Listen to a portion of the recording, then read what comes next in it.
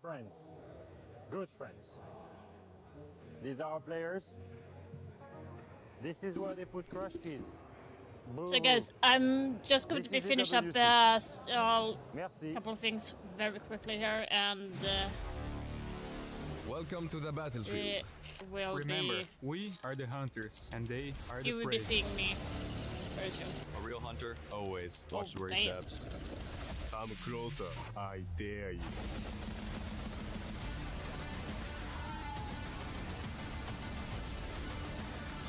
Nice first, actually.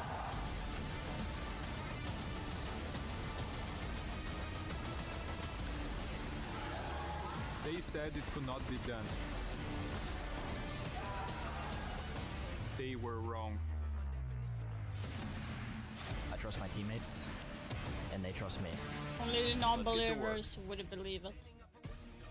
A champion will be crowned today in R6 Esports, and if you're in Paris, lucky enough to be at the venue, the Lenovo Legion Gauntlet will have one team lift a trophy that will signal the beginning of their legacy, or maybe the continuation of it is a better way to describe it. From Furia to FaZe, Brazilian gods in this game. Can one of them cement that they are the best, not only in the region, but in the world? That will happen a little bit later on. To start us off, we've got a third place match that will also bring fireworks. A battle of North America versus Europe. EML, NAL going toe-to-toe to see who really had the breakout performance. Is it the new constructed GK roster who has proven the doubters very, very wrong up until this point? A third would certainly cement that conversation. Or will we go back to Dark Zero, who recently won the Salt Lake City Major, to say they were so close and it could have been North America on top again, except for a few maps from yesterday. All of the stories to unfold, all the action. Let me just refresh. Oh my god. Spotless routine. Step 1, cleanse. Step 2, exfoliate. Step 3, boost. Step 4, hydrate.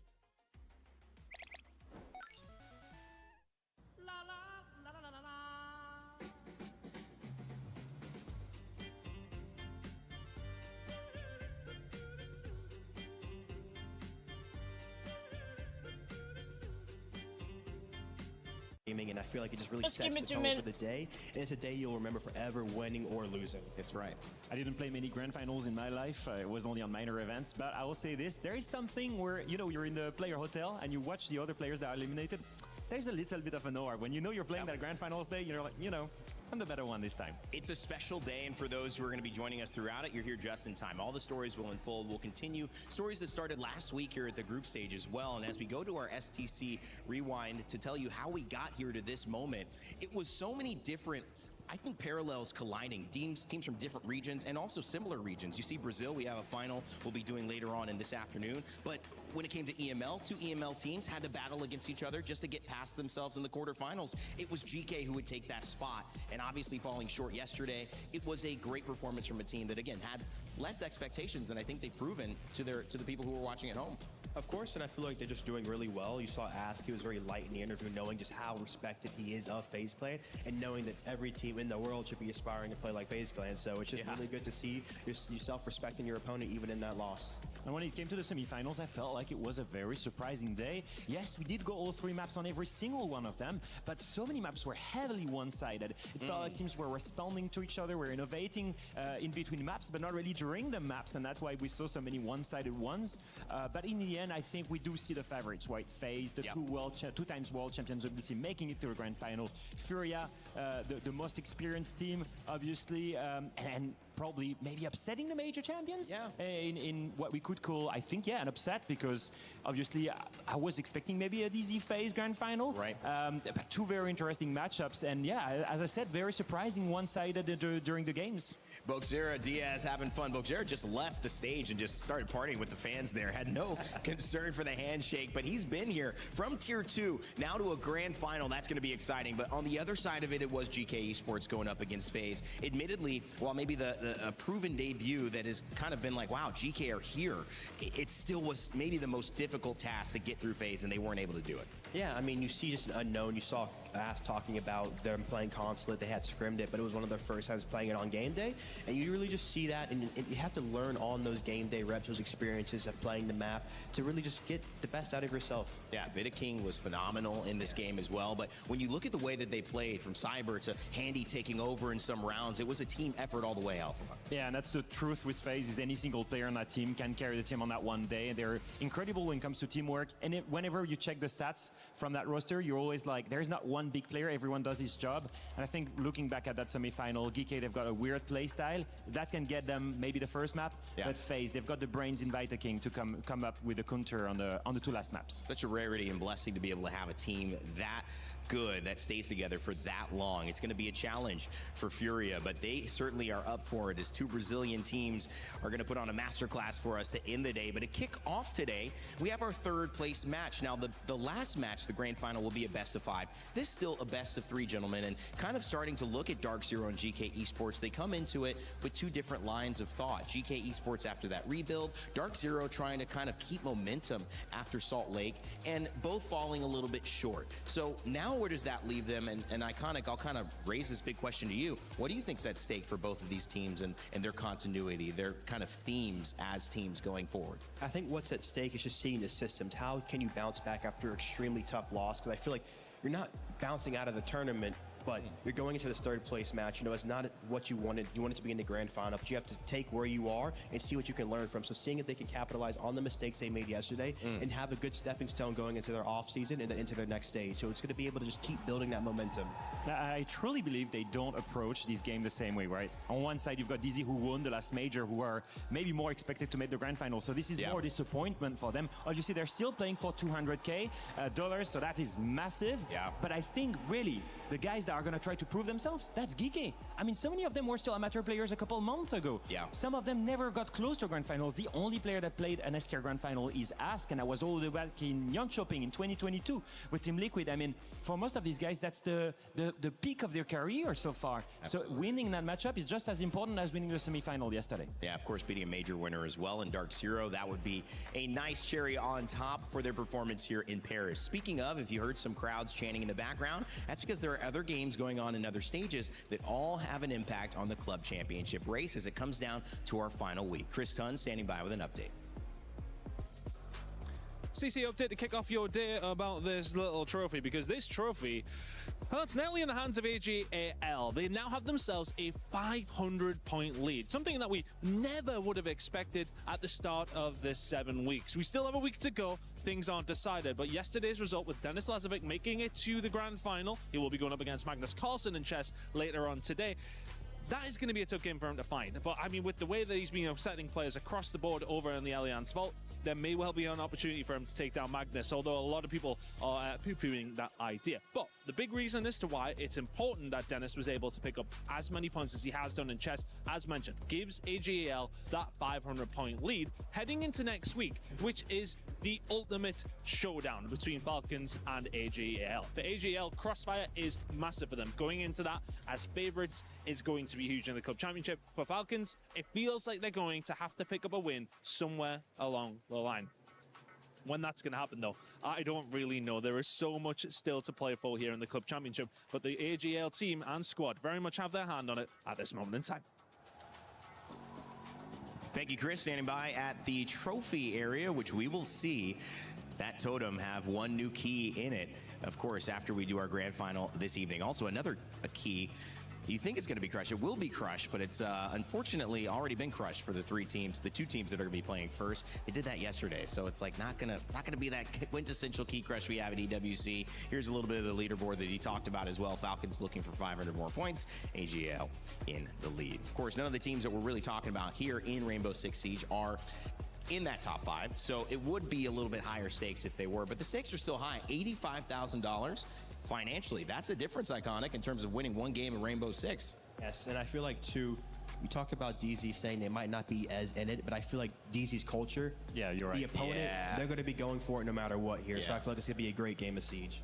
It's men on a mission. Whatever the game is, whatever the mission is, they will be on it. And they are probably the most disciplined team in our ecosystem, so I think they will fight for it.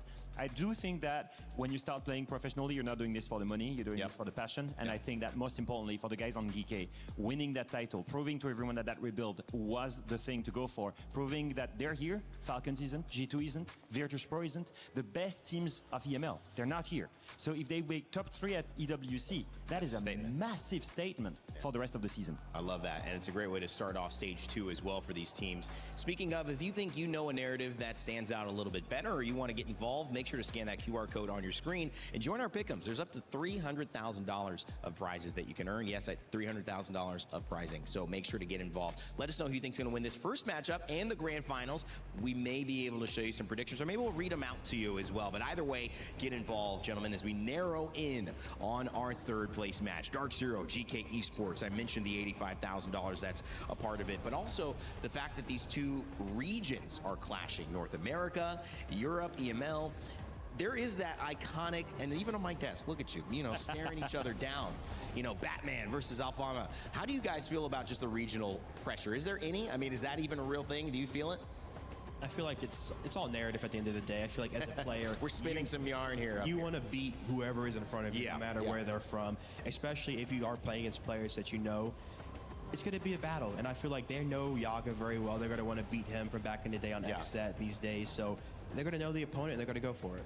Is that true at home? Are you guys watching and going, it doesn't matter if North America beats Europe? Because I can see some chat saying, I think it does matter. I think it does matter. And they know their fans are watching as well, and so that's something that might be a motivational factor. I love how you mentioned Dark Zero's culture, because Alfama, you were immediately like, yeah, that's right. I think that, they're looking beyond. Sometimes discipline is about taking the ability to do something now that improves your future much farther in front of you. And so that is kind of the quintessential Dark Zero mentality that they bring to each and every performance. Yeah, I mean, we were both teammates of Colot before, and we've both heard him one day say, you get slightly better every single day. And you much rather have long-term progress than trying to jump any step. And I think, although they won the major, a couple months ago, it's not because they're third place or fighting for third place today that they're worse. I think they're just still trying to use this opportunity. They're on the stage. There is a crowd. They're playing for a big cash prize. This is massive training for these guys to get better, and already looking at Osaka at the major, trying to repeat another title. I've seen a lot of teams, and as we focus in on Dark Zero, have a mentality when they lose that the first thing they want to do is actually get back out there like that, because that's the way that you change the narrative back. You don't sit with a loss for several weeks and then wait to get on stage. So this could be the opportunity that Coach Callout, as you mentioned, with his father having a military background and bringing in that ego is the enemy mentality, the meditation, the focus on the long term, that could be the difference in Dark Zero getting the edge in this matchup. We had a chance to talk with Jane I Know and Ann earlier before this head-to-head. Let's see what they had to say.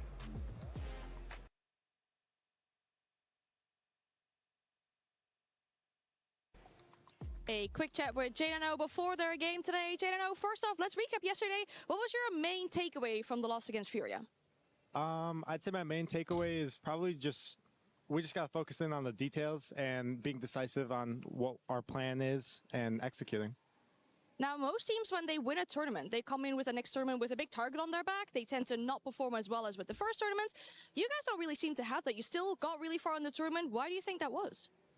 I think that's because we just don't care about what happened in the past, and we're always just trying to be in the present and focusing on the next game, the next round, the next play, whatever. And now listening to you guys' comms, I've heard a Jasmine and a Jessica and a 41 and a 50. Fultz was talking to me about how you guys have these code names so that A, people can't hear it, but also B, to keep the spirits up. How do you guys come up with these, and how do you make sure that everybody still knows what you're going on about? Yeah, well, the 41 and the 50 is kind of strategy stuff, but the Jasmine and Jessica, that's all just purely for vibes, and we're just trying to be happy. And I think it cut off as we were doing our spiel, but it's some ridiculous stuff, and it usually puts some smiles on people's faces, so that's always good. Yeah, we absolutely saw that. And for today then, the game plan, because this game has a difference of about $100,000. That must be a thing that's in the back of you guys' mind. To be honest, I didn't really know, but now I do. But yeah, I mean, we don't obviously we want money, but we're just trying to be the best versions of ourselves and go out and execute, do the best we can. I feel like that's very good vision. Thank you for your time and good luck. Of course. Thank you.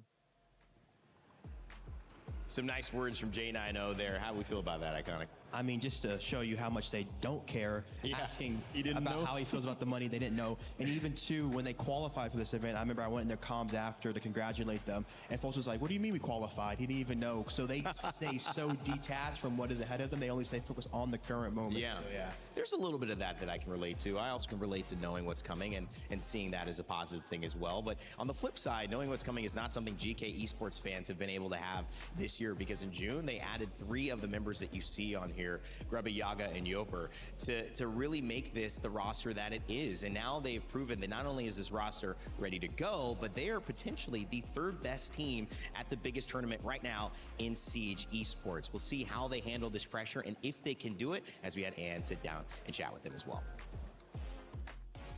We're speaking to Gruby before their final game today. Gruby, I quickly want to talk about yesterday. Surely you're disappointed with a loss against FaZe, but then again, you still brought it close to the reigning world champions. Somewhere you must also be proud. Yeah, first thing, hello. I mean, I think the game yesterday, obviously we are kind of disappointed that we lost to FaZe, but at the same time, I don't think you can be that much disappointed when you lose to back-to-back champions. I think we still put a fair fight. Like, we won our map, like, Shale, pretty convincing, 7-5. I think we could close the game a bit faster. And, I mean, the other maps, I think they are just way more experienced in the whole situation that, like, we had to face. I mean, it's FaZe at the end, so the more mistakes you do, they're just gonna punish you because they have 5 best players in the world, so the game will always be tough to play. And yesterday they played better. I think the consolate was way closer than it looked on the result in the scoreboard. I think the game was really close, but we didn't make it work. Like, they won, they played well. That's all. And in general, for your first experience here as an international tournament with this team, what was your favorite moment so far? What do you feel like is something you're most proud of? I think making it to the playoffs and also taking the map from FaZe. I think, like, proving that we can play the game on a good level, but we are still have, like, a lot of things to work. But I think just going there, playing our game against FaZe on the first map, like, you know, just we knew this is our map. Like, we knew that we can beat them, and I think it paid off. You know, I think just overall that the hard work that we put for the whole year, I think, I mean, not maybe a year, just a month, I would say, like, it paid off, you know, and we are all happy because of that. That's good, that's good. I mean, you get to pretty tough matches for your last 2 games here. You get to play against the reigning world champions, now against the reigning major champions. What's the expectations for today? The expectations for today, I think we just need to go there on the server and play our game. Like we had, you know, there's no pressure for us, you know, it's obviously everyone wants to win, but we won't say no to a 3rd place as a first event for the whole team. So obviously we want to win. We just want to go on the server, do our job, play our game, follow it, and hopefully we can win. All right, that sounds great. Thank you for your time and good luck. Thank you. You know, I do like the atmosphere that's happening with these players. They feel relaxed, Alphama. They also feel confident that what they did yesterday was kind of a worthwhile result from all of the hard work leading up to this moment. Yeah, it's journey that matters really for these guys, especially for young teams that changed a couple of players, you know, only a month ago. And just to remember everyone, like they did kick some really popular players. So like the players that they brought, first importing a Brazilian player, importing a US player, like it sends a message for the other players in the region. And so certainly they needed to prove that it was worth it, and I think they've done that. GK, as the maps come up in just a second, have taken a map off of FaZe. He mentioned that in the interview. They beat Furia, and they actually also beat Team Secret, who many people saw having this run and were defending EWC champions, albeit a different roster. What do we need to see from them now to prove it, as we take a look at Night Haven Labs as the first pick from GK Esports? Especially Dark Zero starting on the defensive side, on the attacking side, you have to really make Dark Zero uncomfortable. Yeah. And like J90 said, they're going to be looking to get into their plays, making sure they're in sync and just being decisive. So GK going to have to be decisive back at how they want to break those plays and how they want to counter out their defenses here. Dark Zero, they play a very heavy style of rotation on the defensive side. They really challenge you and they make you uncomfortable. So you have to be ready for that. And like they said in the game yesterday, they know it's not going to be easy, and it won't be any easier today. You know, they've had a lot of history on this map, Alphama. Yeah, I mean, it's a bold move. I mean, I know GK are on a 4-win streak on the map, but we saw Dark Zero 7-1 Furia on the map yesterday. Now we see DZ pick Cafe, obviously. A bit of a weird one, in my opinion, because we both saw Dark Zero and GK played at this tournament. It was always close. I think 7-5 victory for DZ against Skag, 8-6 on the side of GK. So not a huge map for these two teams whatsoever. What's interesting is that now as we take a look at these bands, you see where they've gone. Night Haven's been a big feature. Chalet is our deciding decider map. He mentioned, Chalet, the hard work they put on. They took that map off FaZe. And of course, too, but you have to remember, too, back to the Salt Lake City Major, DZ also taking down FaZe 7-0 on that map. So Whoa. I feel like it's two big dogs on Chalet coming to FaZe. I mean, you're managing to beat the world champions, and on top of that, 5 win streak on the side of DZ, 7 win streak on the side of GK, 1 win streak ends today. If we get to a decider, that's going to be a banger. Wow, that will be a lot of fun as well. We mentioned they both took down FaZe. So you think they might be even from our side. We're surprised to see the 70%, 30% GK Esports. Why do you think that is? I mean, I know Leo's happy about that one. Even if I'm biased, I'm surprised. I mean, clearly major champions versus GK, a bunch of guys that just got put together a month ago. You know, Furia, obviously, you know, they beat Dark Zero, and GK beat Furia. So is it a matchup thing? Is it a timing thing, how these two teams are playing? What do you think? I think maybe there's a story about momentum. Who wants it more? Yeah. GK, they really want to prove that they deserve to be here. They really want to get to the peak of their career. DZ, they've already won a lot of stuff, so I guess maybe that's where it comes from. But even I struggle to explain that result. The Dark Horse might be in the light now, so I feel like GK fans are starting to show up for him. So okay, let's see you if they poets. can do it. Hey, man. Okay, you poet. I see you. I see you. Hey, man. You either die a hero or you live long enough to see yourself become a villain. That's a Batman quote right there for you. He just told me that he's called Batman. I'm like, how are you going to wait this long to tell me that you're Batman? Said Batman never reveals himself. You know, I'm in the shadows. Rain, do you know my last name? Robin. You mean I got Batman and Robin up in here? What does that make me? Your driver? Are you Catwoman? I plead the fifth. I plead the fifth on that one. I'm actually, I'm not Catwoman. I will actually reveal that is not me. But in terms of finding my footing on the stage, I'll say maybe I have some of these attributes here. It's been a fun week, gentlemen. We get to kick off this amazing Saturday and this third place matchup. Money's on the line, but there's so many other things iconic that these teams are fighting for. Especially, too, I feel like, again, like Leo said, as a competitor, you have so much driving you to this point. Your whole life has really been building towards these moments. So I feel like you kind of came out weak yesterday. You had a bad showing. Can you close out strong just to build that momentum going into your later half of the season? Important to get better, important to get the reps when you're in front of a crowd, when you're on stage. This is exactly the kind of conditions that you want when you're a pro player. We are handing out over $1 million of prizing today, Saturday, in R6 Esports. We've got our third, fourth place match, and then our grand finals closing out the day. To kick it off, it's going to be a banger. North America versus Europe here in Paris. What more could you ask for? Let's get it started. Milos, the crowd yesterday for the semi-final was unbelievable. The sound was wild. I mean, you told me the R6 crowd can bring it, and they really did, but I need to prepare myself for the grand final. This is going to be nuts. Look, there's been multiple instruments, if you will, that have been brought forward here. Shall we do some testing? I got a decibel meter. I even have a feed on it. So perfect. Give me what you got. Well, over here I've got some clappers. Some clappers. Here we go. Ready? Let's see how this works. 86 decibels. Pretty good. Pretty good. Wow. There was some screamers, some yellers in the audience. One specific person on the face side, but yes, go ahead. I'll try. Furia! Face closed! 87 decibels. Was that really 87? That's pretty good. Yeah, it's pretty good. We've got one more thing here, though. The drums. All right.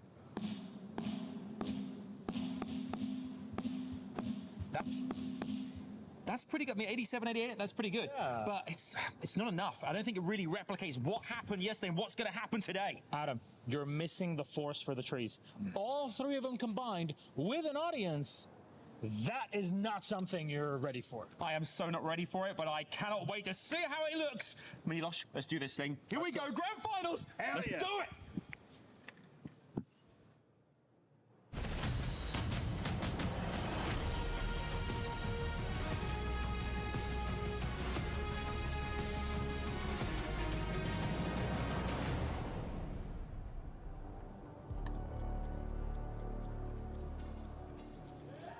Yeah, that's right, Paris.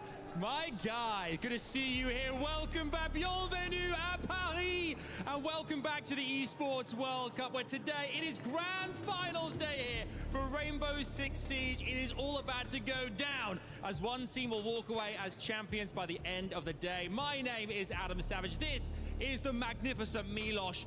And let's not forget here, a grand final later, but we still have ourselves a third place showdown coming your way. Club championship points up for grabs. Tons of money up for grabs as well here. There's still lots and lots to get excited about. And I'm just going to add it here. Third thing, very, very important. You get to see which region is actually better. Sure, Brazil is best. We've all kind of adapted to this over the past few years, but it's a classic NA-EU matchup, NAL-EML going up against one another, and I will 100% abide by the result of this game to see which region is the best. There's no way I am going to change my mind or adapt it in any way, shape, or form. You're laying it down, Milos. You laid it down. Sure. Do you know what? I mean, you mentioned Europe and NA as well. I'm thinking after this is all over, done and dusted, you and I, imagine this. We go on a road trip, right? We go backpacking into Europe, maybe get a little car, go around the whole of the NA as well, check out North America. Be amazing sightseeing together, you and I, buddies. You up for it? Right. I'll give you Ian's number. Ian's number. Thank. I wasn't that fussed anyway. Go with it's fine. Never mind. What we're focusing on right now is this third place showdown. Who will walk away in third place? Let's find out. Let's meet the teams. First up, would you please welcome to the stage, it's Dark Zero! They came so close to a second final in 2026 on the bounce, but they play now for pride. A huge chunk of prize money up for grabs, and a chance to show the world that the NAL can dominate the EML. How will they fare?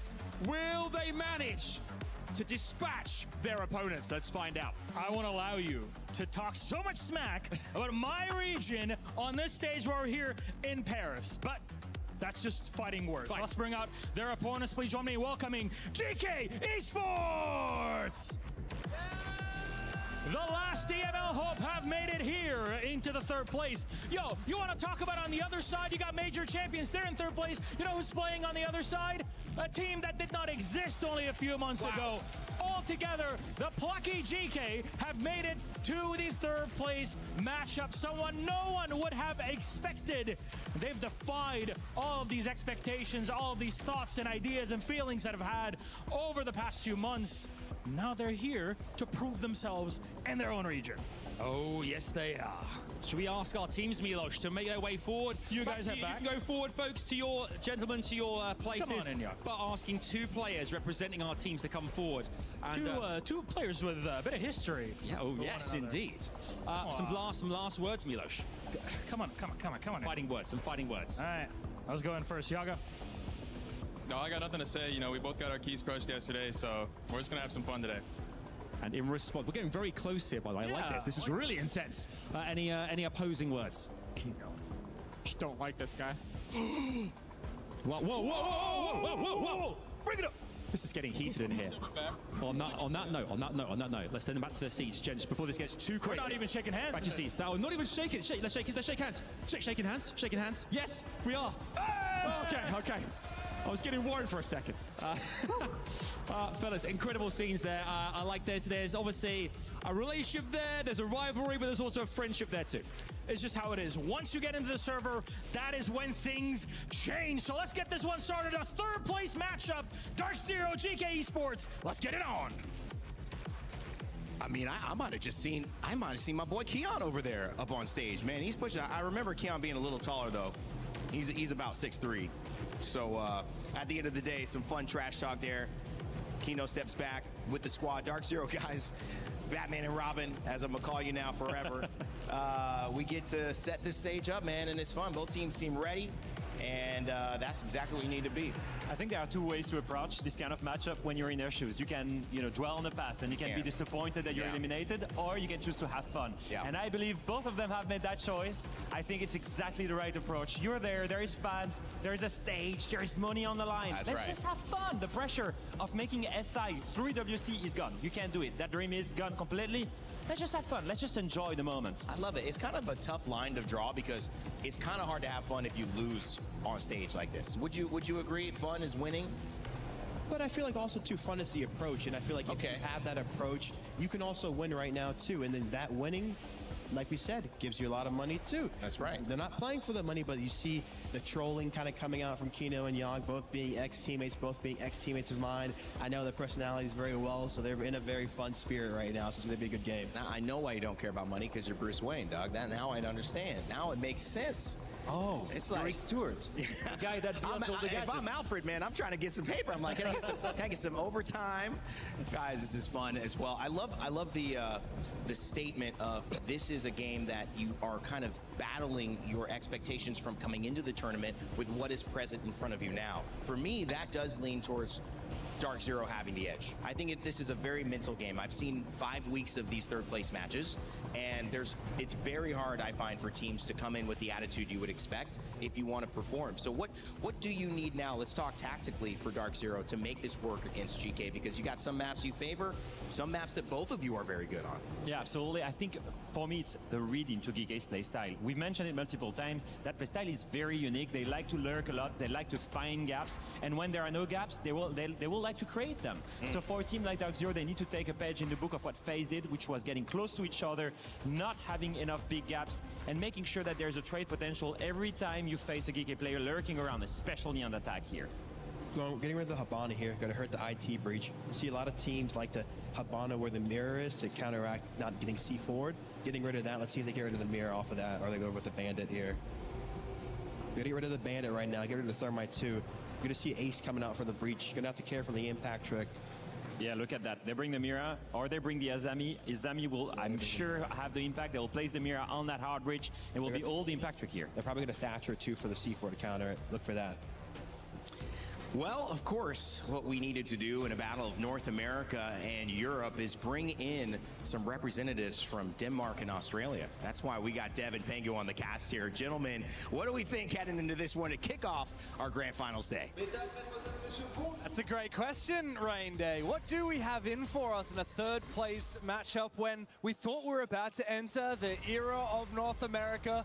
Now it really just comes down to Dark Zero to try and salvage a bit of pride. We have 2 Brazilian teams in the final, and now we have a classic NA versus EU matchup. You say salvage pride for NA. What about EU getting back some of their own pride, James, right? EU's been in the gutter for way too long now, and GK, not the team of thought that will be left standing here at the very end, representing Europe. No, not at all. I mean, Team Secret from Europe. Falcons. Team Falcons.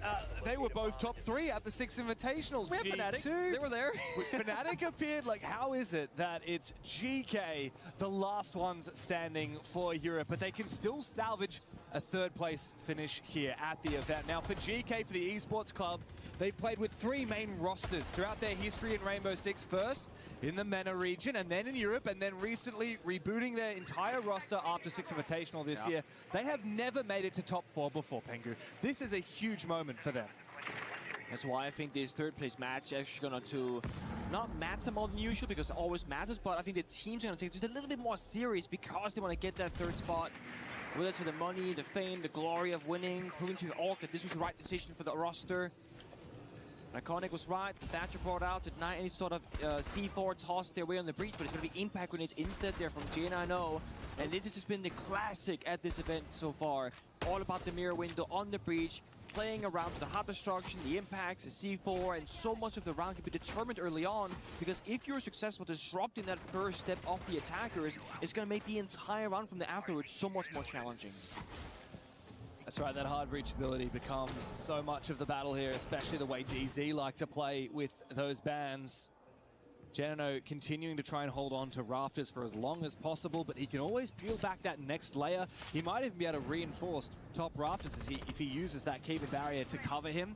However, we do hear some breaching going down from the Selmas. He will not get a chance to reinforce this wall of Rafters as Upor has made his way inside. GK inch their way closer to the bomb side. Yeah, looking pretty good. They got IT, they got Catwalk. That's 2 of the 3 areas of pressure that they need. But I feel like often you want that third spot. It can be a player below, for example, Sophia, but that's not going to be the case right now. So it should be a late round flank. The C4 that could be good for 1 at least. Gets popped off, but they juke it. They walk straight past it unknowingly, despite having Thatcher with 6 more EMPs in pocket. Not needed just yet. Unlucky timing there for Foltz, but now he gets out the shotgun, tries to continue fighting him with the verticality, but now he's receiving some fire himself.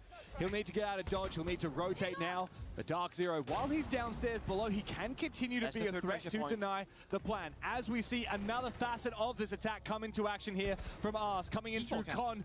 Upor and Grubby together get active as NJR is forced back to that bomb site. Down, but not out as of yet. All up to Foltz. The man who wanted to pose for plant denial now has a 1v4. Grubby with the pistol to finish off the 2 final kills. GK swimming into the first round on Nighthaven Labs. Such great strategic understanding there from GK, though. Again, there's a young early roster here for the organization, but in the server, they understand the pressure points, when to push together, and also where their attack should be mounted from.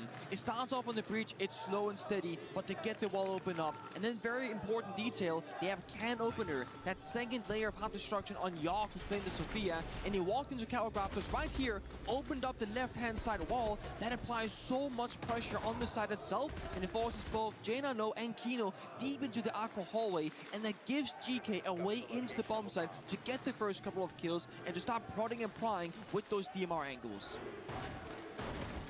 Attacking is where it's at for GK here. DZ chose this map pick, which means that GK wanted to start on this attacking side. Now, DZ, in most of the games that you and I have casted, Pangu, they've actually been much more of a defensive-favored team. Yes, they have. Their attacks can be strong, but their defense is where they really shine, especially when it comes to denying rushes, denying plant denial. We saw that a lot in their previous matches in the series that we played here on the main stage here, whether it's against Weibo or against Furia. Yeah. Of course, eventually Dark Zero did fall to Furia yesterday.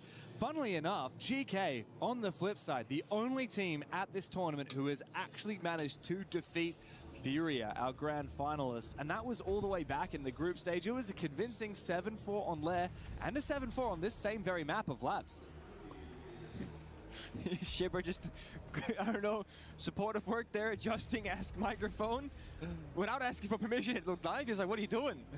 It's my microphone. Now, something that I guess isn't talked about very often, small little insight if you're a player, right?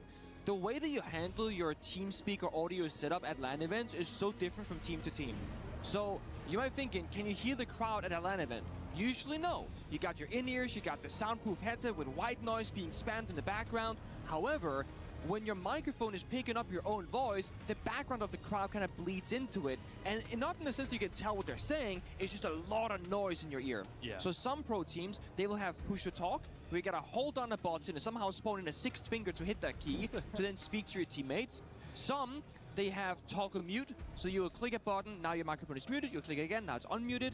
That's what I would do because I can't hold down a button, I have 6 fingers. Did you actually do that, or did you... There were some events where it was either the headset or the speaker setup was just very sensitive, and if we didn't do it, couldn't hear the game sound. Yeah, wow. Because the issue is, you gotta balance the in-game audio to hear the footsteps, the C4s, etc., the pattern sounds, but also balance it with the TeamSpeak, hearing the teammates going for the callouts, right? And you have different players balancing it differently.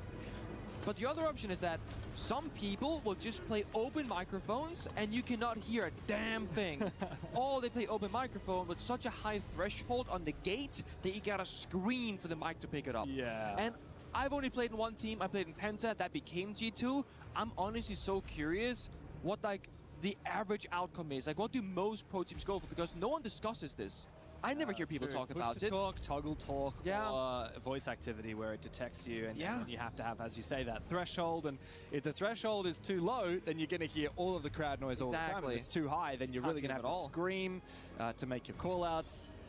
Yeah, interesting. I do wonder. I would love to talk to some of these teams. Of course, a lot of the players are quite the opposite to you. A lot of the players in the server right now have played on various different teams. I mean, very long careers. Yoga, for example, his career has been over 8 years long, similar kind of duration for Faults. A lot of the players, I mean, everyone on Dark Zero has been playing professionally for 5+ years, some way or another, similar for GK. We've actually got a lot of ex-teammates on these two teams. 3 of the players in the server right now actually played for that old Oxygen roster. OXG, of course, Kino, Newers, and Yoga. We got to see a little bit of that, the sass on the 1v1 on stage when Kino refused to shake Yoga's hand. All fun and games for these players that have quite a history together. Yeah. How crazy is this though? Yoga has actually played at 11 S-tier final events on North American teams before this one where he's playing for a European. Yeah, I mean, I'm back. used to make a lot of tournaments. Yeah, I mean, for example, a couple of years ago, 6 Invitational 2025 in Boston, Newers and Yoga were on the same team. They made top 8 with OXG after coming through the LCQ, by the way. They knocked out G2, Shopify Rebellion, and they beat SSG, which was Faults, Janano, and Callout's team at the time. Ridiculous. Absolutely ridiculous. Second round, second time the mirror Let's into turn IT into, wall is successfully fix. impact denied. This is why you leave the ace open. It's the operator that you can easily impact trick against. With the Sky Repellers, you just do 2 at a time or do a bunch at a time and open up the whole wall. With the ace helmet, you're gonna pop the first layer, then you can impact through it It's and deny been the second literally layer. crazy, That guys. means only a peak hole upstairs, not like an entry path forward for late round usage. And the less ways you have in the building as an attacker, or the less pressure points you have to enable yourself, and the less areas DC have to be worried about. The third Selma went out. That one was not impact trick like there from this J9. airing, or So IT now is fully under pressure by the attackers. Nice, so efficient here from GK. They are such a well-oiled machine, so much experience on this roster from different teams. I mean, Ask and Yog with their own history. Even Grubby now is becoming a bit of an experienced player. He's played at a number of international finals now. Sarks and Ucore starting to come into form as J9 spots out Yog on the Monty, trying to make his way up the rafters stairs. Really poising a bit of a threat. Can't afford to look away from the Monty for too long as Yog will just go for the ADS fight. Swinging with the first bit of action. C4 goes out, takes down Yog, who's actually playing the Monty. Injured as well, trading back. Perfect. Very nice here from DZ. However, they do lose a player. Will they lose another? No, Oh, Kino with a quick drop shot on the nice. U4. Big kill. So my Monty pick down was the actually grim Dog Zero, has been guys. taken care of. DZ maintain control of the top floor. 3 players still upper stairs, 1 in IT as well. And all the progress GK thought they had made has been for nothing. Kino really just said, fine, I'll do it all myself. C4, shotgun kill, finds the 2 openings. Now just kind of play the corners to play back the layers. But I think there's a really Robbie on the bridge. Doesn't matter if Foles' Oh my god. Clean The Scrubby's head timing of right it. off. Now they got the virtual bomb site. Oh, Kino finds another. Foles finds the final player in Ask, who's playing downstairs, jumping in the bomb site window. Yo, An easy the round there timer from was DC. impeccable, I know, guys. because the very start of the round looked like a perfect dry run from GK. They breached Let me open the just wall, fix they this took some map quickly. control, they opened up the vert. But as Reach up soon to as they C4. lost that skirmish on the top floor, it was over. It's so rare that Monty will die to C4. Taking about 75 God, that was 80% of your hilarious. health with a perfectly landed C4, that's very common. But outright dying to it, unless it did a double C4 toss, because Foles also lost C4 earlier. I'm not entirely certain, but I didn't catch it if they did. Either way, perfect counterplay. Understand that, hey, if we just deal with the Monty, that's pretty much the entire push that we stopped. Yeah. That was a good plan from GK, but DZ, they're good on It's their defense, actually like we said, warm in here. 1-1. I'm not On their even map joking. pick, and this classic DZ, they just love leaning into specific operators for as long as they possibly can to hope that it gets baited out and banned. And in this case, at the moment, it's been false on that mirror. He's often playing these power ops on defense that then tries to force out that tertiary ban. Yeah. We saw a lot of clash. I was gonna say, you know, he's gonna what he's gonna play when you bend the mirror. He's gonna play the clash. Yeah. And he's going to be really good with it as well. He's a scary force to be reckoned with, especially if you want to play shields. Now, GK haven't been relying too much on the shields. Obviously, they played Monty last round, but they've got all the 3 main shields plus Fuse available should they want it. I think the beauty of the way that DC and Foles they play the clash is that it doesn't feel like they do it as a shield countermeasure. They do it to enable a style of their own. So it's not that they are dependent on GK to play into it or not. It's about, oh, well, we have the clash. We can play the kitchen bomb side here on Night Hammer Labs. We can play a 4th option to go for more counters or more specific niche strats in the server.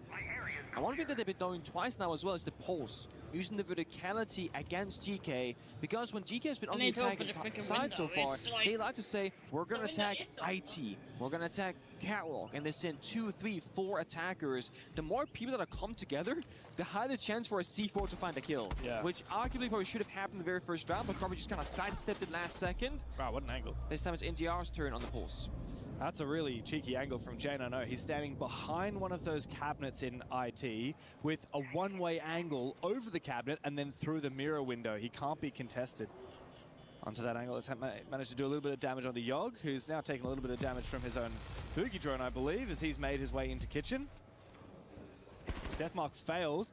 As Mewjam is helping DZ out, avoid detection from the Deimos as the Roamers continue peeling on back. Still 2 on the ground floor and 1 faults all the way upstairs in servers. But it seems to be a push onto the bomb site. GK have realized that this roam from DZ is extensive enough that it leaves the bomb site vulnerable. Oh, News wants to kill though. Sees so much pressure upstairs in the wrong game, but News is better. Finds two, then finally traded back. But then on this bomb side is relatively weak. Yeah, indeed they do. And Fultz is a 3-armor, 1-speed operator all the way up in service. He must have some kind of vert angle to try and help out as the push comes into the bomb site, but NJR from behind will take down Ask. 2 versus 4 for GK, Sarks and Yogg try and get active. Try and make their presence known, but they will have to recollect that diffuser before too long as well. SMG-12 in close range. Kino, he's usually trusted with that shotgun. Yogg does find NJR. Maybe this is winnable. They've got that defuse. They've got the pick. A retake could happen here from DZ. As the phone is ringing on out, Sarks will go down. The verticality works out in favor of DZ. And Yogg is forced to go into the 1v1. Bit of damage on Kino, not enough as of yet. Worried about the flank from behind. Pistol comes out, 1v2. 30 seconds, still got to get that defuse. And both of his opponents are upstairs. Fultz, so patient. The whole game, he was roaming upstairs. Finally finds the last kill for DZ from above. Very well done. Only one thing missing there from the attack inside. No hop breaching whatsoever. So single breach was closed off, enabling Kino to play inside of that small box. And the double wall leading to the bomb site, same story. It wasn't open. That means that GK have so few ways in throughout the bomb site. And the vert that they did above was used against them because they lost the roam battle. It's been an awkward position. Mirror is going to get banned, side, definitely, maybe and a solid Snake. maybe a Monty. It's gonna be a Monty and the mirror, yeah. I was thinking you do solid Snake for roam clear if you're fearing that kind of gap finding playstyle, or you take away the Monty because now again the Clash gets a higher value. If they do play the shields, it'll be Fuse, Blitz, or Blackbeard, all of which cannot exist against the Clash. And if they were to ban the Clash and not the mirror, you just keep doing the mirror stuff. Yeah. So this is again DC forcing their enemy into a lose-lose position. Yeah, it's classic DZ. They have so many good tools on their defensive side. They know how to flip between them. They have a very deep strat book. A lot of good shots, though, from the GK players. DZ, though, those setups, too complicated. You can't cheese them. But you're right, that Solid Snake not getting banned does mean that there's more likely going to be opportunities for GK to quickly find space for free and get in that building, get in the bomb site like they did last round. The problem is, Solid Snake's weakness is actually vert, because his gadget only tells you what's happening on the current floor that you're standing on. They should really buff that, shouldn't they? Like, why would it only track the floor that you're on? What if you could go up a floor, down a floor as well? I feel like Solid Snake is a pretty buff guy, right? Like, he should be able to hold 2 F2s at once. Oh! And they have the same recoil, right? He's got one in each hand. So it does double damage. What do you think? I mean, if you have 2 weapons, right? I would argue that the recon counteract each other. That's right. You get even one upside down on top of the other one. Yeah, Zero exactly. recoil. They go into each other. Genius. We all know that when you wear a backpack on one shoulder, it's awful. But if you have 2 backpacks, one on each shoulder, it equalizes the weight distribution. Genius. Therefore, it's easy as. Genius. Love it. It's the kind of 300 IQ strats that you can only get when you've won 2 championships and been washed up for the last 6 years. I was gonna make a point, actually. Almost every single player in this lobby has had a longer playing career than myself. Counting both Tier 2 and into Tier 1, because Upor might be into the Tier 1 competition, but been in Tier 2, Tier 3 for years. Yeah, he has. Yogg, one of, like I said before, the longest running players remaining from North America, no longer in North America, here in Paris, playing for a European squad. He finds the first kill. J9O goes down. That regenerative utility of the Azami. A good one to take down early, reduce the value the defense can gain from it. But DZ are no strangers to fighting from a numbers deficit on the defense. All a matter of how DC can restabilize. It is going to be that top floor bomb side, so in terms of options, kind of just going to go for a kill somewhere. Could be Kino forcing a shotgun flank inside of E-Box. Could be Newers going for a flank, playing by meeting. They've actually misdroned him so far. They double back. But I think still a small gap being found there. Doesn't matter. Newers shots drone, falls on back. NGR elsewhere. Yeah, we don't all get. Let's go. Now Newers has to value his life a lot more and really escape back to side, which he will do successfully. He does indeed. Good shot though from Yogg. Down Fultz. Another big one with the Commando. 4v2 now with Fultz still on the floor and separated. He is dead meat. As soon as GK realized they found that pick, it should be over. Newers going for a flank. He is shut down. Good patience now from the European squad as NJR has it all to do. I think I've seen this before. I swear I saw this just yesterday. Surely not. Ask just needs to go for a plan. Don't pull the herds on me right now. NJR continuing to jiggle peak. GK no, I believe that this is a 2v1. In fact, it's now confirmed. Now Yogg goes down. Oh no, that was so and close. He will, thankfully so. NJR, so close. I'm telling you, the fucking Yogg is amazing, Dude, NGR guys. disgusting. Getting that lean tag in there. That could be Newer's teaching me trigger too, I think, because that looked like a Newer's play.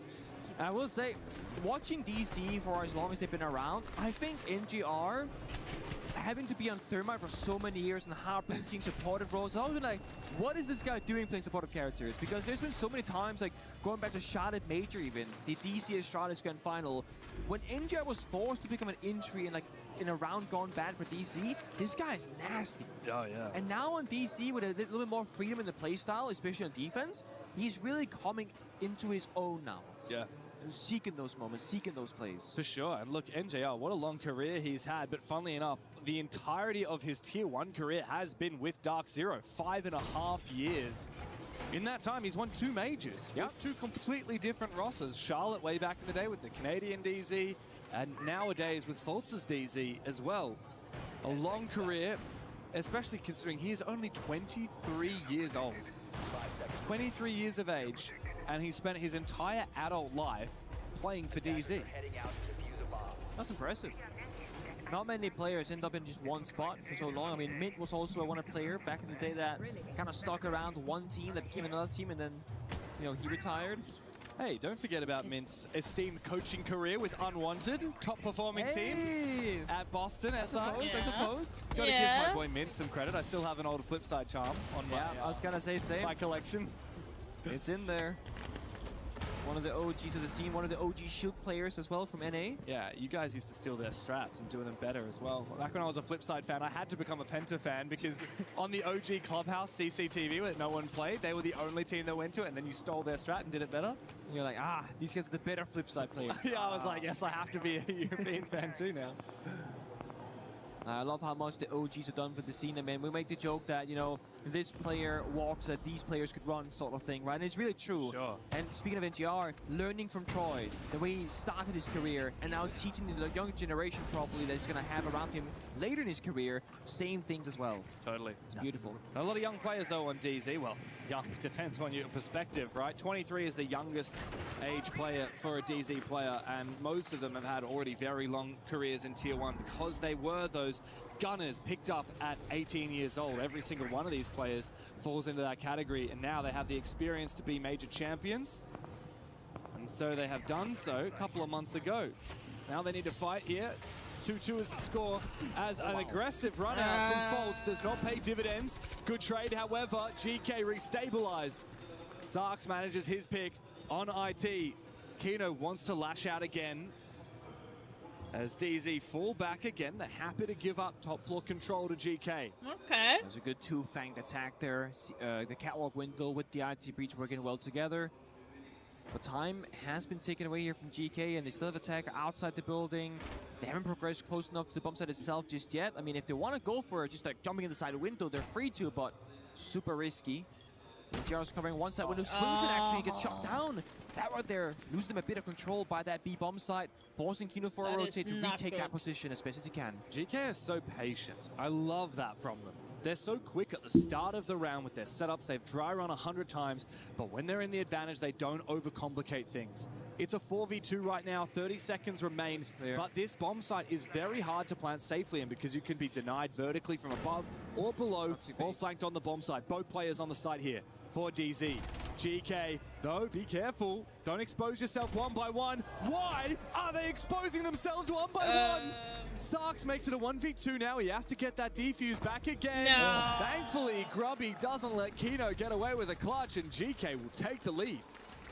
Again, way too close to comfort. Newer is doing such a great job fighting back and isolating those kills, but I will also have to say this, swinging for the third, that's the adrenaline most like saying, oh, I got this, I'm gonna keep going, right? I'm fired up, and then he gets shot down. He's kind of mid-air vaulting down, not a great spot to be in. He had a crossfire with Kino, who was watching it all with him. So you can argue a little bit there, unnecessary for that final third swing. Yeah, kind of like... Good end of the round from the young guns of GK, though, Sarks in particular. A young Italian making his debut onto the main stage here at EWC. One more round left in this half, Pengu. DZ picked the map. Tell me what you told me this morning, because we've been talking about DZ a lot during this tournament. Yo, We've been saying, well, major none of the champions, one top of the tournament four favorites, teams DZ are wildcard in phase. We in have the 3 major top champions. Sorry, leaderboard 3 on rating, KD, and championship contenders, as we saw it coming into the event, right? But you were telling me you actually think GK have a shot not even in this on match today. Like I do Souls think is so. like I second mean, place of course, but DC, otherwise they no haven't one been. else I is didn't watch like. every game of Salt Lake because we didn't work What? as casters. I watched it passively. I was as a content creator, whichever. But looking at them having caster games here at EWC, it does seem like they're a slightly weaker version of themselves. And FaZe have shown signs of that as well early in the tournament. I think Fury started off looking very weak and vulnerable too. And I think GK right now, having that same kind of Cinderella story as, your wild card, your team secret, where they're running off just like passion, the fumes, and they're just like so excited to be here, so happy, not feeling that kind of pressure.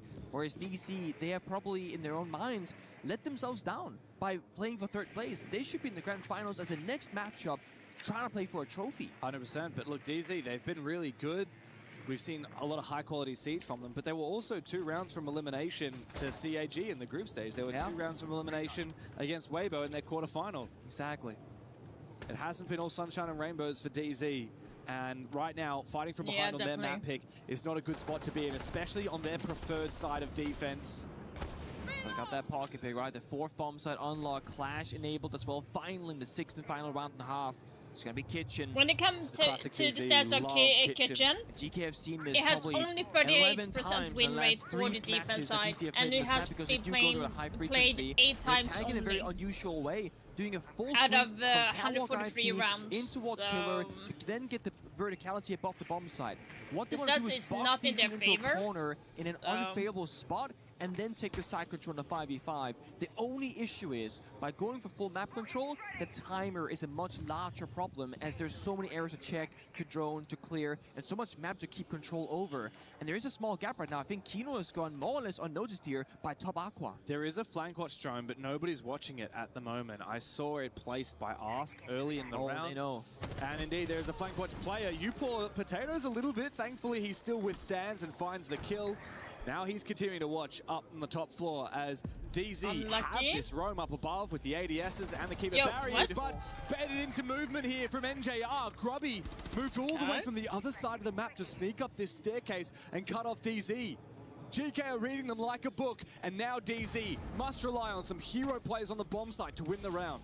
GK right now has to play for kills because Yaga is outside the building with the diffuser playing as a capital operator, but guess what? They got the full map control. They got the vert up above. Yaga in position on the window. This is a win for GK, to be honest. They can use the smoke and fire and just guns together and just brute force the bomb side because they have significant numbers advantage, because Newers is so on health. Dokubikol will take him out. He has to answer it. Yeah, you're right. He has to, and so he will. He can be spammed again shortly by Sarks, but Janono finds a critical kill. Newers will fall to Grubby into the bomb site now. Faults on the Clash, has to have an impact, but he is shut out of it. It's J90 to try and save the half for DZ, but the plan is going down from Yogg.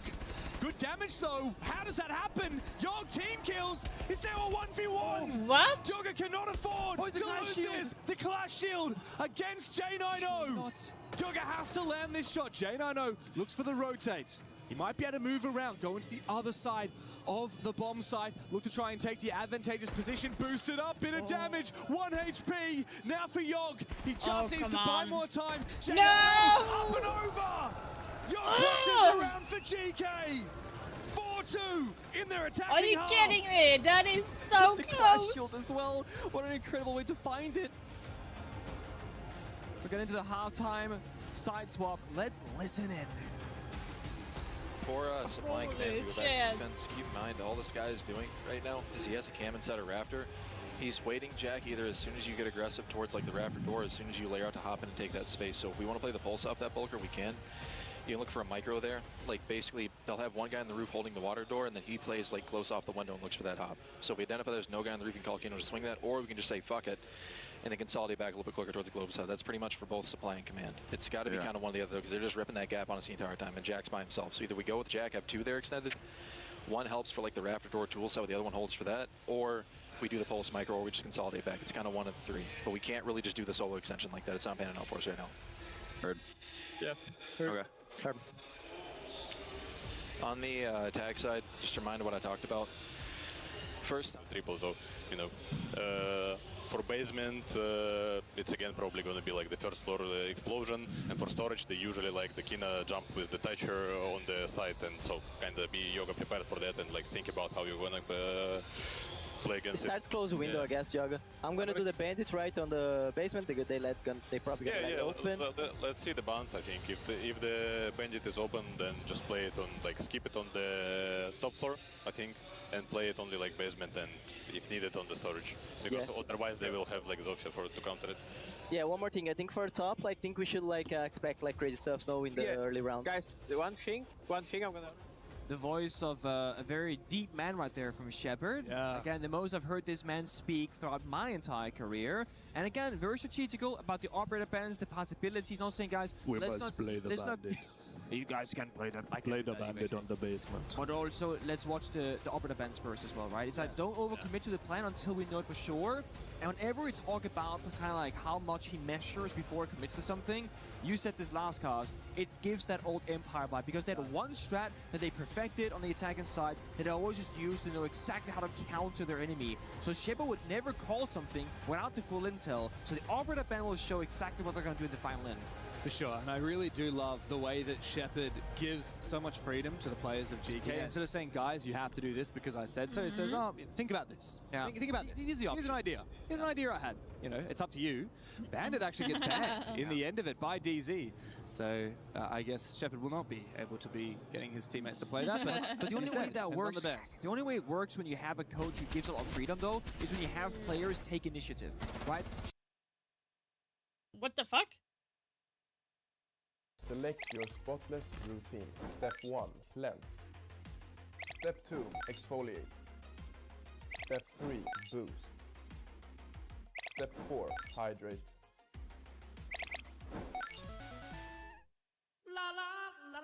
What the fuck? Are you kidding me?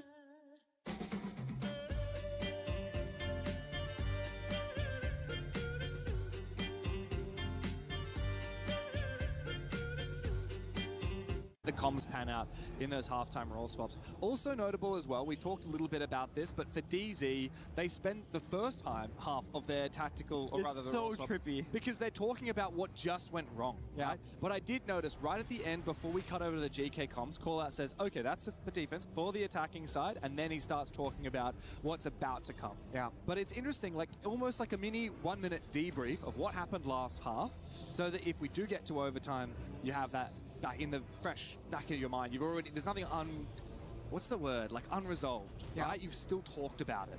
I think it's an interesting concept because obviously I never played during the halftime.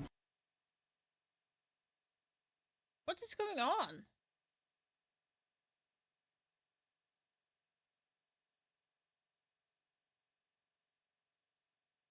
Played during the halftime. Okay, I'm not the only one having this issue. Like, the chat is like saying the same thing.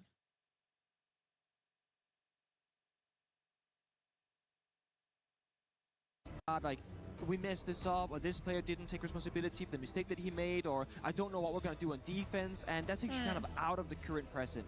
So you talk through it, debrief style like you said, then you talk about for the last 60 seconds of the 2 minutes, what about our attacks? Yeah. And then Callout said, just to reiterate what I said already, you know what the prep work was going into the game.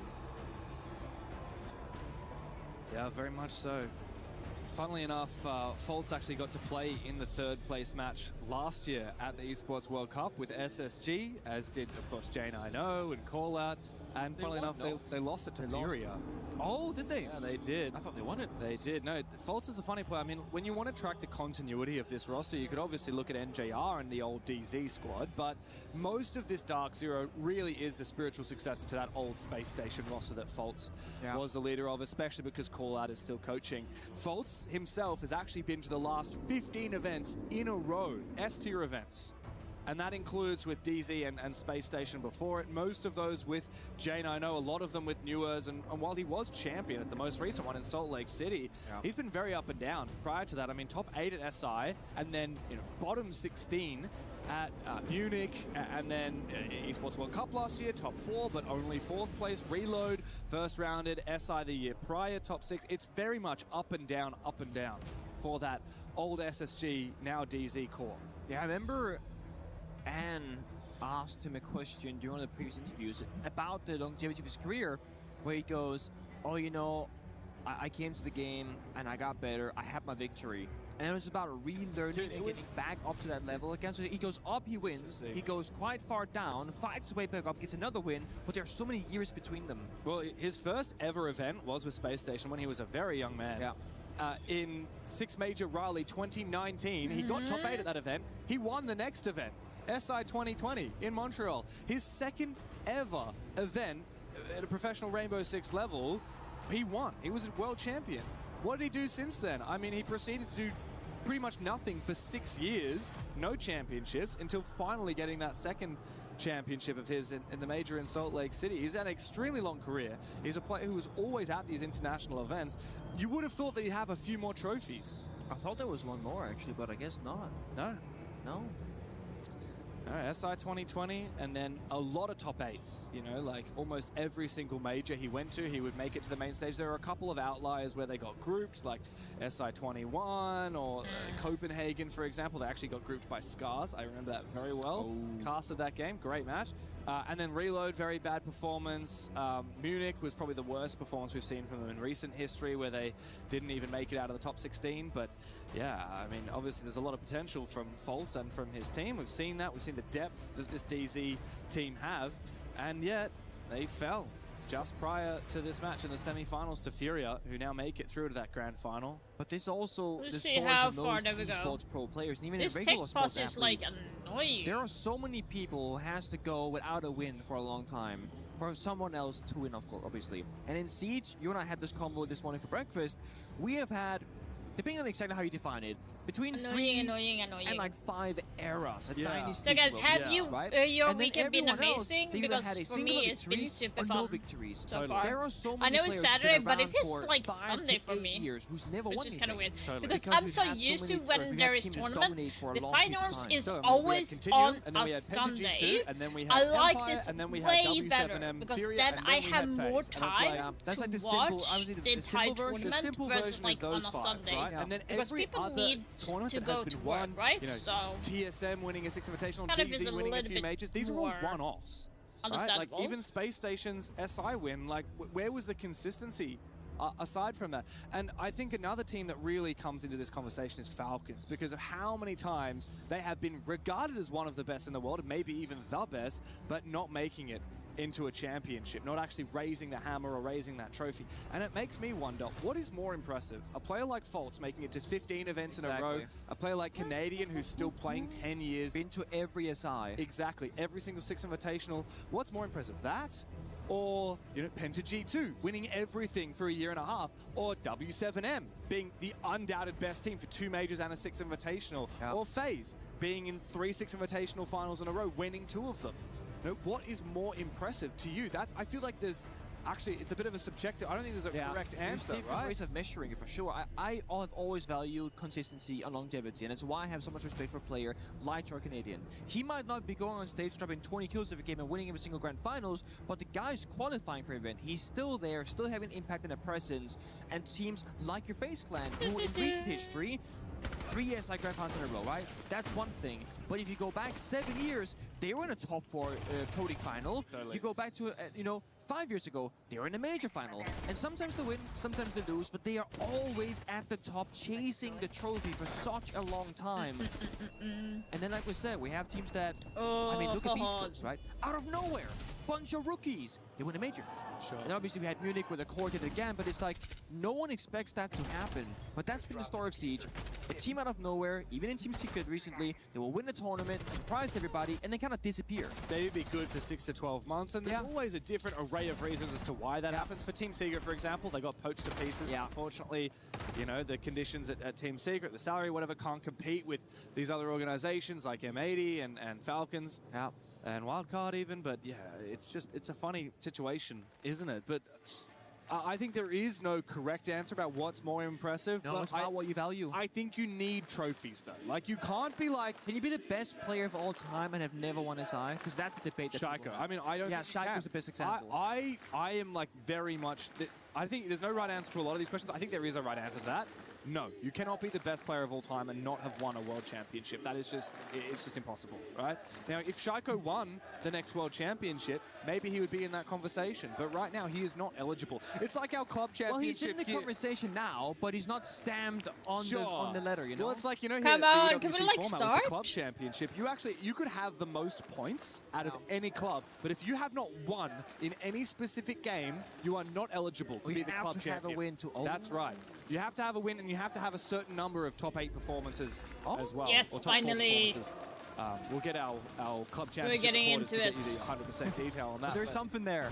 For sure, The exactly. work You know, week like, I don't was care if hot, the really? Falcons, let's say, they were second place in enjoyed every the single title. matches, That's not good except enough. Right? You Tag. cannot to win win the to be the championship Yeah, unless you it have kinda hurts one of the still, it kinda championships to your name, and hurts. I think that's very much the case. I don't care how many grand finals you've I played would have in, loved especially seeing Falcons, CAG because they have been in so getting many grand further, finals. but we're going to be that seeing point, them more. You were the favored on the team so many times. Also, guys, there's gotta I be some did kind of change curse. my And look, I'm sub not a goal. superstitious We are man, going to be but having an OSA the number of cosplay. times So Falcons if have I been to a reach, grand final and lost it, if we go to 10 certainly subs, feeling a I little will bit be able superstitious. to do the I think OSA they've been gunning for Troy cosplay. Canadian's record. Literally. Troy used to be the man who had And suffered the most. I grand know final a losses lot of before, guys and I have feel been like we're probably in a asking- pretty equal area now at this point. I even Well, been speaking like, of Shotgun G2, to I be saw honest, I've been Shotgun yesterday. He's here. secretly Yes. practicing Yeah, he has been. He was how in our to green room. He just talk like spawned in. I her, was like, hello so there. maybe What are you it will doing be here? like a really good one. He's hanging out. It's going to be very interesting, Yeah, no, to Shaiko's say the been least. here the whole time. I actually saw him riding his motorbike the other day. Is the He night- has a mean-looking For motorbike. us Swedes, it's not like kind of Very hard to badass. have like the Russian Living it up on accent or G2. like Ukrainian accent, Czech. Like Gotta be it's like careful. the heavy on the R, like on Yeah, the motorbike is on kind that of cool side. until it gets too scary, you know? I'm too scared to go for like that. also it's You don't from even have your driver's Czech- license. That's my point. I'm too scared, man. Czechia. I got a little scooter that's, you know, not license required. It goes 20 kilometers an hour. Right. Oh, you've got like an electric scooter. Yeah, like, oh, that's cool. Those are dangerous. Xenox broke his arm riding one of those. Oh, right. Guess I shouldn't be talking then, right? Yeah. Oh, well, we're back into the server. Thanks for bearing with us, guys. We're into it. It's 4-2, and we move into the second half. So now DZ, for the first time, show us what they've got on the attacking side. This is their map pick, though, so they need to bring a little bit more energy than we saw on defense. Otherwise, this could be yet another fairly disappointing result from DZ. Hold your horses right now. Side swap, keen on the Blackbeard shield. That's going to bode well for him. He's a phenomenal shield player, this man. He's waiting for the right call, the right time. Mind you, he has the shield on his back as the Blackbeard, giving less sound cue as to where he is. He doesn't sound like a shield operator. He just sounds like a regular dude in the server. Yeah. But he is not A regular at all. dude. He's going to dump in that CC window and take the fight towards Grubby. Oh, nice little fight there, close range. Kino takes a little bit of damage from the barbed wire, but he should be able to smack that away. And once NJR destroys his Kiva barrier, he'll be able to contest and prevent Grubby from continuing to peek aggressively. Ooh, very nice. The air jump from NJR. It knocks Grubby back and allows Kino to go for that ADS fight. Early advantage now for DZ. Air jab wasn't hurt there from Grubby because like too much sound, too much chaos in the server. Smoke canister explosions. Oh, Joan Hull could net you some damage here, but Sax does not fire at the opportunity, and the wall being broken open here. A lot of pressure applied once again. Probably has to either go for a swing or fall back behind the Kiba, but that's only temporary cover. Once that gets shot, it's going to be either proning on the floor or forced to fall through the back. Oh, you see him? You see him? Looks like DZ are in good Oh, stead you now. literally see him! Even though Kino is low HP, he should be able to withstand a few more bullets to the feet before he goes down. He's actually rotating the top blue, so he's likely to try and fight Ask in just a moment at the top of the CC stairs. Yeah. He always finds a very nice angle. Nice shot from Sarks, but now he has to worry about behind him because he's lost Ask at the top of the stairs. And Yeah, folks will work together let's with the Blackbeard go. to finish him off. Wow, Let's very go. explosive split push from DZ. 3 avenues towards the bomb site. They Got deal the it. damage, and they rip GK to shreds. I like how simple it was. It wasn't about a ton of different layers and utility and counters. Like good crossfires pushing together, utilizing the Blackbeard, playing on the air jabs, and just 3-2-1 connecting. And we saw some of the player interviews. I'm not sure it was false at J9O. I think it was J9O actually, saying that yesterday's loss kind of came down to small details. And we know we did wrong. We fixed them for today. And this was a much better look on the attacking side than what we've seen from DC in the last 2 days. Yeah, indeed. Indeed. Now, moving into the second attack, they'll have to go down to basement, and GK have thrown a few curveballs here. Unusual to see a castle pick. I wonder what the plan is here from Grubby. How much these will be on the bomb site to slow down a potential rush? Because I think, if I recall correctly, at the halftime swap, Shepard actually called watch for this rush or watch for that rush. And sometimes the castle is good at slowing down the rush. Of course, you can destroy it with the Blackbeard or with the Zafir. In this case, both are being brought. Shepard also said be careful of the Thatcher. Okay, no Blackbeard here as the repicks come on out. A lot of options here for DZ. They've got Vert, they've got Explosivity on the bomb set, they've got some hard breach. I think they brought the Ace instead of Thermite. Leads me to believe it's not going to be a rush because you don't have a lot of space to work with using the Ace operator. But it definitely feels like a late round plan execute. The Thatcher getting in there, the Ram for the verticality, the Blitz for roam clear and planting later on. Keen to see what the plan is going to be. DC all about the process, the step-by-step action. That's step number 1. And it's free, because Bandit and Kaida bend away, and Mute doesn't even stop the summer charges any longer. And that's also why there's no Mute jammers on the wall itself, because what's the point? So you put the jammers elsewhere for drone denial and gadget denial. That might enable them to roam for a little bit longer on that top floor. GK on the bomb site will use the mirror windows, but that's Selma. Oh, wow. I mean, great worth usage. That is, 100% worth it there for Ask. It's a huge cost, very expensive to waste your only C4, but it does keep his mirror intact, and there are no Selmas left now for NJR. If you were to lose the mirror window, the roamers have to fall back to support it because you cannot solo hold the bomb site without it. But without the C4, you can't go for plant denials. Maybe this was baited by DZ. They got the EMPs as well for double ups. Good smokes, no nitro cell now for Ars to try and deny this. He's right in the middle, and they don't have information on where that plant's going down. The gas goes out too. A C4 is too late. They Had that been slightly earlier there for Upor, the plant would have been denied, and DZ would not be in a post-plant position. But now the retake is nigh impossible for GK. DZ just outside. The smoke grenade will go out. Ars will try and long arm this. He'll try and get the angle with Yog and Sarks to try and cover, and it's working. Newers taunts in the all chat, but this seems to perhaps be working for GK. Ars will continue. No! Nerves of steel for GK. Oh. The ninja defuse. No! DZ might have had a nice rush, but they got to be careful for those retakes from GK. Oh my god. I mean, usually that's going to be a freebie, but playing a little bit too far on the left-hand side, and the long arm was somewhat possible, and DZ didn't have the verticality for the post. Asked in the old chat, maybe not a good spot to plant. He also said, nice job in the middle of the 5v5 action. It was pretty... I think Newers was the one that said that. Was it Newers right after he died, Newers said that, and I'm like, bro, you're 3v4 right now. And it's not a good post plant whatsoever. That is incredible retake, though, I gotta say. I mean, if DZ had 2 players upstairs, surely that's unlosable, but they didn't have anyone on the vert. I think the only player on the vert was Newers, and he was the one that got taken down. It's one of those cases where it's such good strategy from both teams, right? The Selma charge baits out the C4 as a possibility. Then they recognize, guys, planting to be quite straightforward. You only have one C4 now, maybe, and smoke, but they're both roaming. So we can get like halfway through the plant duration, then they arrive by the bomb site. And we got Thatcher as well to kind of go for the counter. The only thing is, had Kino been 2-3 steps further to the right-hand side, the angle is much more in their favor. So a strat successfully executed, just the post plant didn't go their way. Technically a good round for DC. Yeah, but I mean, we talked a lot about this in the DZ versus Furia game and in the DZ versus Weibo game. You can have good macro, but sometimes games are won or lost based on tiny little moments like, does that plant go down? Does that defuse come out? We saw that especially in the DZ Weibo quarterfinal. Yes. There were a lot of smoke plants, and DZ were really good at denying them. Let's see how this is going to go. Again, DC usually the team to win the retakes themselves, but this time it goes against. And Ask, I mean, you can say he's 1-5 on the scoreboard. All I see is that he defused the diffuser last round and got his team the round victory. Again, there are so many ways of gaining value that's not shown you on the scoreboard, in the kill department. Kino right now, for example, playing the shield operators. I mean, he's doing such a big job, everything off from map control, clearing player positions, gaining information, even if you might not get a kill. Oh. 2 rounds in the lead now for GK on that defensive side. DZ, a lot of work to do. Now, this top floor attack last time was impeccable. They started with control of IT, Control of Rafters. They quickly pivoted, took top blue very quickly. Now, not a C4 for Ask. Yeah. To try and... Oh, actually, Impact almost works. The second Impact will destroy the cell That is but awkward. not before a hole is opened up underneath that mirror. Yeah, underneath it. The mirror is still there. Technically, but you can't really play on it safely as you'll be exposed to Yeah. below it. Not a good time. Yeah, to that is going to be GK. hard. I think they've read the situation. There's going to be a backside take right now because Yonk is clear count Rafters. He's peeked IT outside and he's like, okay, there's no one there. Oh, wow. Big Oh. booms downstairs. C4 not for that reason because there's dead players. C4 at the end because Sox went down. Youper low on HP. Sox already dead. It's DC starting off with a statement. NJR can't sprint thanks to that Thorn Trap. He is limping.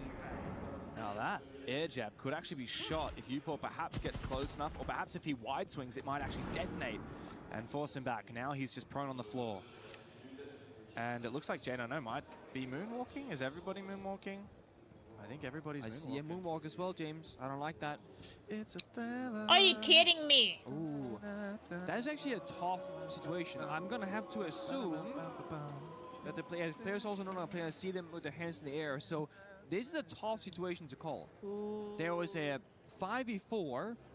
It wasn't Yeah, like nobody they have looked to at it. What- replay it. I'm not sure what the angle is here. Do you just replay it? Do we have You to have talk to the replay admins? it. I'm not, Like, there's no clear winners. If it was like 4v1, then it would be a point for that team. But like, about what we do. this is a Well, this 4v3 team might have had the situation. advantage. Well, this team would argue the opposite, and we're not.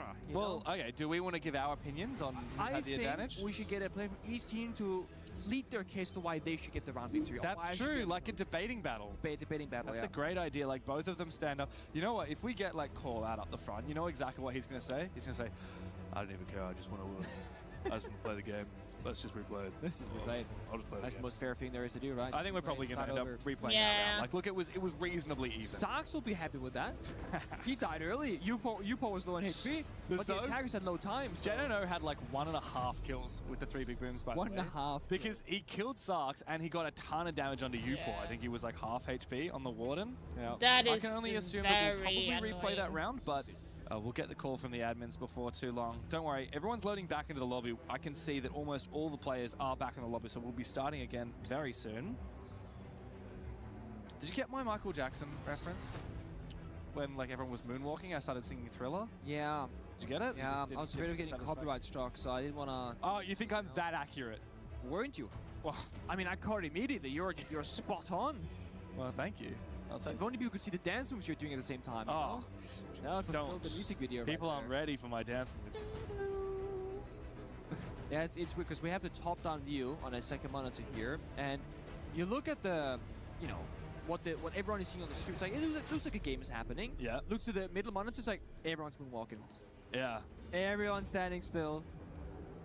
A little bit of a moonwalk. A little bit of a moonwalk. Oh, I see someone getting active in the chat. I can see the game has started. We're back into it. Back into it. I do find it really interesting when I see players typing in the chat, and then I can see on our top-down monitor that there's no convo in the chat, because that tells me they're typing in the team chat, which means it's just notes to their own players on their team. Which I always think is really interesting. We noticed that the other day after the tactical timeout. I believe it was from Call Out. It was DC. Yeah, it was from DZ, doing a lot of typing. Taking some notes in the chats. It's a cool idea. I've never really thought about doing that. I only ever use the team chat to say, you know, like you say rush B in the all chat, and then bracket in the team chat, actually rush A. Okay. Drops in chat for Black Ice. No, guys, no, if you come up to Pengu at the event and you say, "Can I have Black Ice?" he will personally give it to you. I will not. But I know of other games where you use the in-game chat. Yeah, they have as to a play tool. this all over again. One of those That games is are here. unfortunate because, in my opinion, I see it a lot of looked smack talking. more Is it League or leaning Dota? towards I know Dota was. Dark Zero to win that round because they had better So in League utility. of Legends, you left. type down in the in-game chat the cooldown of summoner spells. The flash, for example, But, and teleport, whatever. That way you're it's kind easy. of tracking You in can't game determine on exactly when they come up utility because there's no alone. tool built into the game that tells you. And another small thing that used to be the case in Siege Yeah. Nowadays you have a drone counter, right? Yeah. Back in the day you didn't. You used to type. You used to say it, so like drone phase 1, 2, 3, 4, and then when the prep phase would end, if you're a team that's forgetful, you just type 4 in chat. Yeah. And then when you start killing drones, you just ask them, what's the counter again? You click the in-game chat, it's 4. So now it's 5. League of Legends was actually played already. Yeah, I thought so, okay. Do you know who won it? By the way, I have my don't. cat, It was so Deep Boss. if you can see. Oh. He's like Random. sleeping. I think I saw the quarter a similar like final sleeping grand here. final itself. I mean, Deep Boss winning is not random, by the way. Just saying, that is not random. Is that, are they like one of the best? They're pretty good. Oh, Carmine Corp came second. Oh, did they? I didn't That's see. kind of See, I saw T1 losing. That's the game I was watching. Yeah, they came 4th in the end. And Dingy 3rd. Okay. Yeah. Interesting. Wow. I like some League of Legends. Big fan. You know, the game's still to play, so obviously we've got the championship of Siege today. We've got chess today as well, the grand final, which I believe is... They're playing a third place match right now as well. Oh, really? Which is Hikaru believe so. Nakamura versus the other guy. And then we've got the young 19-year-old. Okay, so they're waiting for. So Kina is waiting for the call to be made to fire onto Groovy. Anyway, of course, back into it. DZ still fighting from behind. Yeah, and this Kino time died. around, it is a trade back and forth. Grubby finds nothing as he is taken down. But Kino also falls, and now Newers has been shot out by Sark. So you're right, Sark's very happy to get a second chance, a second life. DZ going quick, but GK seem to be putting Dogster's gonna be a very pissed about fast this, stop to to be their honest. push. I Of would course, be it's pissed the at that. control room bomb site. Very different to what we saw from the round that never got finished. And GK very active on this defense. They don't need to make a move, but Sarks does anyway, and he gets a little bit silly with it. Gets taken down. 2v3 is very winnable here for Fultz and NJR. I love when a team, they have a bit of a re-host, right? And they both go into say, guys, let's control the pace. Go fast into it. They're both fighting back and forth. The Nari tripwire right there. Bro, shocking NGR. Teammate literally pinged it for him. Hey, relax, buddy, okay? Oh, he got sapped again. He can't find the laser. Beep, beep, beep. Strange move there from NJR. 20 damage every time, by the way. So nice and slow. And if they find the second kill from Fultz, that could change everything into even numbers. There's still plenty of time to work with. They have no drone watching this player of viewport. He just has good game sense on this. Planting, though, I'm not sure. It honestly could be possible. There's no C4s, there's no verticality. DZ really need this round to prevent the match point, and indeed he will go for the plant. He wants to try and bait that flank from Uport. He saw him earlier. He's got the read, great spot. No, misses the shot. Needs to win this fight. No balls! What the fuck? But he doesn't now. NJR doesn't have that diffuser. It was such a pivotal moment there for Fultz, and NJR needs to get back in a position. Uport has just run all the way back. NJR doesn't know where he is. He doesn't have time to chase down both of these kills, nor does he have time to get that diffuser. DZ are going to go down in such a significant deficit. It's 6 rounds up for GK, for 3 for DZ. Map point here on DZ's map pick. I As think we I head saw into something the operator very bans, and I already have interesting. the I call. do want to After try the operator that. bans are finished, Dark Zero will take their tactical timeout. I do want to see if I can ask. First, yeah. What's the vibe? What are you feeling? What is the problem? I frankly couldn't tell you. I feel like there's been so many different obstacles here. Maybe it's the Denari. He's just like, can we ban Denari, please?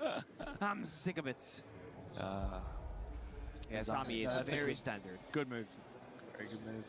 Though it's only been played 1 round. I'm pretty sure I saw it was. The Denari was on the roof. Alright, you guys hear me? Yeah. Next time it's supply, we can send topic similar pressure off that. I want to make sure we're getting hard pressure off weed though. More likely than not, they're going to send off that drop the Nomad ticket floors with the fucking That is window side so interesting. Rip all the shit they have, call the meal shield extension, etc. I want to open up the weed side, and then after you open weed side, you can decide if you want to flip back into a box. Cut out the horizontal look right now, look for like a water or like a fucking fork, raptor, window gap, shit like around there. Cut out the game side lurk. All I want to do is apply weed pressure and then cut out his drop and supply. For command, what you call it is fine. I don't really like. Doesn't really matter one way or another. The only thing I'm going to say is make sure that we're very decisive once we do take that water set, how we're going to transition into taking the raptor, if you want to do that. And then for basement, let's just keep it simple. Apply side pressure and clear against these guys. Okay.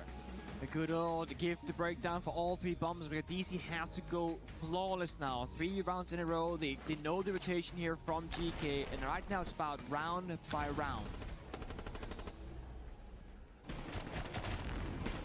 Yeah, and 3 map points is a lot here for GK on their defense as well. Just gotta dig deep. I mean, this gunfight in particular, I honestly thought that Force was destined to win it. Yeah. The mouse slam. The thing is, Force played this so well. So he went to the bomb site, started planting. There's a pre-play C4 that was popped by the default plant position. When that happens, Force gets off the plant, goes back. He knows he must be downstairs. Exactly. Chases the kill, does the first bit of damage, and somehow loses that fight.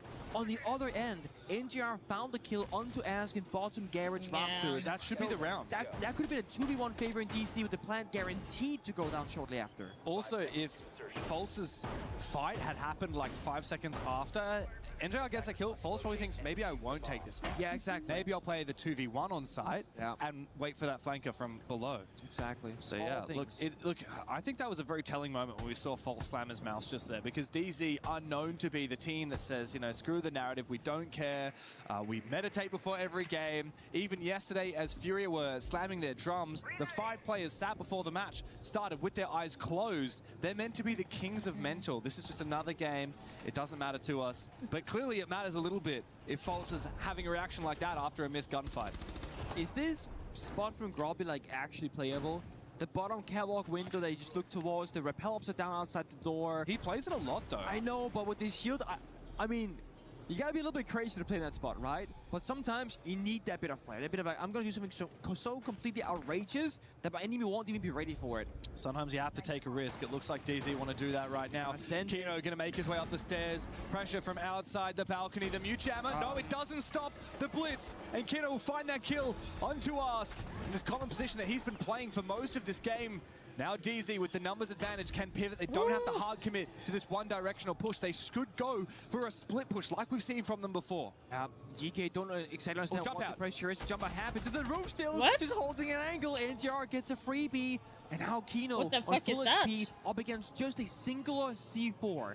That means that Kino has almost no ways of being counterplayed. He could just walk on in with the smoke grenades, with the Inca, that was the fire weird. from Capital. This could very easily become a plant or a kill round. DZ don't need to overcomplicate this, but they do need to make sure they don't just fall into the same player crossfire from Grubby, Newers, and Kino's on the floor! Surely not! This can't be the way that DZ let it fall out of their hands! What the fuck? And into GK! It's 1-0 up in the series Yo. for the Europeans as our major champions once again find themselves at death's door. What Out of nowhere. the fuck? As I was saying, only a singular C4 to counterplay Kino. They the had pressure from everything, they Garrett's just door, lost IT on, breach, like, catwalk window and the aqua flank. The fragging. And yet we didn't get to see the utility fully come to life. No smoke grenades, no capital fire. The gunfight's not going the way of DC. GK causing another bit of an upset, taking on a big team in the first map. This happened yesterday though, and despite getting that first map victory up against FaZe Clan, they did not win the series. Oh, it's true. Even the greatest teams can come back from a map down. DZ did it against Weibo, and they looked good against Furia for so much of that game. But today is a whole different ball game, and GK are here to play a 7-3. That is not a close game. This is Dark Zero's map pick, and GK wrenched it out of their hands. They grabbed it and they've run away with it. Now they're looking to take down our major champions here on the main stage. Again, one team maybe disappointed not going to the grand finals in This DC. is crazy. And GK, so to speak, happy to be here. Already causing upsets, already beating expectations, and taking down so many big enemy teams, either in a map or in a series. And I feel like when you're looking at the in-game server, GK are just, there's something about them for this event. They wanted a little bit more. Their willingness to fight back in unwinnable positions, like we saw in that retake. Their ability to find picks out of nowhere. Not just from one player, but all 5 have had their moments in this map. Look, Dark Zero, they're the only team at this tournament who have actually gotten a win in a series over FaZe Clan. But GK on the flip side, they're the only ones that have done it in a best of 3 over Furia. Now GK are 1-0 up in the series. Let's toss it over to our NA and EU split on the desk. Thank you so much, guys. It was a great game for the European representatives here in France. GK Esports take the win in map number 1 on Nighthaven Labs. And while it proved to be successful for both teams in different moments, it was GK today who sealed the show. Welcome back. Batman and Robin, I'm calling you forever. Iconic and Alphama. Guys, that was one of those matches that just seemed to go in GK's way, and it didn't ever shift.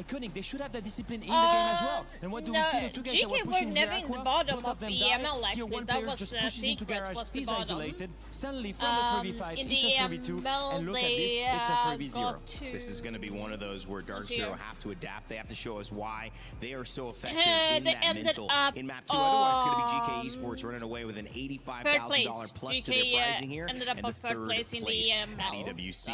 Chris Tunn actually has an update for us on the club A Secret championship at the bottom. over with Freya. Chris?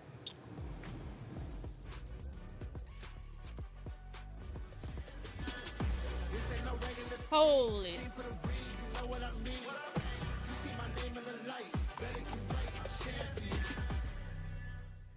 Gotta turn the volume down a little bit. What the fuck?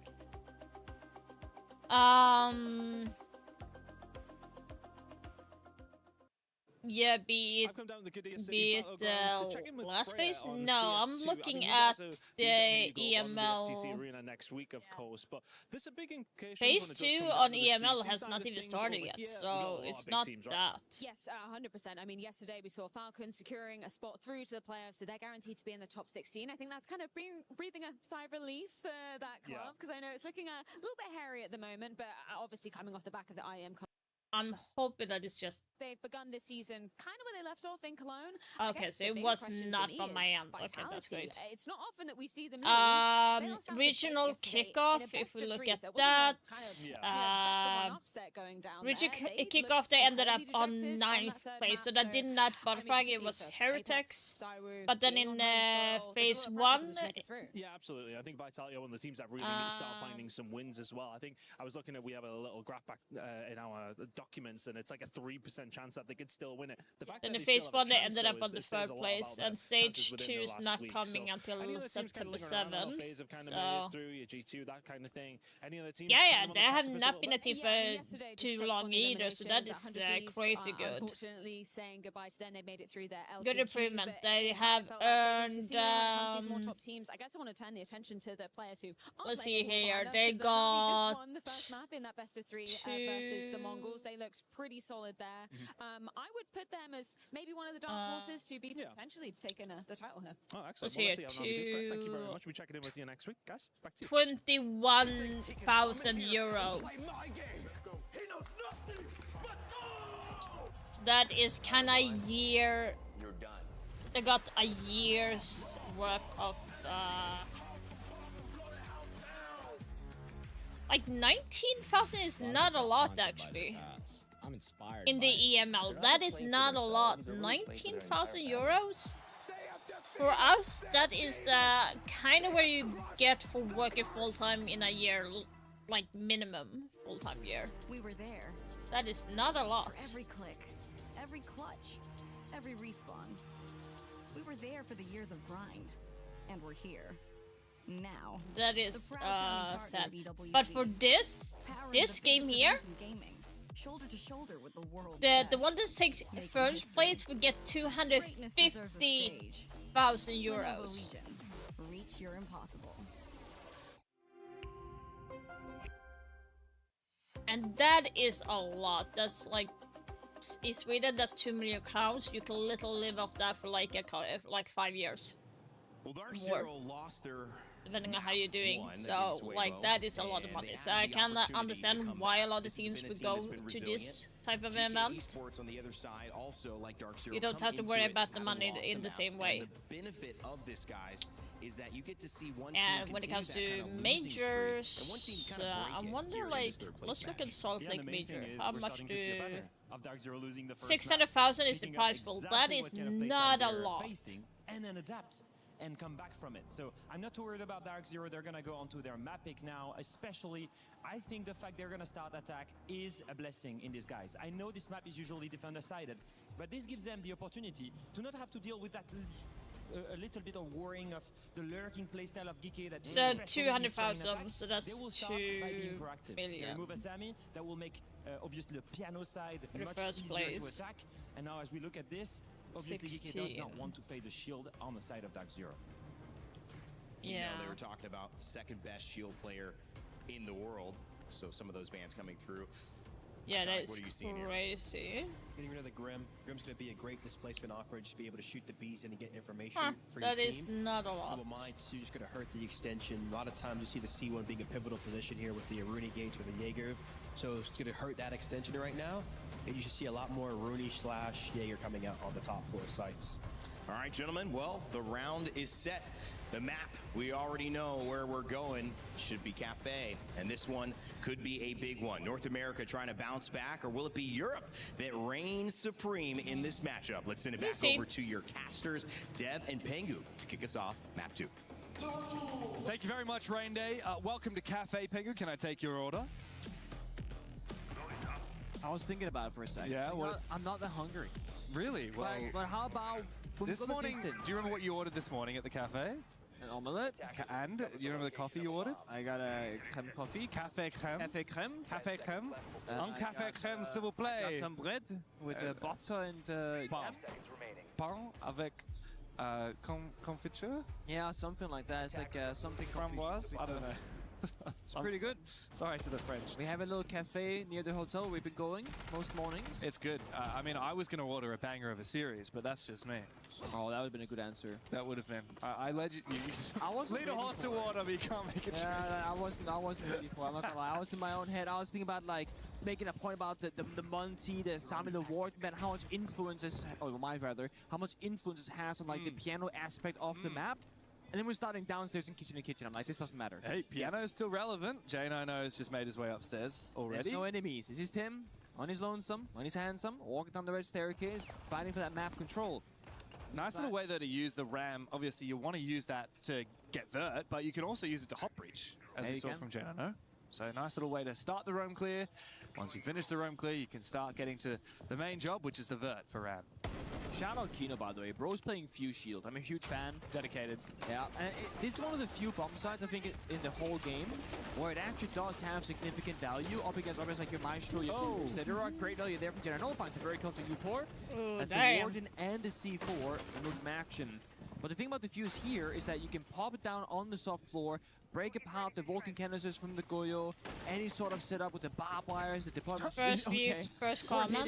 With the MP. That's fine. Control. The second one hits the correct Not mark. necessarily so right first now, view save, but dodging C4s and first comment Put down definitely. the sense projector walls, start fusing the floor, maybe prep one for late round, drop down the hands, go for a plant. This should be for DC 100% about playing for the plant and the post. Yep. I'm just worried about the guy in the VIP. I don't like it. As the coverage from the Sens wall comes on out. Newers will go down, however. And there is still the presence here in VIP, held by Yogg. The plan being confirmed by Kino at the moment as the flank comes through from Grubby. He finds one. This will need to be a big flank opportunity now from GK. Into the 3v3 coverage upstairs by NJR on this flank watch. Yeah, and thank Grubby you. Dead to rights. Yogg now still needs to make a move from VIP as Ask managed to detonate that fiery Kiba, rather the Vulcan canister from Goyo. Will be traded back from the 90-degree angle from J9O. Now Yogg in a 1v2 and NJR is up above on the vert. Beautiful plan, beautiful cover from DZ. Yeah, that right there is just strategical knowledge of like where can we plant is absolutely safe, and they do it smartly. They jump into the bomb site window to plant deeply. It's a mini croissant. And with that, the C4 cannot reach, the smoke canisters cannot reach. The plant is guaranteed to go down because there's no line of sight with the projector walls either. Okay. So again, perfect understanding. Good execution is very nice and clean. They could have like had a harder time if Tubero would have still have the C4. I have to wonder if mostly done to like make sure that they got the C4 off the board early on. Like, how many rounds of siege you playing at least 10 per month, right? At least 10. It's a lot more than 10. Okay, so on average, you know, scrims. It's safe to say that you play 3 maps at least 6 days a week. And then there are days you do more than 3, but 3 is the minimum. So let's say average of like 12. Although when you got 3 scrims, 6 days a week. Right? I'm not doing that much with my team at the moment. Pardon me. Pardon me. Not at the moment, at least. It's not that high right now. That's 36 rounds. 6 days a week. 6 times 36 is an unknowably large number. Nice. I think it's 300 and something. Yeah. But yeah, I mean, that's a crazy number. What percentage do you reckon he's playing a shield? A pretty damn high number, Pretty right? damn high number. I mean, most of his attacks. Honestly, I think the number is in like, depending on the meta at the time, whatever, but I'm probably like in the 50 to 65% category for the attacking side. Isn't that insane? Like that's the attacking side. Probably like 100 or so rounds in a week of shields. That map is not your strong suit, okay? On your own time, right? So yeah. And this is why, exactly the reason why, some players are phenomenal at the shields, because if you play that many rounds often, you learn the weaknesses and the strengths. Then you have players who started playing shields recently because of the shield meta, who's only clocked a couple of hours and maybe only a couple of 100 rounds on the shields and all their use of pro play. That right there is a difference maker between a great shield player and a decent shield player. And Kino, one of the all-time greats. Absolutely. How many do you think you've played? How many hours do you think you've played on Monty, for example? Well, I have like so many accounts I've played on, and you know, your main account, which is I'm guessing is pengu.psg, is it? It doesn't track custom games. That's the issue. It only tracks ranked games. But Shields usually are my most played operators in ranked. I think Monty, Blitz, and Fuse are all top 3 the last couple seasons that I've played. Disgusting. So there is that. That But was we got the interesting reveal to see coming for up us. not too long, and there is a question mark about. Are the shields going to be useless? That new The defending shield operator? busting operator coming out. Yeah. I'm very excited. That's coming out Yeah. later today. Oh, what? Wow, big double kill, making a triple for us. What the fuck? With the LMG on the Maestro. Love to see that from GK. Bit of energy. DZ try and dominate this top floor with a bit of aggression, but it doesn't work out. And really, they're just fighting one man who's solo holding with this LMG. 81 bullets, packs a punch. Not about the cameras, not about you, it's just about the fighting. Yes, Gets shot thank down. you. Crossfire stand with Cigar and from Cocktail. Aquino finds that frag. Now, the benefit of having the Solid Snake in the late round with so many deaths that every single member that dies, your teammate or your opponent will drop a little satchel. You see that blue icons on the floor, you can run across them and pick up any piece of secondary utility with the exception of Heartbeat's gadget. So you can get up a frag grenade or a Yo, what flash the grenade or a fuck? smoke grenade, but only one of each in pocket. Kino goes down, leaving Newers in a 1v3. You can bait this out one by one. You might have a chance. Good weapon in the F2. Sarks waiting on the close angle with the shotgun. Diffuser just behind Newers. Wallbang right here. Very possible here. You just got to have the better reaction times against the shotgun. Wow, it's a crossfire. He reads it, but Upor still finds the kill regardless. Good response Damn, from GK. Convincing round on defense. Just fighting. What's happening here, James? Oh, please. Oui, croissant. Oh, merci beaucoup. Can I... Oh, do I get another I think I get one as well, right? Oh, you're getting one. Come on, get me in here. Can I get an Eiffel Tower? Yeah. Maybe get it next to the camera. We'll get a little picture of the Eiffel Tower. Getting a photo of it. Oh, how beautiful. Merci beaucoup. I like that. I like that. Today has been that is so cute. a game of distractions. It has. There are conversations happening. There are plays in the server. There's a cameraman roaming around. I was he's gonna getting look the stickers for- ready yes, while carrying this. a huge camera, by the way. I was thinking, what is happening? I was like, are they gonna just like take a photo of us? No, okay. All right, back to the conversation we were having before, Pengu. What do you think your most played 3 operators in ranked are? Of all time. Yeah, and they're all attackers. On attack. On attack, Ace is on there. Yep, that's your number 1. So, okay, there's a caveat here. The rank system doesn't track until after year 7, so you have to keep that in mind. Okay. So Thatcher wouldn't be on there because that was in the past. I'm gonna go Monty. Yep. I'm number 2. I'm gonna go Blitz. Yep. Number 3. Bang! I knew it. Dirty shield I knew player it. right Yeah. here exposed on screen. And there was a season where Fuse was third instead of Ace because Ace was bad all the time. You also have a 1.65 KD on Blitz with 654 rounds played. Not you bad. absolute demon. It's not bad. It's disgusting. Look at my all-time win percentage record of all time. Like, On back, what? Goes back to my main profile. Oh, Like, okay. Not the operators. Sorry, Self-Glacier. Win percentage 79.6. Oh, shut up. Lifetime ranked, hold up. Lifetime ranked 82.5 with a 2 KD. Over 1.94 KD, okay, come on. over 5,000 games. That's not bad. Yeah, that's not bad. 5,000 games with Shut up, only less Banger. than You 500 like there's a reason why you're Alright, the let's world see, what's champion. This from Grubby to lock in. From Cigar Oh Lounge. my He actually god, finds a what double the kill. I fuck think is they going mustn't on? have realized that he was tucked around behind the What minibar. is going on, And he guys? feels exposed. He still finds it. This nade, I don't think that'll flush him out of his position. He's happy to just tank the damage. It also doesn't even destroy the minibar, but those explosions go both directions. A nitro cell tossed out from down below in train by Sarks gets the injure onto Newers. I think they have an inkling. Good pre-fire from Foles. Almost traded back. Newers will get back up on his feet. DZ Holy try and shit. pick up the pieces. This very grim-looking round. Early disruption time and time again. It was Ask previously, now Grubby finding 2 quick kills. Newers on low health too. They do have a out for verticality, but he's walking down the white Like, staircase. watch looking for the a fight fucking instead, wall! So that hammer Dude! downstairs. Jock was waiting for him. An absolute freebie. And DC not having a ton of strat right now in the server. No step 1, step 2, step 3 because they fall early in the round. It'll have to come down to fishing for picks here. No, but GK, two players right next to each other. That is in not dining good. hall. There's no way that Faults can find both of these kills, and they're keen to peek for it. Ars takes a lot of damage to that LMG. Yo! Faults cannot deliver the killing blow. Walking through the flank track stingers, Sarks will put the pressure on as Ars gets aggressive. GK feeling confident so today right now on we are defensive watching half the of Cafe. It's EWC another round where DZ for Rainbow looked Six more Siege, lost of than ever. course. And it is for the third placement match between GK Dog Zero, so it's an EU versus US type of match. Because it's so hard to play the other shields, the verticality, the C4s, the long-range What's up gunfire with the that's kid? going to be happening. It's such an uncomfortable map to play, you know, the Blackbeard, the Blitz, the Fuse, with some bumps and what exceptions, kid? of course, like that kitchen downstairs. Valkyrie could bend away here. Information and verticality speak about it. And then Ying, Kinda don't combining understand with what the you Grim, meant by that. weakens to execute, and DC will call their attack time to prepare for the second half of the attack. LOL. We're gonna talk about off that. Like Okay. It's like the Valkyrie extend out towards like Skylight side or kind of red, whatever it is that falls back. If you want to go fast in that bulk or part as the intro, no worries, no what I worries. just want to make here though is let's bring the snake early to like the piano side. But yeah, it's a third place match right now. The grand final is coming after this, and we are also going to be having the new season reveal. And then if we want to go Oh, you piano good, you over off that, good. we can. If we want to go counter kill, we can.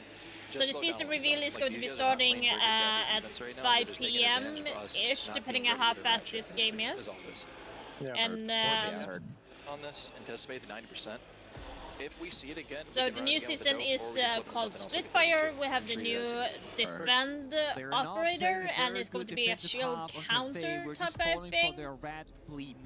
And they are doing some bad plays, it is true, but DC themselves are not droning all the corners. They're not slowing down enough to stabilize it around. The Rebel in completely oblivious to the fact that Robbie was just there in the corner the entire time. And that's the second time in a row now where the entire round has been determined inside piano. And when you have the Asami, the Wamai, and the Muntaban, like I said in the very yes, beginning, I got the honor to like co-stream this tournament, and I am also like a Ubisoft partner, so I have details kind of about the new season as well. So, but I guess if you going to be, if you want some skins and everything, unfortunately you need to watch over at Twitch. But like that is the skins and stuff is not worth worth it this time, in my opinion. You have to play the game that's before you right now. Ooh, Clash is hiding. Play the game that you prepared for. This if could that's not the one that you're playing fuck up a little bit If for you've voted GK, you know they like to play certain bomb sites. Dark Zero. This guy roams here. This guy likes to fall back at this time. They have this set up here. That's great. They had a red. They're And then going you for the tunnel vertical vision on that, and you forget that you rusher, probably so they're going should to be drone opening piano up before top you have red. two They're people going to be swing opening up inside, in and Grubby is there to get the free double. mining. I mean, the round was It very looks much like it's not going your to be a typical round seed backside after that push. happened So Ivana's going because to of open up Grubby the getting garage that where early 2 Kino pick. is to Now make DZ some looked to try and attack onto Kitchen. pressure. Now, this is where the map started. DZ were very good at attacking this bomb site. No, they Cafe did it. is Is quite that okay? defensive sided. If DZ win here and then win one of the next 2 rounds, they could very much turn this game around. By the way, the grand final is between FaZe Clan versus Furia, so it is an all-Brazilian team this time. It's going to be the reigning champion of the Six Invitational that is in the Walk in towards finals. the plant spot, put down the shield, go for a kill. So GK We'll having see how different this win goes. condition.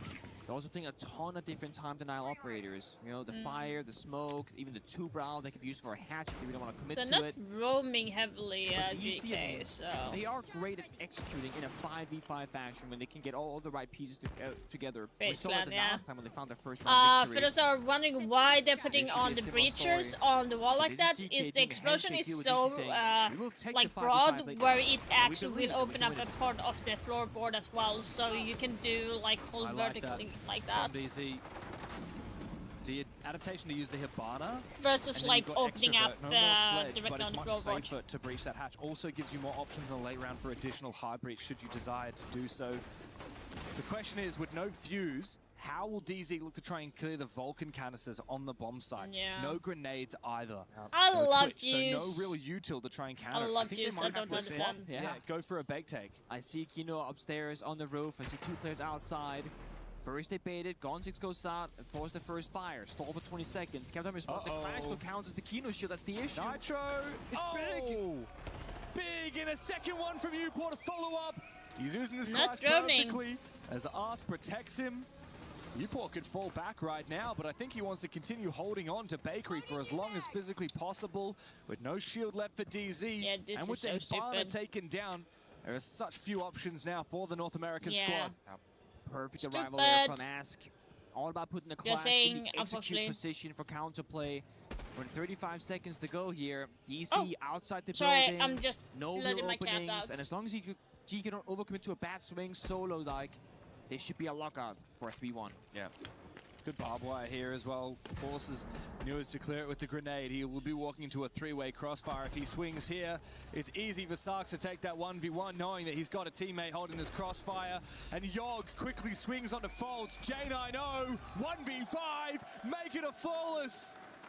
Big round from Uport in the Bakery.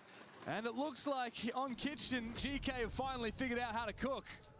Frustration from Dark Zero players now can only imagine. Again, they called attack timeout. Again, it falls apart way too early in a very simple fashion as well. It's, again, the small details not coming together for DC, and we saw the effectiveness of the multi-ban. It's like, this is such an insane counterplay. Because you're sapping the shield with the Clash, the shield doesn't get the explosive resistance, so Kino dashes to a singular C4. And they push straight into it, straight into the setup. Didn't have the correct read there from DC.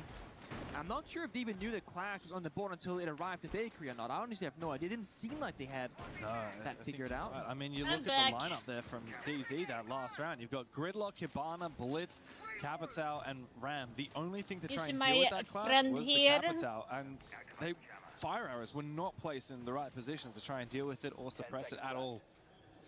DZ got outplayed in the operator selection phase, and now they have two chances before we say goodbye to their attacking half to try and find a little bit of redemption. The final bans have come on out. This is before not good. The prior round, the clash was left through.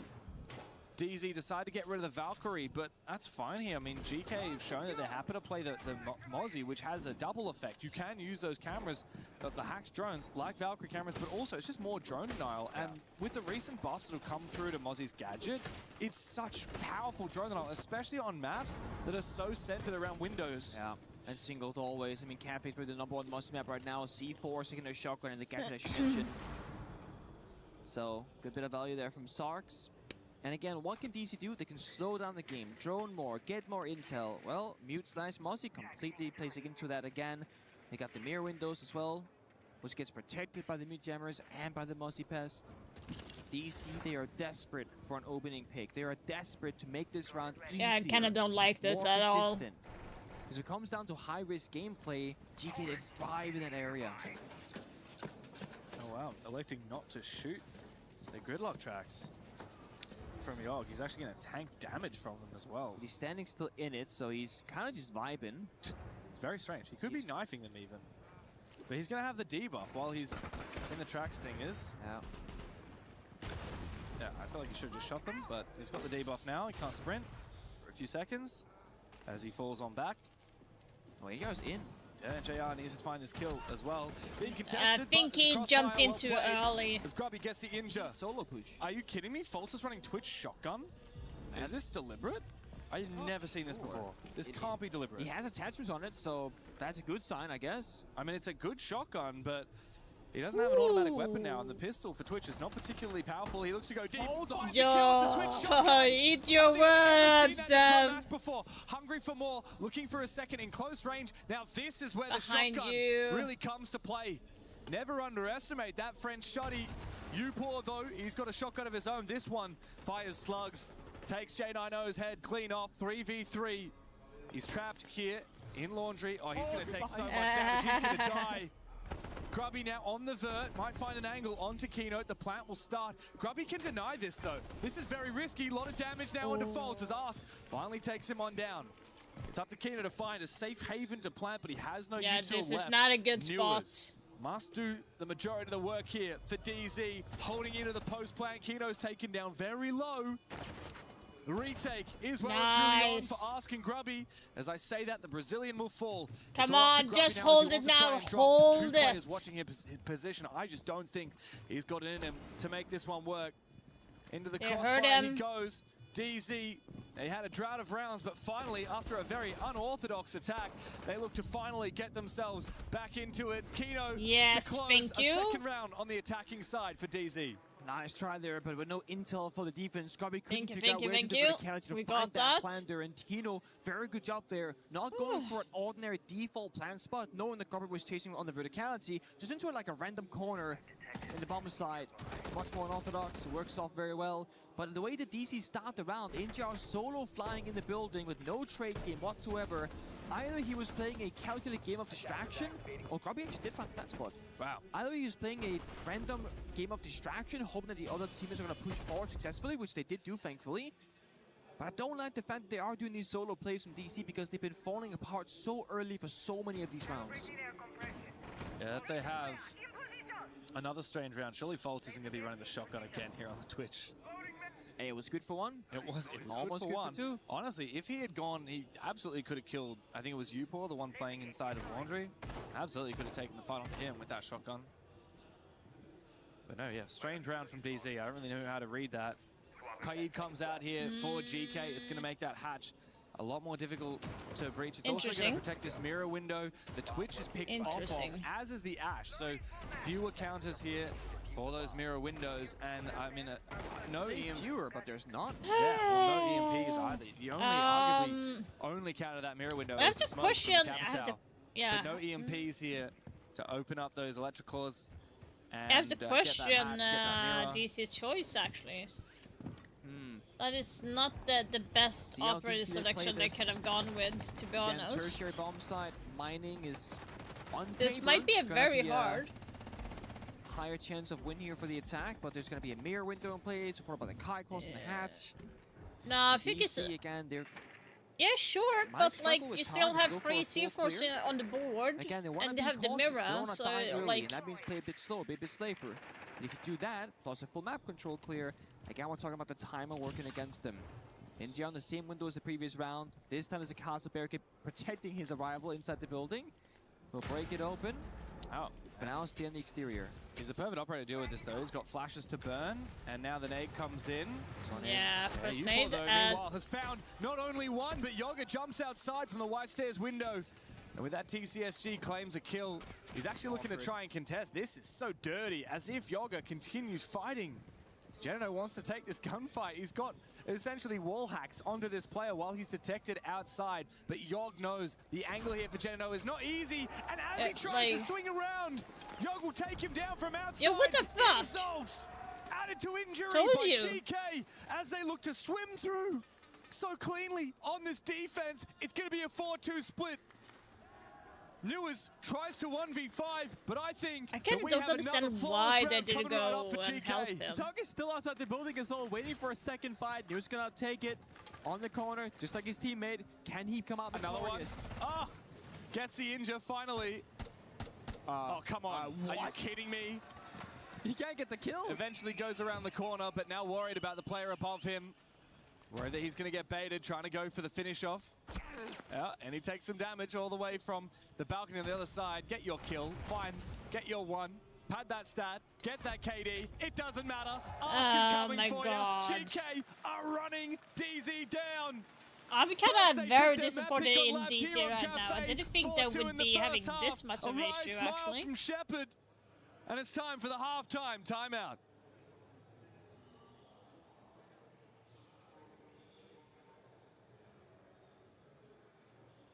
We're not hearing anything. Not hearing. Like, you guys are kind of. Thank you. You listen to what I'm saying now? Yeah. They're giving up like the tarp area, like they're coming in and out of like cocktail back and forth, and also we've shown now twice that we're gonna go over and try to OBK that. Ignore the OBK for now. If you want to go slow on the piano side, you can just call the base against these guys. They're not using rounds nearly as much as I thought they were, and like we can just bring the thatch with the Cade, work the walls across, and just keep it slow against them on like that mid site. Reading, however, I will say off that last one, if you're not thinking go piano for whatever reason, the rush did look like it was there, like on the actual site side rush, and then kitchen. You just clear, we go copy side. If we see the clash, bring the nomad. Like, just bring the nomad no matter what, even if you don't identify the last operator. Just box them out like you do against Sonics. Heard that. And on this defensive side, make a pretty quick read. It is a different map than Nighthaven, kind of like AD was saying. So, like, there isn't like a real rafter on this map, for example. But if like they're just absolutely dominating that first zone, you got to be a little more decisive. And if we're gonna like fall back to the second one, we're gonna fight there. If we're gonna fight for the first one, we can't really get caught in like that bridge, kind of like it was on Nighthawk with Jack on Raptor. It's like for the the newer special anti-run out, and otherwise I think we just need to, you know. Huh? What is the anti-run out? Like, I'm gonna cover yeah, you guys, yeah, and I think like otherwise, so what? Like we need to take Piano, Shaco, guys. Don't stand still. Like when we have tough for control, take it, guys, and set up for the execute. You know, don't padding in the comms, guys. If they're gonna go basement, they always have one roamer.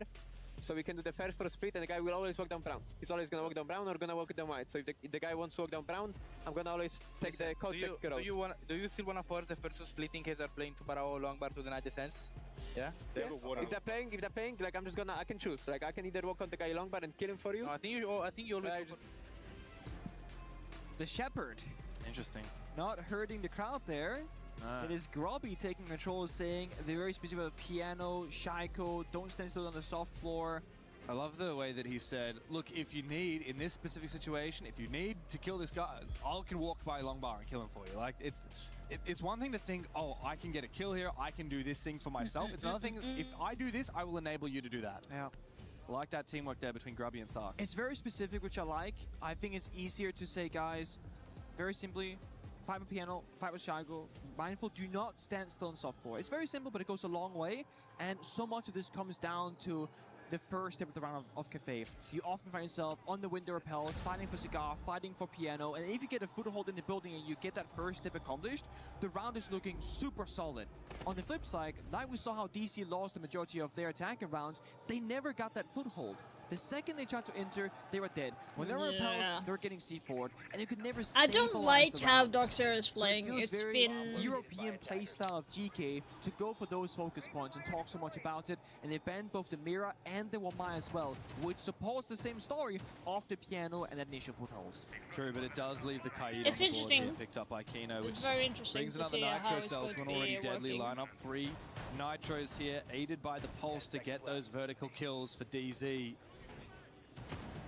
The Kaid as well is going to be hard to counter. Yog will want to breach open the hatch, in particular in the J9Os reinforcing in Piano, but it's going to be very hard to do so, especially look at Kino breaching a lot of the floor around the hatch to make it so that it's not possible to put an exothermic charge next to the hatch. Very nice. Pretty cool.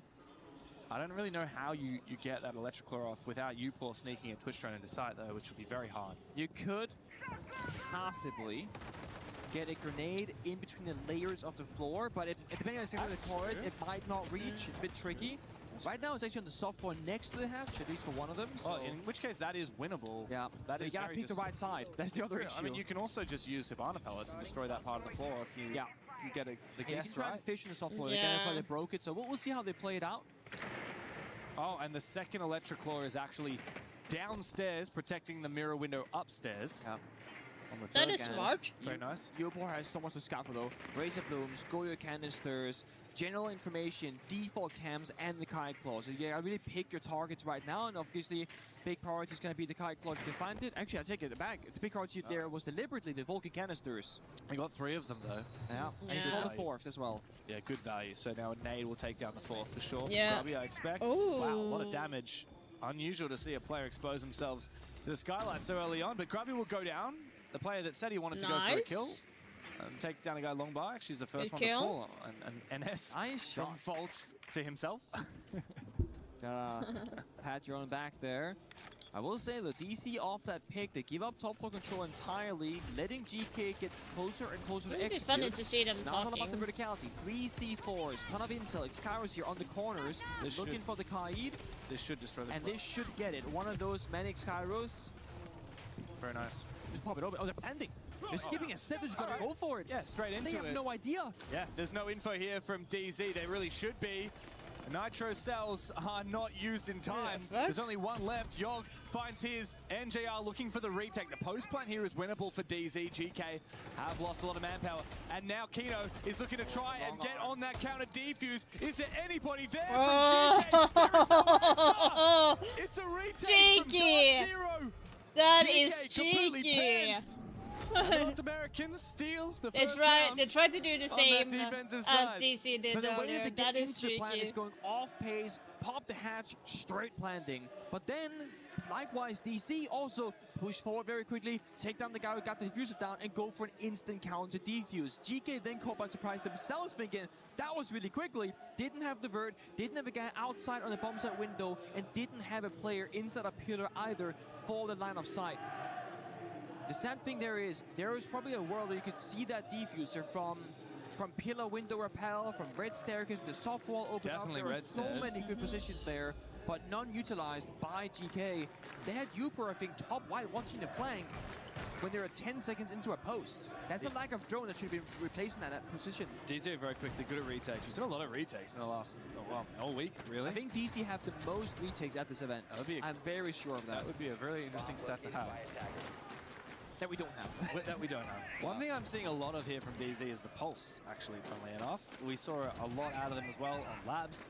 I wonder if GK will see it as enough of a threat to ban come the third round, but you know, there's a lot of very powerful ops on defense that DZ like getting into. You know, the pulse is one. I think the pulse is a bit of a bait, right? Because like, let's say you ban the pulse, they play the Valkyrie, they play the Solace. Like, there's a lot of different like substitutes for the pulse operator. Whereas if you ban the Asami, that's a very niche, very unique operator. And a great example of an operator that they haven't played as of yet, which is one of the most popular operators on Cafe, the Asami, still yet to be played. You can also see DC.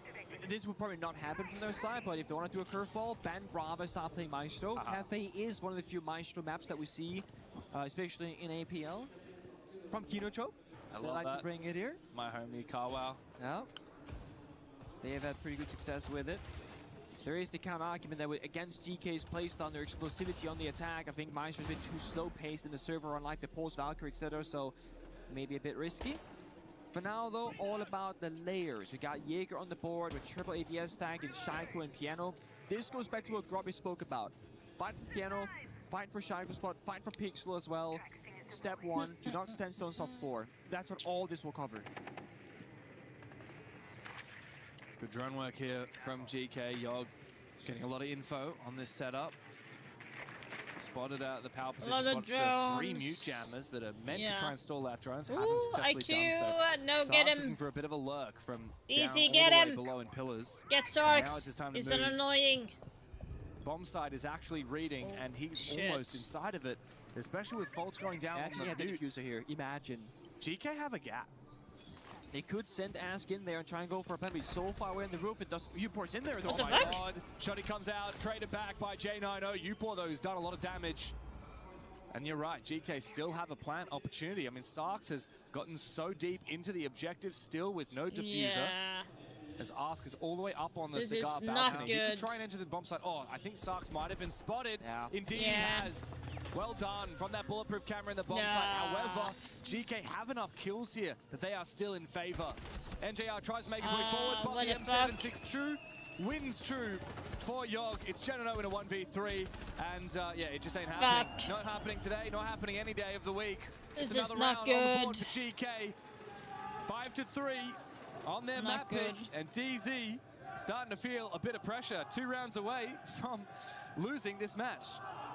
DZ kind of just playing into the randomness of GK's playstyle right now, you know? Sark's been to the bomb site, they don't realize they fight top floor, they allow Uper in on new balcony, getting a kill before they turn their attention towards him, leaving gaps open for the attack. So both new balcony, brown staircase, the bomb site taken completely for free. And the pulse was downstairs, but ineffective. Was walking toward the white staircase, not scanning anything, and that's where the gaps were left open.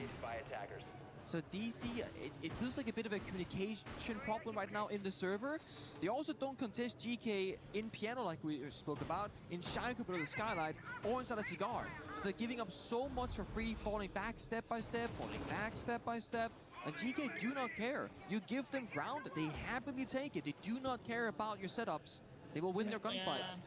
And when you have NGR playing the Reaper secondary on Pulse, taking a long-distance gunfight, you know something is wrong. It is probably one of the worst guns in the game for that sort of battle, or against a DM off the attacker or any ACOG zoom scope. So I want to see DC get into better fighting positions with the right guns, with the right operators, with the right person behind them. NJR Kino now on the DMR / Slock Shoddy, looking to get a better percentage in their gunfights. Probably against 3, if not 4 DMRs themselves. Reloading. It's gonna be a good old bakery take, right? You roll off the double door bottom red. You can jump on in. There is a huge counter, which will be NGR on Aruni. The issue is, he's the bakery player, so he cannot go into wedding and punch this barricade, so instead, explosions will happen. Oh, nice Nitro Cell. C4. Yeah, Nitro Cell used to try and take down that Ryora. Got 3 more doors. Yeah, the door can be redeployed here. Impacts from Newers could potentially rotate into position. NJR is still actually fairly safe here. EMP from Thatcher misses. Interesting. For right now. This Electroclaw is still up and active, which means that Grubby cannot deploy another one of his Selmas. Yikes, this is not a good spot for NJR right now, at all. Force NJR off this position, and therefore they can try and bait the kill, but finally York into the action, fire in hand, they're waiting for the push. False just waiting, biding his time. He's got a crossfire as well with NJR as they do fall back. They sacrifice control of Bakery. The fire from Yog gains the ground in theory, but not in reality, because GK have not actually moved into Bakery as of yet, and NJR can always just rotate back inside. Not using more Aurora doors either, so they're not going to be able to jump in the waiting What do window. they try to do, GK? That is such a weird push for them. GK finally being stuck outside the building. The best spot possible so far for DC. Here comes Flashbang needs to go out. It's time to get active here into Bakery for Grubby. They go deep. Pistol comes out for us. Finds his kill. Backstab from Sark. Oh, J9, Newers and Kino, be careful. You're losing all control. You're losing sight of this game as GK start to run away with it. Sarks, another one. Yeah, looks like to take down Upor is not GK enough is as winning of yet. this. GK still have that Bakery control. Ask with a DMR, Sarks waiting for the close range engagement with that shotgun. As he gets back, rifle in hand. J9 needs to take that fight sooner or later. Do him and Newers lash out, or do they wait patiently? Tough spot to be in right now. Separate fights across the board for both teams, 2 teams, 25 seconds. Newers, as long as he's alive, a plan cannot go down. It's up to Ars to win this gunfight. That's what he needs to do right now. Knows exactly where he is. But now he has to find both of them. Out comes a pistol. Oh, J9 will trade back 3K. That was too close. Too close. It's enough to keep their hopes alive for a little bit longer. That is no fun, guys, at all. Sidestepping the fire, the EMPs, and all that counter util inside a bakery.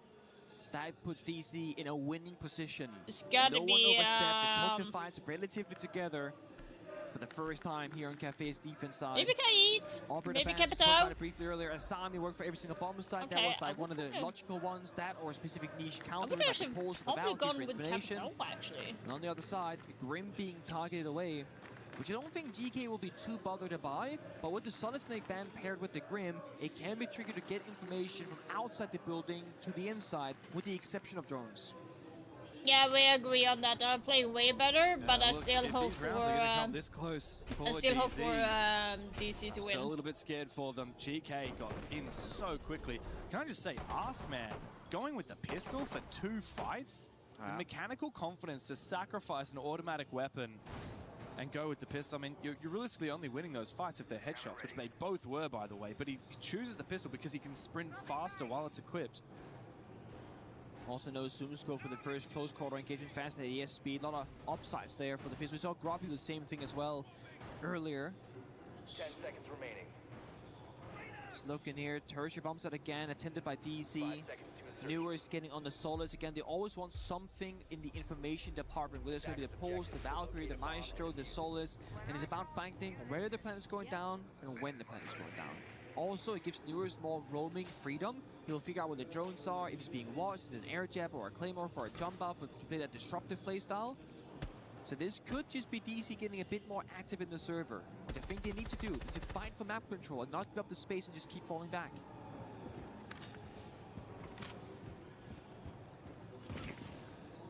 A lot of work to be done on Cafe, especially with these Mute Jammers and the Solus. It's very hard to clear this entire map. From the top down, they will begin, as is often done on Cafe. No Mute Jammers here in Cigar as of yet, though, which is typically where we see DZ put them. So GK get a lot of free info. They spot out the Tuberau and a second player, the That Smoke. is way too much all the way free on that top floor of information, Cocktail. actually. Grubby makes They his way should not be inside. getting How it. much will GK look to try and actually clear this top floor in a hard sense, and how much will they look to just pressure it? They really do love going for these split-through style pushes, these 3-2-1s. Probably a half take, right? You take Cigar upstairs, lock down the flanks with the Nomad, and kind of work your way down the staircase, pressure the bomb site, and just kind of look for a gap. With the Selma going off, though, either want to fight for top floor control or just apply that fake pressure, say, hey guys, look at me. Meanwhile, Grubby sneaking up below Cocktail. Nice Tuberau. Looking to cut the top floor in half. Volt's waiting. C4 downstairs, pre-placed with a cat call to pop it. DC know they're ratting around, but they're unsure of where the push is coming from and when it's coming. Oh, this is a critical gunfight here. Grubby misses his chance, goes for the re-peek, but DC will fall back regardless. Downstairs, and Grubby eventually goes down. I'm not sure whether he can be revived here. Backstore. There's all nitro cells finished off now for DZ as they look to try and play Plantanile. And they drop all the way down into the ground floor for Kino and Newers. It's a tricky round to break here for GK, and they spent 2 minutes doing so, but I will say this was a successful roam clear. Only getting injured from Grubby, now revived back to 20 HP. They have 4 calls in pocket and plenty of util as well. But getting into a plant spot again will be challenging. Newers downstairs can solo lock that down. Well, they have burned away all 3 C4s. Only one toxic. I don't know that Newers is on the bottom GK, floor. they have to get a kill to get comfortable enough to go for a plant attempt. Late round for the second, this is going to be dicey for in the GK. basement. He's all the way in prep at the moment. there. So yeah, he can deny a plant inside mining. 2 players. No dining at the C4 moment. actually, holy DZ fuck. really falling back, wanting to play Plant Denial as the main priority. They've got info on where it's going down. Is he going to deny this plant? Newers, you're going to let it go down. Instead, it's going to be a retake. They're favoring the information, but DZ march towards the bomb site slowly. Newers bides his time instead of exposing himself early, but eventually he will go down. It's a 2 versus 4 post now. The Sarks and Upor all the way on the top floor. We've seen DZ get these ninja defusers before, and bad timing from Upor puts all on the Italian. 1v3 now. As he gets swung by the first player, Kino will go down to 3k in the round for Sarks. Come on, like, what the fuck are you doing? A little bit more time. Thank God. No, will say not today. It's a retake for DZ. And a chance now to tie the scoreboard for the North American insane. squad. What the Such fuck? a hard round once They're again. just looking at him planting. Like, oh guys, he's planting. Let him just plant. It's easy. We got it in the post plant. We're going to kill everyone. White rotation. Sarks, I mean, was making magic happen finding those 3 picks, but such a challenging round. Plant goes down, York dies immediately after. Such a tough spot to be in. I would just go and What did grab I say, DC? The amazing opposed plans. an apple. DK, in response, will call their own tactical timeouts.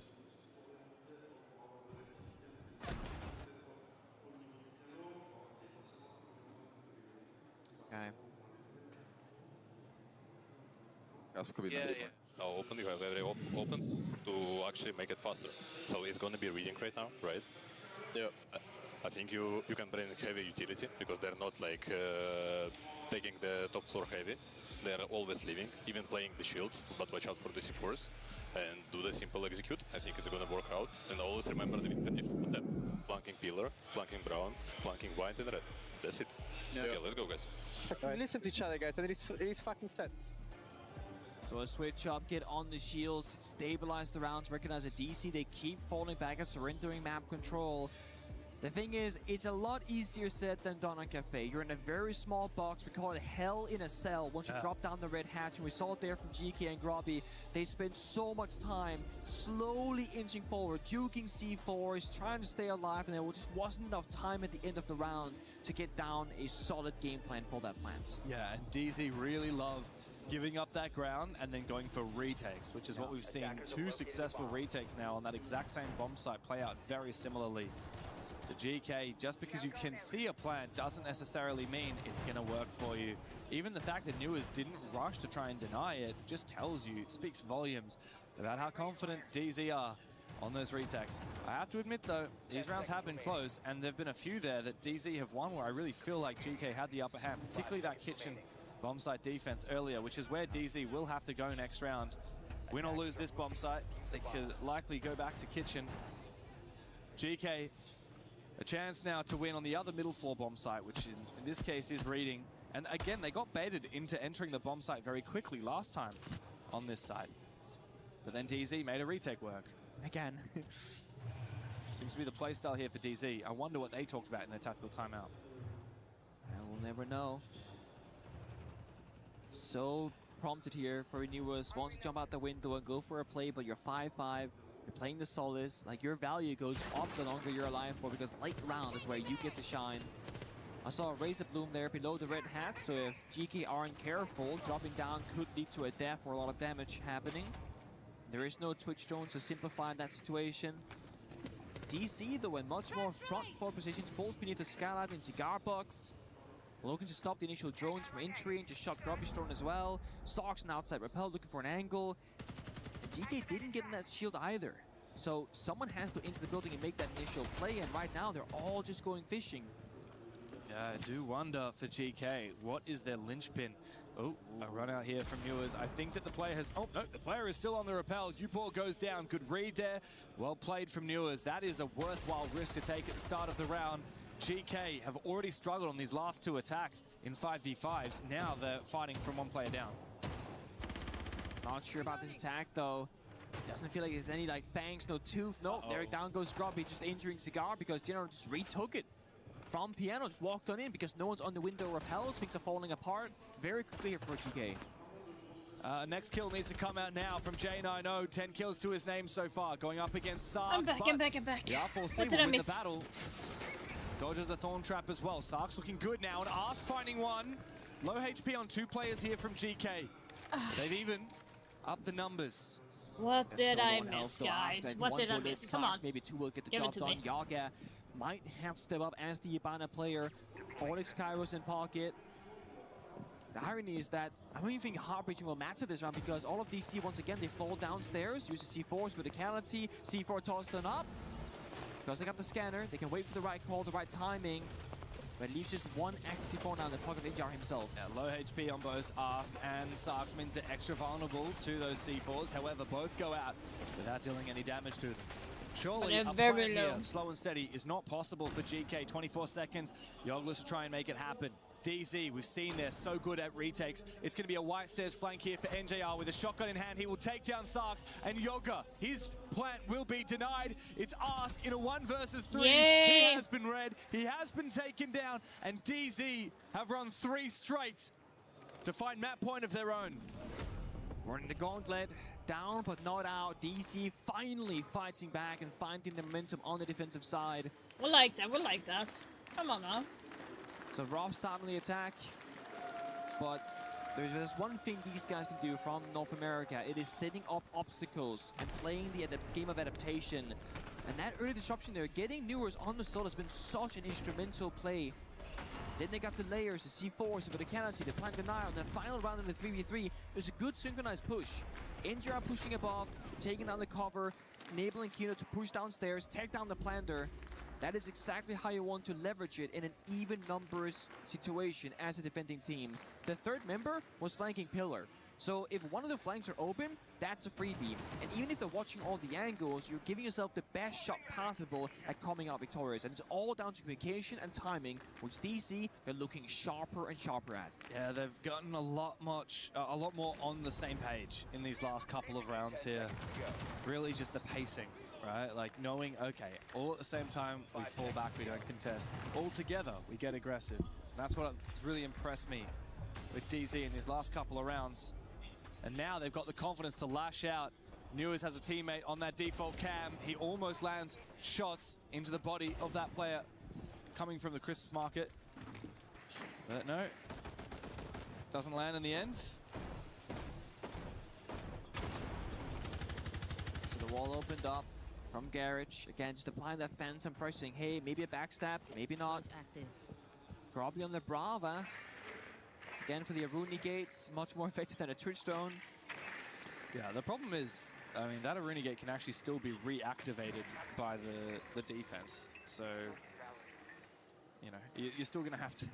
It does expose, like, particularly the Aruni barrier on the main bakery wall, right? Once that gets hacked, if the defense activates it, then... It'll still burn. It still has to be burned, or if the attacker walks up to it, it will disappear, which means you get a warning when you're getting peeked.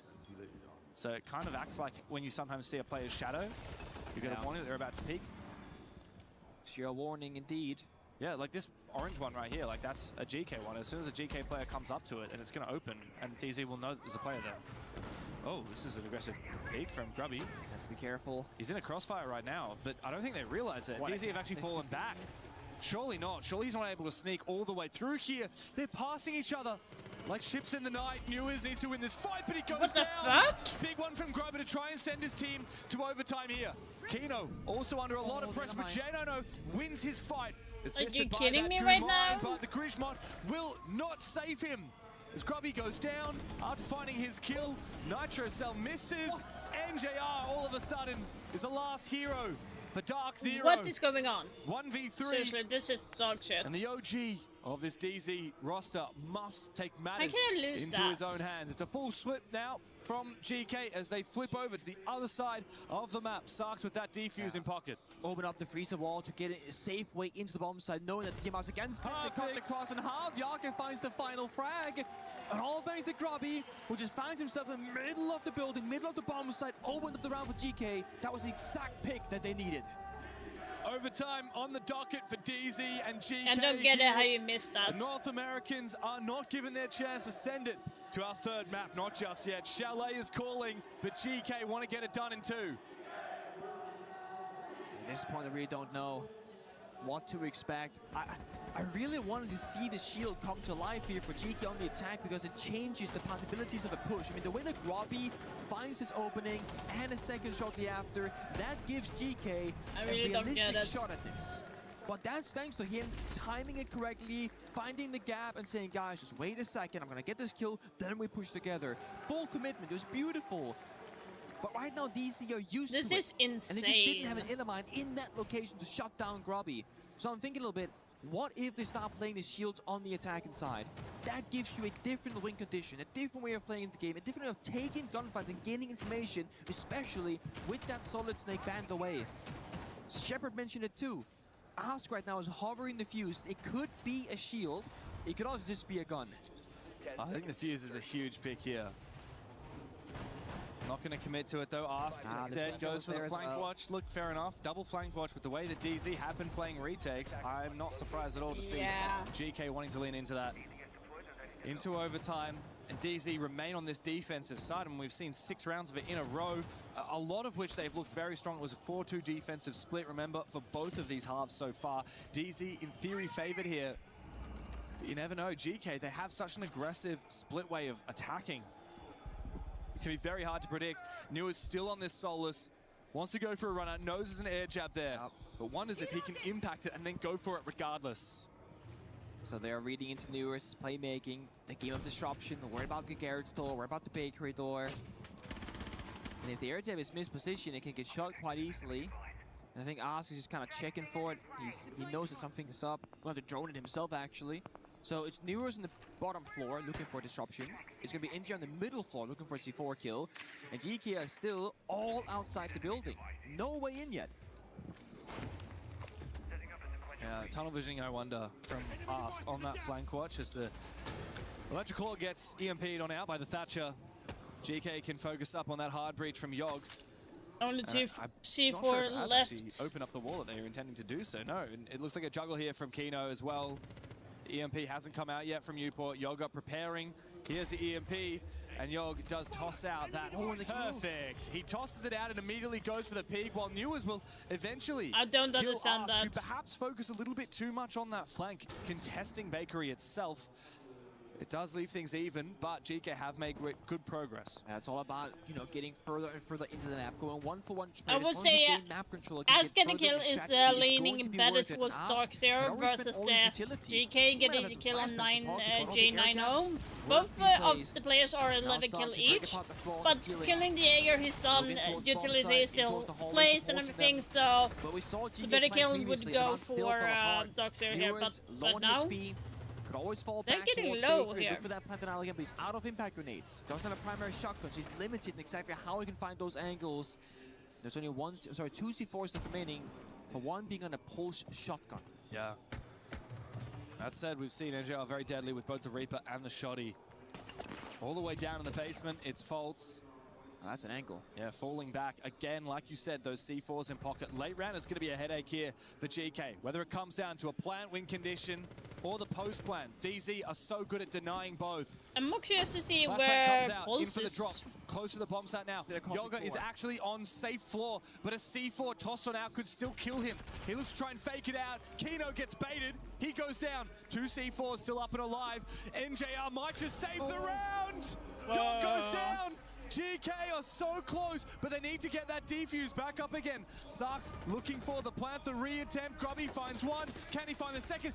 NJR's just got to deny the plant. The DZ nice. to get themselves yet another map Everything was looking towards GK in general. Like the only thing that leaned more towards Darkster was the kill onto Ask. Another player that could watch the downstairs But then for the they C4, were not so ready. Yog is running back and forth, juking them, baiting them, etc. But does fall eventually. DC's playstyle switch-up has worked tremendously well on the defensive side. The big question that lingers, though, can they get this done on the attack? Or will it be a defense crux to get it over the line? Oh, question remains indeed. Look, their attack was very rough. They won the first round of this map, which was that really perfect, thorough attack onto kitchen service, the basement. And then they won one reading room attack as well, which was pretty close. They got the bomb down, and then there were 2 players still alive at the end of it. GK bringing out all the stops. We see a Maestro make its appearance on the basement here. We see the combo of the smoke and the Goyo. It's going to delay a lot of time, as will the Tubarão. The Warden. Ask is actually hiding his Maestro here. We saw a lot of Brava picks from GK on their side, but none yet from DZ. If they don't have a Brava, I'm not sure they'll have many counters to try and deal with these Evil Eyes. And as we see the operator picks, the Orba confirmed here from DZ, they don't have many picks here that will help out with those Maestro Evil Eyes. Very good, they got locked on in. A little bit curious on the approach here, given the operator lineup, because it's showing a lot of different things. Yeah, Newers took damage the moment the round started. Was that team damage then? I'm not entirely certain. Had spawned Christmas Market, so must have been. Can I shoot the default cap, maybe? Yeah, that'll be. Although with that being said, he spawned solo in Paris. So Tubarão shot him there. Yoga went for a spawn peek. Very nice. Yoga and Newers, old teammates back in the Oxygen days. Went to SI25 in Boston, and well, took a few scalps, knocked out G2, knocked out Shopify Rebellion, beat SSG back when False was playing for that team. Rivalry continues in the server. Yeah, I've seen. I guess it goes back to the first kind of execute, right? Take top floor, do the vert, then try and make a decision. Do you go for a back attack from the hatch and VIP? Do you go back towards Bakery? Last time they went Bakery, there was a clash in their way. That stopped the entire round, but that's not the case for this one. It's going to be a Maestro instead from the sim player of Ask. So, I would say DC have all the options, because both attacks can completely work. It comes down to execution. Can they be perfect one more round? Can they get this done on the attack? Kinda They got don't so much like time to work this. with. They got full map control in the roam game, doing the vert, getting the hard destruction done. They even have air jabs and flank watch late round. Setting breach charge. Hatch open. And a soft breach on the floor. Perfect, so much redundancy. Breaching charges from NJR. Interesting to see that Kino's actually brought breaching charges as well for extra redundancy. It does mean there are fewer smoke grenades on the DZ lineup. Perhaps they're not looking to try and use smokes at all with the Warden in play. And also with the Blitz, right, you got a safe shield to just get into the action and block the lance of sight. Also, I think they were fearing that the Ram Boogie drones are going to impact track because there's 4 impacts in play, and then you get almost no vertical down. So this gives you that a lot of vert. Ton of it right now. And now they're ready for the attack. The question is, which side will they go for? And there's 2 ways to play it. Kino can drop the hands, go for a plant, or he can walk down the staircase and fight the Tubarão of Yogg inside of VIP, and with that kill, they can push forward, but Yuba finds the first pick.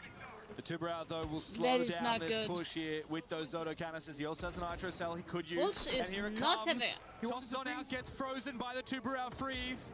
Can he get enough damage here on the Blitz? Can he peel back enough to try and stay alive? What the NJR fuck? certainly cannot survive as Kino finally gets damage and taken down by Yogg. The masterclass of the Tubarão in VIP, and somehow manages to survive as well. After Newers shot him in the feet, NJR not likely to be picked up. The diffuser is still on the ground. Yogg has held his position to perfection. It's going to be a flawless round here from GK. These are not good on attacking on Cafe There's at nothing all. for him to do. He can't march forward. He can't march back. All he can do is hope for an exit frag. But Grubby says, I don't want to give you the chance. I'm going to hunt you down. J90 saves the KD. GK, though, they save the round. So we gotta go all the way Crazy. to 15 for the final round here in Cafe. It is gonna be a defender's paradise. But the issue is, this is the end of the road, the final moment, and GK will be on the attack. If they want to be victorious and take this 2-0, they have to win, or it seems like almost an impossible side. And no matter which bomb site DZ decide to go to on the defense here, GK have not successfully won it. They've been so close, man. They've even planted twice. They've been like right there at the finish line and then countered by DC. It's because of that playstyle switch up from DZ that you mentioned, playing really slow, playing to fall back, playing to retake, playing that clock. It has been the 6th player in the server for Dark Zero. They're doing it. This is such a classic. We go 7-7 and Clash gets brought out as the wild card. It's the curveball to change things up here. And they get the Echo as well. This gives DC retake options on the staircases, re-aggression into VIP, into Bakery, to try and deny a plant late round, etc. It gives them many different ways of playing it, which will be a surprising factor because this shouldn't be about falling back step by step. It should be about DC choosing where and when the fight will happen, but as the defending team. And they're getting rid of the Zoph, which means that they're not going to have the concussions to try and counter the Clash. They're also getting rid of the Capitao, so GK do not have much util here to counter the Clash. You could argue the Thatcher can help, but it doesn't do a massive job. The big target here for Sarks, he won't know it yet, are those Yokai drones. He's probably going to be focusing up his Brava drones on getting those Aruni gates, but if he could hack a Yokai drone, that would mean everything. The Yokai drone could actually then be used to counter the Clash. The other side is, I think, a lot of pressure here on York, right? Because this setup with the Aura, with the Brava, with the EMPs, they want Baker control, like we've seen so many times attempted from them. York, who has frag grenades. Okay, so he has the frag grenades because he gets smokes, I guess, from the Aura and the Brava. Okay, then they get a bit of everything, but you gotta enable him with the smokes and get in Bakery and probably try and take a fight. Because that can just walk on in, they won't see where he's attacking them from. But it's so much pressure on a single operator. He's gonna jump in right now. They're rushing in. Finds the opening kill, thank you to the smokes. GK have their chance, the best chance we've seen from them. 5v4 against Dark Zero, who have looked to try and delay these rounds as much as possible. Well, guess what? Your smoke is gone. There's still smokes in pocket now for the attack. 3 more, in fact. But York is so low on health. Any pre-fires through a smoke and will likely kill or injure him. Oh, no. And that is a big win con for GK. They have good intel though. Sox have so many drones positioned inside the building of VIP for that backstab potential late round. So distraction in Bakery, smoke grenade, try and breach the wall, get that pressure. Come it's on all about now. making DC Yeah, move it and is a bind into nail the fact this biter. attack will be a frontal when they're having somebody rotate later on. But Come they're on, all DC, fighting come by Bakery. on. Problem remains. What do you do about that Clash once you get up nice and personal? Well, you don't have your Thatcher anymore. They found NJR. NJR has been traded on back. That was the Aruni. Now The deadly Sox DMR. backstabbing. The backstab from Sarks must have a no. big impact as he tries to make his way through reception. Okay, Kiro, you need to be alive here. You need to deny the plant. Come on. To try and make his way forward on the bomb site. GK still have the numbers advantage, but they can't figure out how to go in and plant because DZ keep on retaking. Not a lot of drones left remaining. Oh no, this is no not easy way a to push on in. good spot Sarks is for... waiting for him, but hacked by him himself. They need to sell this attack on the front side to enable the space of Sarks to get this backstab kill, but it doesn't work out. False finds Yogg. Big play from the Yeah, Clash. you fucking muppet. Fox knows how to Die. have an impact on this operator, My and now pillow. he's been baited back again. As the Riora gate opens up, maybe they can get a line of sight, but no, it just Come allows the on. Clash a little bit more vision. We're and a showing little bit of a this. flank. They might be able to close GK. that door behind the Clash Exactly. and trap him. Then there won't be Come any on. escape for Faults. Surely that's the play here for Upor. He needs to try and close that gate. Tries to get the damage onto the Clash. Bikino jumps up, sucks the trade. Krabby and Sarks now have to have an impact, but Folds still continues pushing deeper and deeper. J90 needs to help him out as the damage comes through onto the shield, but J90 will prevent Sarks on the bomb side from hunting him down. Krabby has no choice. DZ, Yeah. Go to Ferdman! Let's go! in this series. Oh my fucking god! Is a cold DC, you place to go fucking... to Oh if my you're god, GK you and you want to get trash. it done in 2. But it's not over yet for North America. Such a way to do it as well. 7-7 gets on the Holy clash, and what you know, fuck. Bolts doesn't even take any bit of damage. He's getting meleeed. He's getting swiped away at the shield. He's backing off, and he gets his team a kill himself and 2 kills off his positioning and the intel game. GK was so split there. Do we push Are the gap you on the bottom side? joking? Do we push Like, the clash? are you Both fucking times the wrong joking? decision was made, and they went They just punished. had to do that. Such a Literally. momentum stealer off a game, off a map here for DC, because that was They GK's map. literally had to They do came that. out the gate storming. They planted the first couple attacks, but then they retake after retake. The comeback start for DC. But Chalet, you cannot play the strats and the layers to the same level as Cafe. It'll be a very different approach, very different pacing compared to this map. Well, DC managed the reverse sweep against Weibo after losing the first map handily. And they look like they're on track to do the same thing again here to GK. Next up is Chalet, and Pengu, look, it's anyone's game. The major champions are showing their quality here after GK had a ripper of a start on Cafe. But it's not over yet for either of these teams. GK have one last chance to dig deeper. Dark Zero, though, I mean, what a showing. On that defense, they gave us a serious masterclass. They did. There's something about this core, you know, the SSG going back as many as you can. They've been a dominant team on Cafe because they know about the layering. They know how to play those close areas together. And it's about utilizing the intel game. The second the Holy. viewers got on Solus, another layer was opened It up. is, Game like, of disruption. crazy. Before that, NGR on the post, the synchronized push to deny the plants, the successful retakes that I mentioned before. And the only time GK got in is when Grubby found a gap like that, somehow spawning in the middle of the building, finding 2 quick kills. If that didn't happen, GK wouldn't get the round. So many of these rounds were determined by DZ making plays and playing with the team chemistry that we know they have, that we know that led them to win the major just a few months ago. We'll break it down for you with our experts down on the desk. Will Dark Zero continue to fight another day? North America, not out of it just yet. As we welcome you back to the panel, my name's Rainday, and I'm joined by my boys here, Batman and Robin, Iconic, Alpha Mug. Guys, this is one of those where I feel like Shields, I asked the question, how important is it?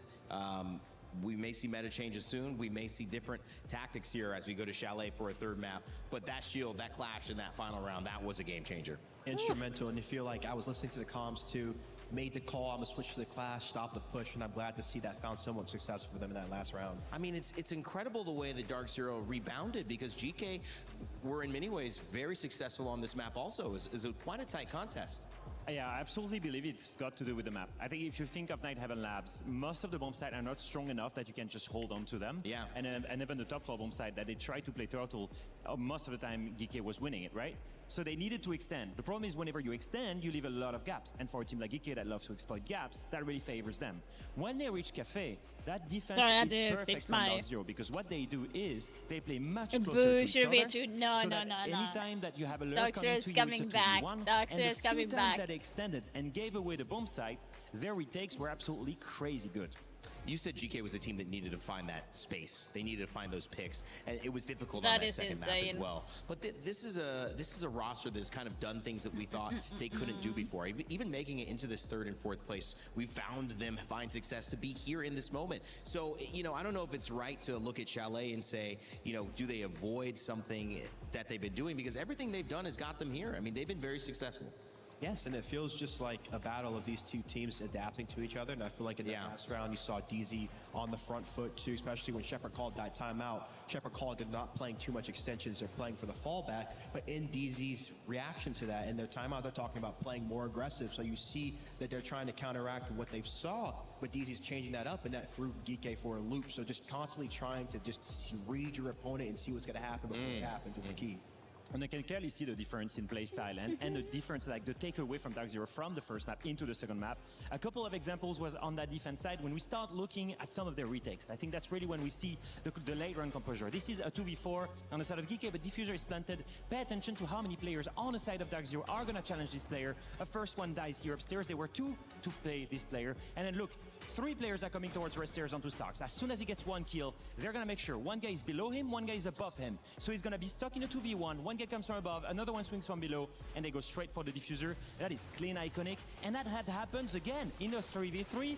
GK are gonna go for the plant here on reading. They're gonna go at the doorway, and they do exactly what they need to do. You have one player upstairs holding the cover from above for the laundry swing, and at the same time, one player that's towards pillars holding the swing here exactly like you're gonna see. But what they don't pay attention to is one player retook upstairs, one player retook the plant, and boom, wait, what was a 3v3 is now a let me 3v1. check if I Just got very them calm with them, just making sure they can points identify back their if I win got cons rolled and going back. for the gap. Ha! I want to talk about Yaka I haven't here gotten and his performance. any He's rollback. been What really the strong fuck? today. He was Why is strong on the everyone map getting as a well, rollback but couldn't but not find me? it I'm done. pretty I sure feel I've like GK's faced a had lot of couple cheaters. What asks the as well, fuck? I think went positive. KD, do you think they've had some nice individual performances? Of course, but I still feel like they're doing well as a team. You see a lot of their plays, especially on that map on the attacking side, that one bottom floor round in OT where they made the back push work when it didn't look like it was going to work. That's a lot of good team play. It was just great team play from Dark Zero to counter them out. It's really hard to separate them because you look on one side, one team's doing well here, another team might be doing well there, but you go down to 7-7, you have an overtime on Cafe, and now we switch gears towards Chalet. Where does this conversation lead us? Because Alpha I know this is a map that both teams like. They absolutely like it, but for very different reason. And in my opinion, Chalet plays completely different from Cafe. When I mentioned that Cafe, the map is strong enough in defense that you can just most of the time turtle in that basement. You do the first floor extension, same thing on the top floor. And even when you do an extension on a reading or mining bomb site, most of the time you kind of stay towards that cocktail side. So most of the time you're quite in a close-knit group. I think in Chalet it's completely different. Chalet is so strong for the attackers because you have so many viewpoints directly from outside. Yeah. So you have to fight for every inch, and you need to fight for even, I guess, really long extension. But you've known it now. Extensions means a lot of space. That's right. Means a lot of free space for GK to abuse. And that's exactly what GK wants. On the side of Dark Zero, what do they want, having lost the first map and going into, well, this is exactly what happens for us. We lose the first map, we bounce back, we've done it all tournament long, we do it again here. I imagine confidence, you've played with these guys before and around these guys, confidence is something that they're carrying into this final map. I mean, of course, you just see it doesn't really go anywhere for them. They keep the vibes going. Yeah. Especially on Nighthaven Labs, they were in a pretty crucial position. I think it was 3-5 when the lag out happened. They were in a 4v5, getting ready to go in there execute. They lost out. Not lost out, but the game dropped.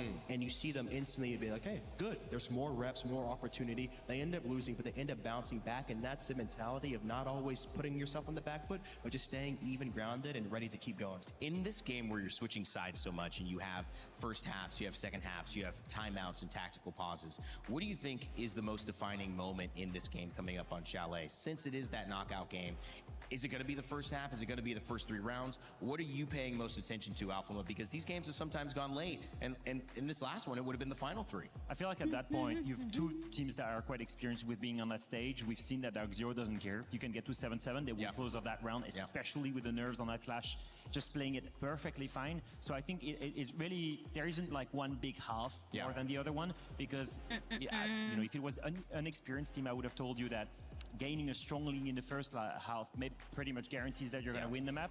I just don't think that's the case with the caliber of the teams that we have here. When you look at the difference of maybe how some of them individually are playing, let's focus in on Grubby, because he's been instrumental. He's been instrumental in teaching Ask, bringing him into the way that they do things on this team. And it's a new iteration of GK Esports. A lot of people, again, realizing that this team, 3 of the members formed in June to come and get it to this moment. How big of a moment do you think Grubby needs to have in this final map? I mean, I feel like he's been doing great just spotting the gaps, getting into it. His team on the attacking side, they really find that success when he is in the crucial gap and he's in the kind of the hive of the defense and just working it.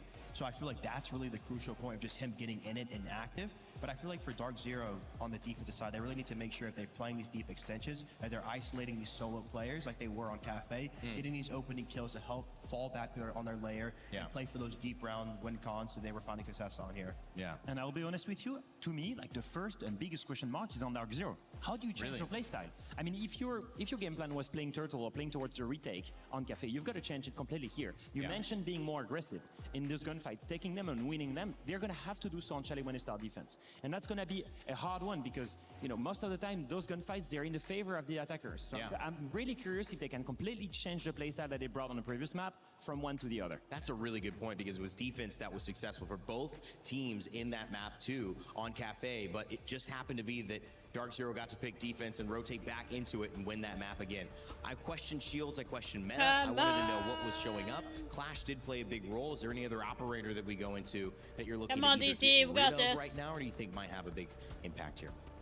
Maybe some info ops. Yeah, I would go for crowd control players like the Grims, the Capitaos that are going to be so strong on Chalet, because despite those big extensions, it really revolves around some strong position. Obviously, you think of Fireplace towards that library side. You think of maybe what's going to be in front of Master Window, Solarium, all of these positions that are going to be removed by a Capitao, by a Grim, this time of operators. Well, picks and bans on your screen here. Final map I want to say Wamai and Clash or Wamai and Mira. Added to your prize pool if you take third place. But that's just me, the castle. Easier for them to hold those outside positions, so I don't have to rotate it around as much to get to clear them off.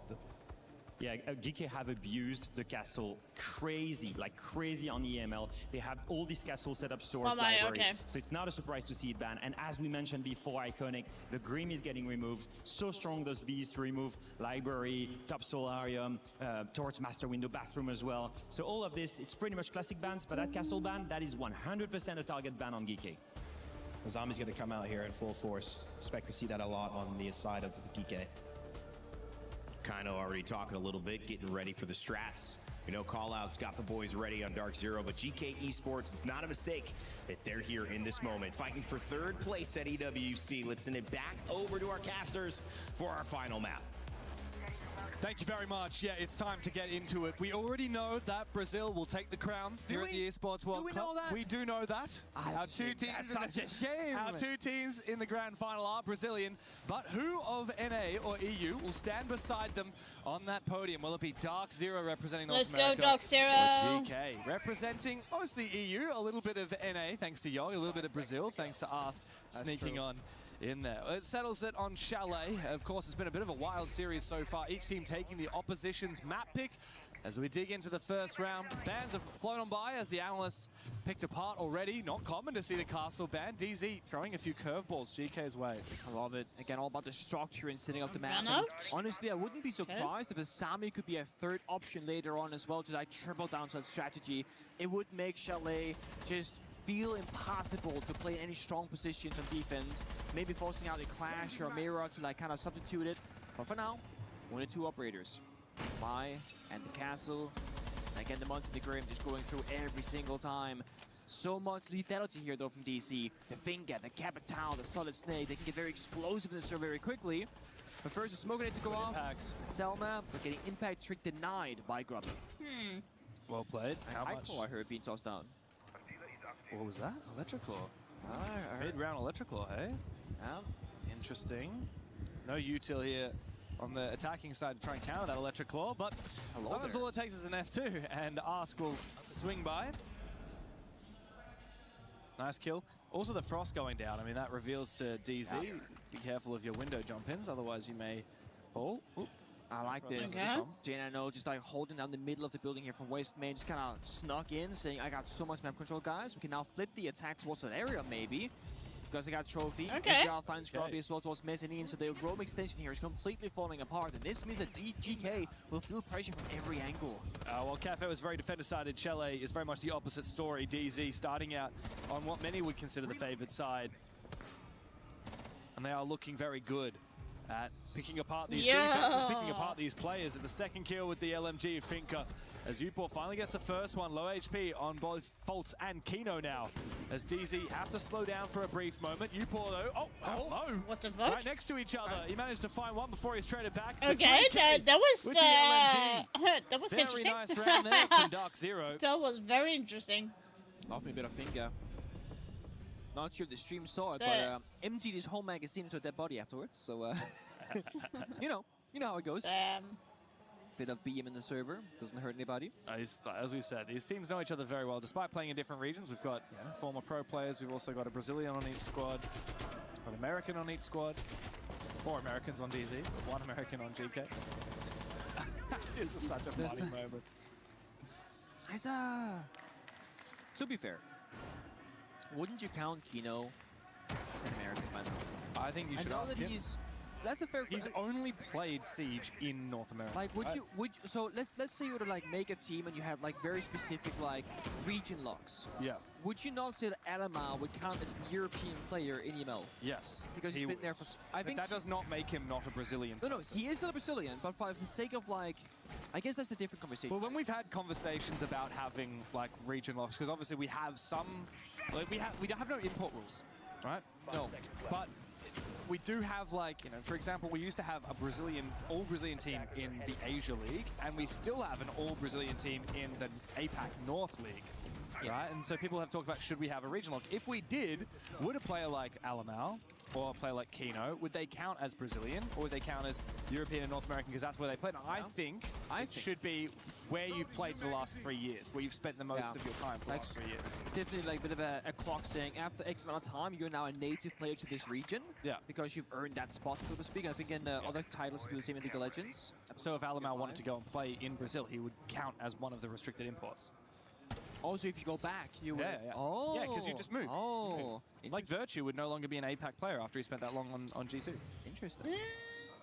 Doesn't mean he's not Australian. Apparently it does. No, it doesn't. Oh, okay. Virtue went on to retire instead, unfortunately. Didn't quite make it. Doesn't have to denounce his Australian citizenship just to Well, go we play got for down. G2. You didn't feel betrayed at all when you did it? No, I think he got upgraded.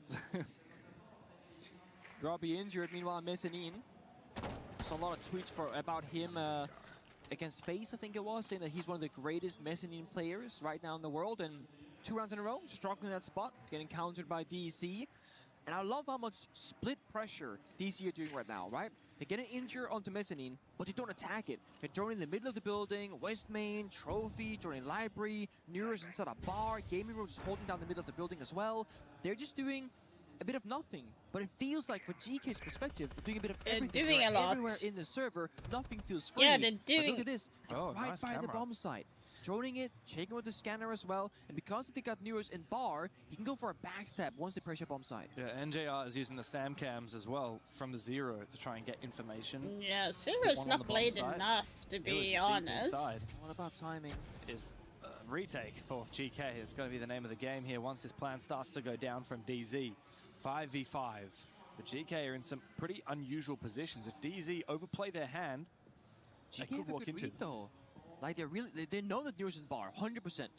And they got verticality on the bombs that denying the plant, so not worried about that either. But now, Kino and Joe make it into deep kitchen. When will the plant go down? Well, they need to try and put some pressure on the top floor. Genino will do that. He'll take down 2 players on that top floor with the F2. He needs to try and escape. However, the jump out from Sarks will take him down. Plant has been confirmed, but GK actually still hold the numbers advantage. A retake is very challenging, though, with how exposed this map can be. The Nitro Cell expended to create Vert means that he can't use it for the player on the window. Good cut from Faults, who can now quickly rotate down to Trophy.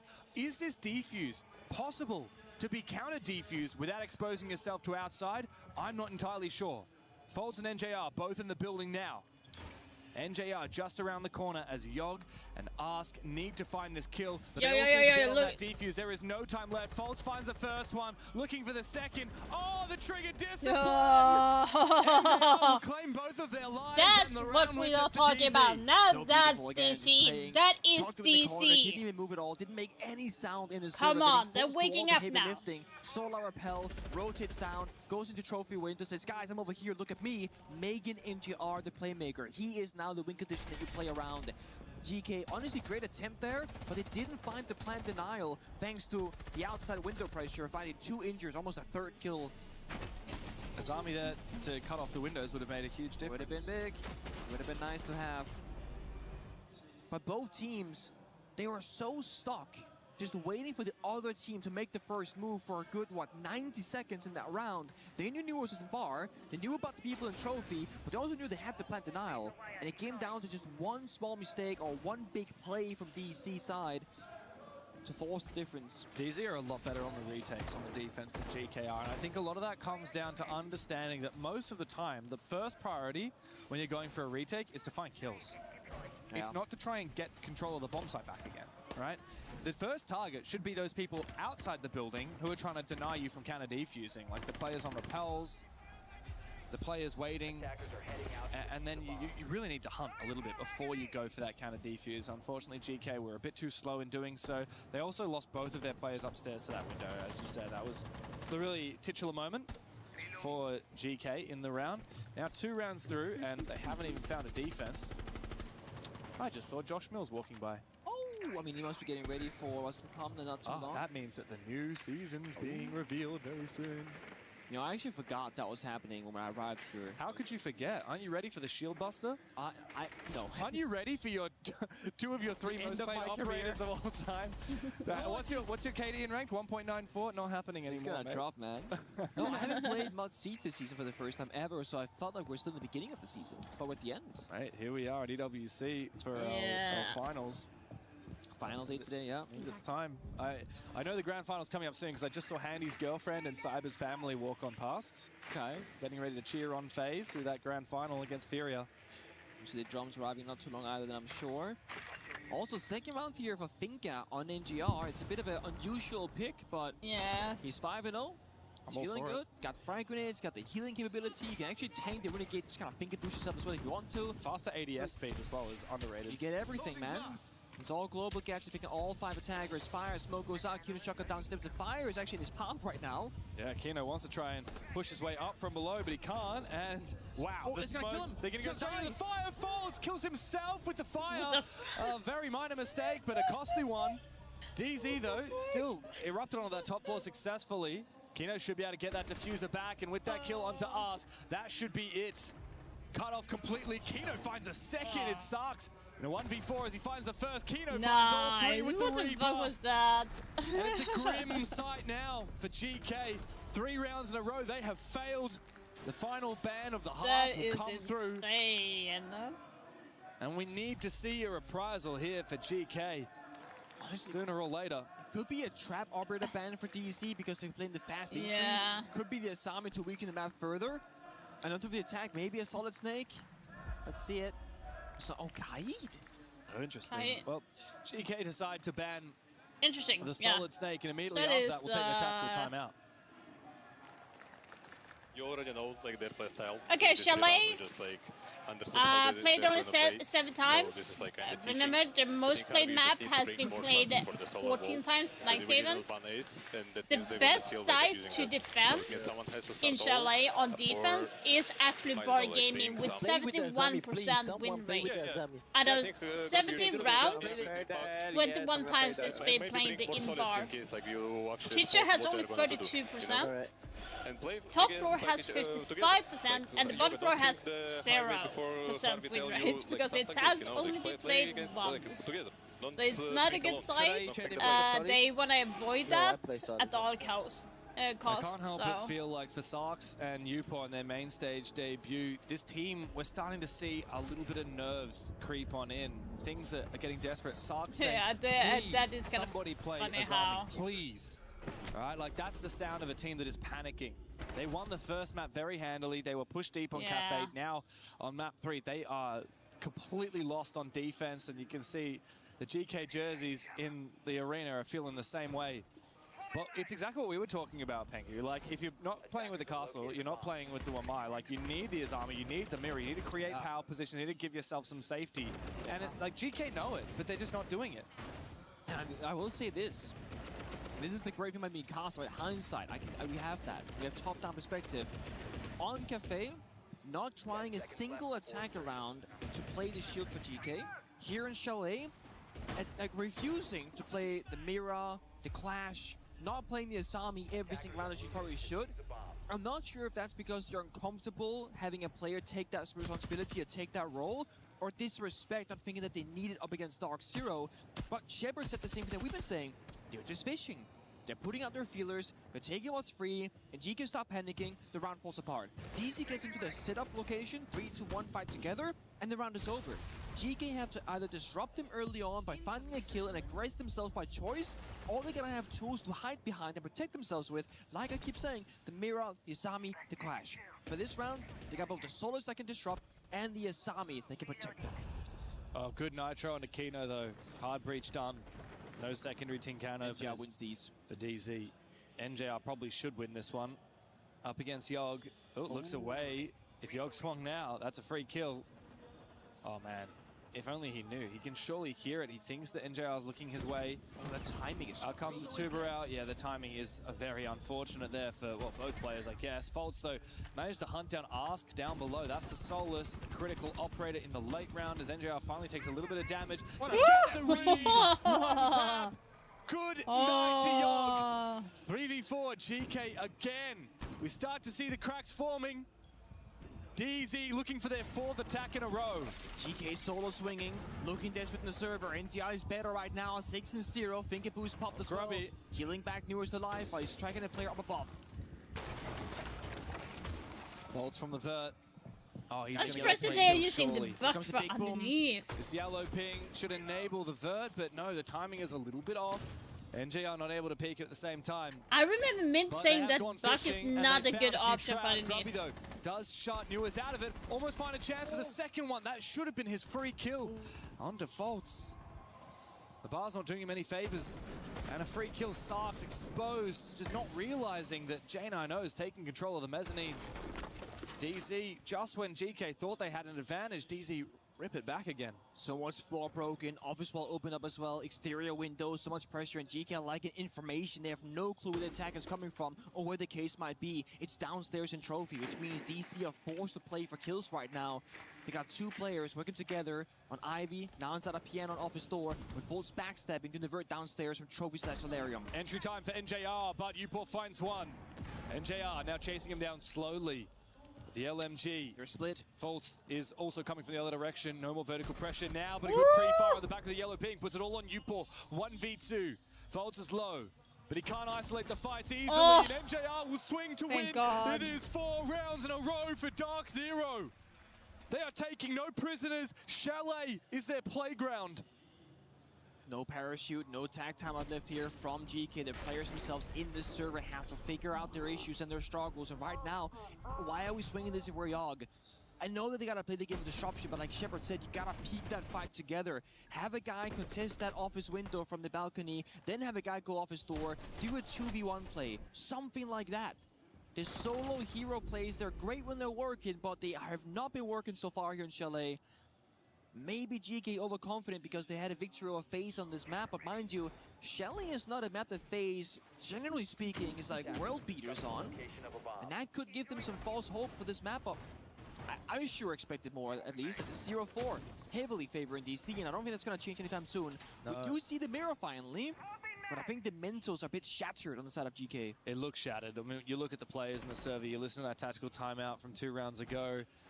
Even seeing GK in the crowd, you know, like it's so hard to fight back from 0-4 on your defense. Come on! I said that Chalet DC for the win, guys! I stand by that, but I'm pretty confident that GK would have been the ones that get to pick I'm pretty sure I'm right on this one. The round differential from the first 2 Let's maps, hope right? that Like it's GK keeping up. Let's hope that they don't fuck up in defense. DZ lost 7 on the second, so I would have thought I'm that hoping GK that would they get are the not map fucking pick. it up. The side start pick. What if they did and they chose defense? Yeah. Bit of a mistake in hindsight. Uh-oh. That's what I said as casters. We have the fortune of hindsight. Did you get the cam this time? Did you get it, man? Hey! He has the hit confirmation, right? When he hits the camera through the wall. I hope so, at least. Either way, NGR is doing some Let's goofy go. rolls right now, Let's right? go. Playing the finger, Let's go. playing the 0. This guy has not died yet. He has been a huge playmaker in every single round. I wonder if I can. Always last alive when it comes down to a low player count, finding those final frags. DC, again, they haven't changed up their playstyles. Again, fishing, getting drones in there, getting into information. And what better operator than Zero? Such a low pick rate operator, but if you can get all those SAM cams across the building, you can just lock down so much. And the yellow pin should get with it as well. Missed opportunity of Newers, could have had a freebie, but he is having good presence, and they might think the window is clear, so if they step back towards the window itself, he could still find the kill.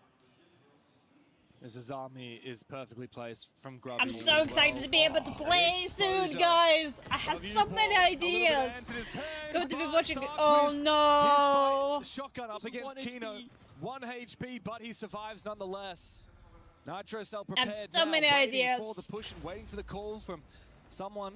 that perhaps they are pushing in up above. He doesn't have the info. He blindly blows it, and now False is hunting him not too far away. Low HP. Sark should not survive for much longer, but he manages to cleanse it thanks to the mute jammer. No, it's crazy. If you get a Sam Cam, you can actually injure Sark with a 0 gadget doing 5 damage right now. Really crazy if that happened. False is inside. It's time to plant down actually, but almost no cover. Yogg should be able to deny this plant, but it gets red. False goes for the fake. The plant denial. The third positioning now from Yogg. Is there information? Can they find this plant position? It's missing. False is going to be able to confirm this plant. Surely No DZ way. in the post will be able to lock it up.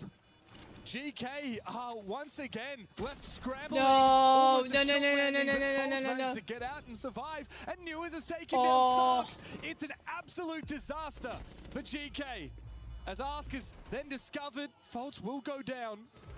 But Yogg cannot have the impact that is required. Yes, let's go. Final 2 kills with the R4C, and DZ Holy shit. have made 5 in a row on Chalet. They are making mincemeat out of GK. Like 5-0, guys, 5-0. It's getting very quiet right now from the side of GK in the server and outside. The dream, it feels over. Hope is lost. At every turn, it's DC opening up the kill, getting the clutch, getting the plan, getting the better of GK in every single engagement. There was 4 kills in that round, by the way. You see how DC, they are so fired up, finally showing some signs of positivity on the player face because it looked a bit frustrated earlier on Cafe. Come on. A hard-fought victory in this comeback. And to think that GK were only 1 round away on Cafe. And that changes absolutely everything. And the very final round was a 3v2 in their favor. That Falls and NGR, I believe, then clutched back to win the map. NGR is still deathless. That's insane. He has quite literally played 5 rounds, gone 7-0, meaning a lot of engagements happening. And he is winning every battle he's in, and he never dies by getting caught off guard. No, that Finker is a rare sight, but a very welcome one for DZ fans here. NJR, deathless, 7 kills. GK left running for the hills. Time to get on your skates here on Chalet because DZ are looking to plow through them. It's another one from Newers. Jumping in the window with the pistol. Incessant. Oh, what do you say for GK other than it's Tilt City? Flow state right there. And Scrobby now can sit back and watch his team lose this round without him. We're seeing Yaga go for this. They're making a lot of mistakes. The Nerfs is taking over. The Nerfs is taking over GK right now. I can see it. They're swinging now in desperation. They are not calm enough right now. This shows that the team still needs like more experience to calm the nerves, not to be feeling stressed and everything. You need to calm down. Exposed, but almost catches another player running back. Sark's answering his phone. He's stuck in a corner now. Theory trapped. Doesn't go for the swing either. He knows Kino is inside piano watching him, so instead, with the right timing, does a bit of damage. Oh my god. Somehow Kino stays alive. Yeah, I mean, so many moments like that in this map where GK have surely had the advantage in the gunfight, but they just fumble it, and DZ somehow get to survive. They look to survive every single round of the attack. Upor must go down. He will fall. Asking a 1v2, the lone man. But GK is the Brazilian. As Kino's back up on his feet, thanks to the Finker boost from NJR. Nitro Cell finds nothing. Out comes the M1014. This shotgun can pack a punch in close range. Can it get the multi-kill? Sees the... Hello? Ask! Does you not see them? Turn your goggles back on, mate. You can't see anything. Time to get some glasses. It's a 1v3 on the retake, and DZ have gone back outside. They have evaporated back into thin air. You might spot the first one, but NJR, untouchable! 8 kills and not a single death to his name. It is 6 rounds in a row for Dark Zero. Yo, that is insane. Yeah, that was awesome, bro. That was fucking epic. I'll tell you what, fellas, last fucking Bay of Hail getting tossed in was a good pull and a crank, man. Good decisiveness. What do you know about that? Yeah, what do you know? It's a great last attack effort. What do you know? Not taking it serious just turns into absolutely floatable. Just turns into Like who would have guessed, bro? Who would have guessed? More, and it's just like what that. But I just hopped in a window. We'll talk about it though. It's a new thing. We haven't really learned that yet. We haven't really talked about it before. You're right. We'll debrief it after the break. We go over that a couple more times. Yeah, we'll talk about it a few more times. Again. Four gap again. The only thing I'll say as well is on this defensive side, they're gonna be playing with emotions. So just like be a little more hyper aware of just like the crazy shit early. I mean, honestly too, it'll be a great round to spawn peak like this first round back, just because they're gonna be flying on a spawn. If I had to guess, like they're gonna be trying to get it done right now. Yeah, I'm hearing you. Do you think they're gonna be trying to get it done, or you think they're gonna Notice like it's already like we play bad, so let's ignore that. I mean, bad half, but we still have one more half to do. Come on! Let's go, guys. Time to shine, baby.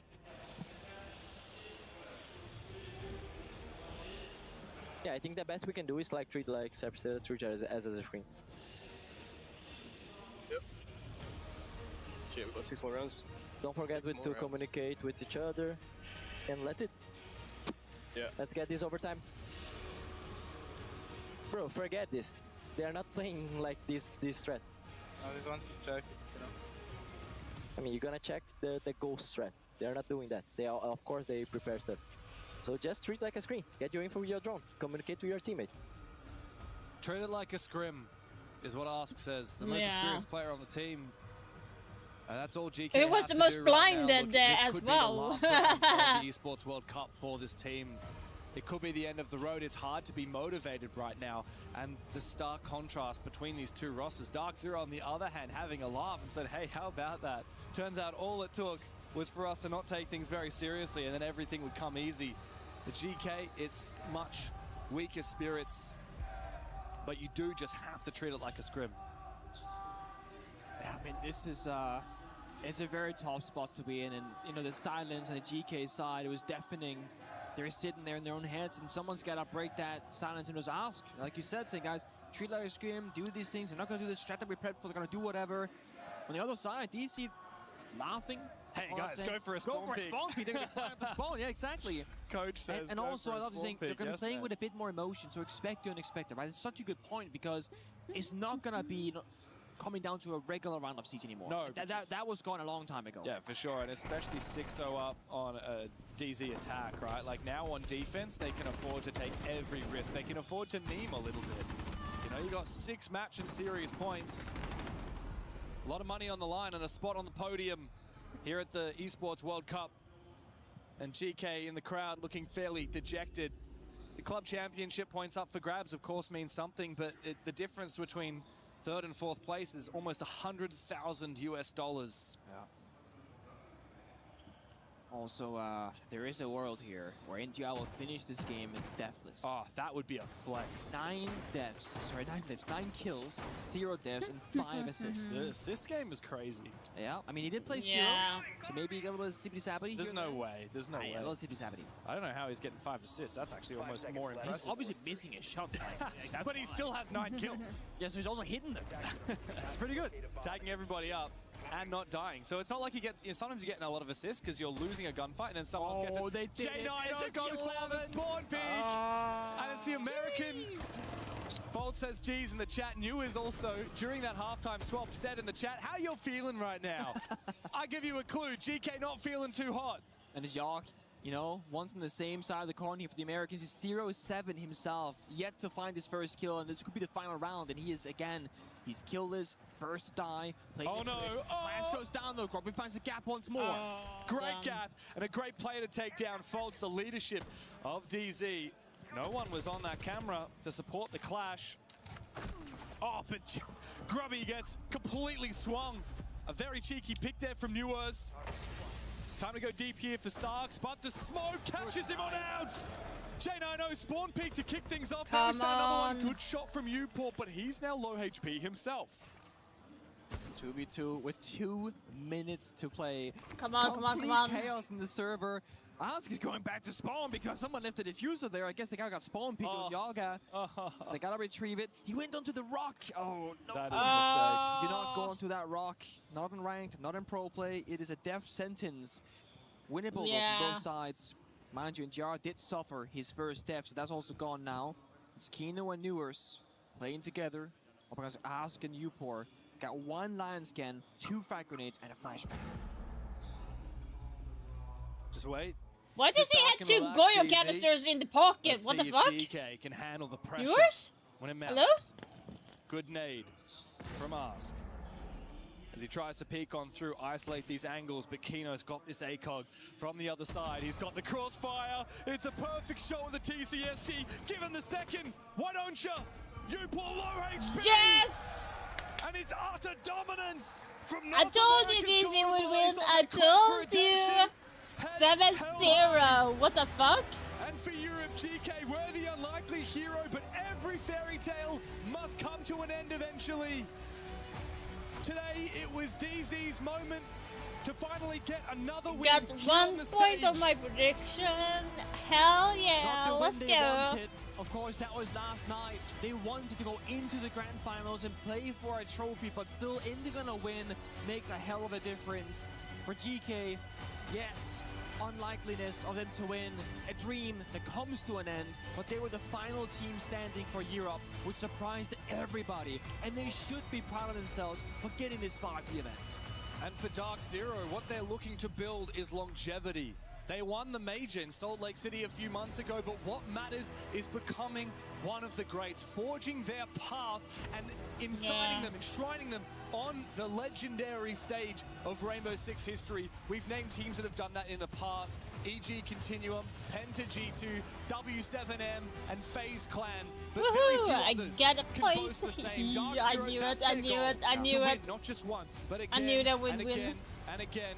And they didn't get close enough this time, but they can work from here. They can take the next steps and look forward to the next event in Japan and look to take the trophy there, and then to take it in Brazil at the Six Invitational and every event from here on out. This is only the beginning for Dark Zero. It's all about scaling and peaking at the right moment. You don't want to play your very best in a stage game. You play the very, in terms of like stage 1, stage 2 domestically. You're gonna play it on the real big stage in a grand final deal, because that is where you gotta be at your very best. And a 3rd place finish isn't the end of the world. It's not that you go from winning to getting first rounded and then it's a fluke all of a sudden. Of course, and this derby, the battle between North America and Europe, the constant question, which region is on top? It's finally been answered. Back to the desk for Rainday and the boys to break it down. Thank you, Dev Marta and Pangu. Great call on the game today and great call over the course of this tournament. And we're going to switch out some talent in a moment, so well done, lads. It's been an amazing time being here. This 3rd place matchup puts North America on top in the conversation against Europe, and quite convincingly. Alphama, as much as I try to, help you out and be a speaker for you, be a voice for you when you're not here, there's really nothing much I can say at this point, Iconic. So we're going dark, baby. You know what? All I can say is I'm really happy for GK. I mean, just take a look back at their journey. It's absolutely amazing. So many of these players, they struggle a little bit in their careers in the past few months. They were given the opportunity to go on GK. No one expected them to even make EWC. They didn't only make EWC, they made it to the main stage. They surprised everyone by winning quarterfinals. They made top 4. That in itself is an achievement, and that's only the start for this team. It certainly is. This is just the beginning of the legacy for both of these rosters. And, as Dev was perfectly mentioning, this is trying to build continuity and trying to build something for Dark Zero that can stand to the titles of W7M and Penta, G2, and to be one of these great teams, these great dynasties. And, one more win, one big final win, that might do it. I mean, again, but you can't let anyone else put expectation on yourself. I think W7M, when they did that, when Penta did that, they weren't focused on anyone who did it before them. Each of those teams have to go out and build them for themselves. And I feel like, we talk about these trophies kind of like the McDonald's collectibles that you go from store and buy, but it takes real power to come to these tournaments where everyone else is working to every day, year round. And it takes a lot of willpower to come through and win these tournaments. So respect to FaZe for what they've shown. Absolutely. It's a different side when you're having the conversation and This when you're is playing going it. to And be obviously, at the end of the insane. day, there's only so much for people watching at home who love the esports to talk about. This will be one in the books for North America and one more added to the legacy of DZ. Alphama, you mentioned GK Esports. I wonder how long they will milk this, because it did say that they were going to be showing the new season at Revive 5. the career of Ask, revive the careers of Yoga, at the same time revive the career of Grubby, who played played a little bit at tier 1 level for Secret, for Fnatic, and never really reached those heights. Yeah. For all of these players, it highlighted also some rookies in Upor, for example. So I think I look at this roster and I'm super happy about the performance. I'm really proud of them. And I think, honestly, they outweighed so many expectations. I can really hold a grudge on these guys losing this match. I think it's all fine. Congratulations to our teams who showed up for our third, fourth place match. Not the easiest one to do, but Dark Zero claim $85,000 more to their prize pool, and they submit themselves as third place after taking the Salt Lake Major prior to this. Coming up, we've got our grand finals and a special reveal panel you do not want to miss. So pay attention to our Saudi radio comms, and we'll see you on the other side.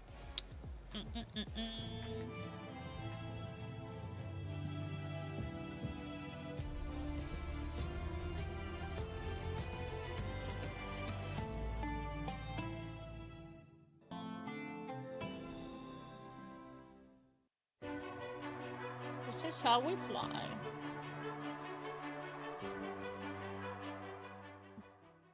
Peguei a Clash. Nice, vou plantar, coitado. Peguei exame. Coitado. Peguei aqui, mas Ordina. Cima. Plantando, coitado. Tá em cima, dropou. Vamos, vamos. Vamos demais. Mesmo. Vamos. Aperta seu pai, caralho. Show também, show. Deitou. Para, cadeira. Cadeira, peguei. Só show. Waste miado. Passou a porta, Vitor, na porta com tu. Já tá dentro do Marrocos, já. Dentro do Marrocos ainda. Morocco? Tá na bomba, vai me What? confirmar. Confirmou. Tá parado na bomba lá. Vocês estão em choque, cara! Gonna walk through con. Nobody get me here, Jack. Yeah, Jack needs help. I'm blind. Alright. Gonna be pillar. One to dead? Do you touch? Pillar dead. Oh, yeah. Nasty. Wow, there's a huge difference in cost. Tô marcando se dropa vermelho. Cuidado do bomb, bate. Tô de medo, relaxa. Mata o elevador. Vamos! Guys! Vamos, guys! We have the cam. Pick blue. Nice. We still have the cam, stay there. One lobby. Harvey, hold the tiny angle lobby. Yeah, I have it. Blue starts clear. To be on, together. Play, Suvi one. Can we play aggro? Nice! Let's go! Damn. That's the DMR, bro. Hardy! Play the game, bro! Stop f***ing around the map, baby! He thinks he can come in here and play my game. He knows nothing. Let's go! Tyler 1, you're done. Raw energy. Half a blow the house down.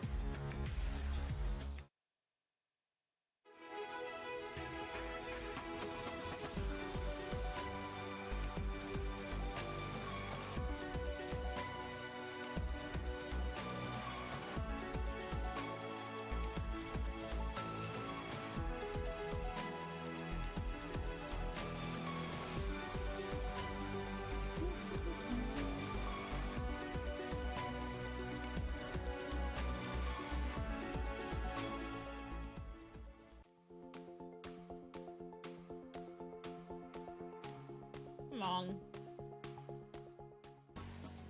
The battle for Brazil and the battle for the trophy at EWC, which has become a mainstay on the Siege roadmap throughout this competitive season. Not only do you have $750,000 to first place, over the course of this day, we have given away and will continue to give away over $1 million in prizing for the teams who earn it. And here in Paris, of course, everything is earned and nothing is given. And that's why I've got two guys who know about earning, who know about giving some great analysis joining me as well. Laxing has joined the panel. Iconic taking a break here. Alphama's still with me.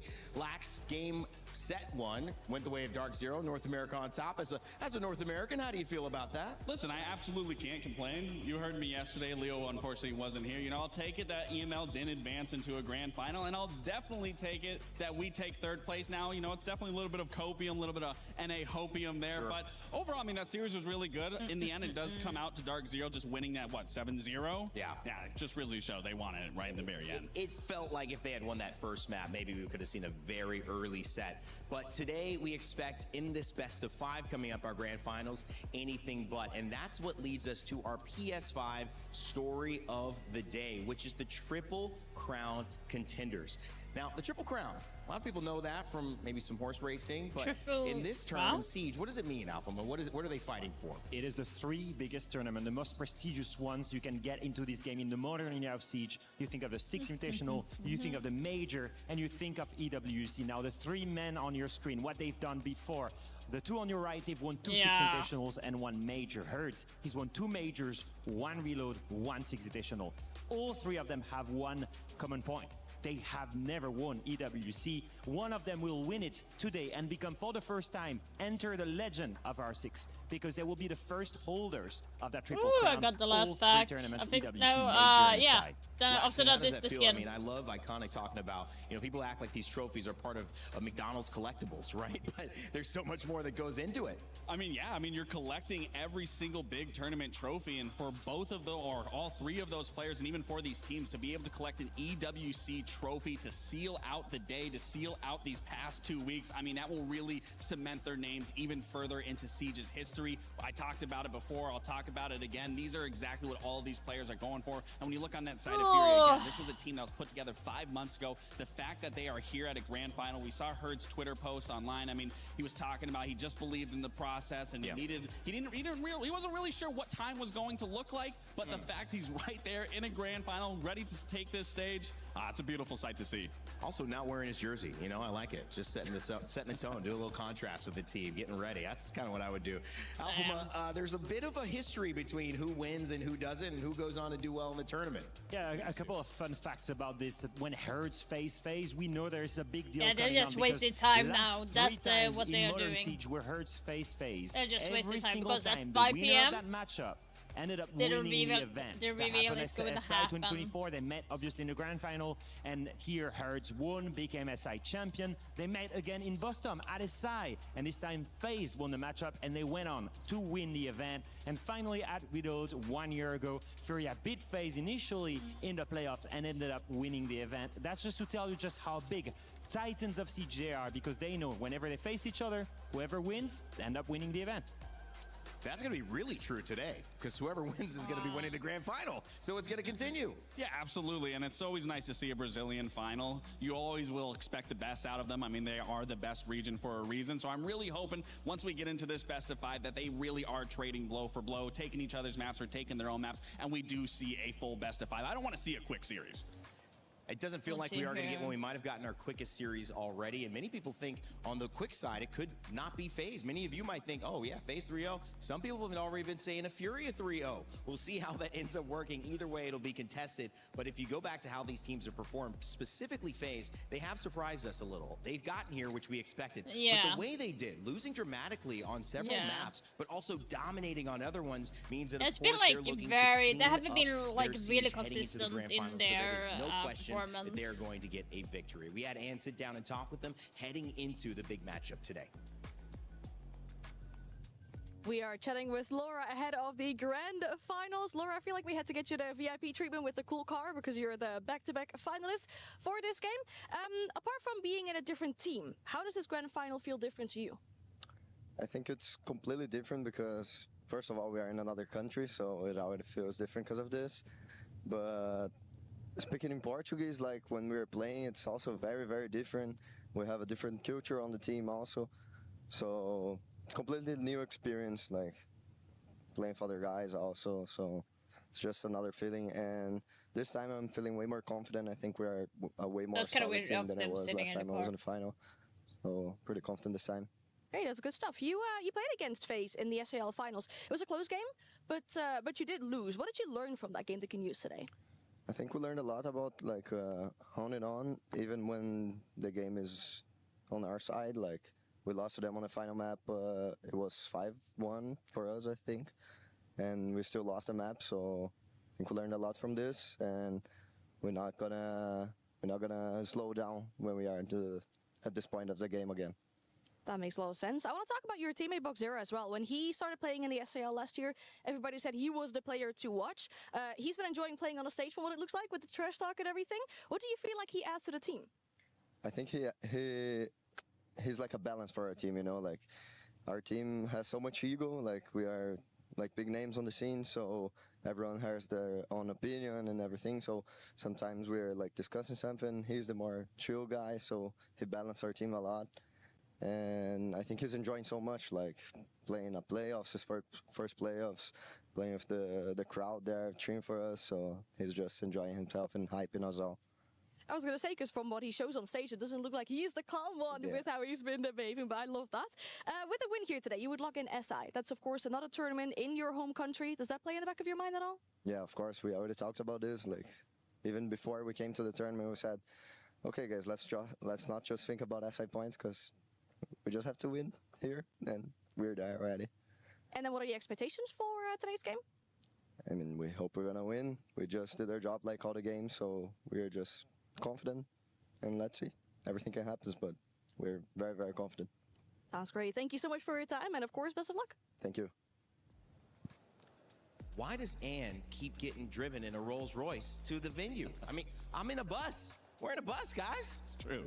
Is Ann really got it like that? Ann, come on. All right. You know what? At the end of the day, though, with the jokes around Boxera and him balancing out this team, that's interesting, but it clearly plays that vital role for them. Yeah, it was something. I mean, there was many things that stuck out there, right, that they were talking about. I mean, him talking about their confidence, very clear you're in a grand final. But when he was talking about Boxera kind of being that equilibrium, that balance where everyone, you know, they kind of have their own little egos in some ways, and respectfully so. But it is funny when you think about Boxera that he's the balance of that team. And honestly, I'd have to agree. I mean, when they were celebrating, getting ready to cross that key, he was in the crowd. Ready to cross that key. Where was Bach? He was in the crowd. He couldn't care less about crushing a key. He was enjoying the moment and being in the moment. To be fair, a very good crowd to jump into, though, off of easily. And everything. Absolutely. I've been drumming with the guys, and I would jump in you too. You were with them. I was having a little bit of fun. I'm definitely not biased. I definitely did not drum with the Furia fans. There a Furia jersey under there? Don't worry about it. No, the main thing that I want to take away from this is I had the chance to meet Volps in the hotel today and just talk to him a little bit about the matchup. And I was telling him, you know, all the pressure is on FaZe.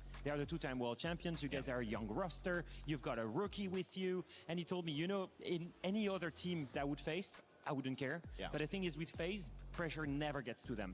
So I know we don't have the pressure, but they don't either, and that's not an advantage. And I thought that was such a clear view for him because he knows them very well. He knows that's not going to be an advantage coming into this matchup. So interesting. All these regional matchups giving these teams different ways to go. We're going like 3 or 4 layers deeper because they know each other so well. Both from the Brazil region, Siege, Brazilian Siege. It has just been phenomenal at this tournament. EWC has made it clear they are on top. But which representative will it be? When you look on the side of FaZe Clan, many people expected them to be there. Furia talking about their journey.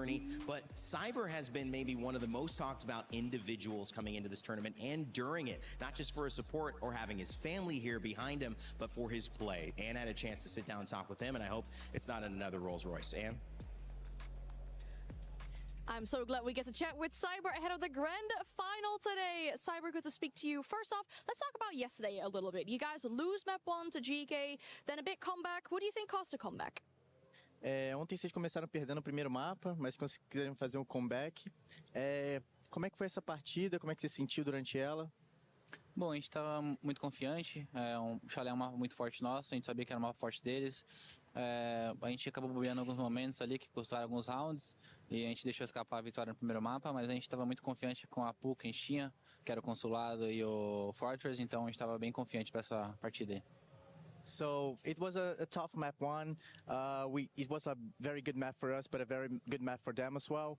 But we were very, very comfortable with our map pool. We were like very comfortable with the picks so serious. He was like smiling a lot right now, Cyber, you and Souls could be the very first few players who win an SI, a Major, and an EWC. Does that play in the back of your mind at all today? Você e o Souls podem ser as primeiras pessoas a conquistar os 3 grandes campeonatos, né? EWC, o Major e o SI. Como é que você se sente sabendo que você pode realizar isso hoje? Bom, a gente fica muito feliz em saber que a gente pode realizar esse sonho. Acredito que eu e o Souls estamos juntos há muito tempo, então a gente sempre acreditou e sonhou com isso, a gente ser multicampeão de vários campeonatos, então a gente vai trabalhar bastante para isso acontecer. E também tem o KDS e o Rafa também, que já foram campeões de Major, então vai ser aí 4 pessoas ao mesmo tempo sendo campeão. So yeah, I'm very happy and very proud. Been playing with Souls for a long time, so it's a big dream for us. So we are very confident and we are super happy. The rest of the team as well. It'll be very nice for them to get the major and 5 minutes EWC left, and the guys. tournaments. It'll be 5 amazing. minutes left. Now, the big thing is we don't really have a name for it yet because it's so new. How would you 5 go about minutes. calling it? Would you call it the Triple Crown? Would you give it a different name? A gente não tem nenhum nome ainda em mente, né, para quem ganha os 3 grandes campeonatos. Se tem alguma Só ideia, smile, alguma coisa em só mente smile on que você Cyber. tem para recomendar para eles, alguma coisa assim? Bom, acho que a única que pode.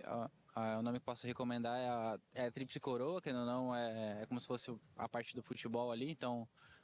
É isso, acho que é a Tríplice Coroa ali, a gente se coroando sendo o melhor time do R6. Só smile. So I think Triple Crown would be a great name. You have a little bit of football there. So I think Triple Crown would be a great name. All right, awesome. Now, Cyber, we've also seen you cross keys already together with your son. What does it mean for you to have your son here, have your loved ones here, and be able to perform so well in front of them?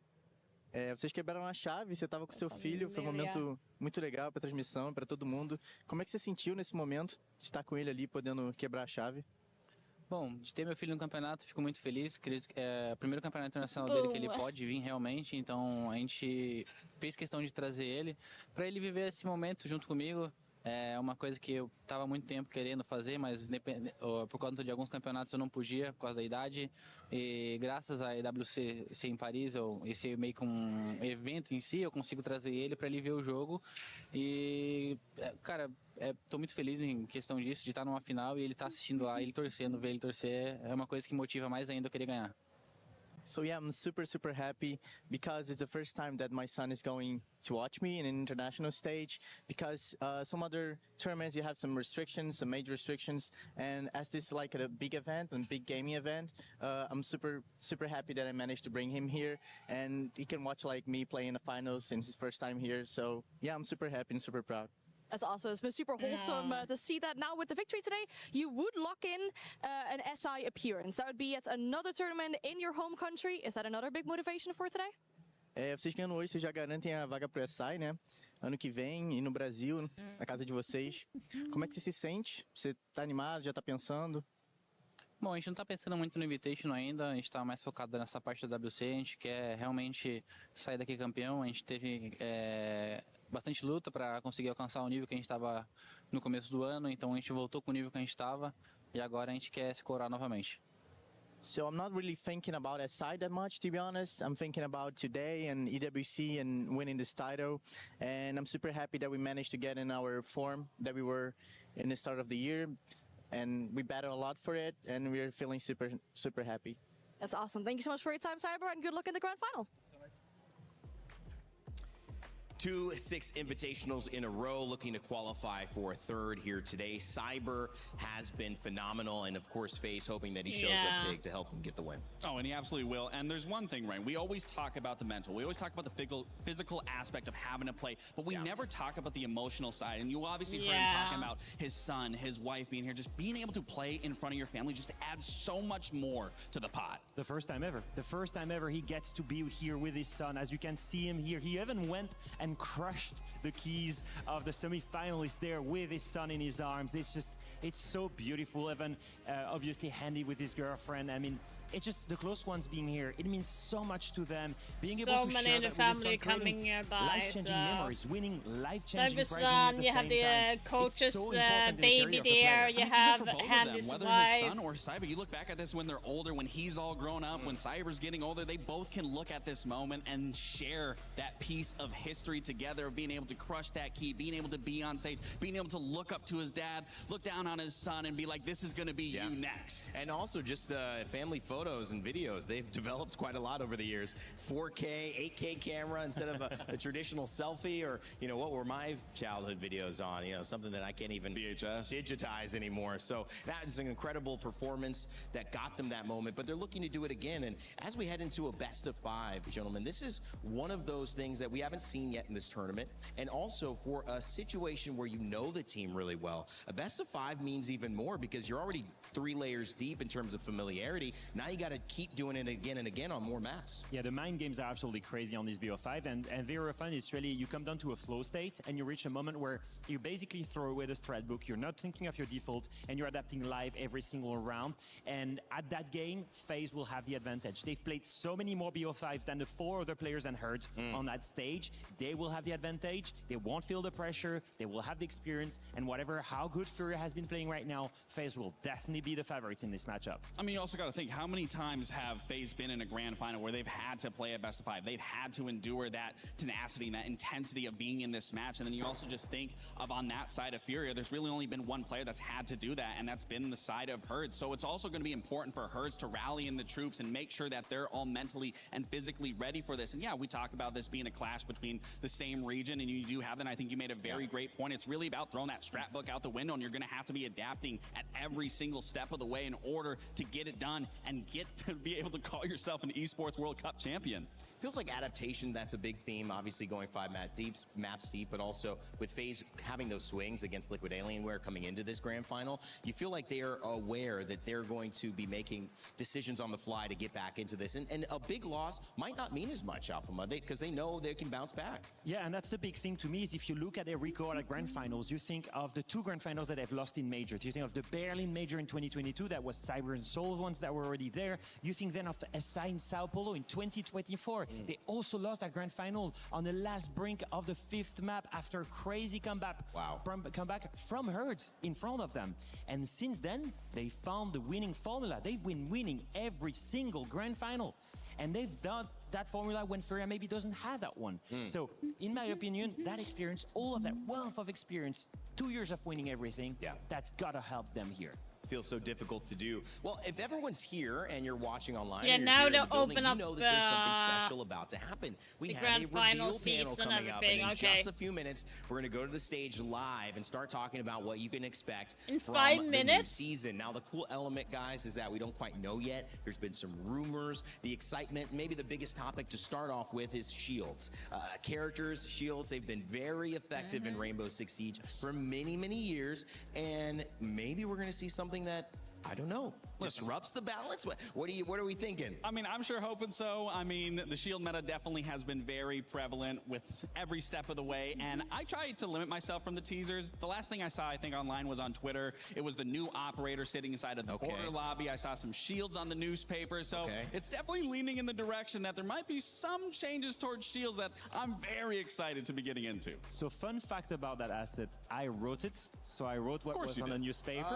So I know exactly what it is. All I can say is that we've seen that it's a counter to shields. We've seen a little bit of fire as well. So we anticipate maybe that the counter is going to be about fire, and we're going to see all of this really soon. So just tell me real quick. Obviously, I'm not going to tell you. I'm not going to. No one can hear you. We're what, 4 minutes away. I'm not spinning the We're pins. just going live. I am not. We're just going in studio. No one online hears what you're saying right now. You're not going to cheat me into that. All I can say is that we've seen the abuse of shields for so long, especially at top level. We're going to finally have someone that can deal with them. All right, well, that'll be exciting. On the flip side of the operators, there's where they play, and those are the maps. Heard there's maybe a map adjustment. Is there a full rework, or is it a new? I don't want to say anything. Do you got you might know? What do you know? What's the last thing you've seen? There's definitely a rework happening on one of the maps, and they did announce it, I believe. We've seen a little tidbits of what's going on with Tidbits, Villa. We just don't know a little exactly bit. what's going to happen, but we know it's on Villa. To be fair, Villa used to be one of my favorite maps. Villa's so getting a always happy rework, to see guys. a rework, because they're If always you did not game-changing. It know. always makes the maps even better. When you even think to Clubhouse back in the day, when they reworked it for the first time, they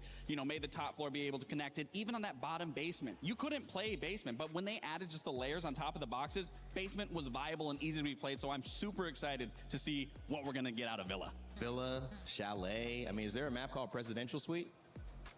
There's a site. There's a site. There's a spot called Presidential Suite. You're like making me think on vacation. When I go to Rainbow Six map, I'm like, where's my next vacation? You definitely want a vacation at Villa specifically. It's a beautiful map. It sounds great to be a part of. I know many of you familiar with all these places and locations that are iconic. We haven't revealed our maps yet for the grand finals, but those have already been picked and decided, and we will give you those information very soon. The other thing is the DMRs. What do we have to say about the DMRs? Because they've been strong. So we've been following the community checkpoints, and for whoever has been on the live, it's quite clear that the DMRs have been very strong in the meta right now. Obviously, the main thing, in my opinion, at the top level has been the time to kill. Yes. It's very strong compared to the assault rifle. So right now, I don't know which DMRs will be changed, but for sure they need to attack this group specifically of weapons, because we need to balance things a little bit, I think. Okay. I'd agree. I was going to say, it's definitely the time to kill, and even the recoil for me. There's barely any recoil on those, so I am curious to see what the changes are going to be for the DMRs. We've obviously in Siege gone through many different metas. We had our LMG meta. That was always a fun one, getting 150 bullets sprayed around a corner. Don't really have to do much there, but I am curious again to see what these DMR changes are going to be. If they do get nerfed, or if there's some shift that takes DMRs away from how they play now, what do you think the next rise is? What do you think the next wave will be in the meta? I'm hoping there is no big wave. I'm hoping that everything is balanced. I'm hoping that the DMRs, they so you're stay hoping playable. for impossibility. No, actually, I just hope that it's balanced in a way that the time to kill is the same for the DMRs, for the assault rifle, that the skill that it takes to use one is the same, and it's just preference to the player. As a pro player, have you ever seen that happen ever in any video game? I feel like there's always one a meta. a better thing. Most effective tactics available, and you're a pro, you can't do the second best effective tactics. Well, Siege is also a forever evolving game. That's and true. you constantly have to adapt. So it doesn't matter if it's a meta, it doesn't matter if a new operator comes in, you are always constantly having to adjust and adapt. And if you don't, you fall behind very quickly. And there is one more thing that I'm quite curious about. Obviously, I don't know about you guys, but I've been playing quite a lot of rank 3.0. I know that. What's your rank? Ooh. Well, right now I'm a diamond, and I'm just so close to champion. And I'm just like, I know. it's frustrating as a former pro player to not even be champion. Yeah. And about the frustration, I've actually never hit champion either. I think the frustration that many have felt maybe is that we don't gain elo quickly enough, or that's a little bit tricky. I'm hoping that that is addressed. I know in some of the community checkpoints, Ubisoft has spoken a little bit about maybe reworking rank 3.0 or helping towards that. So maybe there's something in the season that they are going to announce around this. This is probably one of the main things I'm looking at as a competitive player. Yeah. And then I think one thing that was announced was Legend Division as well. For the very top, la crème de la crème, the very top of Siege. Crème de la crème. Crème de la crème. I'm expecting some news about this. I love that. So operator maybe most exciting, Legend Division for you, map are you most I'm excited for it all. I think everything across the board is great, and I'm very curious to dive into it. I love it. Well, it's time for the Year 11 Season 3 reveal panel for Operation Splitfire. Yeah.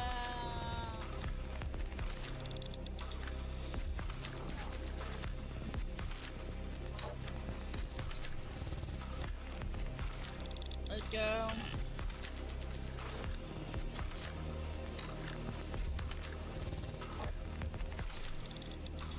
Trying to find like a good picture.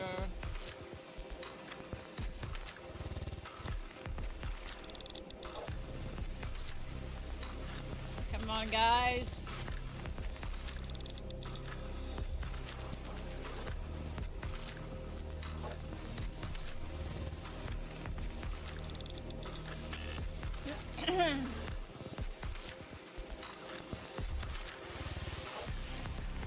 Come on.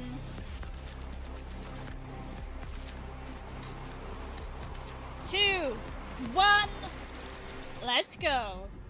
That's the market. Move in. Confirm and contain the biological threat. Watch your fire. There might be survivors. Copy that. Will do.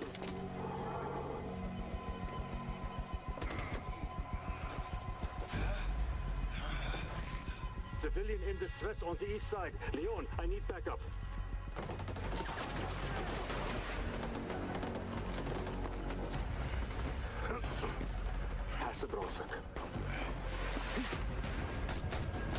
That's Moss's and Sentry's weapon.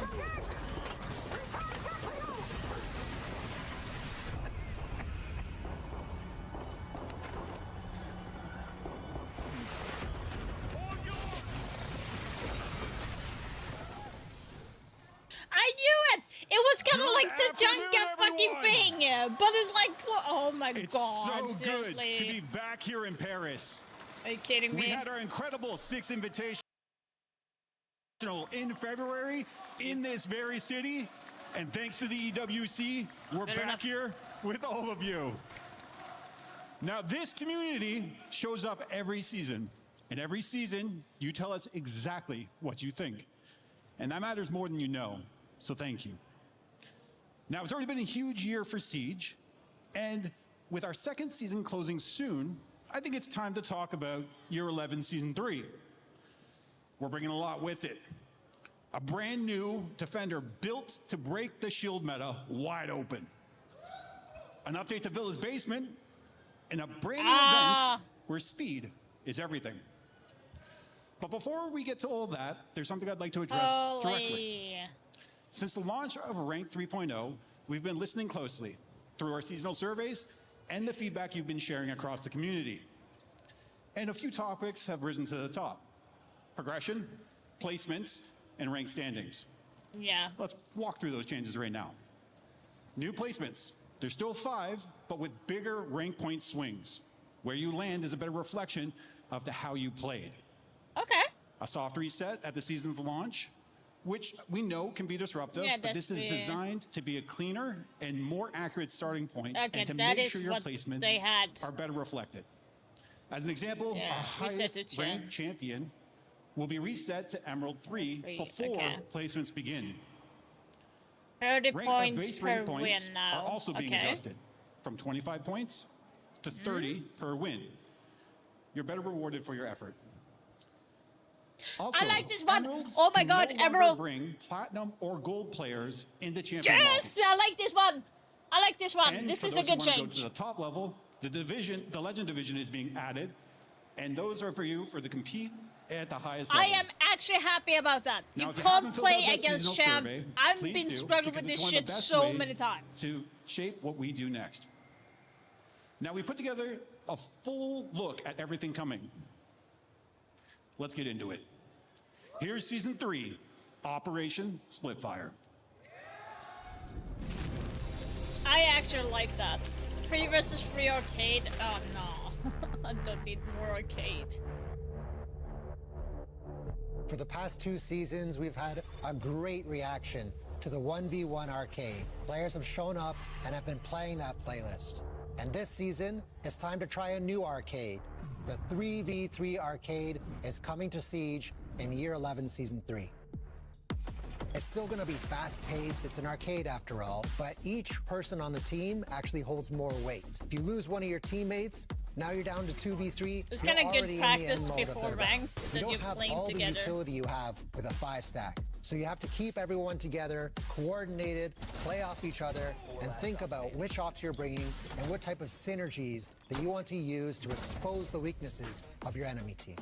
We will be applying attrition settings for 3v3. Once you win that round, all 3 of those operators are gone, and now you need to apply a brand new strategy.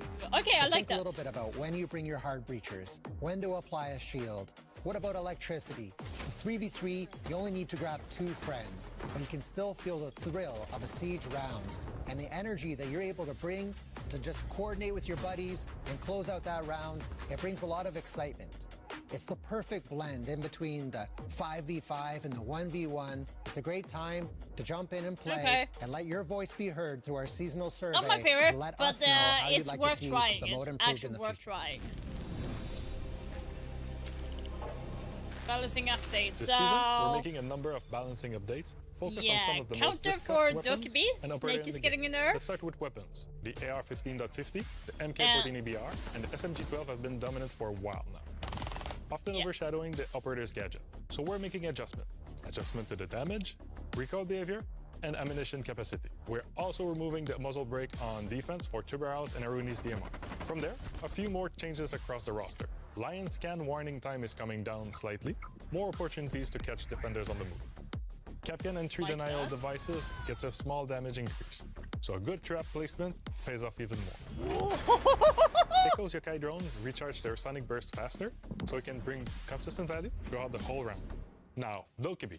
We've been tuning her since our remaster launched back in Season 2, watching the data and listening to the feedback along the way. This season, we're replacing our Impact EMP grenades with pre-charge. It's a real shift in how she supports a push, and it helps us define her role more clearly going forward. Okay. We're also bringing back a familiar counterplay to the GKO payload. The upload now requires a continuous connection between Dokkaebi's tablet and the target's phone. Break that connection, and the upload is cancelled.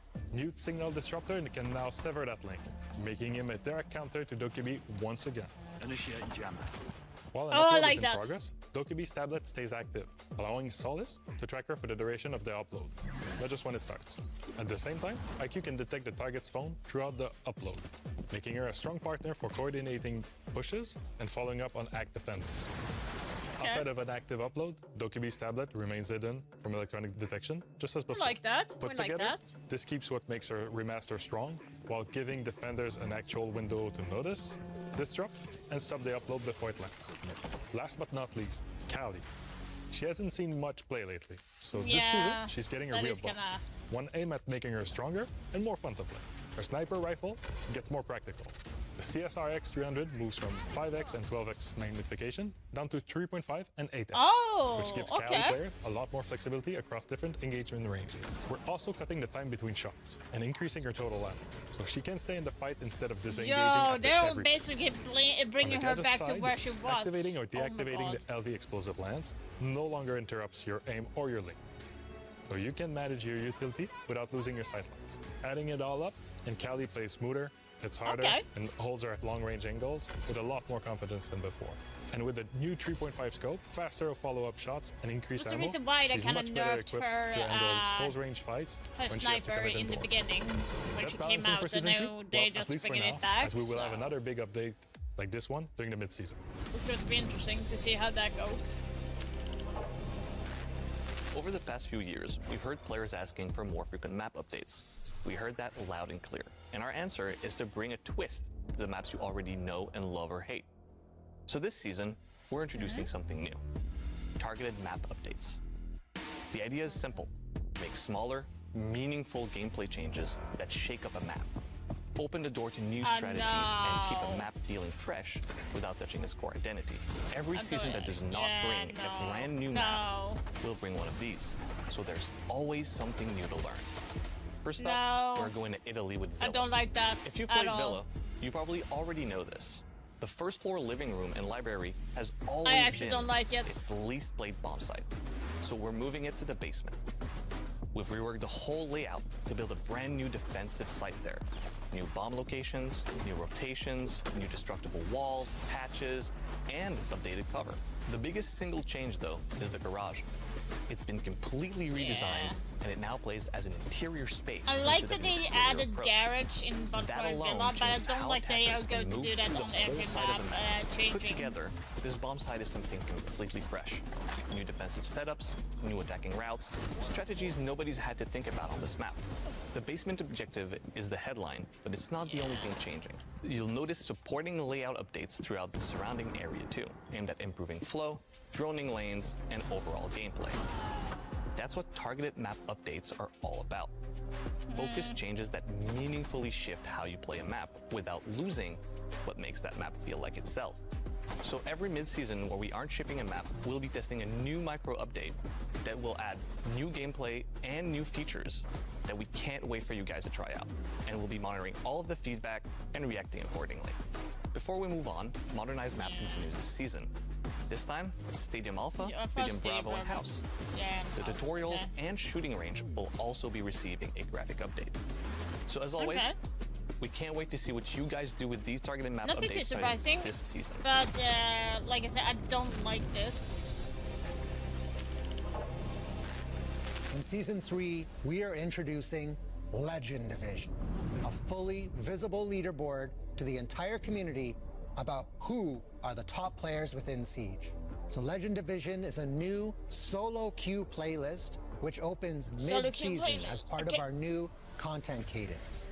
At This the is beginning something of that we Legend have been Division, waiting for. you will confirm the region that you will participate in that season. During a season, the region is locked and you will participate with all players in your region competing for who's the best of the best. When the Legend Division opens, there will be a set of requirements that you must follow in order to participate in the Legend Division. One of those is be a That's gonna be champion interesting. player.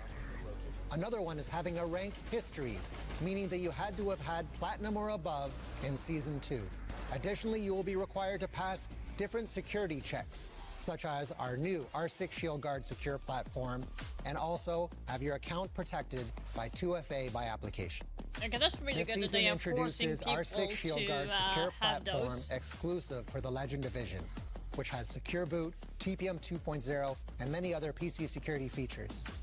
We also have a team dedicated for monitoring the leaderboard, meaning that if you are participating in the Legend Division and you're doing well especially, you have eyes on you directly from the dev team, looking over the leaderboard and flushing out any bad actors. All the top 100 players will receive an exclusive charm with the final position on the Legend Division. Oh, that's actually pretty cool. Thank you for your continued support. It really means a lot to us, all the feedback that you've been able to provide. And everything. And we're excited to see what happens next when legends are made in the Legend Division. This highly visible leaderboard is viewed not only by every player within Rainbow Six Siege, but also those esports teams looking for their next star. Wasteland Circuit event. Okay. You've been asking for it? It's here. Drone Race is finally coming to Siege. Oh! Wasteland Circuit is a free-for-all drone race game mode. We have a Grand Prix where we're going to test your skills over 3 tracks. The first one is all fast and furious, the second one is close and personal with gadgets, and the third one is a beautiful display of the map while we test your skills. This event will run from September 23rd that to is pretty October funny. 15th. That is funny. It wouldn't be Siege if we didn't have ways to attack your opponents. The event might be in a wasteland, but I assure you, you won't be wasting your time. Premier What Drone does can it see you on the remind track me of on September Borderlands? 23rd. It kind of We've reminds covered me a of lot that. already today.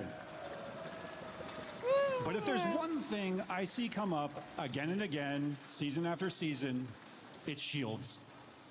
Now, whether you love them or hate them, you've definitely had an opinion. And that's what makes Siege great.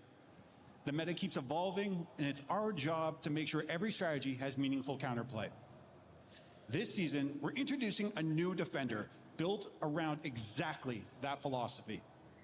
Not to erase shields from the game, but to force new decisions and create new opportunities. Let's meet the newest defender joining Team Rainbow, Noor. Noor, yes. I learned a few things growing up around Rainbow. Watch your angles. Protect your people. Stay calm when the pressure rises.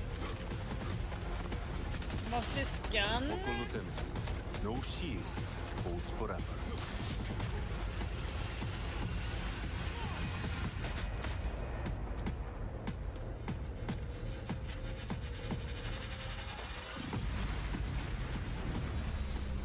Okay.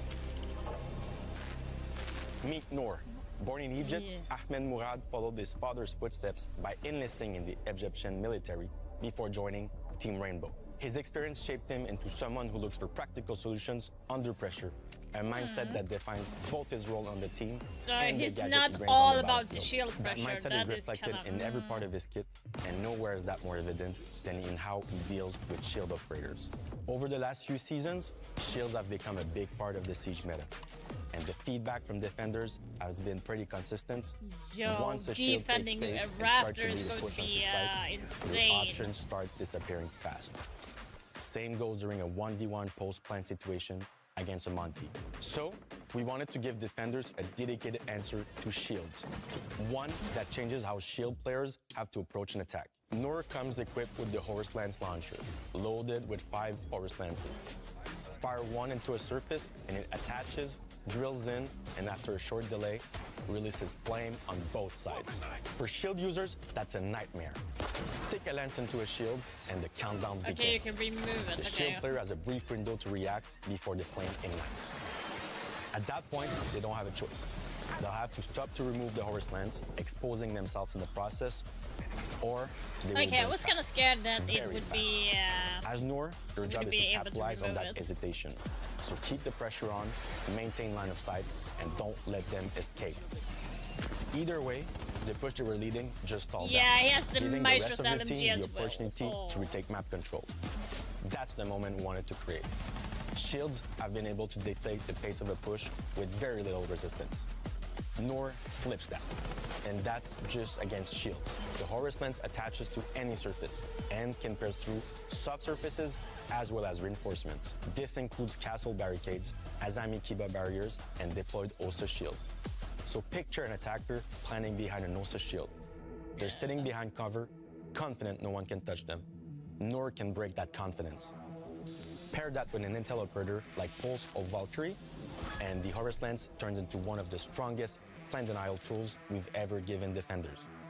Crowd control operators like Tubaro and Melusi can slow enemies down, making them easier targets. Moly. Barbed Wire can also be a good option. Nor is a 2-speed, 2-health operator, and his loadout is built to support either playstyle. For primaries, the Commando 9 is for players who want mobility and who wants to win close quarter fights. Or Bailiff you got as the Alga well? 556. That's for players who'd rather anchor a position and punish No, anyone I pushing should not through. be having the Bailiff As for in my secondary opinion. gadgets, it's a choice between a deployable shield to keep a strong position or the barbed wires.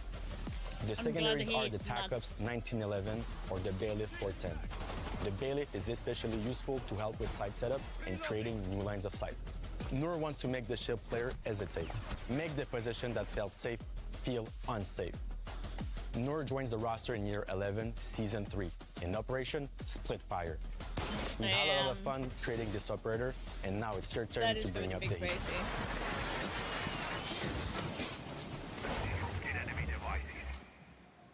That's insane. Operation Split Fire. Now, one more update before we wrap up. Operator Mastery was originally planned for Season 3. We're moving it to Season 4 to make sure the team has the time they need to get it right, and it's the experience we want it to be. There's still a lot in this season. A new shield defender, new ways to compete at the top with the Legend Division, an update to Villa, Rank 3.0 enhancements built directly from your feedback, and a lot more in between. Now, if you want to get early access to Nor right away, the best way to do this is with the Battle Pass. This one's stacked. Okay, early access to Nor, I Black Ice don't packs, operator hate the Battle bundles, Pass, weapon actually, skins, and by the more. looks of it. And here's when you can jump in. The test server opens August 17th. Operation Splitfire launches for everyone on Tuesday, September 1st. okay. This community has always been the heartbeat of Siege. Everything you saw today Hey, Monday. exists because of you. I meant Monday. And because you show up season after season. So thank you. Enjoy the grand final, and we'll see you in Siege. I like a lot of the updates. Kinda uncertain about certain things, but still a very nice update. It's going to be fun. This season is going to be fun. Maybe one of the more boring seasons, but it's going to be interesting. Well, with all that's new coming to Rainbow And Six Siege, Milan, it only makes sense that by we the way. leave you with the tried and true. Brazil at the top of their game, at the top of this You're telling me game, to shut up, and then one team yeah, will shut up take back. your grand finals. That trophy in the middle of the Lenovo Legion Gauntlet, will Hi, it Flap. belong to the back-to-back 6 invitational champions, or will they find that the Panthers of Furia have shown up with the drums beating loud, ready to pounce? The chase for a trophy and the elusive Triple Crown begins now.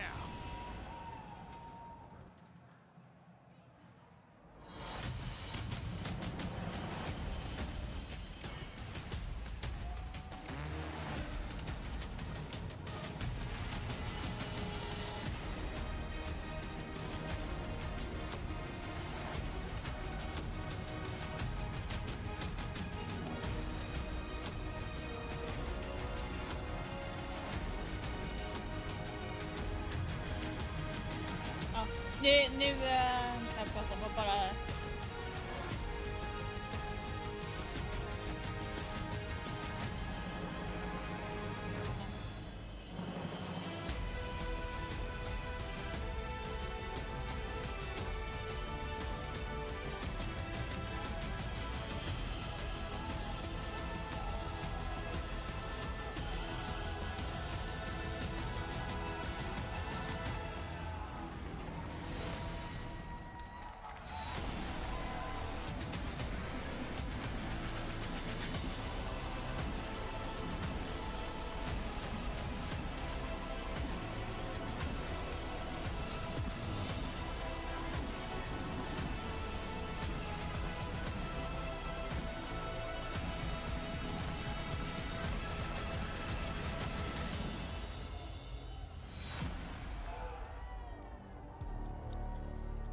Every breach, every clutch, every decision, it's all led to this.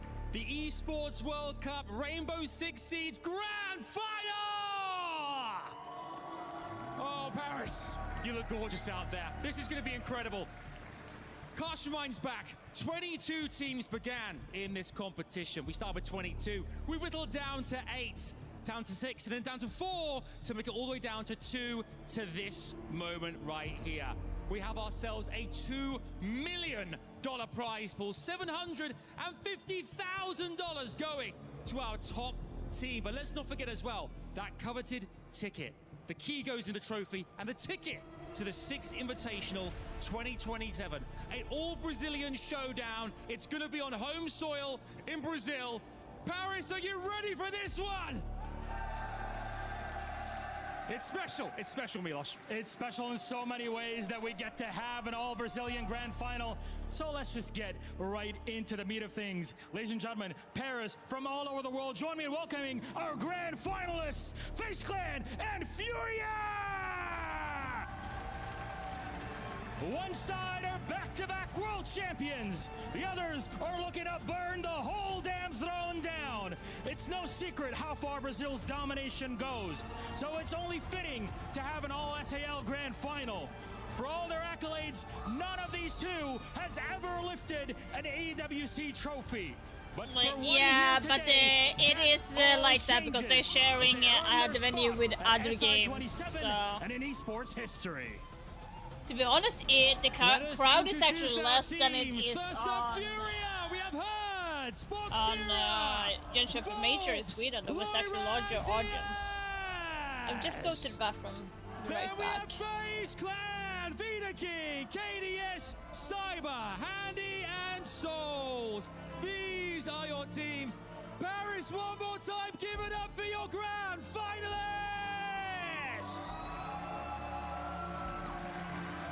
Gentlemen, it is that time. We're going to ask our players to go and take your seats. But for our key bearers, please come forward. Herds and Vida King, this is the last opportunity. The last chance here to the final words. Take a moment and breathe. We're going to start over here with Herds. Any final words you'd like to say to the opposition here and Vida King? Cara, a última vez que eu peguei a FaZe numa grande final, todo mundo se lembra o que aconteceu. E hoje não vai ser diferente. Everybody remembers back in the day when we faced FaZe Clan at a grand final what happened. Everybody's gonna remember this day also like they do that one. A long time ago at SI24, anything you'd like to say then, Mr. King? Cara, eu já perdi às vezes com as... Caralho, travei. Eu já perdi todas as vezes de vocês, beleza? Mas quantas vezes eu ganho de você também? E hoje não vai ser diferente. A gente vai amassar vocês. I've lost count of the amount of time I beat you, Herds, and today is just going to be another number on that docket. Gentlemen, then, shake hands. Best of luck. When you're ready, take your seats, fellas. This is it, Milos, the grand final here. Esports World Cup Rainbow Six Siege. Are you ready? Absolutely ready for this. That's it from us here. Though, time to get started. FaZe Clan, Furia, all Brazilian grand final. Let's get our game right on. You can close your eyes, but you cannot block out the drums! Dark Zero, the most recent major champions, they are out. And who's in now? It's Furia. Bom, foi uma partida muito doida. Se tem algo que eu posso dizer dessa partida é que todo o tempo o time tava resolvendo problema, tentando se encaixar ali no que tava rolando no game. E, mano, tô orgulhoso demais da postura do time. Nailing the coffin for EML as the grand final is set. Bom, uma partida muito boa, a gente acabou entregando ali o primeiro mapa, mas os dois mapas foram muito tranquilos pra gente. In terms of a grand final, best of 5, it's not often that you'll see them actually play in this environment, so you can get any kind of result on the given day. A gente é melhor que a FaZe Clan porque a gente adapta muito mais, a gente tem um leque maior de plays. Acredito que a gente é melhor que a Fúria por conta de a gente ter mais casca, são um time mais resiliente que eles, então acredito que é mais isso. Bom, a mensagem pra Fúria é que eles têm que ficar esperto, eles sabem o time que a gente é capaz e a gente vai vir com tudo nessa final aí. A Fúria tá vindo quente, com sangue no olho, a gente quer demais esse campeonato e se preparem, mano. Well, another grand final for FaZe Clan, of course. Big quest is going to be 3 in a row. For Furia, excited to see what the Panthers can bring today. So excited for this grand final to get underway. Bom, vocês já sabem, né? A FaZe Clan vai ser campeão desse EWC. Então, é nóis. FaZe up. Vamos, Fúria! What do you mean, boom, Furia? The gloves are off. Herds' glasses are off.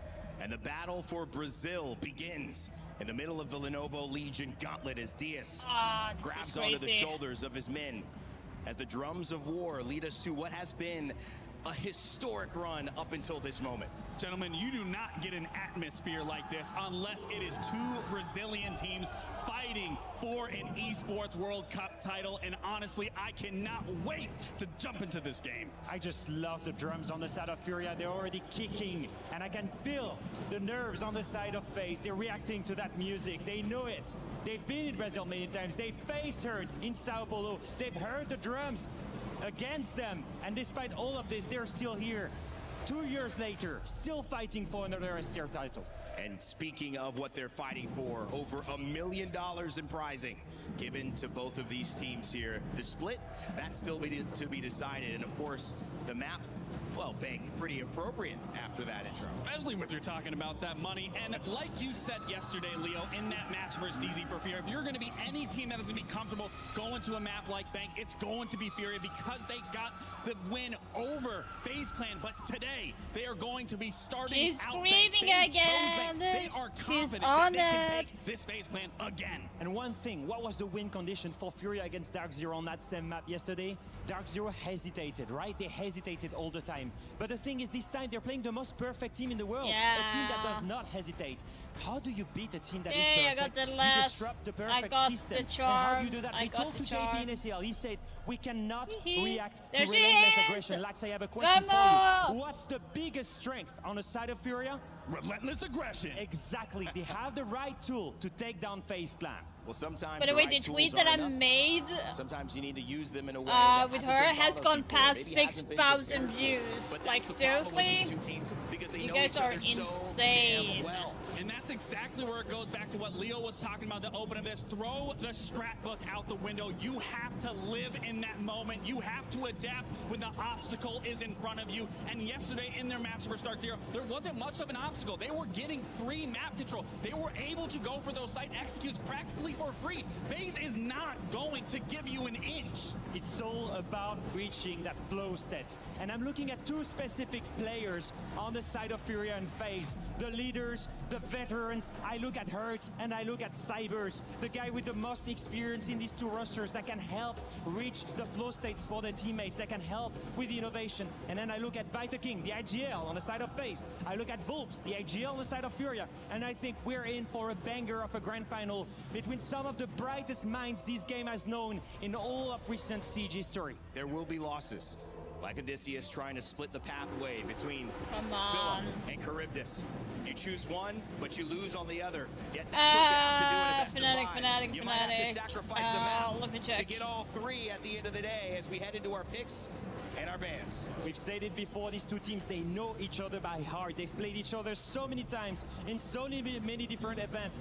Every time, whoever won eventually won the event. We're gonna start on the side of Furia by removing the famous Montagne from Vita King, one of the best shields player in the world. On the side of FaZe, they drive enough play against Amir, one that has been abused mainly on that basement bomb side of Bank.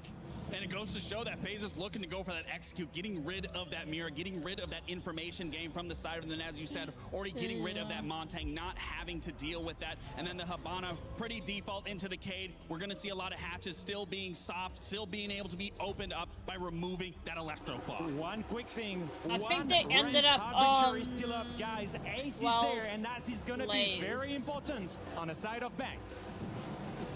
Well, don't let the drums and the dancing fool you. It's serious over here in Paris because $750,000, a chase for the Triple Crown, and the chance to call yourself the best Yeah, in I think R6 12 Siege plays or are something. on the line. And with that, we have two men ready, prepared, and going to give you a call to remember. It's Xenox and Gus. Well, the drums of war beating behind us, guys. It just gets the blood flowing, but we're here. Grand final day. Furia versus FaZe. The first time an all-Brazilian showdown in the grand finals since that fateful day in Sao Paulo, SI24. I'm sure that might be in the memory for FaZe as well. Oh, it's certainly in my memory. Cannot wait to jump into this series. FaZe have looked formidable as always, but to be fair, if there's any team that can take them down in a duel like this, she's already starting. Let's jump in. Oh, so the moment has arrived. Haven't we been waiting? Thank Border Fortress Lair Club as Furia. well. Damn. Just that under is 5 hard. months since this roster was put together, constructed by Herds himself. For FaZe, talk about a wealth of experience.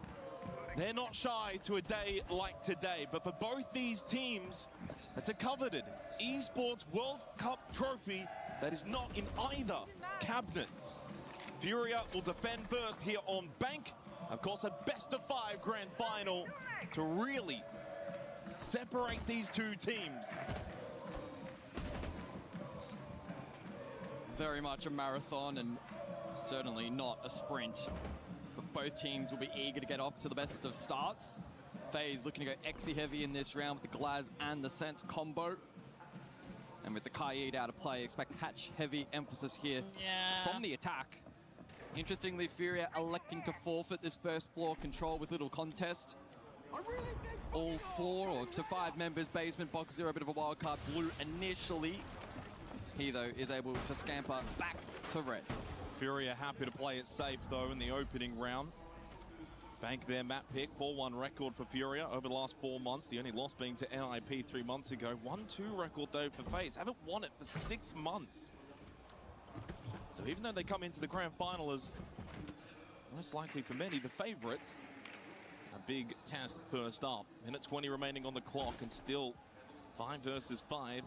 FaZe will creep closer to attacking this basement bomb site. Cyber now with the exothermic to open up the server side wall. A long angle, KDS on the Blackbeard holding close. They do have the ROUs from Vidiking on the Sens to help get this plant down. 2 smoke grenades still available for Souls to play off towards main stairs as we enter the final minute. 3 gas babes and 20 Shemeka launchers still up for Furia. Default plant is not an option for FaZe. They'll need to go for an off-meta position or the Flood, and the Sense will facilitate that. I think the Flood will be probably their goal. As you said, with the Sens and the ROUs, they can very much push down. You've got Soul pushing main stairs. Furia need to be ready for action rather than just plant denial. Vidiking with the kit is over towards admin hatch. 30 seconds, so time starting to really get low now for FaZe. Can they find the entry? Souls is trying desperately, and I love that little work from Handy over towards Garage. Vidiking teases plan. Souls will be the first one down. They get rid of the glass. Hertz has found 2. What a way to start for him on the pen round.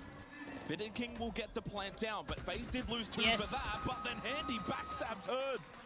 The she's on, we love that. This will get a little bit scrambly for Furia.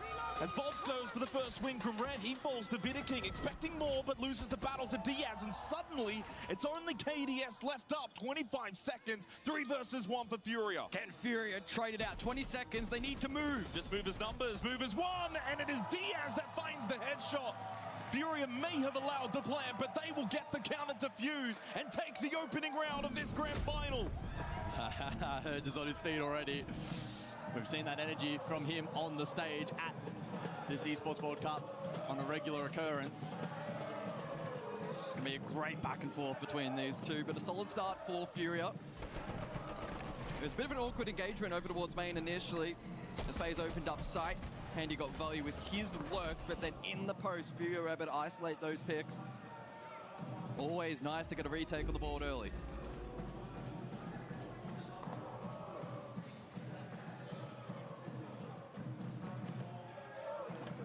heading into the second round to follow.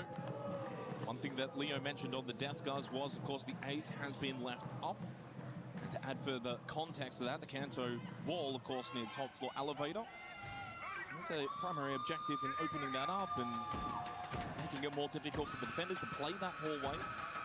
And it will come into effect as the attacker repick for FaZe will come through. Vidiking will go on to the ace. Of course, if you don't have either the ace or the Havana available, pretty much can't get it opened up. So they make the most of that here in the second round for FaZe Clan. They'll get Cider as well onto the blitz. Staff open area the second round. terms of expectations, let's go. I've had a look back at some of the numbers between these two. Best of 3 was played in SAL for stage number 1. The second map in that series was Bank, 7-3 in favor of Furia. Started out nicely on the attack. It was a 3-3 half, then went on to win 4 rounds straight defensively. So despite being the underdogs going into the series as a whole, Furia have certainly posted good numbers against FaZe on this map. We know the FaZe also like to play with that slow tempo, especially on their attacks. And has benefited them, certainly it did yesterday. Bank actually a map that is the 4th fastest for average entry time at the Esports World Cup so far. But it does sit at a 50-50 split overall, although slightly more in favor of attack on Staff Open and top floor CEO Executive. It's handing over towards Tellers. There's not much of a first floor presence, although Bolt's caught through the drone hole. I don't think he was expecting that one, and then Cyber with the pistol will get rid of Herds. Lovely attack and clear from FaZe. They find the first 2 picks. They get good first floor presence. And this will throw the defense of Furia into shambles. They must find the next pick. Yeah, low risk entries there from FaZe. And they find it. Although the trade immediately from Cyber switched on. Captures Diaz on the trade after he got the swing kill onto Vidaking. Loira knows he's getting pressured here by the blitz. Goes for the guard break. Couldn't find the headshot.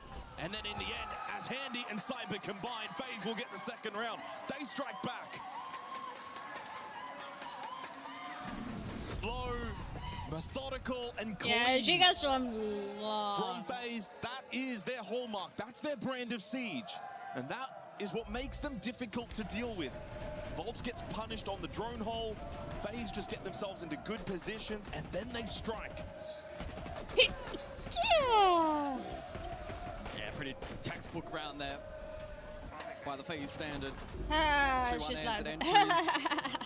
And then picking apart Like the remaining that. pieces I of like that that. defense and not allowing Furia to aggress back into the round.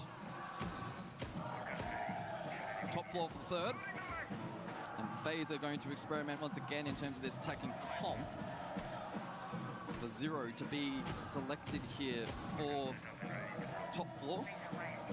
Oh, hang on, you've gone early. You know the rules. It is Vidaking. Yeah, that's, I was about to note they didn't play it at all the last time these two faced. Well, I think the ace makes a lot more sense, to be honest, overall in this 3rd round. It's probably the last chance you may get to use it. Open up Kanto, put pressure on the back line. If it's available, you get to use it.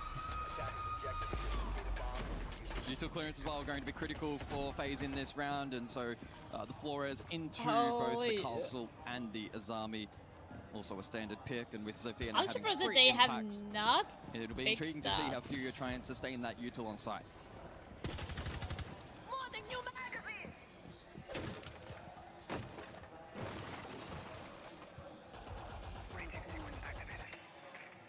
We've seen this drone quite a few times at the Esports World Cup so far. Can get a lot of really good information towards front test for FaZe.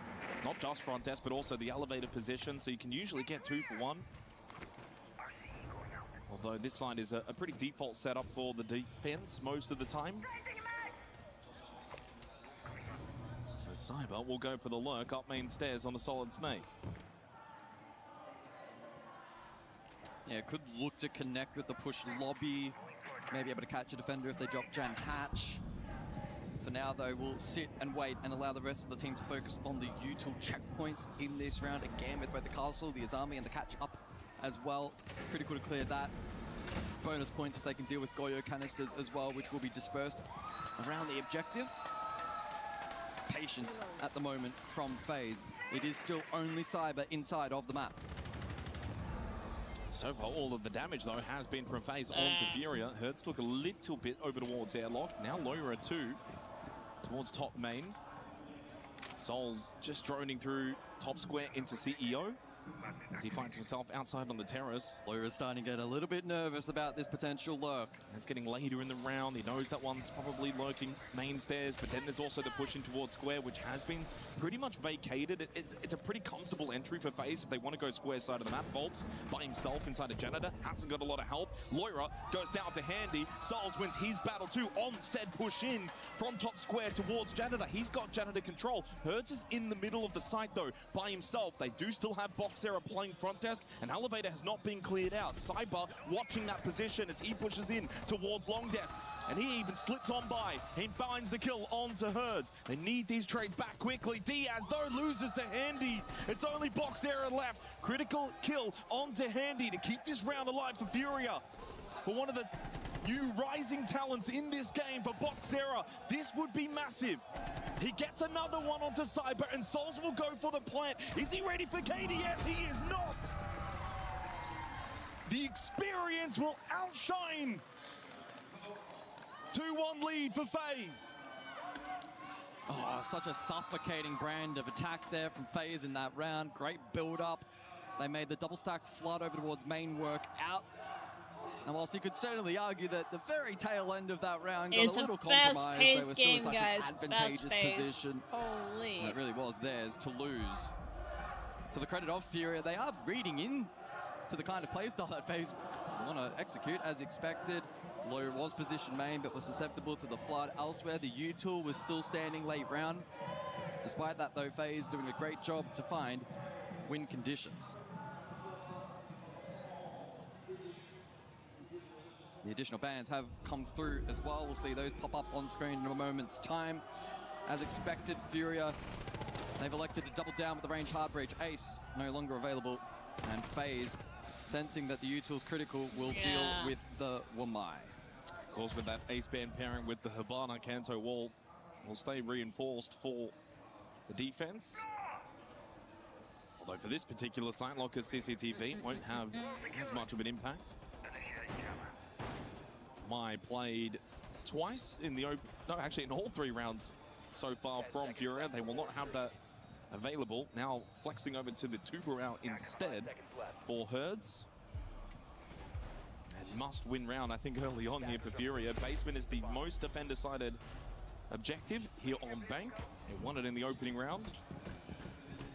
Just wait a minute, I'm gonna go get my food, by the way. And for FaZe, a little change up in their lineup as well. They'll drop the Sens, they'll drop the Glaz, so they're going to give themselves probably more of an ability to clear in this first floor a bit quicker, play off the Ram. Souls can get some pressure on the Deimos, didn't bring that in the opening round either. And he can get some good info with the Guan Hive launcher from the Grim. For Furia though, guys, they're playing this really extensively on the roam. Only Diaz still inside a basement. They've got 2 on the top floor, most notably Herds, prone, long desk. Yeah, has Herds been droned? That's a critical piece of the puzzle for FaZe. If he's unchecked, it could be a disaster for FaZe. He's been very patient in this position. I don't know if FaZe have a direct read. Cyber has actually just droned on through towards long desk, so they should know that Herds is around, and they got the kill not only onto Herds, but also Loira. Wonderful drone from Cyber, then to play off that information. This is really bad news for Furia. They do get the revive onto Loira, but that's not good enough. To 4 versus 5 now, and he's low on health. He's going to compromise them massively in the trade game. And some good drone work has identified now that there are defenders still over towards first floor. Drop to follow, Loira as well. So Furia will consolidate on site, rely on the smoke and the Tachanka denial, but this is a really good position for FaZe. Player up, lots of time, full belt of utility. It's now just about going through the checklist, identifying the defensive structure, and then synchronizing a way to break it down. And did bring the Goyo, so you don't have Vulcan canisters that, you know, FaZe have to deal with. It's all pretty active. The denial from the Gas Babes and the Shamika launcher, as you mentioned. Loira is going to have to be very careful as well with his positioning. A little bit of damage and he will go down. 50 seconds left, plenty of time for FaZe. Sol's actually rotating out from blue stairs back through square. He's going to change up his approach. And so will Handy. The only asterisk is that FaZe cannot go for the default plant once again, and that does introduce risk for the attack. You say that, but they probably can. If they get a default plant down, it's a massive failure by Furia. They've got 4 Candelas available for Vidiking. They can go for a trade middle of the site and allow KDS then and try and go for a default plant. Making it difficult, though, is Diaz. Box 0, crucial kill, and then Loira follows up.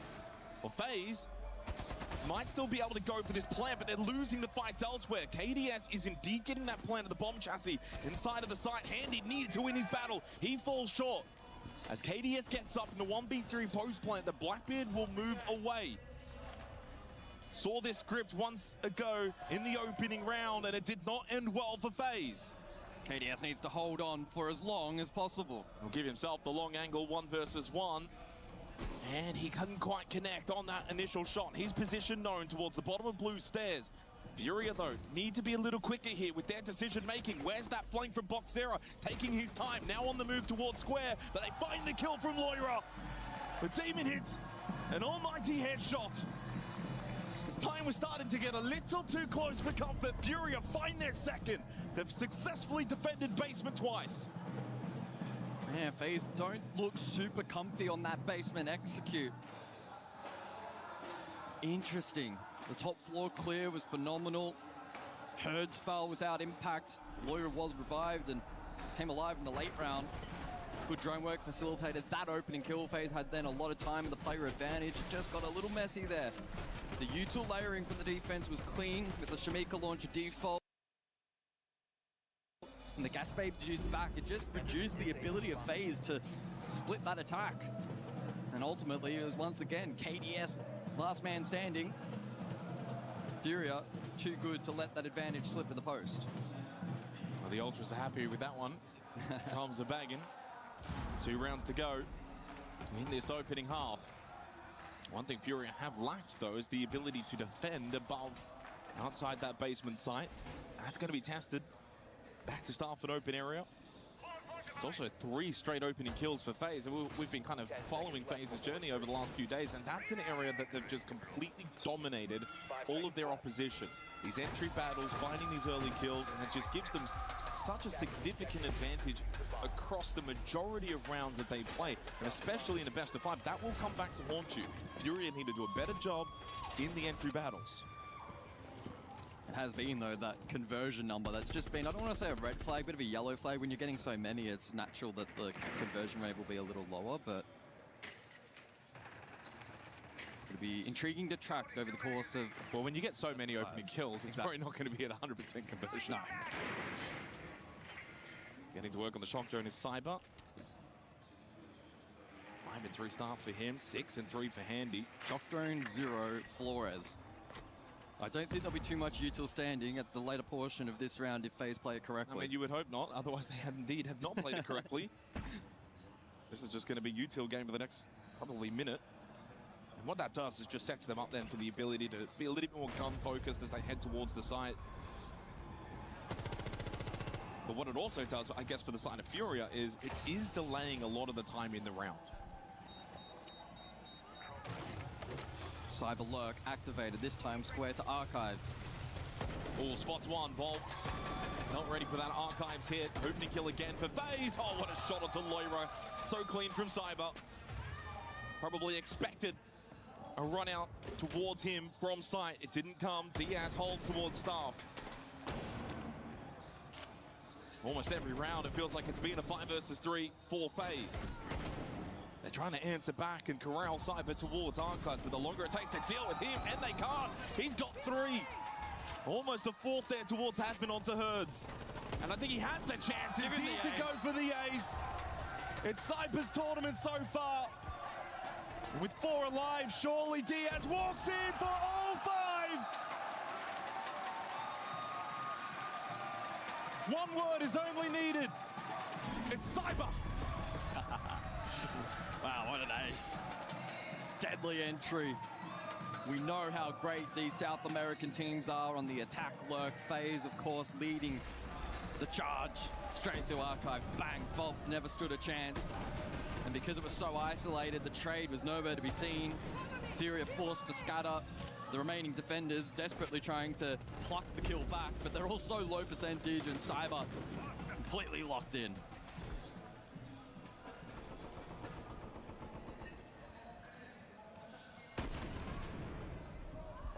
Now FaZe are looking very, very good to start the grand final. I mean, the one round really on bank. Now, you don't necessarily need to win as the attacking team is basement, and that's the only 2 rounds that Furia have won. Final round of this half puts FaZe in a really strong position. 4 straight rounds, FaZe have had the opening kills, the early advantages, the 5 versus 3. Cyber now with a 3K multi and the ace, as he goes to 10 kills in just 5 rounds played.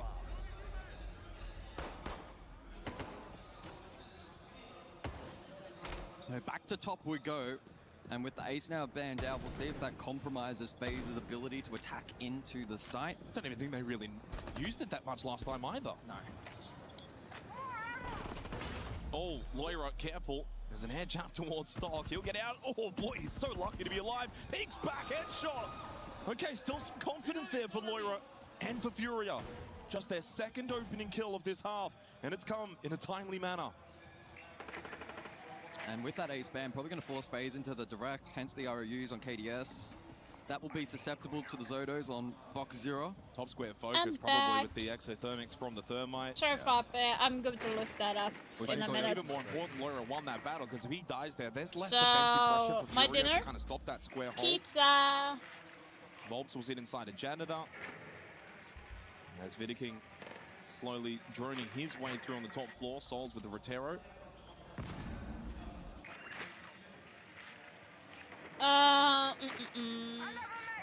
Let's see the map pick. This is a very difficult attack now for FaZe, because that top square here, down a player, little area around the map for the attacking team, so much then for the defensive team. All the way Furia back over picked towards Banks, elevator, is their front desk, they can map kind of sit a pick. little bit more comfortably. Furia also and picked then Border, backfill in which if works those for front defenders do Baseland. lose their battles.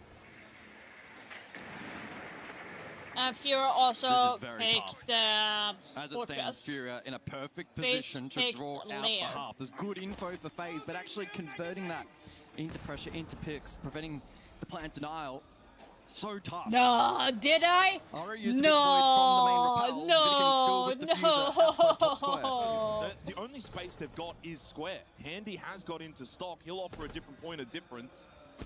Wait, But then immediately pushing down that hallway, Loira finds the kill. Handy, can he get a trade? Let me Ult's check out also the other very screen low. here. Loira I getting might be able taken to low see as it. well. Good information from Handy on the Grim. Diaz goes down, double kill from Souls. Takes over this long desk position. Loira now stuck over towards main stairs. Can't push back up. The Grimbees have kept him at bay. This has been a great push by Souls. But where's Boxera? He has to get involved towards front desk. Does still have a Nitro Cell if they go for a plant behind the ROUs of KDS. Made a Okay, I got it. Trying to get Loira back into play. Loira is back up main stairs. Soul's going for the plant. I'm behind looking the bomb at jacket. his ace Boxera now. found a kill onto KDS. Soul's off the plant. 1 versus 2. Boxera has got to come up clutch. Has he got it in him? That's a big kill onto Handy. Tests the resolve of Souls, who sticks the plant. Knows those behind the bomb chassis. What a flash! What a Oh my god! I'm like, Drake, what you think? Well, the experience. Okay, Sabu got the first kill. I saw that. Okay. In his first grand final. She's not gonna have any voice left, Chad. She's not going to have any voice left. What a way to top it off there for Souls. It was such a difficult position for FaZe to go for a structured hit. Some good util layering, and the same Jan was perfect. It initially threw off the structure there of Furia, and they couldn't fight that's going back to take into the too round long right for me here. to watch that ace. Phenomenal Okay. push, forced the repick. Souls was aware, Loira was cut off by the bees. And then he clutches up with a massive pop flash. I just had to get dinner and I missed like something. To go, stick the plant, play off the flash, then get up, swing, kill. Without the flash, he's not getting out of there. What a play. Halftime break, of course, so we're going to go and hear what the coaches have to say. Mudar o plano. Vamos lá aí, guys. Vocês estão muito. Vocês estão muito relaxados até demais. Beleza. Ó, agora eu vou falar mais tático. Eu vou relembrar nossas plays de conforto e vocês vão usando elas, guys. A gente ganhou quase todos os ataques no PDZ. Vai ser babinha aqui, guys. Preciso de vocês conectando cada um com os outros, tá ligado? Só isso. Sim, fechou. Guys, as nossas plays de conforto, só pra lembrar pra vocês que a gente não usou ainda. No CEO a gente tem a rápida verde, que a gente já não usou faz 2 jogos. Então a gente pode fazer, tá ligado? Vai ser muito roubado. By the way, I'm having like the pizza is like a gente tem a horizontal lente, que a gente até agora também não usou. Então, de boa, a gente pode usar ela, vai ser top. No banco de baixo, a gente vai deixar o card open. Então a gente tem que fazer a compra com o Tia de Thatcher e você desofia. E aí você pode pegar HE mesmo, tá? O Ordino, não precisa pegar o put, você pegou um, tá? Pode pegar HE mesmo. It's so good. And this is actually a frozen pizza. Tastes like a regular one. Mas, tipo, vamos ver como é que vai ser o estilo de jogo dos caras agora também, né? Porque, tipo, pode ser que eles façam uma primeira rotação em cima de bem mais rápido e tal. Bora. É isso aí, mano. Bora pra caralho. E vamos sentir, tipo, o nosso começo, a gente tem que conseguir reagir. It's so good. And it Well, cost Portuguese, guys, but I think it's pretty clear about for FaZe. €4 All smiles, pretty as happy well. with that first half. Job done. They get 4 on the attack. They go defense now. And for Furia, a little bit of work to do. It's the opening map of a best-of-5 grand final. You do If have you go room to a pizzeria store, your way into a they would series charge you such like as this. But €10 unfortunately, for a pizza. they are versing an opponent who is so experienced. You don't want to give FaZe a head start, but that is what feels like is developing. We got the decibel reader. Yeah, it's loud in there. Of course, these 2 teams on stage, at least for the most part, probably not too foreign of a position to be in amongst the crowd, so loud and so passionate. Well, you imagine this. Go back a couple of years to Sao Paulo, 10,000 Brazilians in an arena. Still the best crowd I've ever seen. Passion and energy unmatched. Oh my god. I think it's broken. I don't know if it can go Oh any my higher. god. Oh my god, that is epic. I think they need to get a stronger reader. Just a little delay getting back into the game That here. is epic. Going You into go. the second half. I love you. 4-2 lead for You're just not FaZe. going to have any voice left Really, after this tournament. Winning again in a lot of the ways we've seen them win throughout the last couple of weeks here at the Esports World Cup. They kind of just pick you apart, very I know what surgical it with their gameplay. You know, it's not everyone's cup of tea. I think the way that FaZe play, but you have to respect results. And they've had better results than many over the last couple of years. Back-to-back SI champions. And if anything, I think this little delay, this little break probably benefits Furia ever so slightly. Just a chance to calm the nerves, recollect the thoughts, focus ahead of the second half to follow. People like literally hating her. Oh my god. Love that. Shouldn't be too long before we get back into the action. FaZe looking comfortable up on stage. This is their element. Okay, well, so hang on. Yeah. The world record for the loudest shout by an individual is 122.4 decibels. So we either just broke a record or there's something funky going on. I don't know what to believe anymore. Someone get out the officials.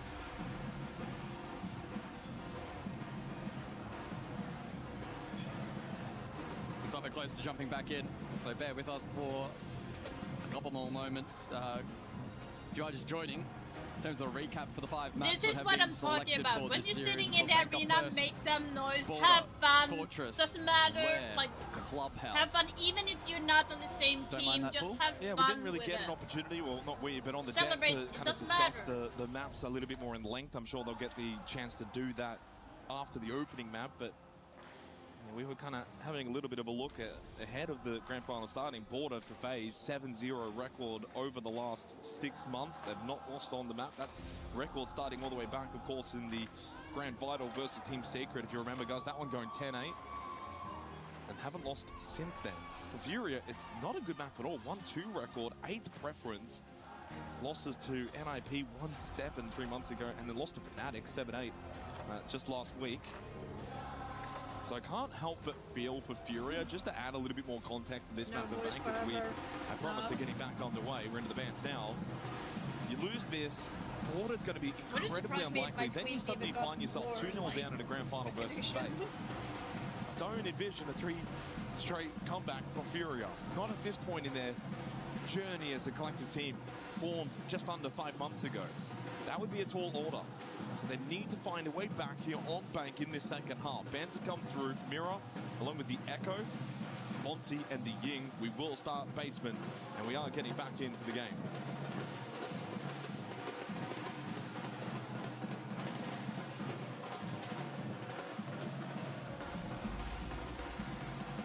Certainly a different approach in terms of the attacking bans heading into this second half. It does mean that full hard breach will be up and available for Furia. On the flip side as well, the Kaid can be used here by FaZe, although not elected to be selected for this first basement defense. And so, yeah, the dynamic of these rounds should be a little different to what we saw back in the first half. Some more playmaking opportunities potentially available here for Furia, especially top floor. And defensively for FaZe, the onside denial perhaps a little more compromised with the Echo not in play. We'll see as well if it forces them into more off-site play in defending some positions. You can see that currently with reinforcements up on the first floor. And presumably there'll be a little bit of appeal to be deployed here by FaZe. Not to be mean or anything, most but like, importantly for will Fury, they, got to start finding like, these opening kills on for their example, own attack. What FaZe did in the first if she half, comes set to them up us, to really Japan, or like a this major quick in entry for Osaka, her, getting will the she live be drone, able to get in? try and take some space quickly. Like, I think they would actually tell Making her sure that not this to be clear loud. around the map is precise but quick. But FaZe, I don't think will give them too much. Defend some of these hatch positions and stair positions. Fall back, never mind. Cyber's not falling anywhere. 99 Herds, he cops one to the face, and for FaZe, that's job done. You can go back, play site. 5 versus 4, another opening kill for FaZe. Furia finding it oh so difficult in the early portion of these rounds. They sure are, and it's going to prove costly here on Bank if not tidied up. FaZe will be ruthless from this position. Cyber continues to contest main stairs, but he's not going to play for life. It would be another team winning like the next a man one, who's so confident. Difficult to fault that. Focus now elsewhere. Open area for Furia. And Cyber has actually elected not to forfeit main, hold it up close with shotgun. I mean, why not? I mean, who's going to get past Cyber at the moment? The way that he's been playing, back yourself in, good key position. It means as well for FaZe, they don't have to stress about main stairs and a likely push. It also means likely for Furia, the only option's probably going to be through server. And that makes it easier of a read for FaZe. Again, this is the tougher site to attack into. It's the only solace to be taken if you're Furia. Of course, they defended it both times successfully in the first half. FaZe are looking likely to do the same. Volt's trying to find a position to get this plant down. Flames, though, coming from the Shamika launcher of Souls. Does actually find the kill onto Cyber as he pushed back from main to come help out towards the site. One C4 deny. No real backstab threat, though, on offer for Furia. It's a big stack. Nitra Cell from King connects, though, onto the planting bulbs. More flames at the feet of Loira, but he does collect the kit. KDS goes for one last look towards Garage and knows no one coming that way. Under 20 seconds left as Loira needs to find a safe plant position. But again, the flames of the Shamika launcher making it difficult. He vaults over, finds the kill, and somehow on 1 HP, he gets back to safety. Here comes Boxera, but KDS will slip away, also on 1 HP. As Vidiking will fight at the bomb chassis, there's no time left, that's it, it's round done. FaZe hold on, defend basement, go 5-2-1. Nicely done. Furia almost cooked at the end there, some heroics from Loira. Unfortunately, though, it transpired to just be a little too one-dimensional. Furia, timeout. Os bonecos que tá open agora, encaixa duas play rápidas pra gente finalmente aquecer no jogo e colocar um pouco de velocidade. Eles estão gostando muito, guys, do jogo. Se a gente ficar tentando fazer essas plays que são mais lentas, tentando fazer contagem, sincronizar mid-round, eles vão estar confortáveis se movimentando no mapa porque eles estão trocando umas táticas. Então segue o plano, faz a direta no bomba da área aberta, faz a horizontal. Rápida verde. E a rápida verde pra gente encaixar o jogo. I think he's telling them to calm down and not play one-dimensional. Um cara jogando 4-1 rato pra pegar o back do smoke. Se a gente pegar essa aqui, guys, já acelera o step do server. Olha como começou o bundão no server. Já começa a clicar reto, off-time, foda-se, eles estão no... Eu acho que é... Eu posso trazer shield. Guys, agilidade pra vocês aquecer de verdade. Fechou. Vamos botar foder. Bora, caralho. Fechou, bora. Devagar, fechou. Bora, guys. Oh, come on. Are you joking?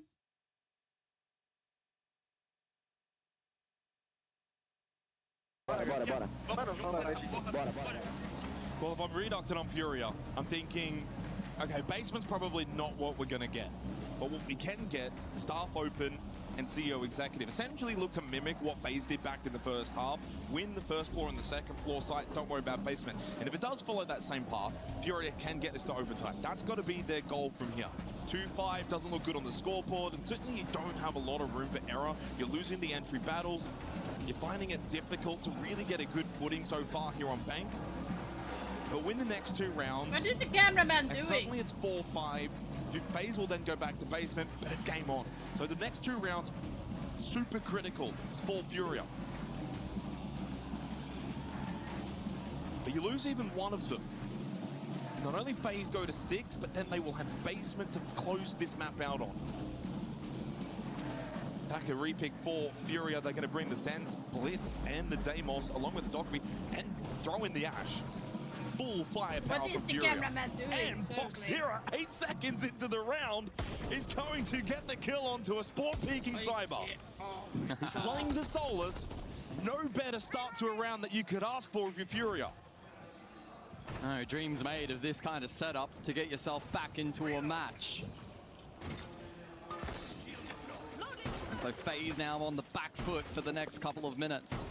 We'll see if they can fight their way back into the round, defending top floor. Furia bringing the lineup for the direct hit, courtesy of the Sense. And electing not to bring the ranged hard breach, despite being available.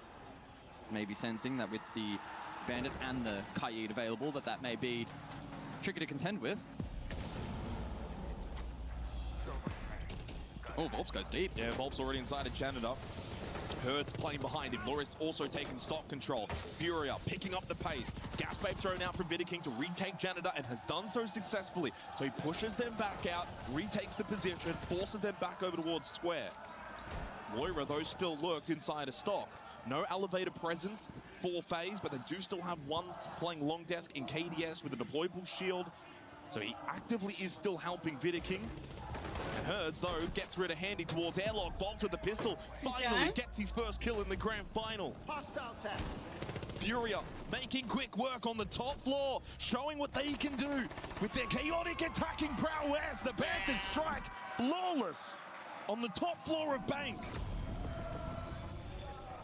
Well, more of that, and we may still have a contest on this map after all. Maybe.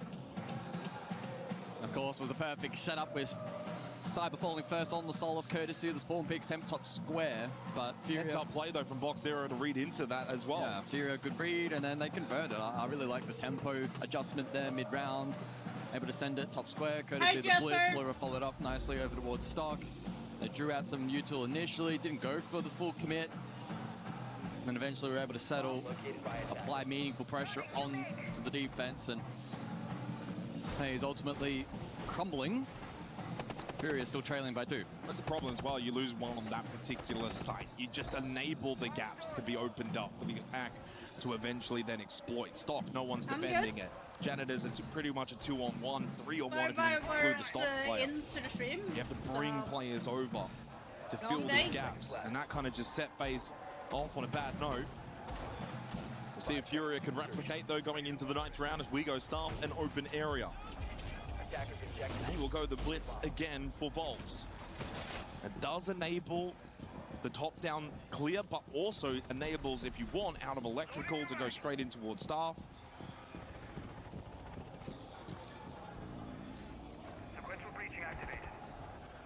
Investment up above from the defense. There is a castle here. Everything is good with you. There is, but there's also a sledge. Herds, though, is eliminated from Cyber over towards Archives, and Spock Zero got too aggressive, losing the battlefront desk against Handy. Another 2-player start for FaZe. Well, this time the pace for Furia has been met by FaZe. They're more ready for it, more active. You've got to find a way to get Herds back up in this round, otherwise this could be 6 for FaZe on the board. They can fall back, play sight. They've given up the top floor. Essentially saying, job done. We've already severely wounded this attack. Furia able to achieve their goal of Vert, but at what cost? Well, Cyber's hunting again. He'll probably just play a safe blue position for the late flank. I don't think he'll be too eager to move out of this spot. Again, he can play that too, because if he discounts himself, it's still 4 versus 3 elsewhere around the map for FaZe. Yeah. Very strong position yeah, he's for running the defense. at We might see the wrap here dirt, so Cyber could be isolated.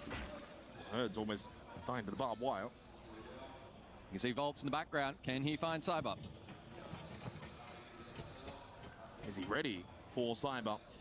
Looks as if he is very much ready, but then caught from Handy. Love the double play for FaZe. Cheeky, they knew. It's looking really, really bad now for Furia. Herds low on health. Diaz needs to do quite a lot of heavy lifting in this 9th round. I think all hope may be lost for Furia in this round. FaZe they dominant. Can't push, yeah, as Just about being disciplined now. 60 seconds. Stairs hold, so. That's Diffuser as well, by the way, in a bad spot. But I think that's the least of the concerns right now for Furia.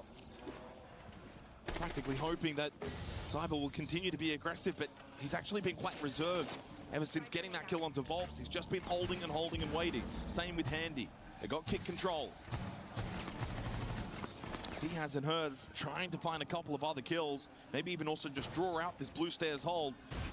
But FaZe are giving them absolutely nothing. And it's just a walk-in death trap. 6 on the board for FaZe Clan. All too comfortable in that 9th round. 2 early opening kills. Set the tone early. And 3 map points away for FaZe. Could be that the payment was not done. Not all hope lost for Furia, given the nature of the best of 5 beasts, but FaZe are off to a formidable start. The game plan that they're renowned for, and everyone has seen time and time again, is producing results here on the first map. Well, not only that, but for Furia, there's a contrast in the way that these two teams can play. Not every round, but for the most part. And Furia can bring a lot of that chaotic, fast-paced aggression. We saw it in that round. FaZe met it head-on. FaZe like the slow, methodical, strategic play style, but they also have the ability to read into what Furia want to do. Skin like a month ago, I think. Play fire with fire. Cyber up to 13-6. But not just that. He's also got the last 4 opening kills for FaZe. Cyber is 4-2 on the entry, 13-6 with a 154 to the PC EPS. account, then it should travel over.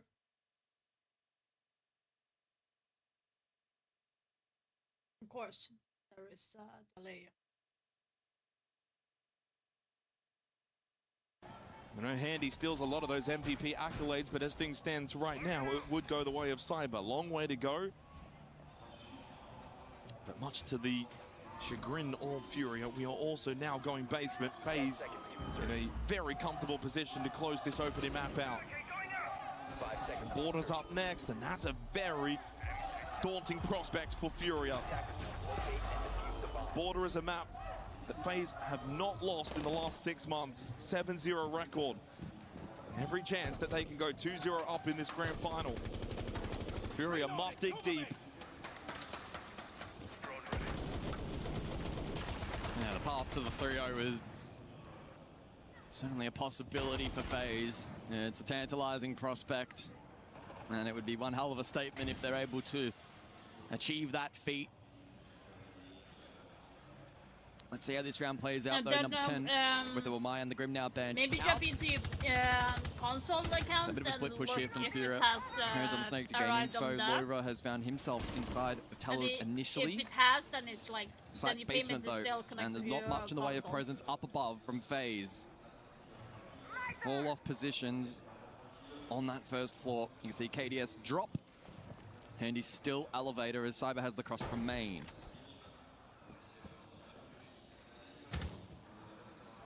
And again, Cyber just knows he can play aggressive. He's hitting good shots. Fury haven't really read into this as well. So instead of sitting more main stairs, he kind of sits a little closer to Beepers, and Bulbs should have been dead. He does now eventually die. Afforded no second chance from Cyber. Another opening kill for him. That is Make it 5 straight just from Cyber alone for FaZe. Oh, and Herds foul over towards that third entry position. It's ruthless from FaZe. So close to taking map number 1. Nervous, so cute. Furia running out of answers on Bank. Bringing back this round will be tough. Herds should be brought back to his feet. 60 seconds, a player down into the smoke. Goyo and Tachanka. I mean, you can forget about plan A in a round like this. Now it's all about probably plan C. I don't even think plan B is probably in play at this point. 50 seconds left. There goes Diaz as well. Just pick after pick as Cyber goes to 15 kills to start the grand final. It should not be a win Herds for may be back Furia up, but I there. think Furia are down for the count on this map of Bank. Handy, insult to injury with that headshot onto Loira. When this team wake up to play, This there's not is many in the world that can stop them. Souls with the Shamika launcher. Should be a win for To lay the for them. fire at the feet of yeah, Furia. 15 kills. And Herds cannot stand in that fire. It's a rotating box error down main stairs, but this too is flamed. As he stands in the flames, he then dies to Handy. A flawless way to finish the opening map for FaZe Clan. So dominant, so scary. I knew it. When they're I at their knew very it. best, there's no stopping this team. It may only be map 1 of this grand final, but they are switched on and ready. Furia will need to dig deep going into best border to map bounce back. is Bank, A strong Border, and message Charlie. in map number 1. Is their best, Cyber, best 16, map. Handy, map 10, and as a team, for FaZe. the siege Like was absolutely they are good in on all point. that They were maps as switched well, on, but I ready feel like to they go. are the greatest Outpacing of Furia those. on that first map. Just a little bit. And now it's really on Furia to somehow produce a response. I'm going early here, but what's the kill record for a grand final? Best of 5, because Cyber's got, what, 16 in the opening map alone. And the way that he's been playing, so much confidence. And you can see that with his positioning, his movement, his willingness to go for those early kills, and he got rewarded for it. Cyber's opening kills, round 4, 5, 7, 9, and 10. No other FaZe member in that space and time got an opening kill. It was all Cyber. He finishes 5-2 with a 70% cost, 16-6. And as you said as well, Handy played the perfect foil on that map. 10-5, 2-0 on the entry with a 130 EPS. Cyber and Handy, the dynamic duo, lead the way for FaZe. But who's going to stand up for Furia going into border? It is such a strong map for FaZe. Undefeated. Could Furia find a way to get themselves back in the grand final? If they do win out on border, then we're back right in. Otherwise, 2-0 lead for FaZe. And then from there, it's so difficult to envision Furia can bring it back 3 straight. Border is such a snowball style map. If that entry brilliance continues and shines through for FaZe, I don't foresee a world in which Furia can fight back. Well, we'll have to wait and see. Again, it is a best of 5. It's a marathon, not a sprint. A lot more siege still to be played in this grand final. And with that, FaZe take game number 1. Map 1 goes the way The Brazilian team dancing. Well, that's pretty hard to distinguish, isn't it? If you see in the background, they're both dancing. However, it's the red and black that come out on top. And in dominant fashion, this was FaZe's tournament many people thought to lose. They're in the grand final, and they're kind of proving that statement right at the start. She's still yelling? Much more What? siege to be played. And gentlemen, when I look at this is a team that is dominant in a way that makes you almost feel like, where do we have an angle? Where do we have a shot? Where do we have a peak to even break through? We mentioned it before. Like, You're it was playing the so most bright perfect team in the earlier. world. A team that feels like flawless. Whatever you throw at them, they will always find a solution. And I felt like, initially I told you, I took to the analyst of FaZe Clan, the one guy that maybe has some clue about what's the weakest link they have. Well, one weakness, one weak spot to mention was, if we play against aggression, we struggle because it disrupts our system. What did FaZe bring here in this matchup, Lax? Aggression. Exactly. And that's the biggest thing. They're matching their aggression on the side of Furia. And even when it doesn't happen, I felt like Furia was way too passive. In his defense side, they just give way too much space. It felt like we were watching a DZ versus Furia game where they were DZ this time. They were on their back foot. They weren't the one on the precipice of getting aggressive, taking the engagements, winning those gunfights, and then playing into those layers. It was FaZe just right out the get-go, taking every single fight to Furia, where then they were falling back. They were almost questioning their own style, their own play, and that's not what you want to see in a first map. And, you know, as we've said, this isn't a sprint. This is a marathon, so they easily can bounce back. They can go into that second map understanding where things went wrong, but you cannot allow FaZe to be this comfortable going into a second map. So comfortable as well. By the way, guys, I got a talking new about how good they were. You see walker. Cyber there as well, celebrating Handy. Also in the Samba from the family members there. You see it right there again. This is a moment that they have been waiting for. They want to crown themselves part of that triple crown conversation. We mentioned Souls and Handy and Cyber who have the chance to do it. KDS also has a chance to get that triple crown. So there's a lot on the line here, but FaZe just looking so good. And tell me why they're looking so good, or at least an aspect of it with that telestration you prepared for. I've got one of the best example of what makes FaZe truly special, and this is gonna be in round 3. Now, 120 left in the round, and we're gonna notice something. Let's see here. All the players on the side of Furia are on the top floor, and you see here Loira standing on those white stairs. He's gonna be the target. Now, pay attention to the positioning on the side of FaZe. They've got Cyber who can go up the stairs and maybe challenge him, and they've got Vita King on those trading windows who could maybe jump in. Now, that was if it wasn't FaZe. FaZe, they've always got one step ahead. Now pay attention to the utility usage here. Absolutely exquisite pinch. They send the flashes towards the watch stairs. I got this and why one. do they do that? They do that because Loira has to go down the stairs and he might think, okay, it's so Cyber can take this 1v1 and win it. Well, I have a surprise for you. It's not FaZe, exactly they're like always this, one step ahead. but, How did he die? How did he die? And I had was there upstairs on the roof upside down, and that's why the flash was there, so that when the player ran down he would be in his angle. Now you might think this is special. So look at Souls I'm using He's this ready to to, punish anyone who comes for a trade. to He be able punishes to both go swinging on out of that walks and door, stuff, and that's it, right 5v3. At the same time, So if it's you needed very any more annoying. reason to believe that FaZe are truly special, well, look at what Cyber will do here for life. with Solid Snake from those white stairs that he just got the control onto. He spots a player in elevator. Now instead It's of challenging very him, what he annoying, does but, is I he's gonna need go to. towards him. He's gonna shoot a few bullets towards the elevator in a way so that Snake can sneak into meeting room, 180, and boom, free kill onto the bomb site.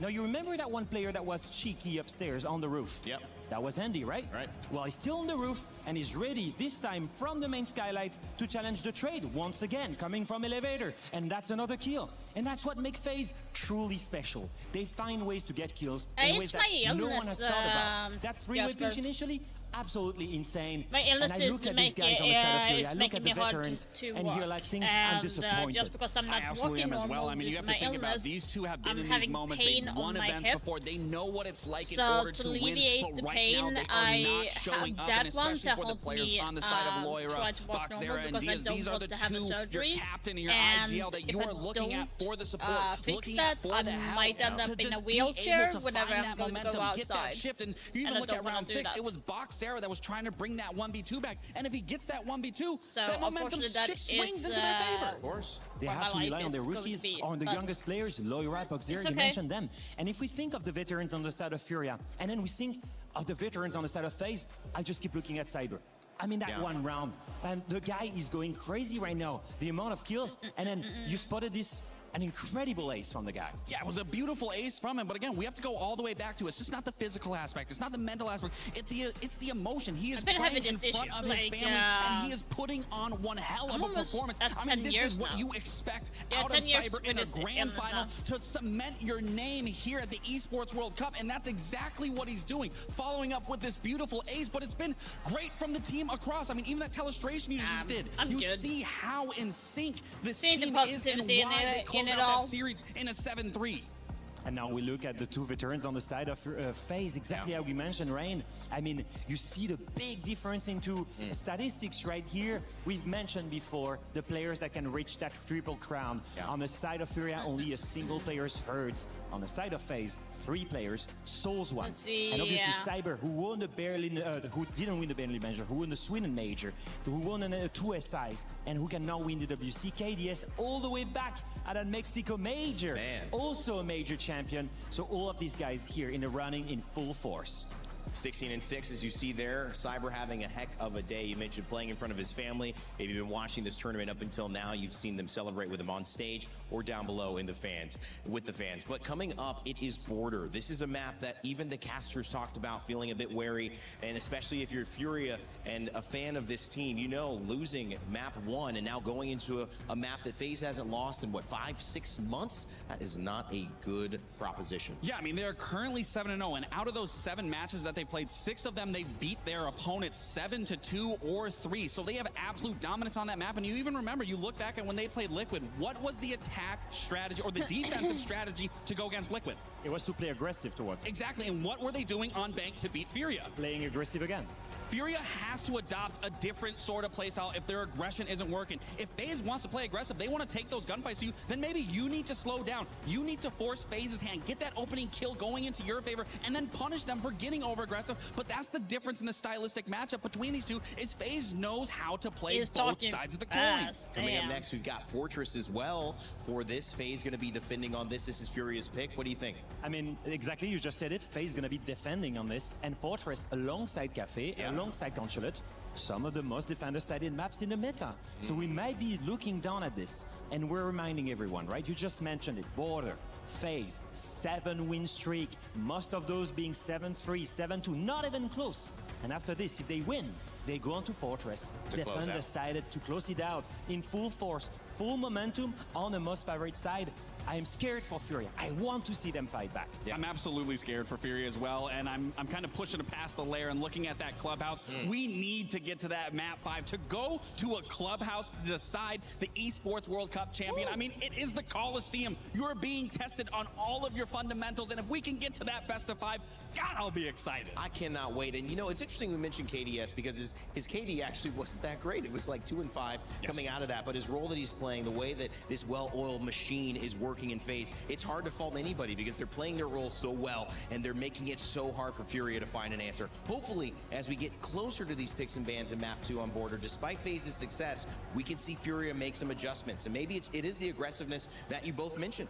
I think we're needing to see the Agile on their side, Volps, step up finally. He's such a good player. He's carried them so far. He's got such a specific vision of the game, maybe a little bit more advanced, maybe a little bit more faster paced. He's exactly the kind of IGL that can be successful on such a small map like Border. We said it's going to be a massive challenge to break that 7-win streak on the side of FaZe, and it starts with the operator back. Again, getting rid of the shields, a great start. We know how pivotal shields can be on the map like Border, especially when you're pushing into that top east, you're pushing into break. They can really be a thorn. Getting rid of the mirror early as well is going to help with that site execute a lot of those fast takes over on Archives. Now Furia, they start in defense. It's a very small map, we've mentioned it before. The way you fight here is going to be so aggressive towards the entry points. And that is the main thing here. It requires confidence, because you're going to need to challenge some angles that you don't want to challenge. That confidence needs to rise on the side of Furia. If they may think they can take FaZe, it starts here by building that confidence. This roster rebuilt around Herds and Volps in the veteran leadership role. IGL needs to get Furia to bounce back, because staring a 2-0 deficit down the road to FaZe, going to another map like Fortress, just isn't a good look. But of course, they'll have the support to do so. Our second map Gonna do a lot of work for this FaZe Clan roster if they can get it.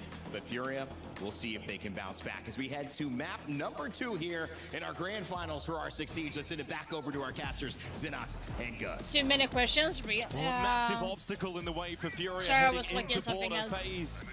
7-0, undefeated. You don't have to and get answer to start on the this. attack. No, yeah, Surgery Sweden is it's free. A 60% attacker win rate. So Not you only don't that, have to it pay has for the surgery. slowest average entry time, but that's a benefit to a So team it's like like FaZe and their all play you have style. to pay is like that you're staying and the food, and that would be like $30 in pay. That we have in the competitive pool.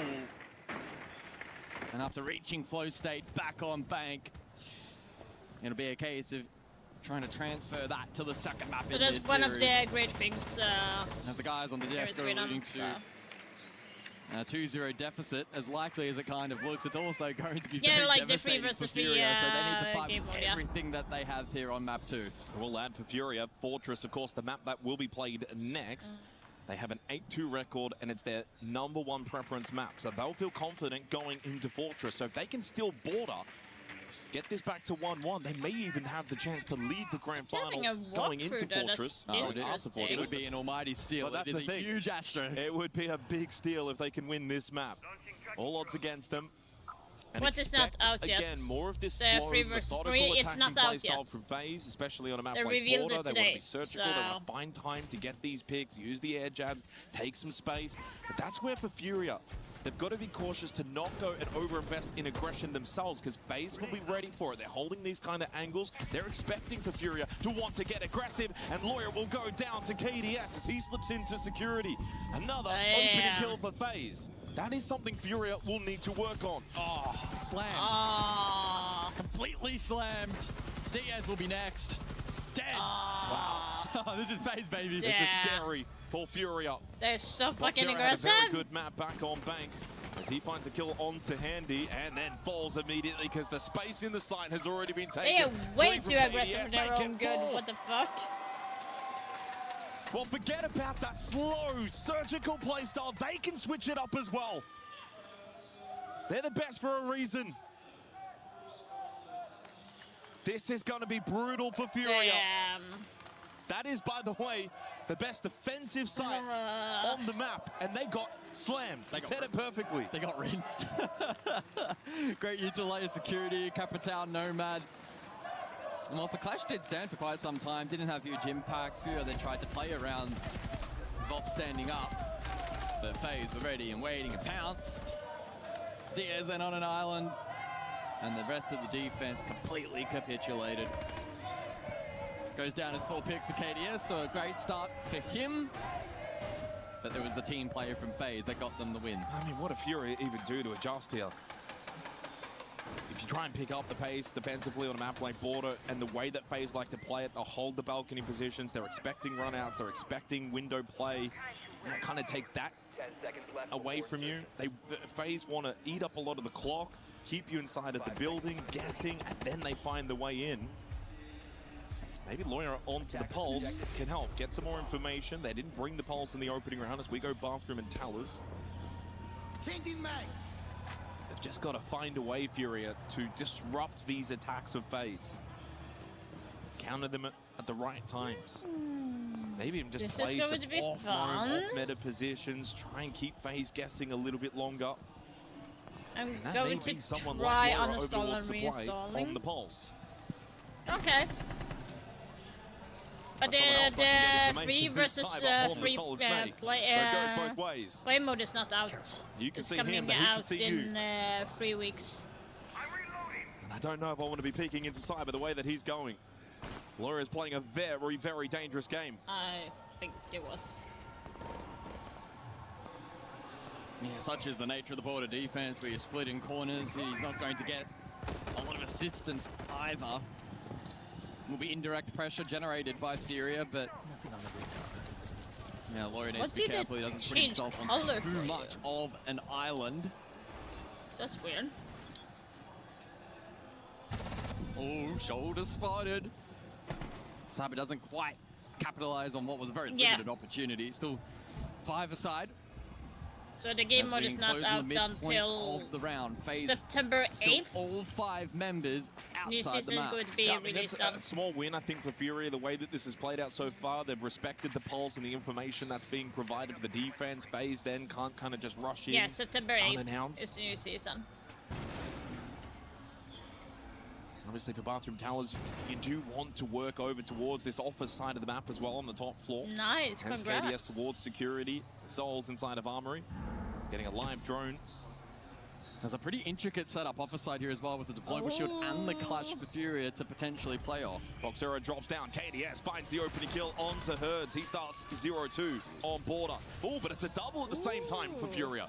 They get rid of both Vidiking and Souls. This gives them a lifeline heading into the final 50 seconds. But the way that FaZe are playing, you almost still back them in 3v4. Yeah, peel from Furia largely. Volts will remain above for now. Diaz will eat the jug of payload call from Handy as well. Call now on to Volts is active, and KDS a second kill. He's up to 6. And it started to get a little nervy again for Furia late into the round.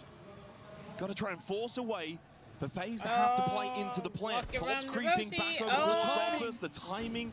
He may still find a kill top east, and indeed he will. Onto KDS. That's the fuser on the floor. That should be the round. That should be the round. Should is the key word, but you never discount a team like FaZe.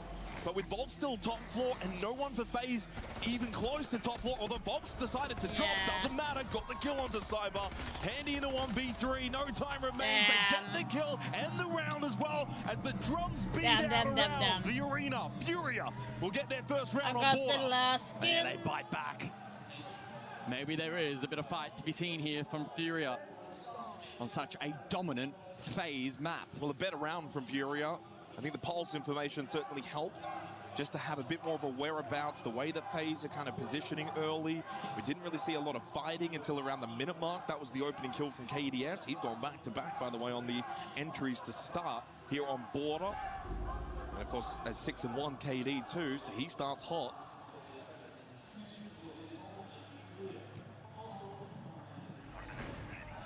But a big defensive round win for Furia on that side of Bathroom Towers. That actually sits at a 67% attacker win rate. And they were able to get the round as the defensive team. And that has got to be the mentality for Furia. One round at a time. Don't worry about the overall objective of the map. Keep the FaZe record out of your minds. And let's play some Siege. 5 seconds left before insertion. Down to Workshop for the final round of this initial rotation. And we'll see how FaZe look to shape for this particular round. If the tempo will remain similar, or maybe in response to the last round where Furia gathered a good read, they could look to maybe switch up a little bit. I presume they'll go full force ahead with the original plan though. Furia dropping the pulse into this round. They do though have Solace for some info gather. Interestingly, the clash will persist, and that'll be an interesting talking point at the end of this round. It's been played across the entire first 3. Volts for the majority and Diaz on one occasion. And not just info gather for the Solace as well, but helps if they want to go for a fast plant attempt over towards Ven, and then you can, of course, get the intel if there's a smoke layering. Just get the idea, though, from FaZe. I don't think that's going to be the overall plan A. I think they want to try and see if they can sneak into the map. You can see Cyber towards Passport on the Solid Snake, find a couple of picks. I know that Fury is probably going to be moving around the map a lot. The beauty of Border is a lot of the map is pretty much always played regardless of the site. Also means for Volts, he's going to have to be very important with his positioning on the Clash, making sure he's in the right spot, trying to get in the face of FaZe. Yeah, they brought the Nomad and the Capitao again to try and contest that. And last time out, it was very successful thought that Snake for was FaZe going to get a nerf. This clash. I think they both announced that. Third straight opening kill, and back-to-back onto Herds.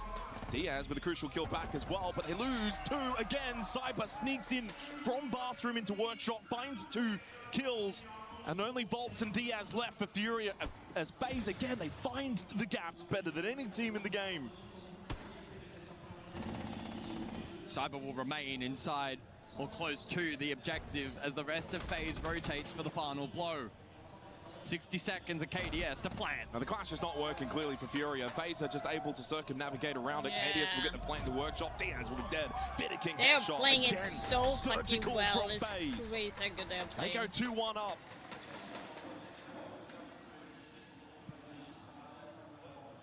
Yeah, it's only better. 3 straight opening kills for KDS as he starts off hot here on border. Now the clash is not working. We saw it in the first 3 rounds. Which makes me wonder if FaZe still. I don't even think you ban it. They might try and take the Clash Soul is for not there. info instead. Go for Soul Unless assistant. they sense that the clash could still be a problem. No, they don't. No, Warden instead. So Warden played in every round as well, and that's going to enable some of the more util layering we're seeing. Captail, Ying, etc. Furia, tuck time out. Só eles, tá ligado? Interesting, Porque se eles botarem interesting. no pique, eles estão jogando muito chapéu morte. Você pode picar o cara do chapéu morte, e se você não picar e os caras jogarem pra leste, você joga batendo notes pra ajudar o Vulcão por baixo. Eles ganham ar, eles vão fazer exato. Não tem problema, porque você tá de solis por baixo, o Arquivos vai ficar fudido, e a gente ainda tem as win comp que a gente tem double C4 pra calcular. Sim, ô guys, outra coisa. Eu acho que a gente joga o jogo que a gente conversou que a gente fazendo no chalé. Pisou, bateu. Pisou, bateu. Vamos causar agora, que a gente já testou, já jogou safe, agora vamos causar full neles. Vamos fechar uma ideia só. Full time, toda a conversa que a gente vai ter agora. Bora aí, padrão. Bora, guys, bora. Diferente? Não, pode ir. Eu acho que eu vou pegar o boi, mano, se pá. Probably the right time if you reduct to talk to the troops here. It's only 2-1 on the scoreboard. Clearly some stuff that they need to work on and improve on and adapt to, and need to do so quickly. And the multi-ban is quite intriguing. 3 rounds to go. We haven't seen it be played yet by FaZe Clan. But I guess just taking away the option for Furia, they will drop the clash. And I think that's the right call. I know Volps has started a little bit cold, and sometimes when you don't start well, you almost instinctively want to go and play shield. Well, the problem hasn't, in my eyes, for the majority of the rounds, been him and his performance. No. It's the fact that FaZe aren't over-investing into it and keep finding gaps elsewhere that are exposing on site. I'm also mean when you start 4-11 and... Yeah, it's easy to have a negative mindset. To be fair, if you want to point anything out right now, Herds, 3 and 12, 1-4 on entry across the 2 maps. If there's anyone that needs to really stand up and step up for Furia, it is Herds. When it comes to Border, like, funny enough, Border is the least played map in the entire tournament. Don't leave it too late. It has only been played 4 times. This is the 5th time now. Fantastic start from FaZe. They bring the blitz so this it's round. like First time seeing Shield very play interesting from to see FaZe. how FaZe is getting back. And FaZe is the one that has been playing this like a lot. So Armory has only 45% win rate on defense. So need to be winning. Border is more attacker-heavy, friendly map. Go straight into archives. It doesn't have a lot of numbers for the defense side. So Tellers has 46% defense win rate. Yeah, currently Ventilation Workshop 40% win rate. Like it is exposed, but the numbers aren't high at all. It's such a heavy attackers sided It also map. plays into the Warden ban as well, because Warden is a good counter to this sort of setup strategy. Yeah. They do have double Nitrocell though to help. Volts early gas bays and then rushes out. Cyber double with the pistol on the blitz. And then Court Metal stares his Loira looking to join his team on the top floor, but instead joins them in the grave. Well, FaZe didn't even need to go for plan A. Boxera and Diaz to defend the site, but Diaz will fall after finding that kill onto the glass, leaving poor old Boxera by himself, getting aggressed by the blitz, overwhelmed. Make it 3 for Cyber, and make it 3 for FaZe here on Border. It really is incredible how many rounds across this series so far FaZe have made it look like we aren't watching a grand final, because they have just been so clean, so dominant, and Furia just not given any kind of tools to fight back into the round. Volps left the blitz unguarded. Cyber got 2, Herds is now 0-4, and it was a complete steamroll for the rest of the round. Well, here's a fact. FaZe, in every best of 3 here at the Esports World Cup, have dropped a map. They lost Fortress 7-2 to Virtus Pro back in the upper bracket semi-finals in the group stage. Obviously, you ended up winning all of these, by the way, but still lost 7-1 on Lair to Liquid and lost on Chalet to GK yesterday 7-5. Right now, I just don't see them losing the way they're playing. We are somehow seeing FaZe step up their game even more. They are playing some ruthless siege, giving Furia nothing, switching up their tempo. They can play fast, they can play slow. 5 seconds left before And it's a repeat bomb site attempt for Furia. They know that Armory Archives should be defensively sound, but it's been already broken twice. They do change up their strategy though. They drop the Goya, they drop the Solus, they'll bring the Thorn and the Allah, so they're going to double down on trap utility. But in response, FaZe will bring the Twitch for the first time. I thought maybe we'd see the double commit from the Blitz this round for FaZe. Not the case. Box Zero spawn That's massive. Kills. On to KDS as well, who's been running rampant. And if there's anyone to find, might enable a bit more aggression now around the map with the air jabs down. You say that, but if you're Furia 5 versus 4, you probably might just want to shut up shop and look to really lock down that site. Park the bus. Park the bus. But you can't be too negative about it either, because FaZe will take that space and exploit and somehow find their way back into the round. It's a delicate balance for Furia. Find the balance. First opening kill of the map for Furia, courtesy of Box Zero. Across both Bank and Border, he has been their best. 11 and 10, the only player going positive for Furia. And again, this is where for FaZe, they'll slow the tempo down. They'll see if Furia want to play aggressive off that early kill. Yeah, they're trying to find a lurk potential. Vidiking spot east at the moment. Thinks his way up. Unlock long corridor, maybe. Volps has just made it safely back in towards Alphas. Wouldn't want to be peeking into that DMR spray. Volps will go down to Cyber. Come on, FaZe, you got it. 7 kills and overall 23 kills in the 2 maps played already. The only thing that right now that's going to stop him from breaking the record is probably the fact this could be done in 3. Handy shuts down Herds, who starts 0-5. Herds has had no impact in this grand final. And FaZe now with the extra player. So much for bunker down. The bus has been rolled over. It's been flipped. Lawyer in a rough position now. Needs to find a couple security. Oh, he looks a little panicky. Lawyer wants to get back to safety, but he does opt for the swing. And the right call made is he collects the kill onto Souls. Evens up the numbers heading into the final 45 seconds of what feels like a pivotal round. If you are Furia, you need to be winning this. A chance. Oh, Diaz, I thought he might have got a good timing. Yeah. But Lyra does get a good timing onto Vidiking. Oh, come on, Handy and Cyber, Cyber, though, no slouches in a 2 versus 2 as Diaz will be finished off. 8 kills for Cyber and plenty of time still for FaZe to take this round. Box Zero at least has Nitro. Could be critical in denying a planned attempt here from FaZe. Smoke's available for Handy. No utility for Cyber. He'll stay gun up. Cyber and Handy together over towards Fountain. Moira and Boxera. Boxera's going workshop down below with the Nitrocell. Pre-placed to the bomb chassis. Never mind, rips it immediately. And with that, Handy will fall. Kit's on the ground. Cyber will not be given the chance to clutch up.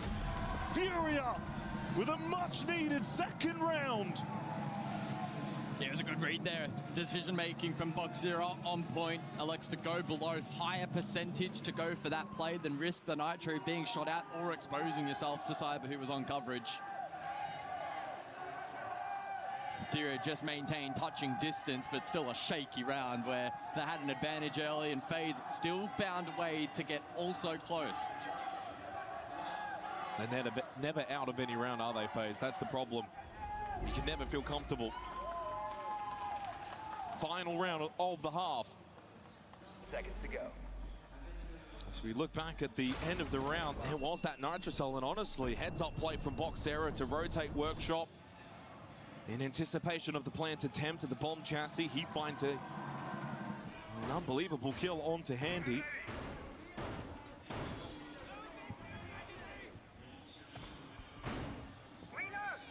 Is 2 rounds enough? Or the Furia need 3 on the defense?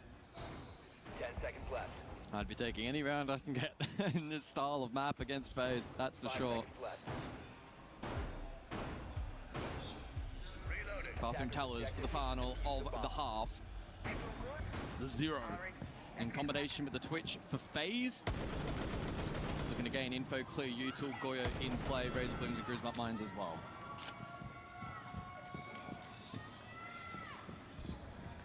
Again, trap utility focus for Furia.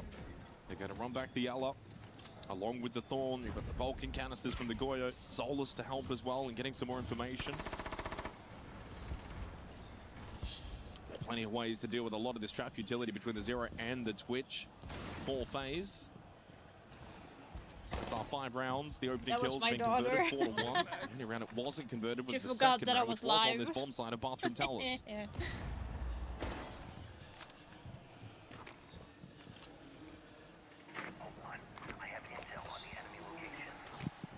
So FaZe will work the map, eager to gain information and potentially exploit an entry point. They favored Passport through waiting on a couple of occasions. May look to do something similar here in their final attack of the half. Loira expending all 3 gas babes before the midpoint of the round. Loira off the window! He went for the swing, he went for the aggressive play, but he's the one that ends up dead. Well, didn't get finished, and Volps is still top east. He has been droned, his position known. Herds, by the way, finds his first kill of the map. And on to Handy. Loira has also been able to drop down to get that revive from Volps. And the Razor Bloom prevented Souls from pushing and deep. Cyber gets caught on the timing, looking to punish. Boxera, good angle held.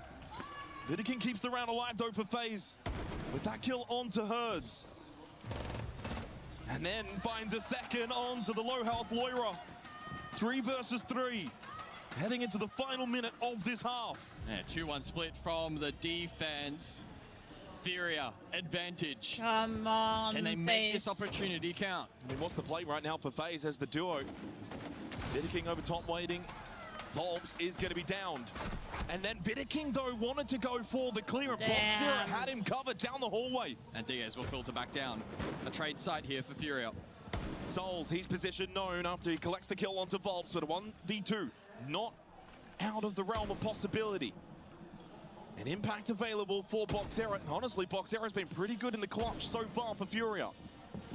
Souls, does he think about going back to grab that kit? It doesn't seem like it. Instead wants to play off the yellow ping intel that he has, knowing they're both probably towards Bathroom. Knows at least one is, and I do like the way that this is being held though for Boxera and Diaz. Souls seeking for a 1v1. Now into red time. Needs to pick up the pace. Needs to find the double. Gets one, but then Diaz has the cover swing. Furia, for the first time in the grand final, will win back-to-back rounds as they tie it up 3-3.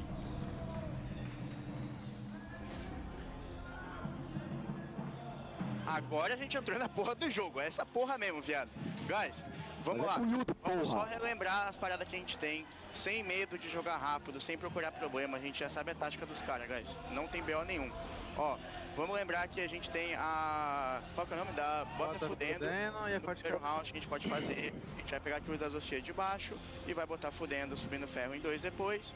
Guys, sem medo nenhum. Não vamos fazer a play conforme ela tem que ser jogada, no pace que ela tem que ser jogada. Não vamos ficar procurando um monte de problema, prepara mapa, redrone. Fechou? Coragem, mano. Agora é a mesma coisa da DZ lá.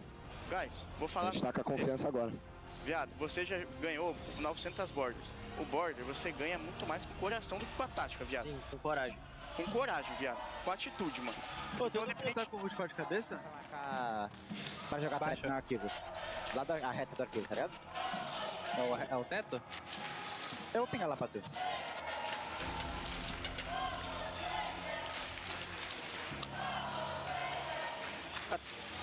É isso. Deixa eu falar nessa aí. Cara, eu tenho choque, pô. O cara tá aprendendo tudo pronto, pô. Come on, FaZe. Se eu tivesse usando aquele cara da Twitter, tinha estourado ele. Achei que era só o cara da leste.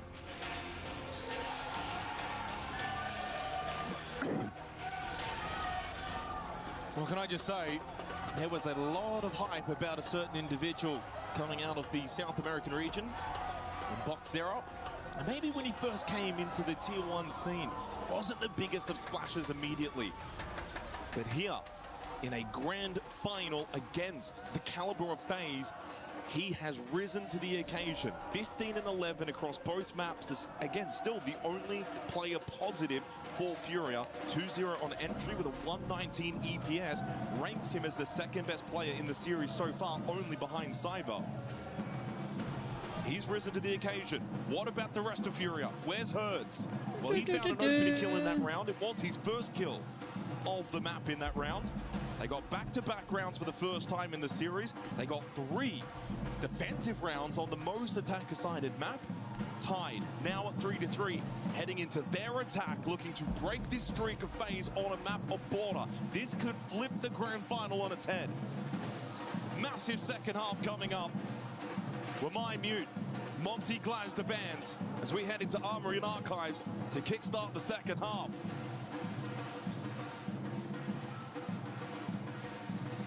Yeah, I am curious to see how Furia try and activate Herds, get him back into this map. Rated 15th at the Esports World Cup this year. It's been a solid tournament for him up until this point. 111 EPS, a 1.22 KD. Positive entry, and he's netted quite a few multi-kills as well over the course of this event, but so far today, struggling to find his footing, given the IQ role here for round 7 initially. Come on, FaZe. I'm so nervous, guys. I'm literally nervous. If they commit My heart is like racing hard. Whew. And intrigued to see, is there going to be a contrast in terms of the pacing and the tempo from Furia? FaZe quite slow. On many occasions, midpoint of the round, still players, the whole team outside trying to exploit a pocket of space. Furia might look to step up that pacing a little bit. Well, what they also might be doing in this round is look to play the vert off of the jugger payload calls from Loira. You can impact trick with the Zofia. Herds can also play off those calls on the IQ. So I wouldn't be surprised to see them kind of go first floor first, establish where these defenders, look to then play off of that positioning and information. So players like KDS towards security will need to be careful. And that's the way that Furia imagine they can maybe find an early kill or 2 playing off of this vert. And straight away, Diaz and Herds will go first floor. I would love to see a triple impact here on Border. It'd be a tilter for FaZe, but... Oh! Big swing from Cyber onto Loira, shuts down the jugger payloads. That does eliminate the ability for Herds to play off of that. Diaz impacts below. He's thinking about it over towards security to enable the play from Vault. And he has sent it out. He gets KDS down to 1 HP. Didn't quite finish him off, but he gets him very low. Oh, now the Vault's in. Herds is just going to send it. No longer needing to play the vert. They've got site control. They've got FaZe wounded. They've got FaZe on the ropes here. On the best defensive site, Volps will go for the plant. There's no answer, though, from FaZe. Well, the Volps will get off. As Cyber makes his way back down main stairs, he gets a bit of intel, and Souls gets a big kill onto box here, and Volps is now the only one left. Yay! What? Oh my god. That looks so promising for Furia. And Furia should have won that. What the fuck? Oh, you can't help but feel... Oh my god. Sorry for Furia, who put themselves in such a good position. The win condition were there. Like, they would have won Furia. Again. Furia with a good, clear security side. Herds was enabled to go deep. Volps considered the plant, got off, and it opened up the window for Souls to net a double. And then Cyber to clean up shop. How quickly he can flip and turn. Just when it looked like maybe FaZe were a little bit vulnerable on a very strong defensive side. Furia doing well to adapt. Here's the thing, if FaZe wins this map, from the Zofia don't fully connect. At that it's point, only Herds Fortress left. senses an opportunity to just go straight for sight, and it was working until it wasn't. Fortress might be Furia's best bet. It is also 3 straight opening kills in favor of Furia. 5 seconds to go.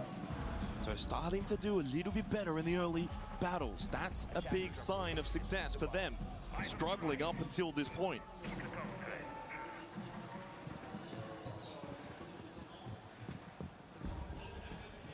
Then workshop for the 8th round. And Cyber, well, I thought he was going to be on there for that kill. Saw the elbow. Do you think he jumps out? You wouldn't dare, would you? Well, I mean, you're 12-2. Maybe you've got that license, but it's probably the wrong call. And it would have been if he vaults there into the DMR. Surely did. And makes the calculated decision to fall back. Sledge here from Furia suggesting for it to be part of the game plan, or it could even be for the horizontal lurk and able to passport through customs rotate. We'll see that from Herds now. Though we'll need to be mindful of the rotate up above through break. And the eyes of Cyber. Clean. Herd's not ready to take the battle against the man that's on fire. A second quickly from Cyber. Gets him up to 14 kills on border.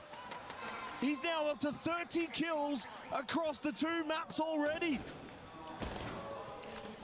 He is such a factor in this grand final. A factor that Fury have not worked out how to stop. And gives FaZe a 2-player advantage. Just when Furia thought they were getting themselves back in on border. And it's a jump out as well from Handy. They're so clean, they're so good. As Diaz will fall, this round may be flawless. After Furia were able to strike to close the half, FaZe will strike to start the second half. Back-to-back round wins sees them go 5-3 up here on border. Holy moly. And the party continues for FaZe.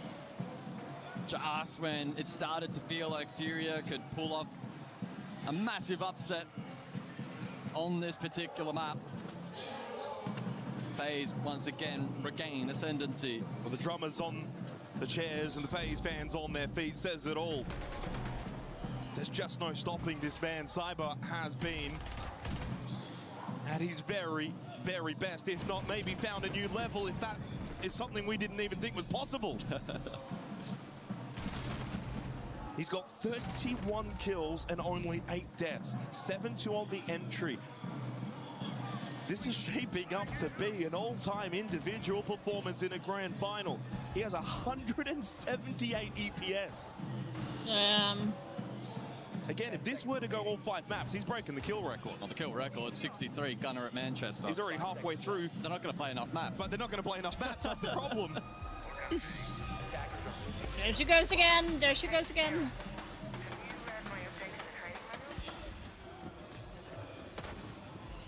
Can Furia fight their way back? Tertiary site in play. Bathroom tellers, heavy roam deployed by FaZe. I mean, at this point, you've got to feel like for pretty much all the individuals, maybe minus Block Zero, what's the mental like? Because no one's landing shots, everyone's negative, nothing's really working. The team as a whole not working clearly, but also individually, outside of Block Zero, no one is really finding good shots and feeling good presence around the map.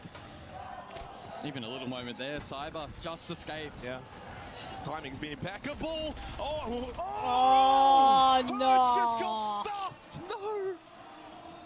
Holy shit. There's no stopping Cyber today. Yo, Chicken's fucking PC. Like, seriously? Kill.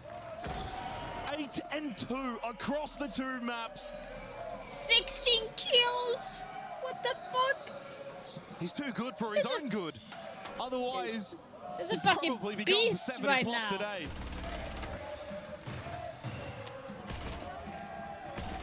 Fury just looks stuck in the mud. Outside of the map, stranded. Laura, the only one with presence inside of the map towards customs. Not only do you have to beat FaZe as a team, but right now you have to beat Cyber. Yeah, they've thrown sight forget about the team. Like, beat him first. Tough, strong, focused second forward still from FaZe. Who like, what the fuck is going on? And we'll be able to rotate down at a moment's notice. Triple gas Babe as well, still up for Handy. Nitro for KDS. They'll look to launch the attack custom side, and FaZe, will they have a read? Okay, that makes it intriguing. Okay. But with 60 seconds remaining, 4 versus 4, feels more like 4 versus 5 still with Cyber up, and timing is perfect.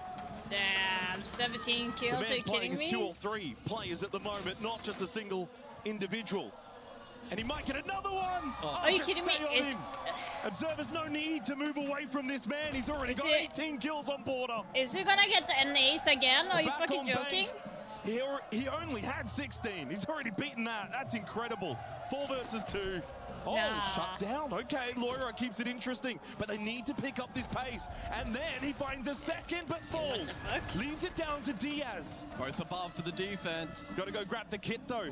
Does he go for the revive? It might be the best thing to do, but he needs to be cautious of the vert being held. As you said, both still top floor for FaZe. Loira back up, will go for the plant. Makes his rotate in, tucked into the corner of Talers. Drop down from KDS. Where's the cover? Souls as well. Loira will get the plant down. Diaz finds the kill onto Souls. Furia might just steal this round. Nitro KDS. Nitro from KDS, and then gets the kill onto Loira. Nitro blows, but doesn't find Diaz. Diaz, what are the nerves like in this 1 versus 1? Does he have line of sight onto that kit? KDS might be able to draw him out. Pokes a few shots and is expecting Diaz to be close to this kit, but for now he's not. He's fallen back. Taps it once, gets on it, and forces Diaz forward. Nah, wrong side. Diaz. As KDS got off the kit to peek and take the battle, it's Diaz that wins it. Oh my god. Furious, stay alive here on border. This is insane. Well, don't speak too soon. Big moment for Furia. Cyber continues his rampage on the side of FaZe, but it still wasn't enough to get it across the line. Well, as soon as Cyber died, honestly, the belief was maybe that Furia could win the round, and funnily enough, they go on and win the round. Oh my god. Deal with Cyber, and maybe today you could deal with FaZe. Azami, Solid Snake will be the bands. Furia just keep this interesting on border, 4 to 5. Armory Archives up next, though, will be difficult to attack into, but they almost were able to crack it back in the 7th round. So we look back at some of the Cyber highlights, another 3 came from him. Herds, just nothing working for him today. No, that was a rough one. Bombs as well, just got completely slammed. Well, you can see what it mentally, but maybe winning this round. Herds mentally look defeated. Furia mentally look defeated. But you go and win this round, and maybe that just gets the energy flowing again.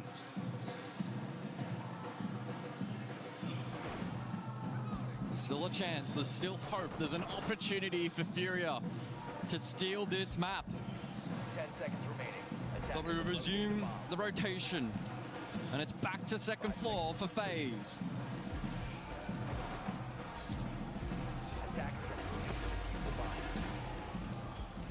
34 kills for Cyber, and still only in the 10th round of the 2nd map.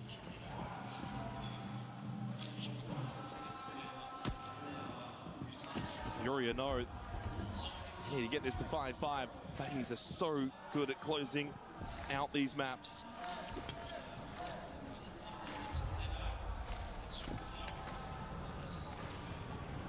After a little streak of 3 rounds that Furia got the opening kills, it's back to Cyber shenanigans early in these rounds. He'll be one to watch early again on the Solus towards break. That's not a peak battle, Laura, that you want to be testing. But he may test it. The first shots don't land from Cyber. That is something we haven't seen much of today. He loses the 1 versus 1 against Loira. It's a perfect start for Furia. They will see that name down in the kill feed and be filled with hope for the remainder of this round. That's the belief, surely, for Furia. We've dealt with Cyber. The Solus is gone. Damn. We find the opening kill, and they do so rather early, only a minute into the round. This will stretch the defense of FaZe a little bit here. They've actually double stacked towards security, so there are gaps, and those gaps are over towards east air side of the map. Full rotate Archives. I think they just hit Archives here. They should be good. Archives has been vacated. Vidaking, though, is still close by inside of Archives. Handy could, of course, help out as well towards lockers, but that would leave KDS stranded towards security. Souls towards Fountain. Can he get involved? They can push a lot of areas and try and navigate their way into the building. Talk of the IQ. Herds to play off the call. But the pistol shots aren't fully connecting, so that was nicely done. Myself. Good enough. That's the Warden dealt with. And again, with this 2nd kill, Furia have opened up the map, and Boxera Massive headshot as Souls falls to the demon. This Furia is not will look good. to tie up Border. Fuck. And do so in a very dominant fashion, might I add. This is getting very interesting. Handy on call as he pushes up, he stares now. Also death marked. They know exactly where he is. The drums are just getting a little bit louder here in Paris because Furia are making it happen here on Border. This is insane. What is going on? Mano, eu acho que vamos repetir essa. Vou pegar fora. Tá, seguinte, a gente vai repetir a final, só que a gente vai fazer com o Cyber de ela e o Soul. Pega o C4 mesmo, tipo, vou tentar fazer uma double C4 aí naquelas portas. Eu vou de mira também. É, pode vir de mira, mas em vez de você ficar picando, tipo, porta-nilba, fica jogando C4 quadrado e tenta fazer C4 no PC junto com o Hand também. Larga essa trap aí, traz o... Tá, peguei C4. Traz o teu C4, fechou? Vou tentar, tipo, pescar alguma coisa nesse corredor aí que tá de boa. Outro bom, é só a gente repetir o oficina. Pô, os caras caçaram lá o Cyber e tal, sabe? Se você quiser subir lá pra jogar com o pessoal, você pode subir. Tá. Se quiser matar todo mundo de baixo, você pode matar também, né? Bora aí, guys. Bora aí, guys. Vamos embora, só Tá de boa demais. tá precisando. Bora. Eu acho que a gente fica peitando ali, se usar a meiota e a tripa. As the tactical time expires, all tied 5-5, and it will be repeat bomb side as well for FaZe. Back to Armory and Archives. Well, guys, is it as simple as deal with Cypher, deal with FaZe today at the moment? Is that the script? It's a big part of it. Maybe. It's got Laura fired up. But the job's not done. Round 11, 5-5. FaZe's border streak now on the verge of being broken by Furia from 3-5 to 5-5. FaZe 7-0 record is on the line. Fortress, a very strong map as well for Furia. This feels pivotal in the grand scheme of the overall best-of-5 grand final. These next few rounds can determine quite a lot. So the Twitch in play here. Furia responding to the mirror. And FaZe in anticipation for the Deimos. The tuber out in play for the counter. I wonder, do you tell Cyber to just settle a little bit, ever so slightly? Or do you just back him in the way he's been playing? You back him in. If he dies, he dies. It was really off the back of a nice clear in the last round. Cyber didn't play particularly poorly. It was really good from Loira. He's been a good info. Boxera falls though, the Twitch on the ground. And finished off by Handy. That's another opening kill for FaZe. Just calms the nerves for the defense. Diaz, though, has one trapped. Handy get himself out of this little situation. He crosses the window safely, and at the same time, they lose Loira. From standing at the end of the last round to sitting down out of this 11th round. FaZe up 5 versus 3. The Furia have a big clutch in them. It's about time Herds gets involved in this grand final. He's been awfully too quiet.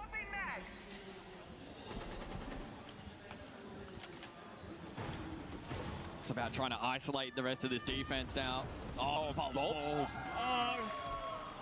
Easy kill for Souls. Oh, no, don't die. Couldn't fully connect the shots. Difficult shots to land. Herd still struggling to get involved from East Stairs. Flash thrown in from Diaz, that's his last one, and he will get finished off as well. Handy, who started it all in this 11th round. Well, we've had 2 flawless rounds in the last 3. We might have a third.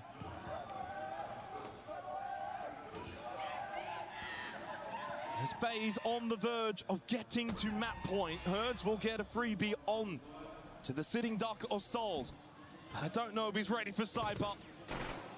He'll have to pre-fire swing, and instead, the slow walkthrough is his demise. FaZe have got map point here on border to keep their streak alive. Furia now need to send this to overtime. And it's a harsh reality check for Furia, who, if they are to get the job done, will need overtime. Decimated here in the 11th round. At every point of entry, FaZe met fire with fire. And on every duel,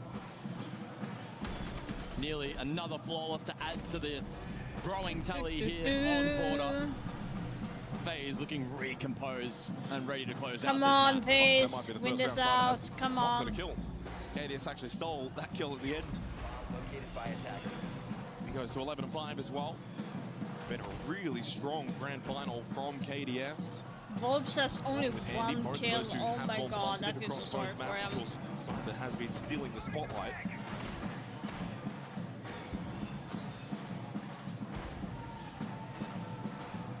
So second go round for FaZe, ends up working on Armory Archives. Now Vent Workshop plays very similar in terms of defending on that Lorca's position. It will be an attacker change up for Furia.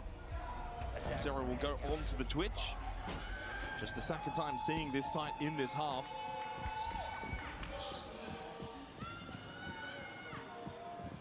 They've been playing a lot of Deimos in this half, Furia, in the hands of Loira. This time he will go on to the Grim. First time seeing Grim in this half. In fact, that's the only change that they made from one of the earlier rounds, which was Bathroom Towers. It's a very similar lineup. Yeah, they'll probably layer a lot of util here onto KDS, try and dislodge that security position. They can use that then as a front line for the rest of the attack.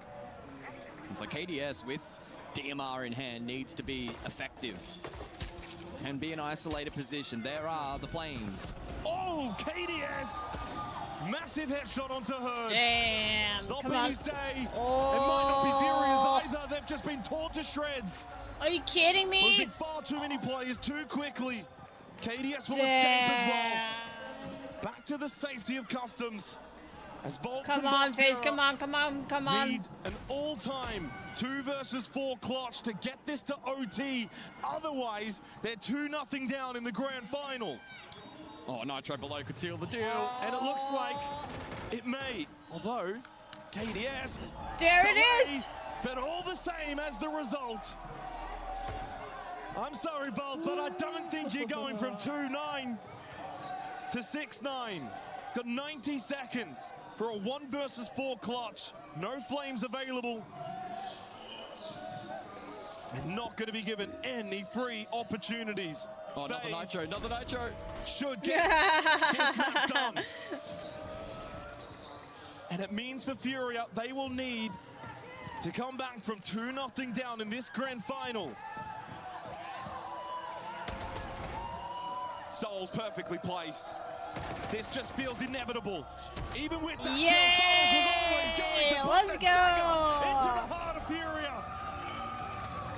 The back-to-back champions go 2-0 up here at the Esports World Cup Grand Final. They got tested on border, but they passed that test. Yeah, she's They certainly did. It was screaming. false hope for Furia. FaZe snap back. A 2-0 lead. And you need a lot of optimism to envision Furia fighting back. Fortress is not a bad map for Furia, but that's 1 of 3 needed against FaZe. Come on now. Look, you never want to call the grand final early, but FaZe are looking very, very sharp today. Their border streak now goes 8-0. They look formidable. They Like look that, so dangerous. guys, and they even though haven't lost Fortress a is good map for single Furia, match it also during wouldn't this surprise me if they tournament go so for the clean far. 3-0 They sweep. have lost maps, but not Esports World the Cup entire for Rainbow match. Six Siege. It's had a history of fade-out grand finals. It's this may be insane. another one. Now Furia will fight back.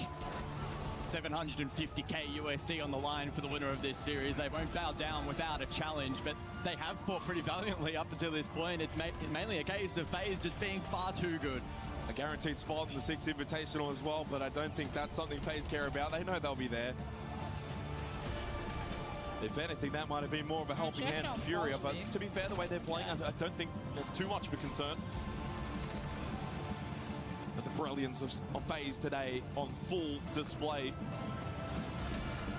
Look, a gallant effort for Furia, and honestly, when they got it to 5-5 and they won those 2 rounds, Bathroom Towers and Armory Archives, I started to think maybe, just maybe, they could pull it off. But as per usual, FaZe, they find that next gear. They have more gears than any other team in this game. 2-0 up in the grand final for FaZe. Their fans celebrating. Let's throw it back to the desk.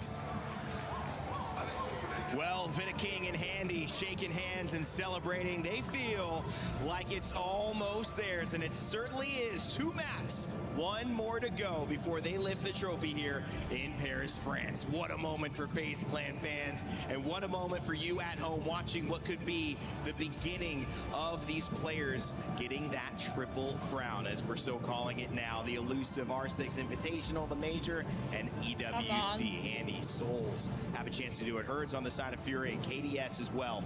But when it comes to Furia getting into this game, it's looked so difficult. It has been all FaZe all the way, despite that last one coming down to a few maps. I mean, I feel like we're watching, it's the beginning of the end for the side of Furia. I mean, granted, it was a 5-7, but I mean, look at that scoreboard, Leo. Look at the 2 players that we highlighted from their previous series of being the leaders, being the captain, the IGLs of both Herds and Bolts, only combined putting up 6 kills in that map. You have to look towards Lawyer. You have to look towards Diaz. You have to look towards Boxer. They're the ones trying to keep this alive. Yeah, and the worst thing is, it's exactly the same trend as the last map. Yeah. Volps and Hertz all the way at the bottom of the scoreboard. The IGL and the leader, the veteran on the side of Hertz as well.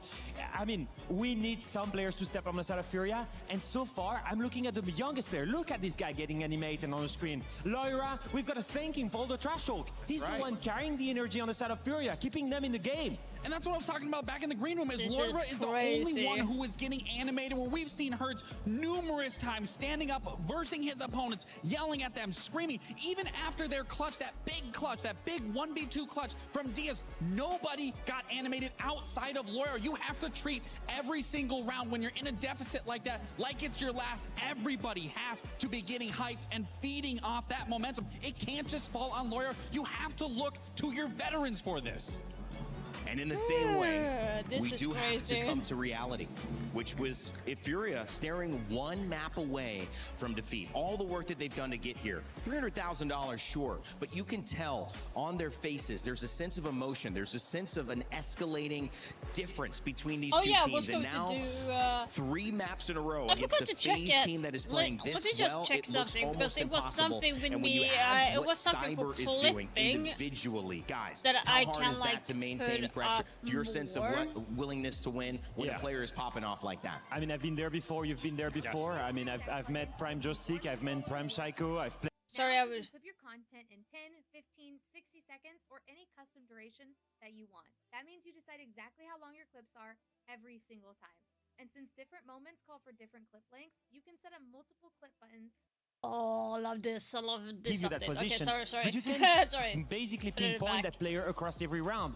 And it's so hard when he's getting fired up, when he's wall-banging you, when everything works his way, it's so hard to shut down. Can we just talk about Cyber's performance throughout these 2 maps? I mean, he's had 8 multi-frags of 3Ks with 1 ace. And to keep in mind, 8 of those 3Ks came from 1 single map on Border. He is playing out of his mind right now. It's something like 57 to 63 for the overall LAN record for how many kills. The only reason he wouldn't be getting it with the way he's playing right now, Alfama, is because we don't have enough maps to play. Exactly, he's at 34 kills after 2 maps. So he's already more than halfway there on the BO5 kill record, with only having played 2 maps out of possible 5.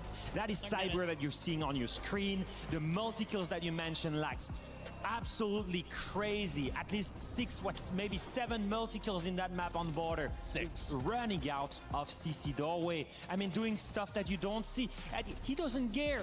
Every single gunfight he takes is someone outside and he wins it anyway. It's disgusting. I mean, this guy has been doing it for so long. I played against him in 2019 in Italy, in Milan, and he was already some of the best players in the world. 7 years later, and he's still carrying his teammates. What a legacy. And we talk about the other teammates, and I think it's a great segue to somebody that we challenged, said, you know, your team won, they were flawless, but you went 2-5. for that first round. And now you look at KDS, pops off with a 4K. The first moment he gets a chance to do it. What a response, but also what a lift from FaZe, knowing we're all playing well. You're the only one who we can point to, and now you're carrying us to start. Absolutely, and that's the way you want to start the second map, is with the player that might not have shined in that series, and it's hard to when you have a player like Cyber just absolutely put up, to be able to pop off on a 4K to open up the round and have the series the way that it has handled. I believe he dropped a total of 12 or 13 frags in that series, but that's the beauty of FaZe. Any single player can pop up. We have highlighted every individual throughout this tournament on that team of just having a stellar performance, so it's not a surprise if someone might not be at the top of the leaderboard, because someone else is just that much better playing at that moment. And you know what's crazy? I just realized the score, right? Yeah. 2-0. We've not mentioned the best player in the world right now. Who was the MVP of SI 2026? Handy. Who is the MVP in almost every single tournament that FaZeland plays? Handy. Man. Best player in the world in my book, MVP of SL, MVP of SI, and they did not need him. In this matchup, look at this. Season stat plus 16 KD, 67 cost, plus 16 entries. We look at this match, pretty average performance. They're not even needing the best player in the world to win against Furia right now. That just tells you about just how good FaZe is as a system, as a team. Anyone can play well with this team. There's one stat that's not on there, which is the decibel meter that his girlfriend blew, which is 131. So that's another stat. She also broke a record. Apparently that's like a jet engine flying by. My goodness, that is some strong support. All right, we've got Chris Tunn standing by with a club championship update, all the stuff happening here at EWC in Paris. Chris, what's going on?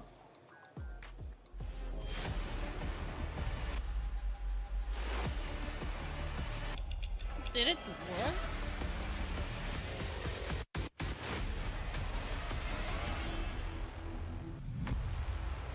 Just check this a bit. That actually worked, okay.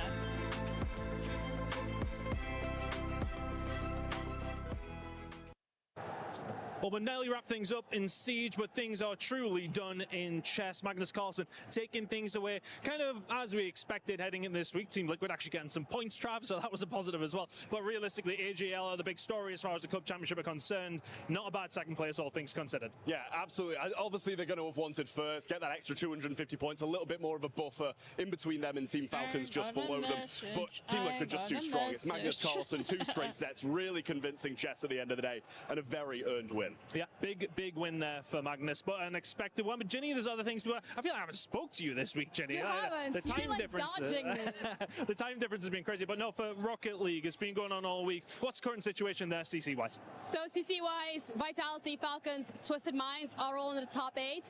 KC as well as Gentlemates have qualified for the top 8, so that makes them CC eligible.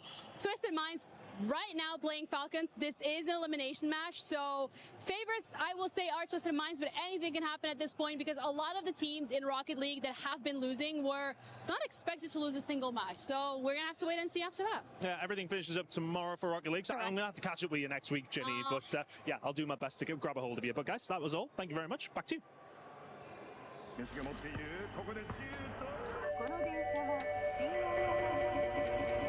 train is bound for Shin Osaka. 本日も大阪メトロをご利用いただきましてありがとうございます。ありがとうございました。皆さんこんにちは。APL のマリックです。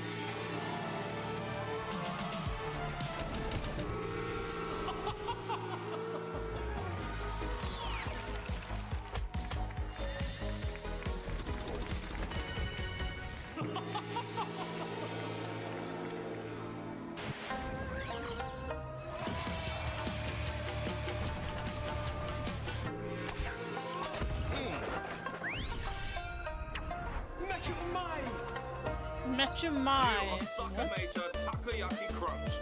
Taste the excitement. ねえ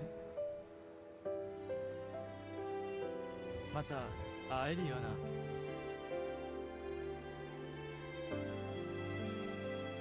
勝ったら会えるさ大阪メジャーで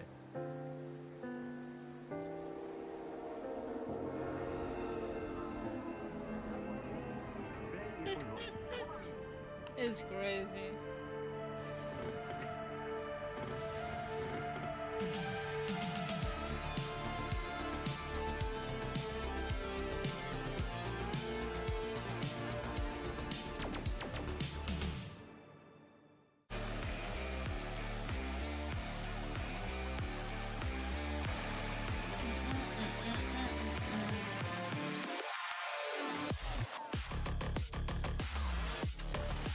Come on, FaZe Clan needs to win this. Come on.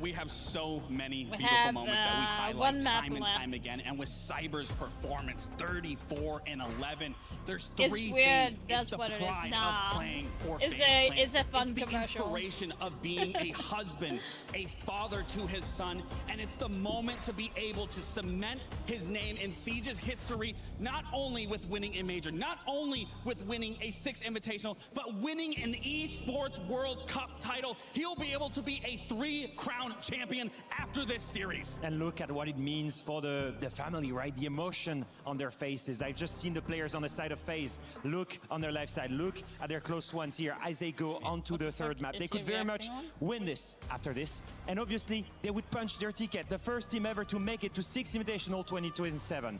That would be in Brazil, 100% in front of their close ones. They could become the first team ever to win not only an SI, a second SI, but a third one maybe in Brazil. On top of winning EWC here today, that would be absolutely crazy. And it all starts here, Rain, by winning this map. You see the faith, eyes closed, hands pressed together, because what FaZe is doing in some ways is a miracle. They have performed so well so far. They're doing and that everything foundation right has by been like set by this organization by being back-to-back 6 invitational champions. Now they look to do it in front of their family. Son in the crowd, husband and proud. And of course the map with one last hold before they lift the trophy will be none other than Fortress. I'm done waiting. Send it over to Xenox and Guz for what could be their final call. So to Fortress with go. FaZe, can they get a 3-0 sweep against Furia? But this is a reason why Grand Finals are best of 5s, to give a team like Furia a fighter's chance to claw their way back into this Grand Final. Will Fortress be their safe haven? They've got an 8-2 record over the last 6 months on this map. The FaZe 4-3, but recency bias, guys, over the last 2 days. How about this? How did you go to 3,000? Liquid 7-1 yesterday against GK. For FaZe, they're more than ready, and they get to start on defense. How did that video go to 3,000? I need to check this. What the fuck? Fear electing to take the Kaid Bandit combo out of play, alleviating some of the pressure onto Hard Breach. And FaZe not wanting to contend with the Monty and the Glaz on the choke points that Fortress will naturally present. Furia might be able to find some salvation on this map, but I think I look at it from the perspective of FaZe getting a complete free shot. The result of this should be largely irrelevant in the context of this series, and so... You say that, but you want to close it here and now, don't you? You want to slam that door shut. You don't want to give Furia hope going into Lair. I'll take it. Certainly a fair counterpoint. You never know what could happen in Grand Finals, stranger things. Now, well, a long way to go, and Furia haven't probably shown enough to suggest they could even take this map, and certainly attacking first up isn't going to be easy. Reloading. But they've just got to throw caution to the wind. A couple of Hail Mary plays, try and be a little bit more divisive. A slow start, though, for the attack of Furia's. Herbs will make his way through games. It is Command Bathroom, the opening round, so they're going to sweep across south side up to the north side. Nothing too crazy from FaZe. Top floor hold and around the site.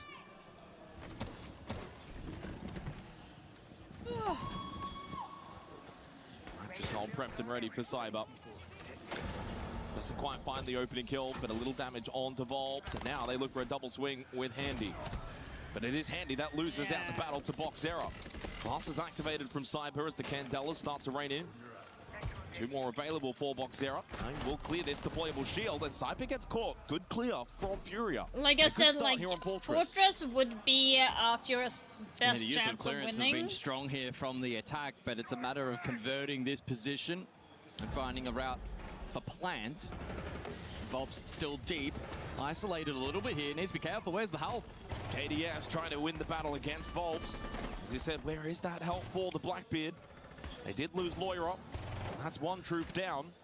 Volps inside of the site. It's Diaz that will catch out Souls towards the courtyard corridor. KDS hasn't really gotten too involved. As Vidiking will fall to Herds, it's a good start for Furia.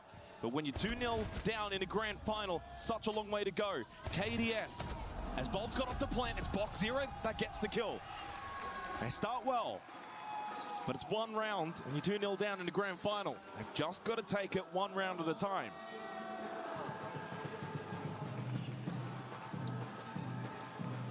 Positive takeaways though for Furia. Good work in converting that round. And the clearance of some of these power positions overall was actually pretty clinical. We did see Volps get left on a little bit of a temporary island over towards Bartham on that Blackbeard, but he ensured that he played reserved enough that he didn't forfeit his life. Then allowed the rest of the attack to reposition, and FaZe were very much on the back foot for the majority of that round. Well, that's what you can build confidence off, though, especially attacking into Fortress, get a nice early round, but it's the way you did it, as you mentioned, with the utility clear, able to dislodge Cyber, get the first 2 kills. In a map like Fortress, I think for Fury here, not only, of course, they've got to win it, but it would then build confidence going into Lair. You win Lair, suddenly it's 2-2. A 2-0 lead honestly feels as if you're a long, long way back, but you win this, and then it's a contest on Lair, and who knows what can happen. But for Furia, they cannot, at any point here on Fortress, draw their attention to the next map. They have to stay focused. Another good start for Boxera, who I think has been able to hold his head high in this grand final. His first grand final.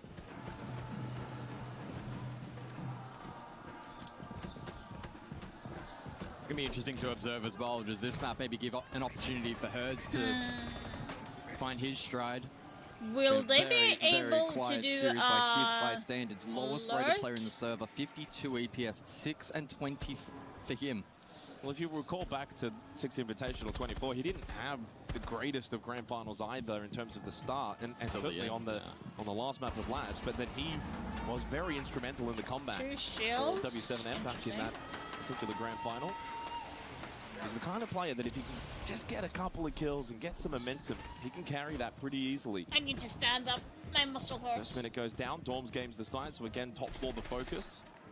But a little bit more horizontal spread this time from FaZe. Vidiking looking to play directly into games. Handy KDS and Souls will contest on the north side of the map, which is where their push is coming from Furia. Yeah, very map sweep dependent at the moment from Furia. FaZe happy to peel. Good timing. Boxora thought he had a chance with the pistol. KDS then rips the head off, and Loira will then fall to KDS. Played this nicely in a third as well. KDS, slow down. Couldn't quite get the fourth onto Volps. Slow down. Does keep the round alive for he and Diaz. 2 versus 3 is not impossible at all. Cyber Nitrosol thrown out and connects onto Volps. He finds his first, I'm sure, of many here on Fortress. There's poor old Diaz now by himself in the 1v3. Yeah, good luck. Has a minute. U2 now to be layered though from FaZe. All chance. But I don't know if he'll be afforded a second. Behind that deployable shield is Cyber, and he is very deadly, and exactly the reason why. That was like a snake. FaZe strike back on Dorms games. 1-1 on Fortress.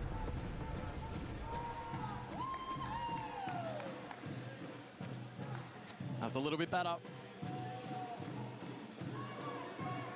As we prepare for round number 3. Tertiary site. Will we see a seesaw effect here on this map? As we look back at the replay package from the second. It's KDS to start, wasn't it? And then finds that third to probably almost seal the round. And he didn't even have to do anything overly aggressive. He was mid-peel and just found that window of opportunity to strike.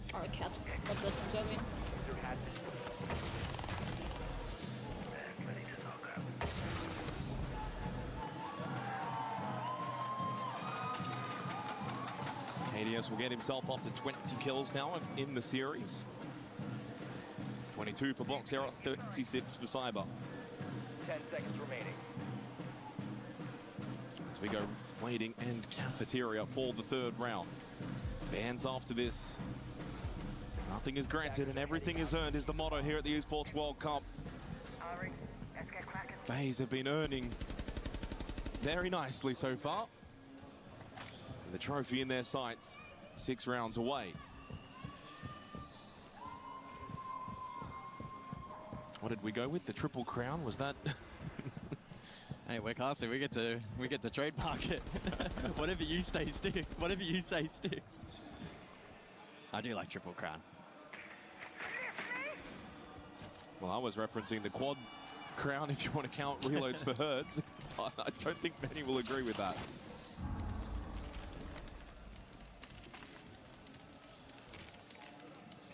Another slow pace start in the opening minute. Spiria just get to work. Volbs will spot one. Nitrocell shot out. Good reaction time. So the Nitro of Vidiking. One more available for FaZe. It was no longer. As KDS falls, he had the Nitro left. Good DMR kill from Souls. Now trying to find the headshot angle onto the Blackbeard. But it is Volbs that wins the 1v1. But as everywhere else on the map has gone the way of FaZe, it means he is the only one. Another capitulation for Furia on the attack as Cyber to finish it off. 2 in a row for FaZe Clan. A comfortable third round victory. 5 rounds away. It feels inevitable.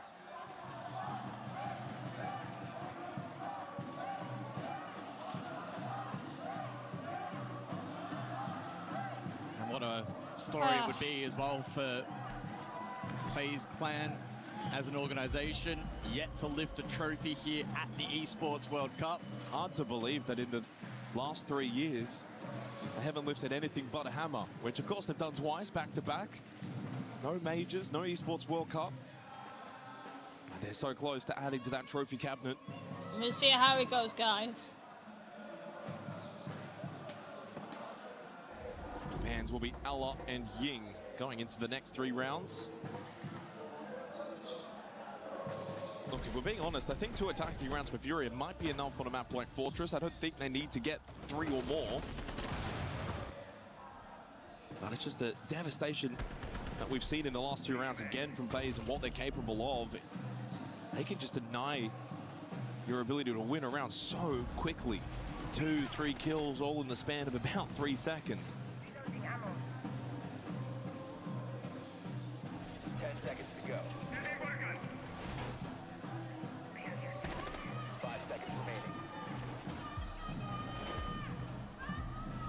Attackers are moving to defuse the bomb. So into round 4 we go. Ella, Ying, both banned out. Alleviates some of the pressure for Furia and contending with Shields the front line in particular. And with Ying unavailable, FaZe will be better fortified in some of those key power positions, which, to be fair, Furia have done a pretty decent job in clearing thus far. Once again, posturing for the full map clear, and, well, FaZe are ready and waiting. Cyber currently Laundry down below in a position to pinch Volbs. Volbs has also already taken a bit of damage directly from Souls. Here comes Cyber. It's been his tournament. It's his MVP at the moment. Oh my goodness. We get the overhead view of the damage that Cyber can do. He crosses 40 kills now in the 3 maps. He will be shut down though by Diaz, but in this grand final we've not really seen these 2 versus 4 comebacks. It's not really been something that FaZe have given over to Furia. They do not relent. They don't give up these sort of advantages, these leads in these rounds. We'll take something very special from Diaz and Boxero. Feels like hope is fading really quickly for Furia.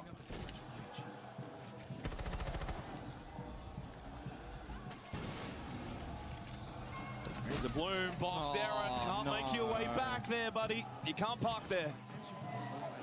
And he can get brought back up at least. Unlucky. I think Furious getting It's a all little about bit dotting I's, crossing stressed. T's for FaZe. Is that Neutral it? standing, two-player advantage, and all the momentum their way. You They are very really getting rarely stressed. see FaZe forfeit these kinds of rounds. I mean, what do you do here for your Fury? I mean, Boxera's very low on health. He does have 2 Jogger payload calls available. No, I Thinking still about need the targeted. watchhour. That's the only thing I Smoke need. grenade I thrown need out to from get Boxera. my They'll just play watchhour together.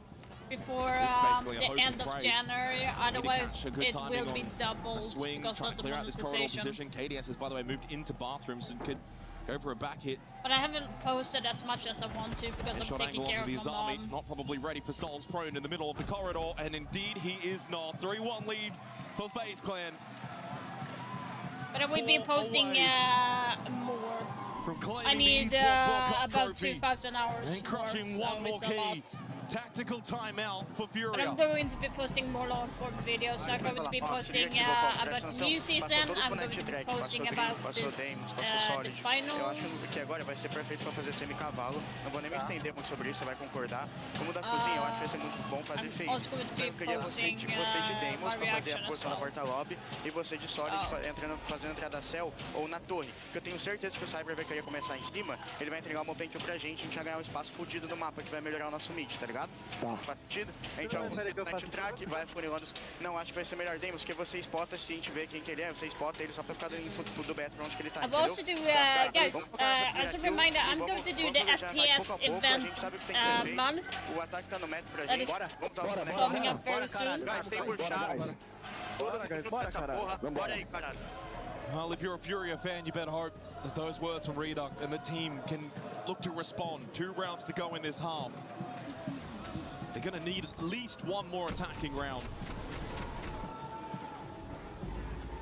Cyber has been the difference maker in this grand final. Nothing is working for Furia. And it gets to a point as well, and mentally it's so easy to just shut up shop and feel as if you're not going to be capable, that you can't bring this back, that you don't have the ability. The Furia have got to find a way to mentally make themselves believe that they can do something miraculous. Even if it does seem far-fetched, they have to believe it. Yeah, from the perspective of Furia, you have to remind yourself that the other Just 5 not on the as opposing loud team, they're anymore. human, just like you. That. Nothing is impossible. It's going to be a challenge, though, and they'll need to play well. That goes without saying. Gorm's Games up next. Must fight their way back into this map. As FaZe continue their steamroll. Cyber up to 40 kills in this series. And the only reason he's probably not going to get the kill record is because FaZe are sprinting towards the 3-0. Cyber's got more kills than Herds, Bulbs, and Loira combined. By the way, Loira's got 18 kills. Boxero finds an opening kill, though, onto Handy. As that breathes some life back into Furia out of the tactical timeout. It is only the Malusi. And while it's been a decent grand final for Handy, it hasn't quite been his high-profile best, only 17-14. It's all been the Cyber show today. And he's going to be the real boogeyman that Furia still need to contend with later in this 5th round.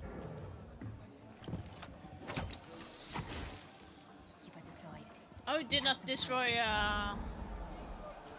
They still elect to peel back, despite being a player down. That is very interesting. I thought They'll actually look to would play into get the late destroyed. round. Util on offer here, Nitro, Triple Smoke, and canisters from Cyber. Well, they have got information So on Boxer Cyber, is the one that KDS is towards the having all courtyard the corridor, kills right courtesy of now. Moira on the 4 Solid Snake. He's kills. been able to ping out But their yeah, location, Cyber so they've got KDS good still intel on 2 making of the 4 members. headlines with having 6 and Cyber's 5 also in the kills Jugger Pele each. call, so he's very low. Cyber low. Liking the pressure that they're putting into Cyber, making it more difficult for him. But not impossible, and he creeps in towards Briefing to try and find an angle. Hertz is going to have to be very cautious. Oh, Cyber does find Volps. Of course he still has an impact. Of course he still has a say. Loira needs to find this kill on the KDS. He can't! No. Despite the opening kill, FaZe are still just too good they're defensively. not- Cyber to get they're the last not 2. here. It's another 3 from him. Seriously, Furia has checked out. For FaZe.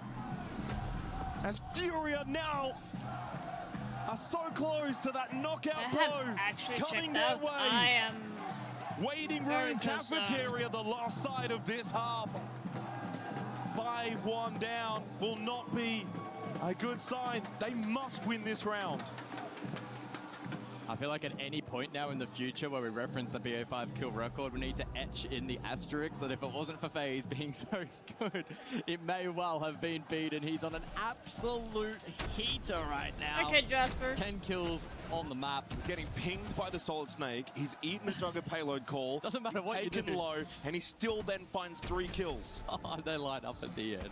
He's on 44 Yeah, that's the reason why the TSG and the 20 short. 20 short of the record.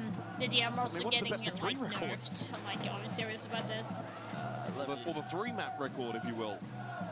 Oh, well, it looks like we do have a rehost, so give me a moment and I will triple check. Yeah, rehost will be in progress here going into the final round of this half as FaZe have been able to string together 4 straight defensive rounds. And honestly, that's also with, in that time, 2 opening kills from Furia, not able to convert the early advantages. So it is a 50 kill record, BO3 LAN, shared by KZ and Dan. And Cyber's on 44. But do you count it? How does that work? Who decides these things? I think we need a new category for this one. 9 and 3 on the entry as well, by the way. So it's not like Cyber's just kind of getting these like anchor kills and everyone else is dying and then he kind of gets the freebies. No, he's fighting from the get-go. And get this, 10 players in the server, 9 players do not have a KPR above 0.86. So the highest being Box Era, 0.85.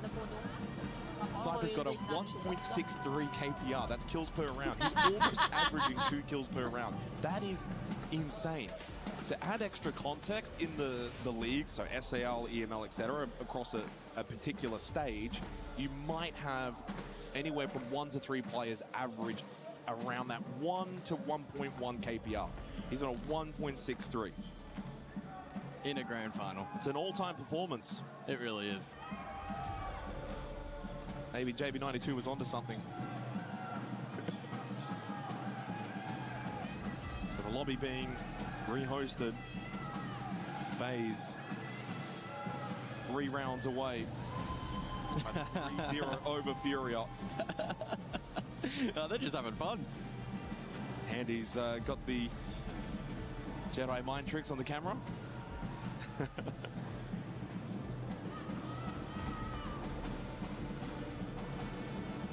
I don't think we're going to see this dancing subside from the FaZe Clan fans.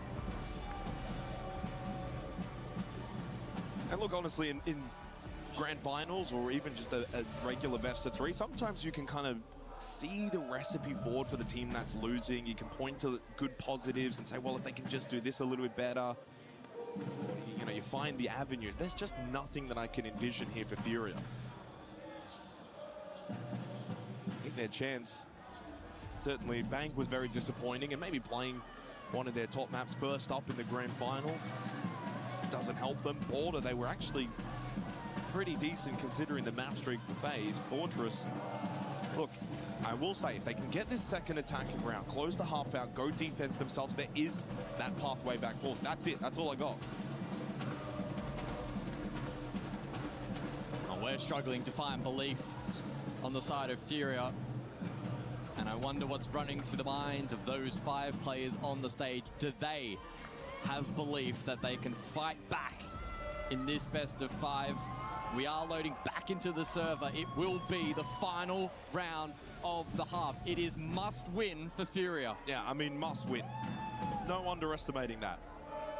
You win this round, you get your 2 attacking rounds. That's par for the course. That's kind of the expectation on a map like Fortress. You then go into the halftime break. You get another message from Redux. Go onto your defense in the second half and 1 round at a time. That's the path forward. Lose this round.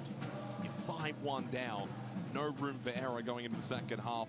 And I think mentally at that point, you're probably shot. I don't know if they can mentally then recover. This is the big one as we head into the prep phase and head into the final round of the half.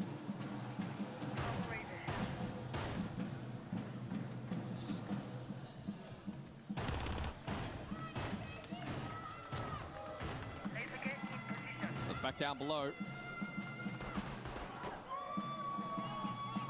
Let's see how this one ends up shaping out. It's been pretty mixed in terms of the opening kill metric over the course of this map. It's been a seesaw effect. Each team trading blows. 5 seconds to go. But in rounds 3 and 5, Furia have failed to convert. Sorry, Jasper, I was talking to my daughter. It doesn't matter, you can either write in the Discord or you can DM me, whatever feels, whatever is more easier for you. Cyber's thinking about the run out. No, nothing better off it. That's another aspect as well of his gameplay across the grand final. Cyber's ability to kind of know when to be ultra aggressive and then when to fall back. He's just done that to perfection. Doesn't throw his life away. I think of too many occasions where he's been caught out over aggressive. No, exactly. The drums may be beating from the crowd, but the heart of Furia is fading slowly in its beats per minute. Cyber does get taken down early from box era. Volp's trying to battle over towards Hamam against Souls. He goes gun up. They also dealt with KDS. The Souls will die to Volps. This is a much better round for Furia, all inside of the opening minute. Well, that was rather quick, and that was rather needed. A sign of life for Furia, after all, to close the half. They get the much needed, much required second attacking round as we head into the halftime break. Come on now. What is going on? Holy.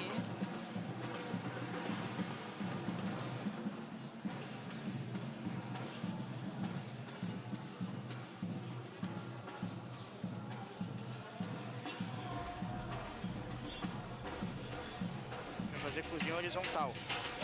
Primeira taxa que a gente fazer, cozinha horizontal com a comp safe mesmo.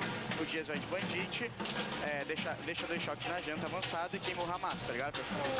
Now we can hear how loud it is for them. Aí depois, guys, a gente vai pra banheiro. Now it's loud. Dentro da choque. Mesmo se tiver bandido, a gente vai só com isso mesmo. Foda-se, o bot vai de smoke e o Dias coloca trap no céu e Robinho, tá ligado? Depois a gente vai pra switch. E aí a gente vai fazer a feita da choque também, ordem de bandit, o Beto vai ficar com 2 traps na mão pra pôr no céu Robinho e colocar uma no cavalo. O Bok joga de goio por causa das ligas, Bok, fechou? E coloca os caras. Só lembra que se eu tiver que vai querer fazer essa ordem.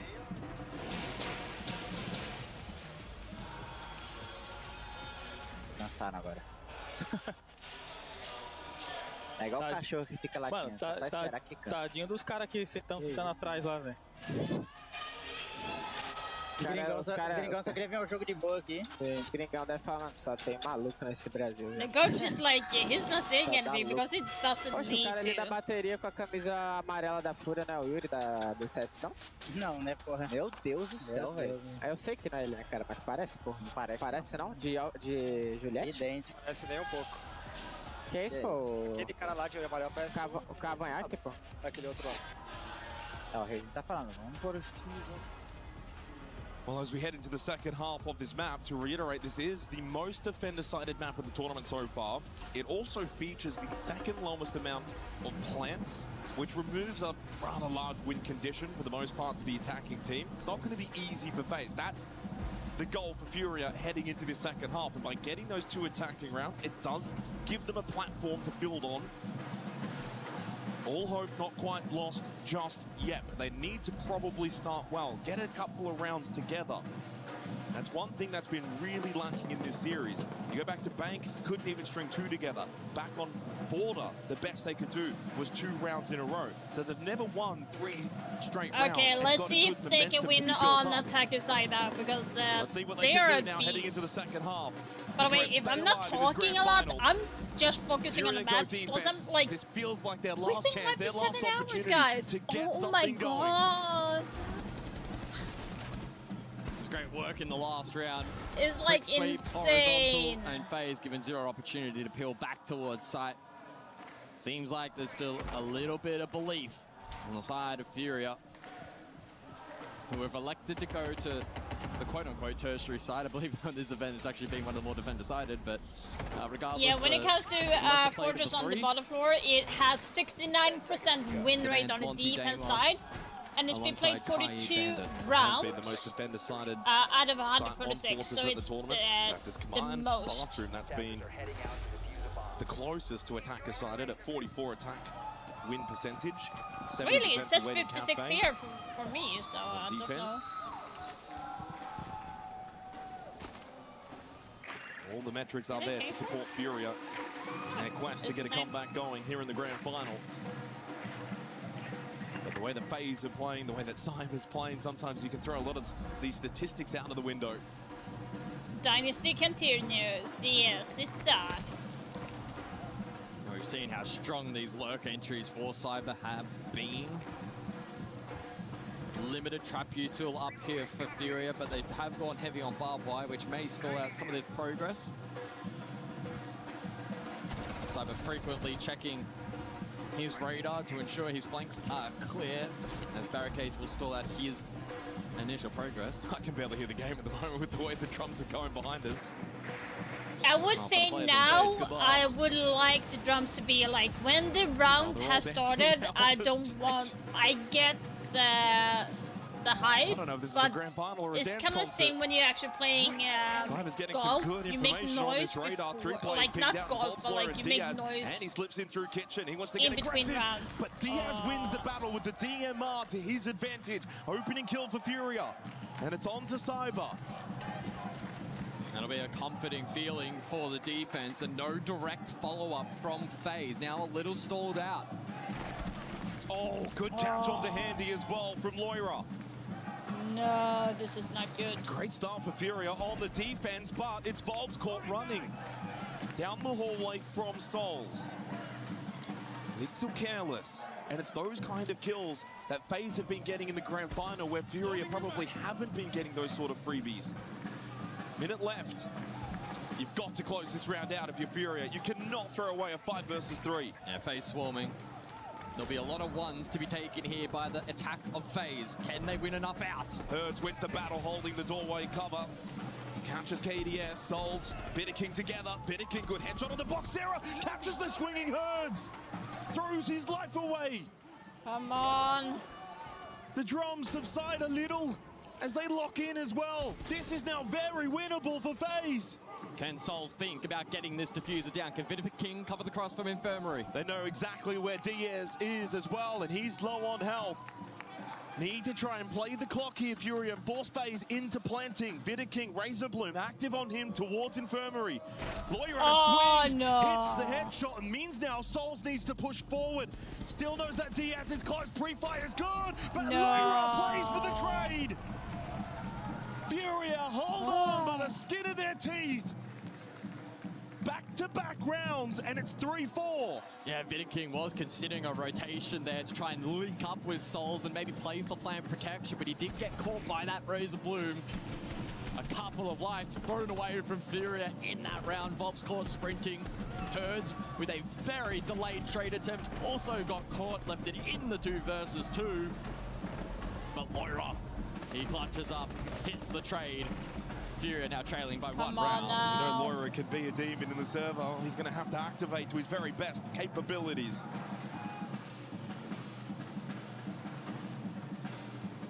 So they hold on. Good start to the round. Dealt with Cyber. Had the 5 versus 3. Yes, it does come down to a 1v1 in the end of the round, but it's irrelevant. It's a round win. It's in the books. Move forward. 2 in a row for Furia. They have yet to win 3 rounds straight, though, in this grand final. And honestly, must do it now for the first time here in the 8th round. Command Bathroom can be a tricky beast, though, on Fortress, as we've seen at EWC thus far.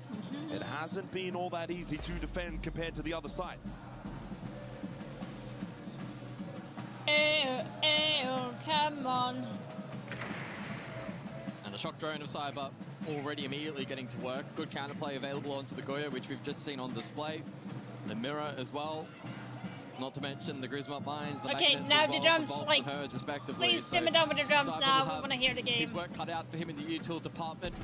And once expended, can then get gun up and active. Now I feel like this is getting too much, because if the round has started, slow down on the drone-heavy noise. round from FaZe. Imagine they'll slow the pacing down. And then look to, in the late round, execute with the Glaz. They've got 4 smoke grenades available, throwing the 2 bolt smokes as well from Handy. It does enable Souls to get quite active on the Glaz.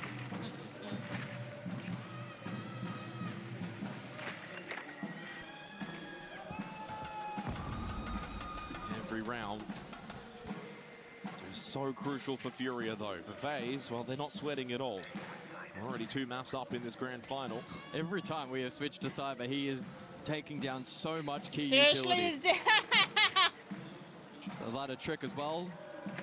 Executed perfectly. Oh, Herd's caught by Handy. It's been a really rough grand final for Herds. He just hasn't got going. First smoke pop now for Souls to play off. I think FaZe want to get aggressive. Cyber doesn't catch the angle, though, held by Boxera. He gets them the kill onto KDS as well. I would be honestly running through the flames if I was not on low health just to finish Cyber off. You don't want him back in the round. And Boxera will make the trip down, follow the blood trail. Gasbabe to finish him off. Cyber's dead. 3v3. I would have used that smoke bay, Handy actually. has got him covered. Loira falls. FaZe on the verge of finding a 5th round. All down to Volps.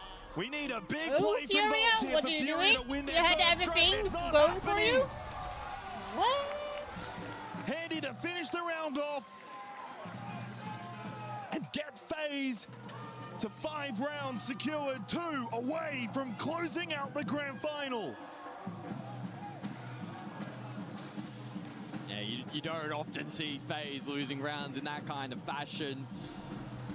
The ability to fight back, and whilst this duel was taking place and Furia even man count, FaZe took nice space. Yeah, I'm Boxer like had surprised that himself they cut off. lost that Furia. The on-site hold from Loira fell apart. Holy. This And is Volps not no good for chance in them, the 1 guys. versus It's 3. not going good. Just haven't seen those sort of comeback rounds, those clutch rounds. This grand final's been lacking in seeing a lot of those play out. 2v4s, 1v3s, etc. It's been very, very rare.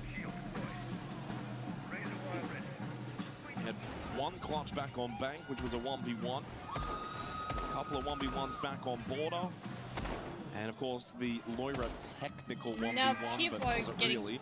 Yeah, one of them, as you mentioned, 1v1s, right? Check. 1vx is hard to come by between these 2 teams because they're such high quality. Well, FaZe haven't needed the 1vx's, but that too. It's probably been a little missing for Furia.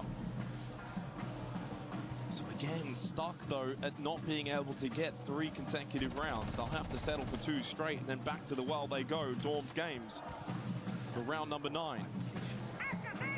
Cyber has been tamed ever so slightly in the last couple of rounds, but others for FaZe stepping up.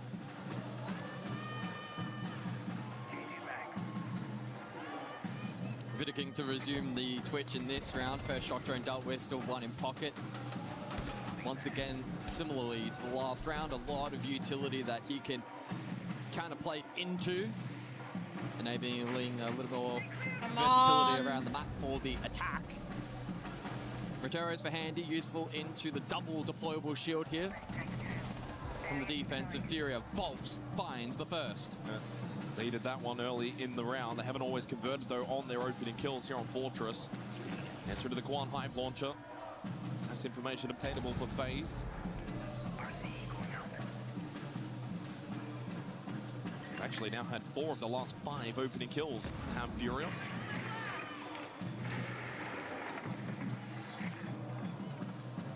Good information, though, on to Loira. FaZe have shown a far better capability of bringing these 4 versus 5 rounds back into their advantage. Cyber on the lurk. Either barrier will just block him at the doorway. Good reposition from Loira, and still has 1 more in the pocket as well. Matricel available for Herds, 2 gas babes still for Diaz, so there is plenty of utility for the defense heading into the final minute. Yeah, they're playing into that util so nicely at the moment. Good positions held here at the moment by Furia.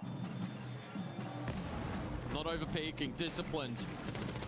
Cannot afford to feed 1s to FaZe. Was a flash thrown as well. That is a little bit wasted. Good swing from Loira onto Cyber. Backed himself in and won the battle. 2-player advantage for Furia. Soul's hoping that 1 more will go for a swing. Mirror window has been broken. King has the chance. Loira goes for the jiggle peek. No. But then Herd's well positioned to deal with King. Spray will not connect from Souls. Handy did find the kill onto Loira. 2 versus 4. Yikes, no, done. 2 quick kills from Furia. They'll find their 3rd round in the last 4. Starting to build a little momentum here on Fortress. 4-5. Yeah, looking locked in and focused there in round number 9. 1 more ban per side. It's got to be the mirror. Has to be the mirror ban here. What do you get rid of, though, if you're Furia?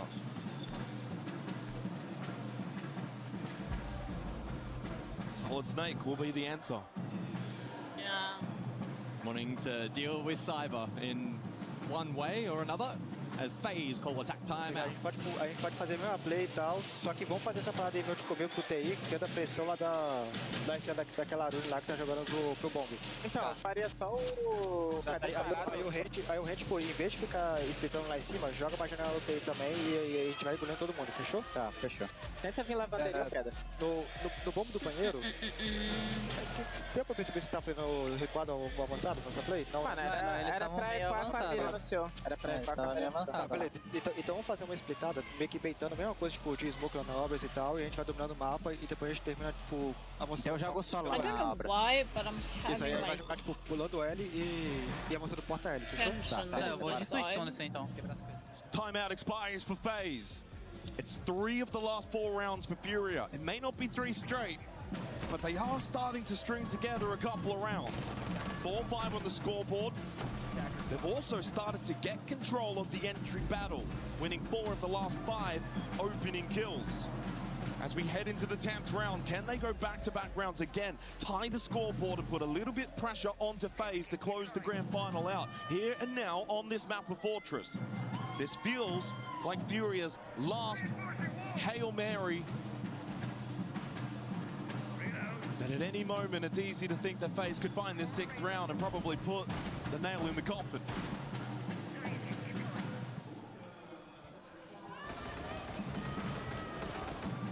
So let's see then how FaZe in particular pivot around the Solid Snake ban. It seems like Cyber will once again resume duties on the Twitch. King back on the Flores, so heavy emphasis still will remain in terms of util clearance despite lock it out, FaZe. Lock it out. Still quite a useful tool in dealing with Razor Blooms to enable lurk. So they lose the mirror on this side of waiting cafeteria. Instead, then they now bring the Warden. That's the main change up for Furia, along with bringing the Azami instead of the Goyo. Losing the Solid Snake, of course, for FaZe. They will change up a little bit. Mainly going to be bringing Twitch again this round. Didn't bring it though for waiting cafeteria, along with the Striker, which will be double flash and double frag grenade for Handy.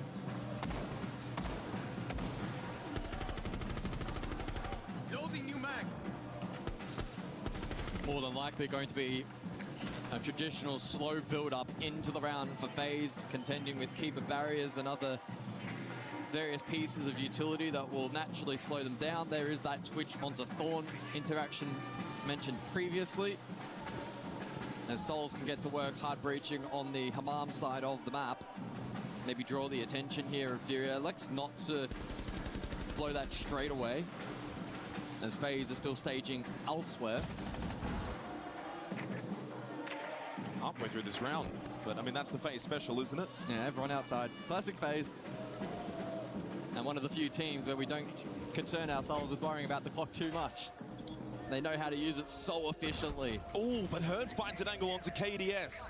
Nah, that is not Hertz good. slowly getting himself individually off the canvas for what's been, well, to be honest, a terrible grand final up to this point, but it can change. Another opening kill for Furia.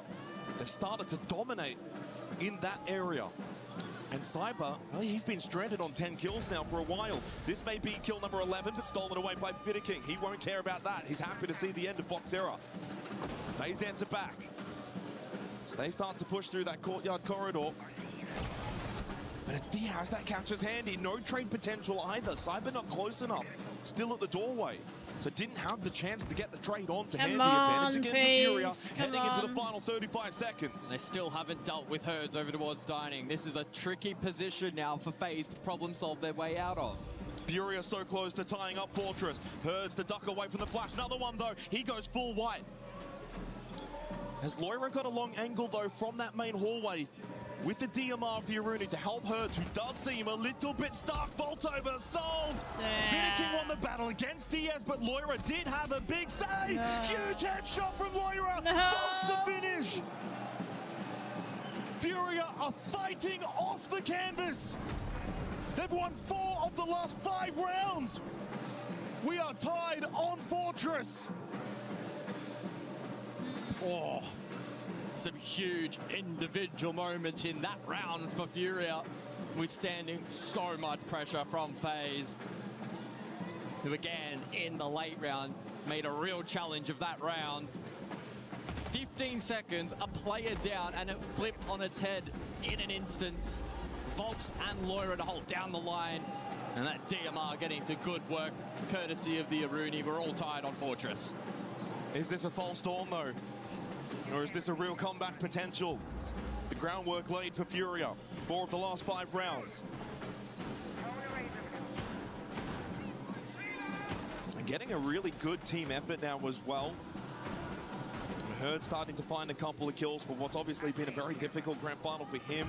8 kills though for both Volps and Loira. 7 for Diaz and Boxera. So they've got multiple weapons that can have an impact in the rounds. Again, Cyber's then stranded at 10 kills. Now 10 and 7. As he's gone a little quiet, so have FaZe. And they've allowed this comeback. FaZe Come on, FaZe, wake up now.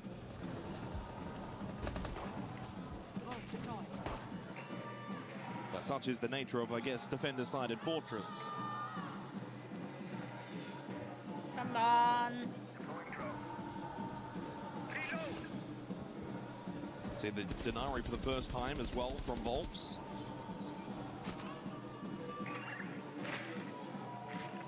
Yeah, courtesy of the Volk, we see the transition away from Twitch in this round from FaZe. IQ instead. Strong tool in identifying where that info gather is and then being able to formulate a way to deal with it, although may leave them a little more exposed in some of the util clearance game. And a byproduct of that may mean that some of the lurk potential here for FaZe is a little trickier than has been the case for the majority of this half.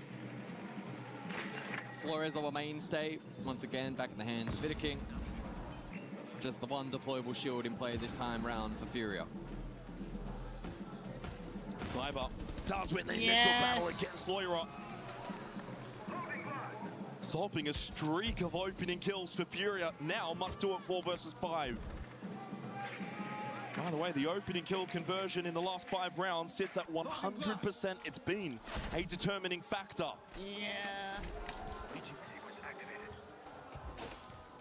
The drums go quiet as Furia need to navigate a 4 versus 5 in this final minute of round 11. Oh my god, Bathroom, of course, was won by FaZe this is last so time exciting, in the 8th round, and are guys. setting themselves up to do it again heading into this last minute. Diaz has got to be so careful, but finds the angle onto Handy. Handy is revivable. Nitrocell available for Diaz, double gas bait for Boxera. Oh, util layering, Herds down. Cyber on 1 HP, Handy's back up as well, so it's a straight 5v3. Gas bait connects and Souls will go down. It's a crucial double from Boxera. 30 seconds, 3v3. Overtime to be secured for the winner of this round. Long rotate, KDS. They're going to double stack this position, try and trade their way into Bathroom. Got to recover the kid as well. KDS to vault over, claim it. Volps loses the battle against Vidiking, but Volps then gets the last laugh against Handy. The tripwire connector gets the kill. Plan to go down from KDS. Can Boxera find the way forward? He's trapped by Vidiking. Oh, what a nitrocell from Diaz! A massive explosion that gives Furia map point on Fortress from 4-1 down.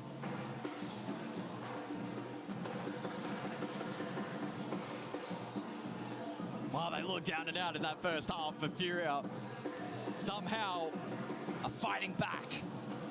And even in that round in particular, not off to the best of starts. As you said, the second half, the entry has been converted at a 100% rate. It was this kill right here. Cyber drops, goes bang. Blue never stood a chance. But Furia were able to subvert expectation, holding on in the late round. A massive Nitro cell. So little time as well.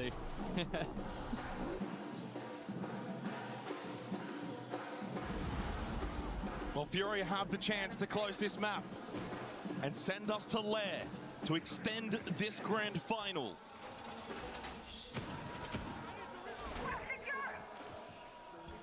Another big map from Boxera as he goes double-digit kills. Come on, Double-digit kills with 11 back on border. And he led the way with 8 on a bank where they got resoundingly beaten.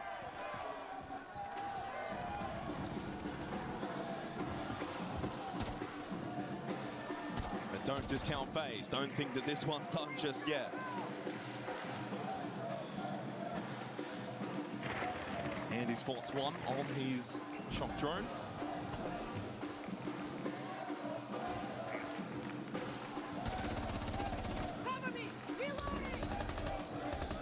Yeah, Furia with a big extension on the opposing side of the map at the moment, perhaps in anticipation for the full clear from FaZe. So the question then will be, do FaZe actually elect to commit once they gain this info, or do they go for the rotation more direct? Oh, Cyber caught on a tiny, but somehow Boxero doesn't get the kill. He had first shot. Cyber, the reaction time is next level. He has been wounded, but it's the opening kill again for FaZe. Cyber is a machine. As Volps now lurks here on the first floor, but he gets droned out, position known, and forced to fall back. He was eager for the trade attempt, but won't force it. Oh, Loira almost dying as well. Furia are testing their fate here in the final round of regulation. Need to win this next fight. Please. Again, another fight that Furia have not been able to win. But Hertz has got the information on Cyber's position towards tower. Handy finishes off Loira. 5 versus 3 for FaZe. And they are typically good at closing these advantages out. Diaz needs the ace. This one is seemingly going to overtime, but that's a big kill. That's kicked down. Gives Diaz. Why the fuck are you holding that fucking angle with the kid? He gets tagged up. Cyber, Handy, both low. It's not impossible, but really improbable. He's been enclosed. FaZe have been able to gain ground. A lot of time to work with as that diffuser's collected. This is where for FaZe, they can just kind of double up. Nitro Sal, is that going to connect? It does. On drone, they know his games. Double push, but it's Handy that has the angle covered as we go to Shouldn't be that hard. Here Come on, Fortress. FaZe. Come on, FaZe. Back. 6-6, the score line into overtime we go. Furia do at least have defense. The favored site between these two tonight. Are they rattled though? Yeah, well, that's the thing. You lose that round up 6-5. Do you get a little rattled having to do it all again going into overtime? FaZe so clinical. So much composure. Can't help but feel it was a missed opportunity for Boxera onto Cyber. He caught him off guard, got the initial shots. But Cyber, so quick with that reaction, was able to punish him. And off the back of that, we go OT. Furia on defense still. Waiting, Cafeteria, the site choice. And this is a site that FaZe could not win on attack from 2 opportunities. Yeah, Furia picked it first out. Back on round number 7, doubled down round 10 when it came back into the rotation, and as you are alluding to, winning out on both occasions, found the opening kill on both occasions. Going to bring Valkyrie as well this time around on Waiting Cafeteria. First time they'll do that. Come on now.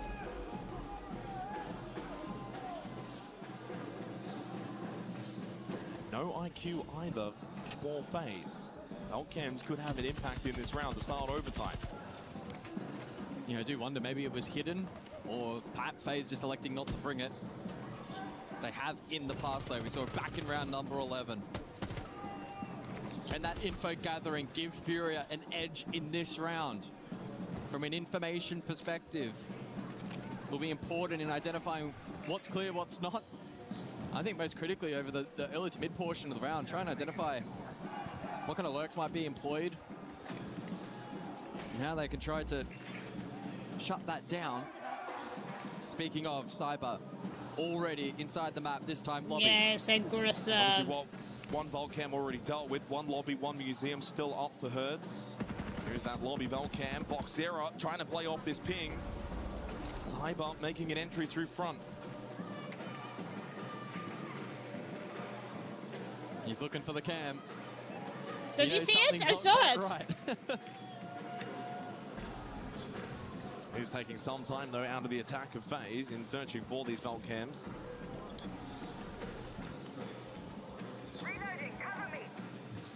Hertz. Can't imagine he's too confident in his swing game at the moment. Yeah. 4-9 here on Fortress. Lackluster grand final for a man Could so it be experienced. nerves from Hertz? You shouldn't be nervous Heading at this towards that point, final but minute again, it's still but a as we know with human FaZe, thing as you to said be it earlier, nervous. they don't need a lot of time when they go for that side execute.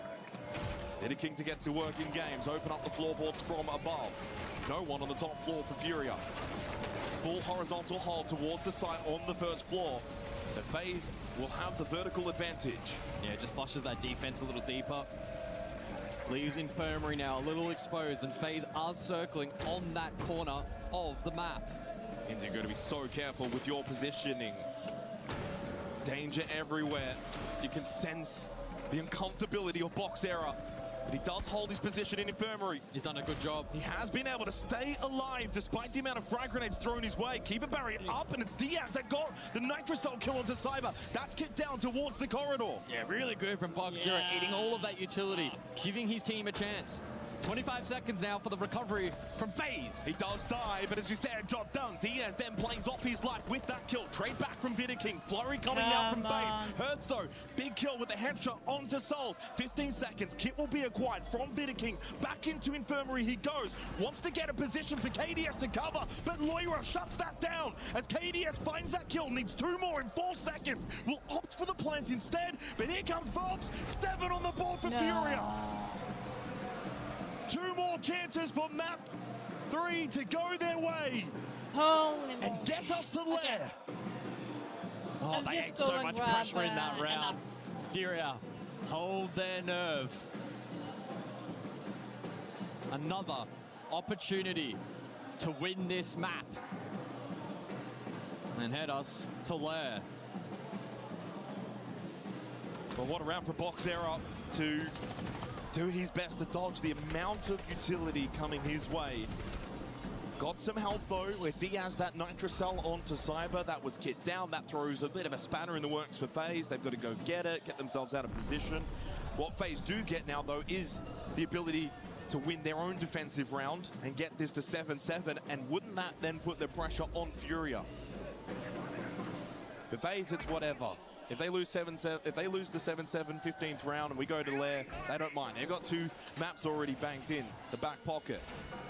But you would imagine Furia will be a little nervy, even on defense, if we get to round 15.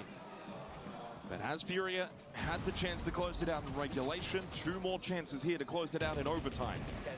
And it looks like they're going to go double shield as well. Blitz and the Blackbeard to be selected for Furia. We haven't seen them attack for quite some time, but there were 2 rounds that they did bring. Both the Blitz and the Blackbeard. Lost one, that was on Dawn's Games. Won the other, that was on Waiting Cafeteria. But we go Command Bathroom.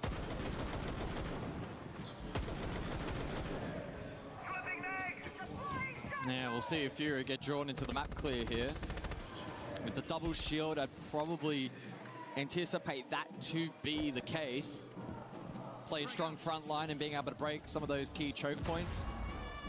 Unless they find an opening elsewhere and then can exploit. Diffuser in the hands of Volps. He'll drop Old Tower. When they Fury just going to go quick. I think they just want to play this quick. Try and catch FaZe off on a timing. Worst case, you lose the round, you go defense next. No, they get the space, but FaZe are nowhere to be seen on this half. No, but we're a minute into the round. They've already got full Dawn's games control. Get a little bit closer to the command bathroom. They're playing this with real pace. Cyber lurking first floor.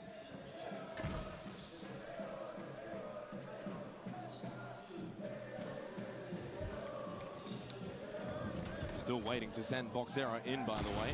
Might be able to set up a play here, but it is into the mirror config from Handy. I think they're going to be looking for this double swing. Boxera through the doorway. Volps and Herds then over towards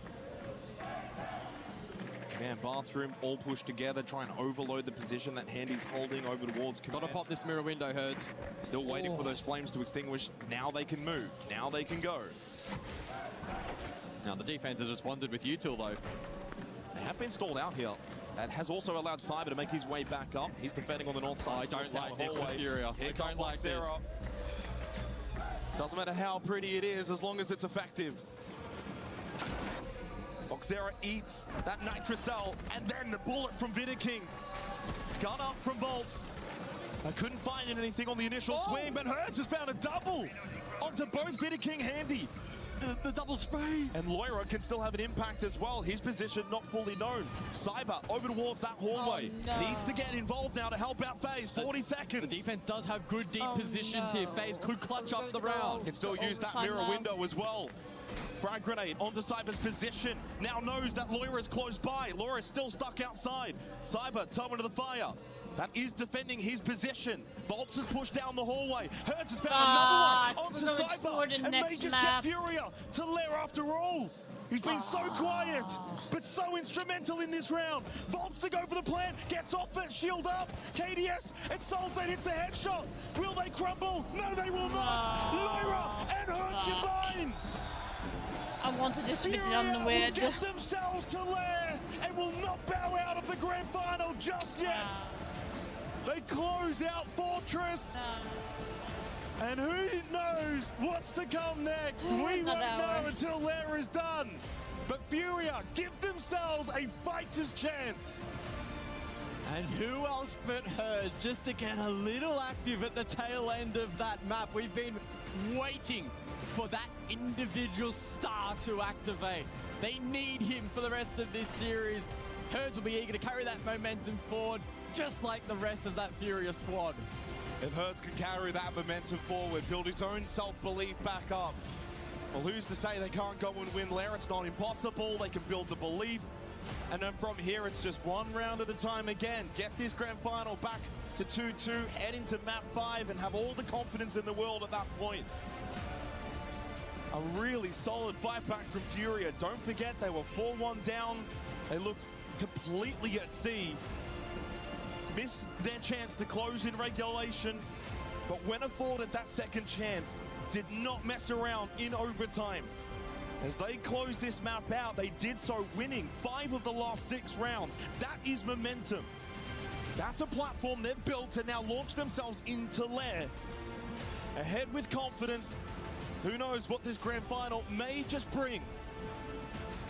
Yeah, Furia played a great brand of Siege on that map. The question will be, how well will it translate to the rest of the series? FaZe will bounce back. They will not be deterred. Furia need to play even better for the rest of this best of 5. Is it even possible? FaZe have been so good, so clinical. Furia just get the edge past them on Fortress. I think you're right. They might even have to play a bit better than going into Lair. But Lair is exactly where we are heading, courtesy of Furia. Let's see what the boys think back on the desk. 4 of those rounds went in a row the way of Furia, and 5 of the last 6 to tilt this back to a series. And while FaZe were using everything in their might, family, faith, foundation. And even on Fortress, to be able to try to close it out in 3, it was Furia, another F that would put an end to that and keep the conversation going to maybe what could be the beginning of something special. Of course, that is a lot to say and maybe a little too early, but they've opened up the door, Lax. I mean, what a show of resilience from Furia. Going down 2-4, yes, it is a very defender-sided map, but you still have to earn those defenses, and they absolutely did. And I want to talk about Volps, because obviously we've been highlighting him in the negative, to be able to find his way, find his momentum, find his rhythm, to really put the nail into the coffin here to close this series. Then you look at Herds, that last round, that was the defining moment for Herds to realize he's still in the fight, he still has impact. It's all in the head, all in the head. When your two leaders come back into it, when finally they start, here they're still at the bottom of the scoreboard, but still they had a few critical rounds. You just mentioned it, the very last one for Herds to be able to get that double kill on horse with Twitch and finally cover the plant. They're making all the difference, and most importantly, I don't know if you caught it, when Hertz stood up at the end of that map, he went straight to hug all of his teammates and started pointing at them, touching their chest, getting them riled up. They can do it because he's done one comeback before. He's done one comeback before when it mattered the most at SI 24, and he's done that comeback against the exact same lineup of FaZe Clan. He believes he can do it again with 4 different teammates. And maybe I start believing a little bit more now. I think so too, and this crowd certainly still believes. You at home might believe. Many people thought, well, of course FaZe are gonna win. Why call it a miracle to 3-0? Because these teams know each other so well. Because there's so much talent on the side of it. It's not FaZe Clan chasing that triple crown only. It's Herds on Furia, who this team was rebuilt around. It's Boxera's very first grand final in his career. And to do this in these moments, he's played phenomenally, by the way, and I think been a shining light even in a couple of dark maps for Furia. We absolutely have to give Boxera praise. I mean, this being your first international event, going against the likes of FaZe here on a main stage in front of a grand final and still putting up the performance and the numbers he is, that's not something you expect out of a rookie. That's something that catches you by surprise, and I am so happy that he has been able to play and keep the level of consistency that he continues to show each and every single map. And not even Hertz, not even, you know, Boxera. Think of Volps. I'm taking you down a trip in the memory lane here. 2023, Atlanta Major, W7N, with Volps at the rim, wins his first major. That's almost 3 years ago. He's fighting ever since then. He's never gotten close to it. Finally, he becomes the IGL of this brand new Furia, and he can do it again. Grasp a victory, even more cash prize than that major, even more prestige, and most importantly, I'm way past tired right now. We are almost at the 8-hour mark. He's so much in front of his girlfriend here in the crowd. Close ones are here on both sides, but finally the hope is there. And just to think about it, I mean, when you look at him being the IGL, yes, he's not having the most beautiful performance, but to be able to find his way back into the game, and you have to think about being the IGL, you are taking the brunt of everything that is happening to your team, and to still maintain your focus, maintain your composure, allow yourself to find your comeback into map 3. This is setting us up for getting into this game 4. Look at the difference between these maps. Absolutely crazy. Look at the EPS. He doubled his EPS. He's finally back here in the server. It's the impact they and need. That is, in my opinion, the main win condition. UIGL is there. He's back, finally. And as we're seeing here, a couple of highlights on the side of Furia. I look at Loira.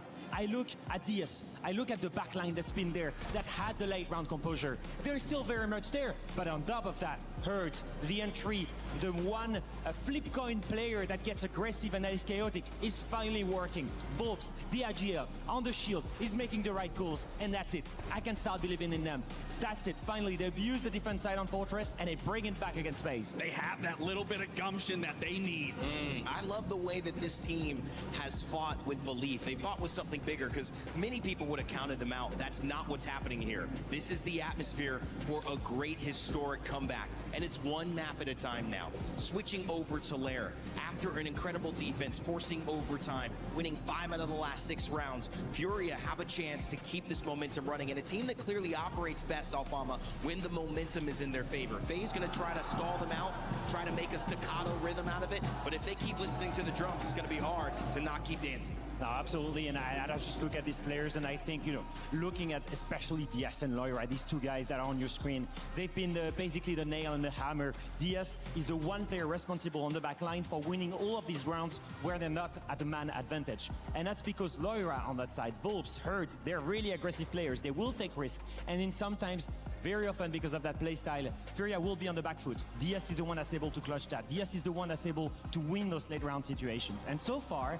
I'm seeing Furia beat FaZe at their own game. Yeah. It was a much slower paced Fortress. Yeah. It was a strategic Fortress where everyone was close to each other, where most of the time you would see late round executes. And who is usually winning at those late round execute in a very tactical way? That's FaZe. That's the heart of their playstyle. Right. And Furia, they're beating them at their own game, and that's beautiful. You know, we talked about adaptability, and because these teams know each other so well, and because we rarely get best of 5s in Siege, when we get the chance, you almost want it to go the distance because you get to see layers of adaptation that just aren't available. Not just the extra games, but now the familiarity with these two teams. And identity is a word that I want to pick on because they kind of disrupted FaZe's identity, and they took it on themselves. Whether it was being aggressive or not, maybe even being more passive, but they seem like they were in control of this. Is that the answer now, Lax, as they head into Lair, and how can they repeat that? I mean, it's absolutely it's the key. It's the reason why they won that series, is that they didn't give up. They believed in one another, and I think the big key for me also is, again, we have to look back at Loira hyping up. He never faltered. He never gave up on his team. He was always trying to get everyone hyped and get them back into the moment, and a really defining moment outside of Herd's big 2K was also the moment you said after that series is when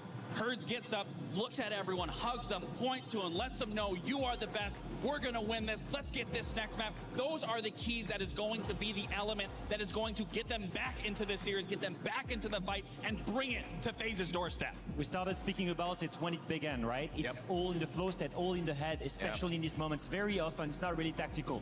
But if I have to say 90% is the mental, then let's focus on the 10% tactically here. We've just seen a Fortress that is heavily defender-sided. Now, everyone here, you know it. When you defend on Fortress, you have the advantage. Now, that was great on the side of Furia. They could finally play towards that time crunch. When they were in defense, they were trying to bait FaZe into losing as much time as possible and then win on the last minute because of time. Great. You go on Lair, completely different setup. Lair is much easier to attack. You have multiple ways to go and execute. You can pinpoint multiple weak points all around the map.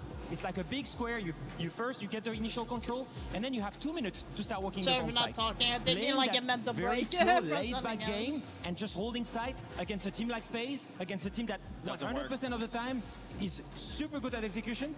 It doesn't work. Yeah. So the same playstyle that got them to win the last map is not going to work on an S1. And this is where we go back to what Herd said in an interview with Anne. Yeah. When he began, he said, I believe we have something that they don't. We have more depth. We can play even more different styles than FaZe does. I need to see the proof right now when they're going to go on Lair, because they need to change that playstyle. And in a way, the map sometimes I've seen has changed the play style and dictated it. But with this setup, I feel like it has to be Furia that, just regardless of the map, and especially now, one map away, they are out. It is no longer their game. That has to change the play style of FaZe. Even if the map isn't the same as Fortress to be heavily defended, where they get to pick defense in overtime because they were able to see that you know, in terms of their pick. I feel like Siege Cup has fallen off a little bit because there is no good rewards anymore. You don't get any. You have to get better rewards for doing rank than actually in We talked about Volps, DS in the back line. Who needs to show up? Who is the biggest impact here? It has to be Herds. Herds has to be the player that I'm going to be looking at on the side of Furia, being their captain, not their IGL, their captain, the leader of this team, to be able to get that momentum, get that rally, get that ferocity. When you look back at the 6th Invitational that he won, he broke kill records. We need to see that exact same Herds going into this map 3 to push it, map 4 to push it into a map 5. And now we're going back to FaZe. What do they need to win? Well, let me take you into another memory, and that was SI, just a couple months ago, in front of a French crowd, in Paris, exact same location. These guys are playing SI Grand Final, and they're facing a really good Team Secret. And they're leading. And then suddenly, they stumble upon a problem. They lose Fortress against these guys. They've been here, exactly the same spot. Wow. One map away from winning, suddenly they lose Fortress. And they bounce back. They bounce back. They won the map after that. That team mentally has everything they need to bounce back in this. That's why I'm saying the pressure is on the side of Furia, not of FaZe. Currently, it's 1v01 to make it and to win. They still have a life. They are not worried. On the side of Furia, I need to see that tactical depth that Herd has been speaking about. One of the reasons it's so difficult to come back from these 2-0s, these 3-0s, is because the other team hasn't won a game. But 3-1, there is a possibility if you isolate it to we just have one map, and then it's anybody's performance. But the amount of adaptation that is required to take FaZe 2 more times to the distance, it is going to be tough. There is pressure on Furia here. A comeback starts with a single round. That's right. And that single round is about to be on your screens here. Picks and bans coming out for our operators. Alfama, what do we see? A shield ban is going to be Kaid and Bandit. Because we mentioned it before, the playstyle is not the same. The way the map is being played is not the same. And on the side of Furia, you want to once again stick to the game plan that work. Remove the shields from Biter King. Don't let him get comfortable in there. And then remove the one execute operator that is the strongest in the meta right now. If you remove Glass, that is Ying, and that is done already. They're making sure they can play into that late round, especially starting in the defense. But when you go into Lair, you don't know who's going to come out. And that's exactly what we have here. Furia trying to push us to a 5th game, and FaZe trying to close it out and lift that trophy on stage. Cyber and the rest of the squad has been phenomenal. Can they do it? We'll find out here as we send you over to Lair, back with Xenox and Guz. Well, the beauty of map 4 means it's one of two things. Either FaZe will claim that trophy at the end of Lair, or Furia send us to map 5. It's one or the other in terms of heading into Lair. A 3-2 record for Furia, but most importantly, of course, a win versus Dark Zero. Just yesterday, 7-3 on this map.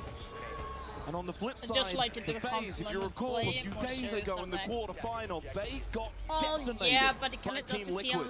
1-7 loss for FaZe. That's the last 2 times these teams have played this map in such a short span of time. Furia begin defense as well. Can they carry that momentum from Fortress into this map of Lair and seek out that 5th and final map of Clubhouse? I think a good opportunity as well to be mindful. We are now entering map number 4 of this series. Best of 5s, a rarity in Siege, often only played in the most important of games, especially in this kind of environment. And so that's naturally going to give FaZe an advantage. The stamina of Furia is really going to be tested to its absolute limits. They did well to grind out Fortress. Lair's going to be a whole different story.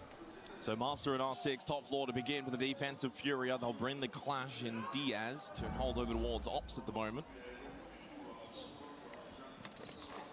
Right now the focus for FaZe opening up balcony side breach.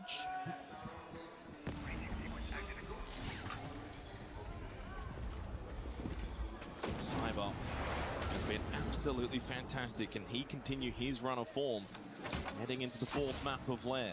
How will FaZe respond after losing Fortress?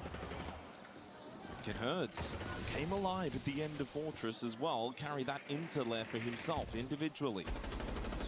He gets going, that's a lot of firepower that he can add to the arsenal for Furia. As Diaz makes a bit of contact with Cyber towards Ops.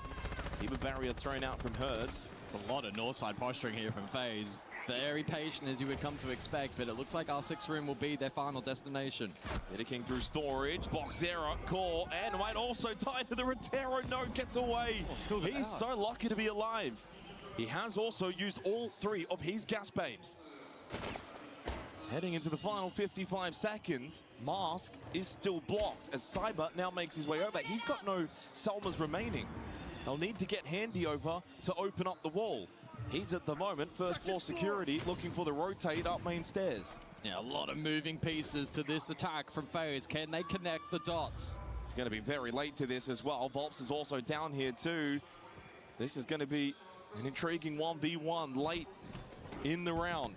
A little pivot here from Vidaking, out in the courtyard, looking for the rotate over towards the breach. Souls gets rid of Loira, and Handy won that 1v1 against Volps. He can push up main stairs as well towards the mezzanine alongside Cyber. Hertz over towards Mask by himself. Boxera still alive, but lower, and now they've dealt with Hertz. They can get this plant. Diaz and Boxera need to deal with Handy very quickly, because the plant will be successful from Vidaking. They've slipped on in, they've got the plant down, and Boxera now on a 1 versus 2. Up close with the shotgun against Handy, but couldn't find the contact, and Vidaking now slips on out, playing towards the courtyard. And Handy playing inside a server, has not made a move. This should be all too difficult for Boxera. Low on time, spots the gun barrel, needs to be quick, needs to win the battle. He cannot. It's FaZe to take top floor on the attack.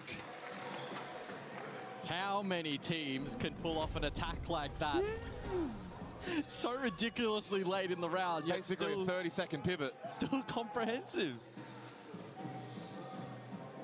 They are one of the few teams, if not the only one, that can pull that off on such a regular basis. I mean, a very solid round, though, bringing a lot of that attention server yeah, side. it's definitely going to be a roller coaster. By himself towards Mask in a 2 versus 1. You kill Hertz, suddenly Mask is a plantable position, and that's the win con then for FaZe. This battle here, though, was crucial, because what this means is by Handy beating Volps, he's straight up main stairs. That's more pressure server side. He didn't go and double down with Cyber over to Mez because they already had someone coming from the balcony. He went to bring, again, more of that pressure, bring that clash over towards server, and draw it away from the plant position. A really good play from FaZe, solid teamwork, gets them an attacking round on the top floor of Master and R6, which usually is the defender-sided site on Lair. And they're firing on full cylinders. That style of attack, you have to be so in sync as a team. The comms need to be spot on and everyone reacting with really, really good timing. A great display. And it could be giving us an insight as to just how strong FaZe may look here on Lair. It is only 1 round, though. It is, and Furia, interestingly, will head us over to the tertiary for the upcoming round. Bunks briefing their side of choice. And the defense electing not to bring the Solace. A common tool for the denial, but the Warden, though, is in play if FaZe were to go for the U-tool layering. But you look at the lineup. There's no Capitao. Are they going to go for the top floor clear? Bunks briefing featuring one of the highest plant rates in the entire map pool, not just now on the this engagement on that window is probably and going to make sure that the player is going to die. They don't bring the sense, which usually does highlight the plant from green. Diaz goes to Nitrocell, does get a good chunk of damage onto Vidaking. Volps will be the first one to fall to the pistol of Cyber, and now FaZe will pick up the pace. They've just got that ability to flick that switch, go from slow pace to then brute force in your face. Yeah, it's going to be interesting.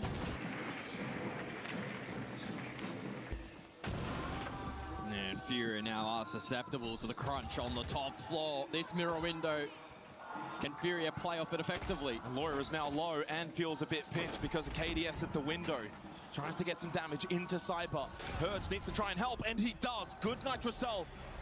KDS then was able to slip in and catch Loira in the back. They do get this server hallway position under control for FaZe.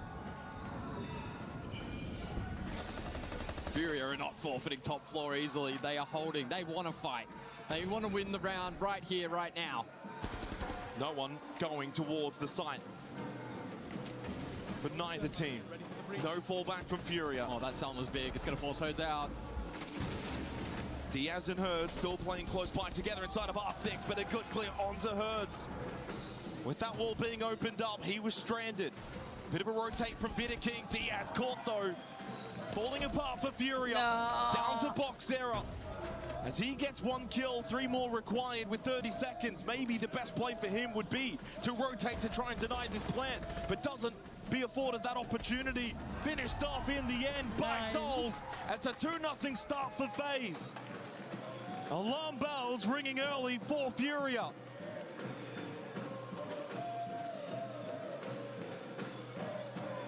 And it will be a tactical timeout called already by Redux. Eu pausei pra vocês darem uma respirada, tá ligado?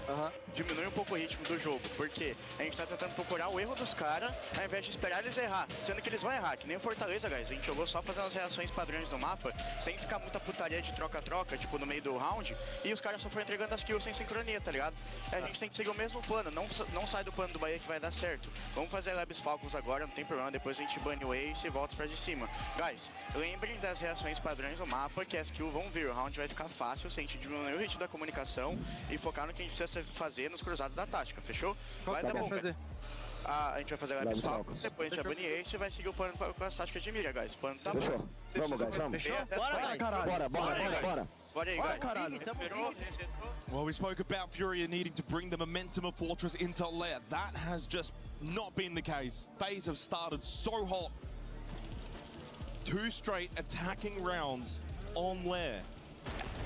Puts immediately Furia on the back foot. Don't forget, it's the 2nd best defensive map in the pool so far at the Esports World Cup, only behind Fortress. And as we saw back on Fortress needing 14 rounds of action, there was only 5 attacking rounds found. There's not going to be probably that many either on lair, but the way things are going for FaZe, it's all too comfortable. It's all too easy. Back-to-back opening kills. They got plant down in the opening round. Didn't need it in the second. And they brought pace and aggression, which is rarely seen from FaZe in that second round. And I think it caught Furia off guard.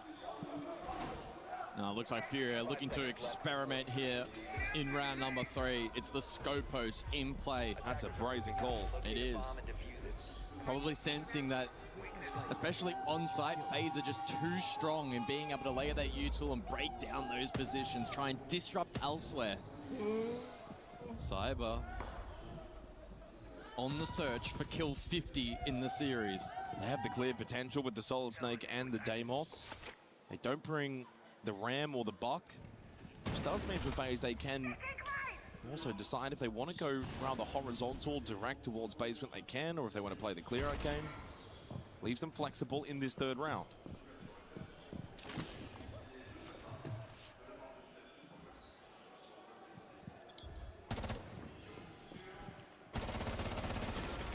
Cyber, no surprise to see him looking to make contact early. So far, it's all been box error for Furia on lair. Bob's bowl, in the meantime, was targeted by that death mark. Could find himself in a precarious position 2nd floor, but all the attention from FaZe at the moment is directed towards basement. And you can see the vert set up here from the Scopos. It does also, though, limit the play for Volps. In terms of being played into, good ping on the radar from Cyber, catching Laura Diaz and Herds' location. It does, though, mean for Volps, if they indeed are going fully direct, he can be the one to backflank for Furia. In fact, he actually has transferred back down into basement. Oh, that's a timing, though, from Boxera onto Cyber. Catches the timing on the rotate to find the first kill for Furia. Come on. Feels desperate. He's up to 5 kills. He does not want this grand final to end just yet.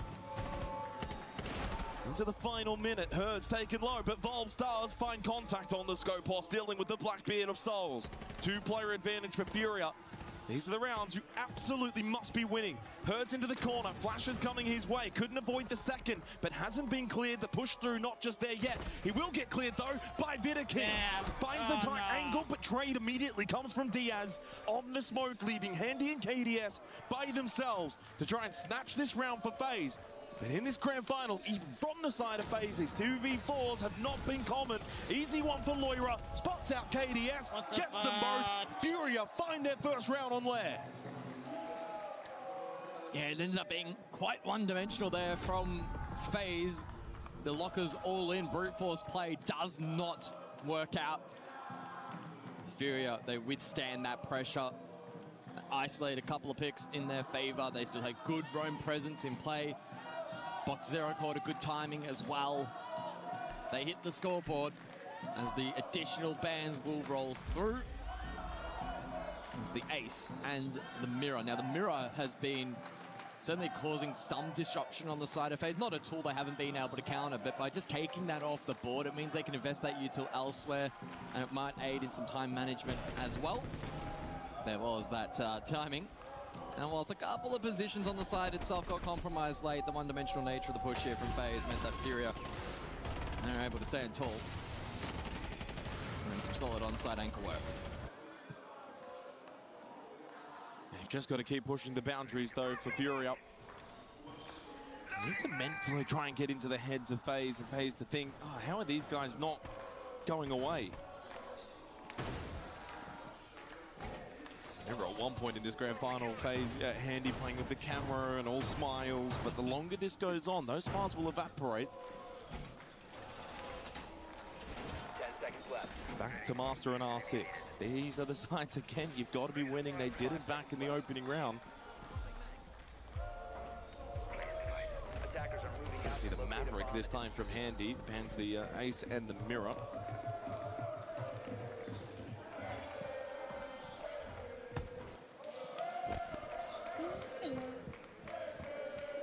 Maverick probably in response as well to the Bandit selection.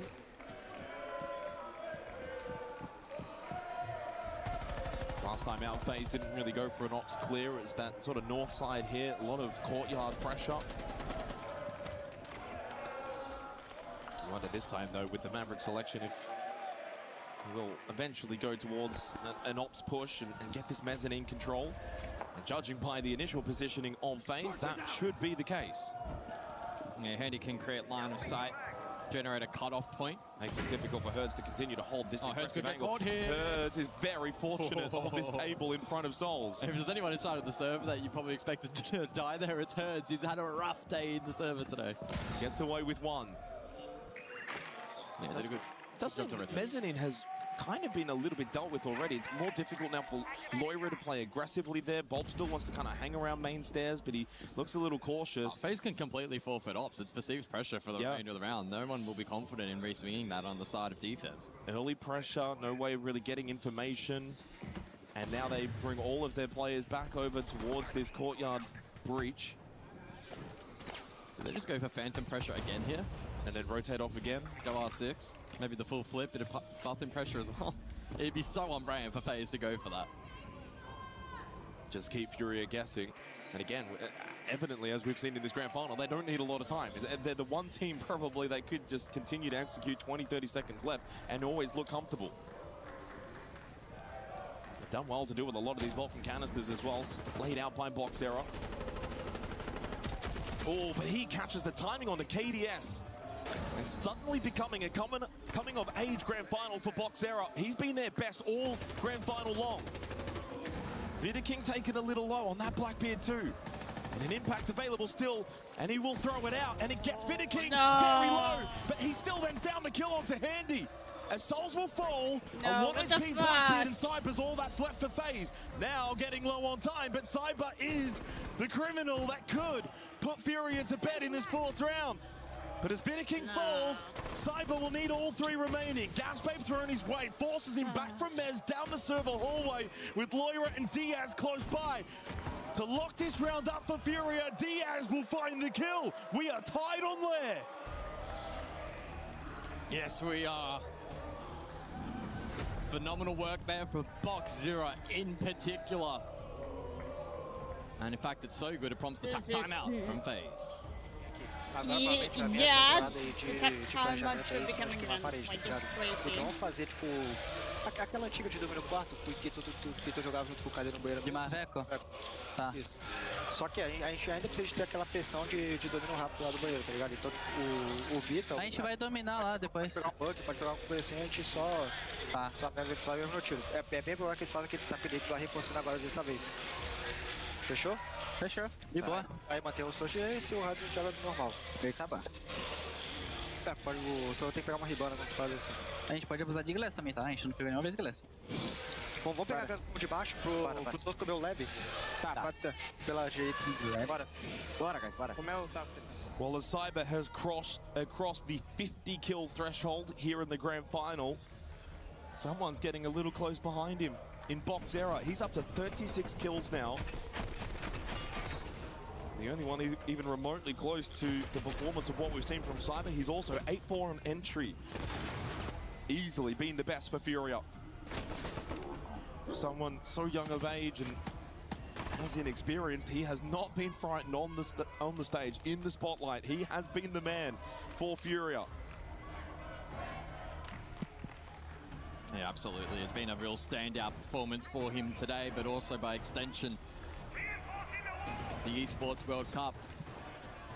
An opportunity for him to prove that he has a spot at this level.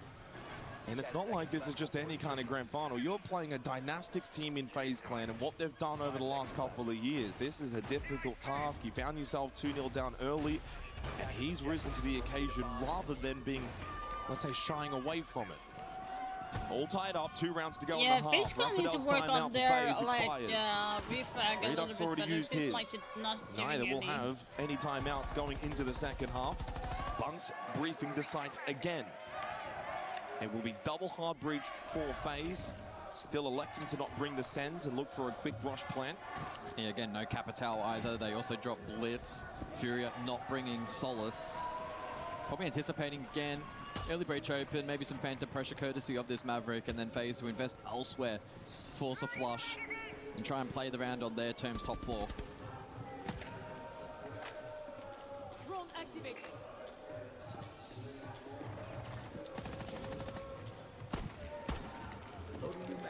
I'd be pretty surprised if this ends up formulating as a direct hit from FaZe. Say that, the way that they're positioning at the moment may suggest otherwise. Or is it back to that sort of phantom pressure that you create and then you rotate off? Saw that back in the last round. Ooh, Cyber at the window.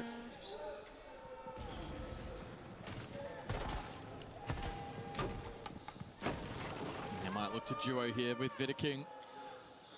Souls as well has quietly crept upside. Come on now. FaZe circling on second floor. Yeah, I think Fury are getting the idea that FaZe want to clear out this server side on the top floor. What does Diaz do? Does he stay or does he fight? Well, it looks like he just wants to reposition. He does have Volps for cover, but Souls has made his way into Ops, so Diaz and Volps need to be very, very careful. Souls is by himself. Lowest trade potential, handy down below. Souls trying to find an angle. Diaz has got to be very careful. Volps are taking a bit of contact, so they are wary of the positioning. It's Vidaking that finds that kill onto Diaz, and the second on the Herds, who tried to That's play more off like it. it. That's forced Volps back as well. He got droned out towards R6, and this is opening a big gap now for FaZe on the attack. Moira needs to find a multi here, a challenging position. Couldn't win the 1v1 against KDS, who then makes his way a little bit more forward for Volps to find the kill in the trade. I don't think he's going to be afforded the time and the space to go for that revive onto Loira, but he may just go for it anyway. He's blocked up the door, the window, but then shot from Handy down below, finds an angle. Here comes Boxera. He only gets the one, 3 to go, 30 seconds. Could this be an all-time highlight moment for Boxera so early in his career? It will need to be. As he gets tagged up, he knows that doorway is not going to be safe to enter. 2 above, 1 below. Cyber to make his push in with the kit as we enter the final 10 seconds. Can FaZe cover this plant on the vert? Yes, they can. No entry found Thank for Boxera. Out of the timeout for FaZe, they retake the lead. A third attacking found on Lair. 1 round to go in the half. Back in front. Again, the way they're just able to creep those chess pieces into position and then pounce. It was Vidaking in that one. A swift double. They put so much pressure then on that second layer of defense. Loira was forced to swing. He dies. Volps got caught with the keeper in hand. And whilst he still found one, it wasn't quite enough. Boxera isolated Green. And FaZe are just so confident in their ability to deny his position. They hold 2 above, 1 for plant below. FaZe surely marching towards a series win. That feels as if that's the script that's presented before us. 3 attacking rounds on Lair is a pretty darn good half and sets them up perfectly going into the second half to follow, where they will be difficult to attack into for Furia. And not for the first time in this grand final, but this feels must win for the Panthers. They need a third defensive round. down to basement where they were successful back in the third round. And it was a very good round for them. This will be a little bit more top-down, though, for FaZe to provide more avenues. It was all too one-dimensional last time, too direct. They bring KDS on the ramp. Now look to get that first floor control. Yeah, speaking of first floor, Furia investing the clash currently over towards Armory. A duo hold here alongside Herds, who's gone quiet again here on map 4. We touted this as an opportunity for him to transfer momentum that was gathered at the tail end of Fortress, but today so far has been a real grind. All eyes now on Cyber, who's been deadly on the entry in this series. Once again, resumes proceedings on the Solid Snake. Greenside should be clear for him. Opening kill conversion so far on Lair sits at 100% all 5 rounds, the first pick. That team has then gone on to win the round. We'll see if that will follow true to close the half. And Cyber on the Solid Snake will ease their ability to get this first floor control. Still one the auto breacher available for KDS. They test Herds and his hold towards Blue Stairs. It's not been the day for Herds. Outside of probably 1 round back on Fortress, a day to forget so far. As Boxera makes his way up to help him out towards Blue Stairs. This is probably the last player I'd want on Shield at the moment, the way he's been playing in this series for Furia. But as we know in this modern age, the clash can still have an impact. What a nitrous ult from Herds, though. With the safety of the clash and more information found from Boxera, he goes shield down. But then immediately loses his head to Handy. Maybe overcooks. Puts Herds on an island. Herds has got to hold strong. He does get the down and the kill onto Souls. Knows there's one more still close by in Handy. Handy, though, wins the battle and pushes down quickly down Blue Stairs. That is 2 impressive kills from Handy, but will it be enough for FaZe? 40 seconds filter side hit. Bob still has 2 Vulcan canisters, by the way, that he has not even used. With 30 seconds left, will he even have the space and the time to get that utility down to maybe help defend this site? Probably too late now. 20 seconds, 3 versus 3, the most crucial round of this grand final so far for Furia. Must win. KDS will fall. Volps finds the kill. Diaz to follow up. It's only Handy left with 10 seconds. Needs all 3 kills in such a short span of time as Volps will find the kill. Tied again. We are on this map of Lair. 3-3, heading into the halftime break. And what a big second half to follow.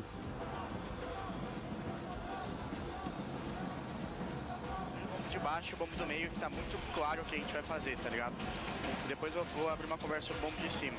No bombo de baixo, guys, eles têm a recuada eco deles, tá ligado? E aí o Bahia quer que a gente faça a FOD eco.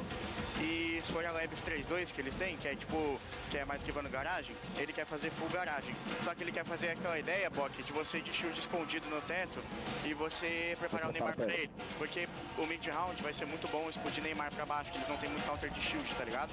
E aí eles vão ficar muito fodidos, porque eles estão muito acostumados, guys, a gente vai dando o primeiro contato vacina. Vocês vão ter que ter disciplina com o primeiro contato vir lá do Neymar.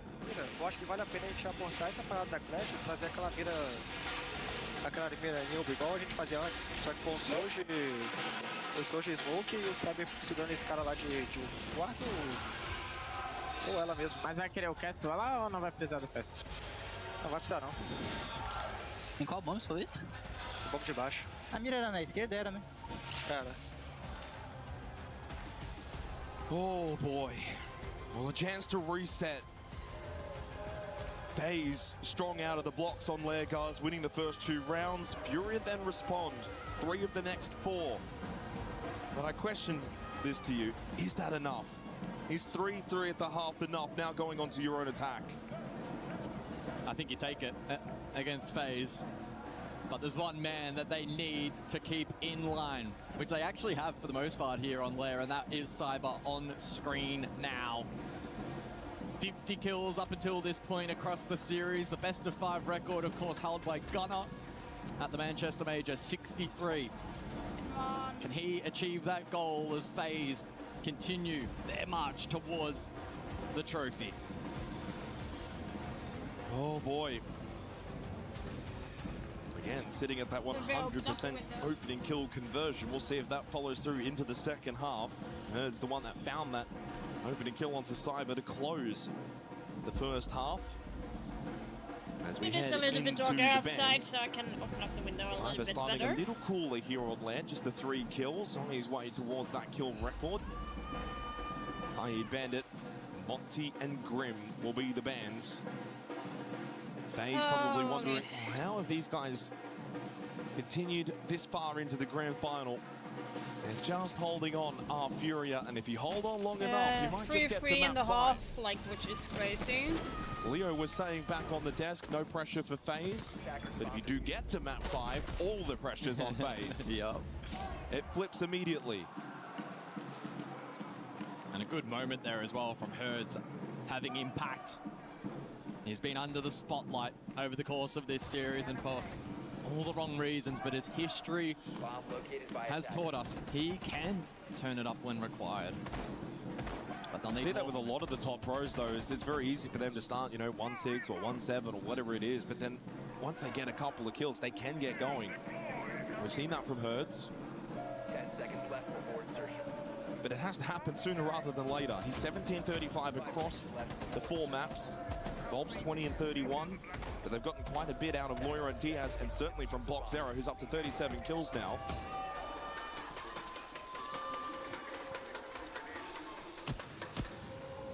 So as we head into the second half, all tied 3-3. This is not going to be an easy challenge for Furia. The scoreboard may be tied, but attacking into Lair against FaZe Clan is not an easy task. It's going to take their very best. Maybe better than anything we've seen from Furia up until this point. Master and R6, the opening sight of this second half. Early hard breach pressure here from Furia. Will they go for a similar approach in terms of phantom pressure and then a rotation late as they look to exploit a weakness from this defense, or do we see a more committed play style? At the moment, a heavy shape up over towards green side. That'll be a signal for FaZe. Yeah, but they've also then got the ability to continue to control Mez, server side hallway. That gives them a lot of confidence on the south side of the map for FaZe. Oh, Cyber was peeking breach there, almost netted a kill. Feels really strange. The action that we've seen so far, and yet the damage done to both Herds and Volts is really minor. Deathmark activated from Loira onto Vidaking, who's been shooting that Shamika launcher. Well, the opening kill is just going to be pivotal, and it really probably needs to go the way of Furia. Frag grenade to clear that deployable shield, forces Handy back. Volts to try and swing off of that shield clear. Get a little aggressive now for Furia. Live drone going through as well from Boxera. It has shifted a lot of the defenders over for FaZe. Server side, site side, it's opened up mezzanine and ops. Sol's gone back to double check and make sure this is still in control of FaZe, which it is. They've reset. FaZe have still got a lot of control of the map heading into the final 50 seconds. This will need to be an onslaught from Furia into the site. Yeah, Shamika launcher and triple nitro still in play for FaZe. And this mirror still turn up around, as well. turn around. The timing is perfect. Still Oh lost the battle, my god. He had the chance to net the first kill. Keeps the mezzanine control in favor of the defense. Shamika launcher being spammed now by Vidaking. Volps trying to make his way into R6, provide the space for the rest, but Diaz falls to Handy. Boxera needs to get involved on the south side. Plant going down from Volps. Will it be successful? Cover is there. Plant will be successful. The 2 players left. Volps will then fall to Vidaking. Vidaking to get immediately on for the counter defuse. Thank God. FaZe take the lead as they defend top floor. They read into it so well there. And whilst they did allow the dash deep for the plant, they had all aspects of the rest of the push covered, making that post a piece of cake. FaZe in the lead. They'll go to basement next. Well, that was certainly an opportunity for Loira. The timing there is Sol's very much aware of his positioning, staying crouched, Good turnaround shot. If Loiero gets that kill, he's got ops control, can push Mez, can force a couple of FaZe defenders over to his side of the map. That will then allow a bit of a gap to be created for Furia. That was a big battle, one for FaZe. As we go to basement, was successfully defended twice by Furia in the first half, has proven to be actually a difficult site for teams to attack into at the Esports World Cup. Basement sitting at a 68% defensive win rate, the highest of any of the sites on this map from 41 rounds played. Also features the lowest amount of plants successfully, 1 in 10 rounds. That's not great. Again, to win condition not available as much for Furia. They do bring the Rayora along with the Glaz, and we'll be cooking up something in this 8th round.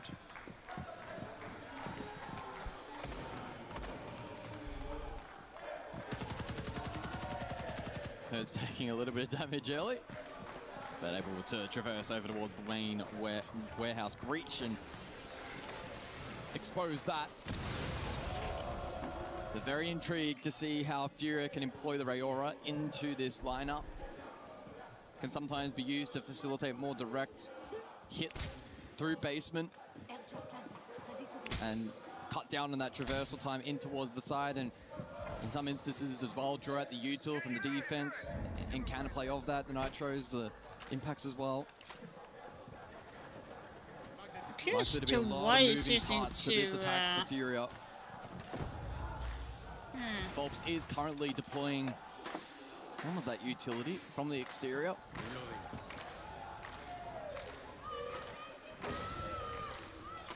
As the util layered here by Furia.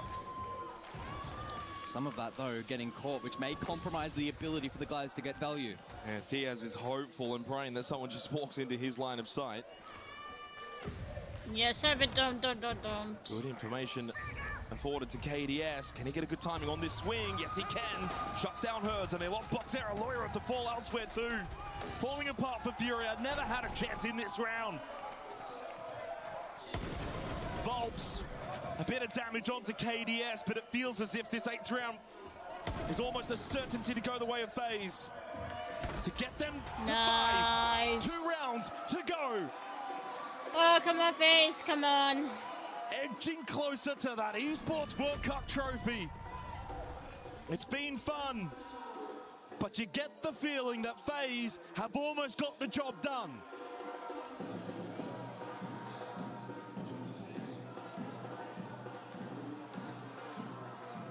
It's an unnervy feeling for Furia. Completely outmatched so far in this second half. And surely if FaZe complete the full rotation and get themselves onto map and series point. Yeah, you can feel like they know it as well. That's it. Surely there would be no comeback potential from there. It would be improbable. Still at that 100% conversion rate as well on the opening kill. 3 of the last 4 going the way of FaZe. Well, no surprise, 3 of the last 4 rounds have gone the way of FaZe. This is what I was thinking back in the first half. Did Furia give up too many attacking rounds? The repicks here from Furia. The Thatcher plus the double shield, or at least single shield, suggesting we could see a more direct approach with the counterplay onto the Solace. Furia may elect to go for the all-in play. Thatcher to deny. The Nitrocells looking to go the way of the planter. It is Bunk's briefing.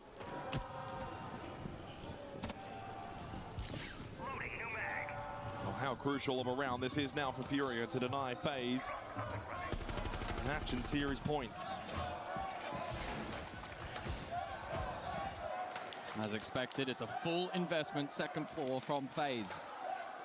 Plant denial in position. They've got 3 Nitros, they got 3 Gas Babes and the Solace. I don't know if Furia have the ability to go for the rush plant. I'm most concerned about the Solace. The Thatcher has to land. I think this needs to be a top floor clear. They can still use the Blitz for that case.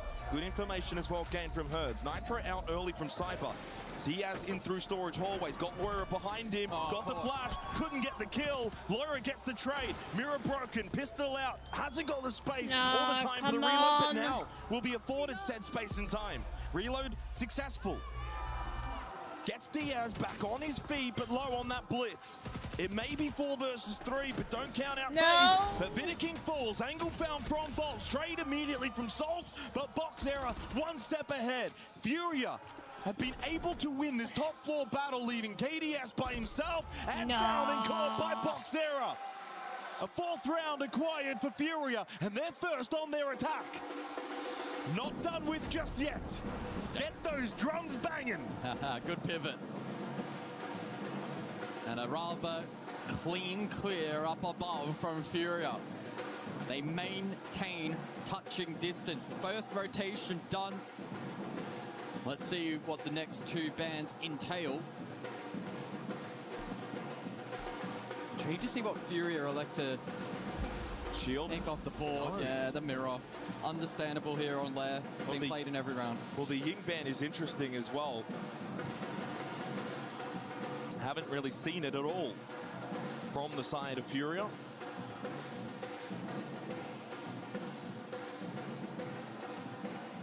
And it leaves the shields up, and if they want, we saw them hover temporarily, maybe the idea of Blackbeard of Blitz, that is a possibility later in this half.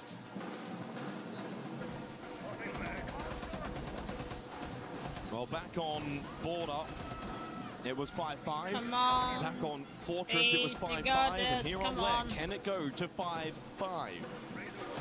Bank really, now in hindsight, is the only map that's been incredibly one-sided, and that was still a 7-3. 7-3 to FaZe, 7-5 to FaZe, 8-6 to Furia, and now 4-5 on the 4th map. The Esports World Cup in the Siege Folklore has not provided, let's say, the best of grand finals, but this one's been pretty decent. How much longer will we go? 10th round, can Furia get it to 5-5? Or can FaZe get their first grand final points? Master in R6 is a very difficult site to attack into. Furia will have to bring their very, very best. But no mirror to contend with this time. Instead, the Azami will be brought though for FaZe. Just as much of a difficult operator to deal with. Yeah, certainly can be. War Cyber lurking reception on the first floor. Has been contained quite well though over the course of this series. Has Nitro ripped currently. So there's a pre-place in position for that ops entry. Or will it land? He doesn't have the info. It's a little bit too late. Diaz was on the boost. Diaz fortunate. And also same on the timing for Volps and his positioning. So that Nitro goes astray. It's the only one they had. In terms of denial, they still have the Shamika launcher of Vidiking, the 3 gas babes of Andy. And there goes one, and a push up from Boxera. He goes for the long-range shotgun down the hallway. Boxera opens up the round. It's been a 100% conversion rate up to this point. FaZe starting to just move around a little bit. Disrupted here by this attack of Furia. Full mezzanine control. Forcing out the Shamika launcher of Vidiking to keep them at bay. Herds has also opened up the balcony breach. Oh, good read, but doesn't land the shot onto Soul's Skybridge. They've at least forced FaZe's hand. FaZe is starting to just move around a little bit. Having to backfill some positions. Gaps have been opened up. Now it's all about waiting out these flames. 12 bullets in the Shamika launcher still left. The good news for Furia, though, they've still got an entire minute. But the bad news, they just lost Herds trying to make his way in through that breach. I don't like the fact that they don't have any deny. They've just got to draw out this utility. There's a still win condition here for Furia if they can go deep. Boxera again down the hallway as the rest have pushed into the site. Volps has got the kill onto KDS. KDS being dead has allowed Boxera to push through. Vidiking and Souls low on health. Here comes Boxera though again. Good flank. Souls in a 1 versus 2. He falls back. Diaz has got 3 kills, needs to go for the kit. Souls doesn't want to allow them to grab this, but a good death mark from Boxera signifies the position of Souls. Boxera to cover, while Diaz will go for the plant. He's got the position known of Souls. Diaz will get the plant down. 1v2 post plant for Souls. We've not seen many comebacks. There's a chance for Souls to cross Furia here and now. But Diaz stands tall. Oh, what a round for There's Furia! so many mistakes from FaZe Clan here. Oh my god. That was so close. A respectable attempt, so difficult into the Deimos. Heroics in that round from Furia. Boxero with a huge send lobby. What a grand final. This feels like a coming of age for Boxero. I don't understand why they're letting him with a take big this send on the phase. Blackbeard in that round.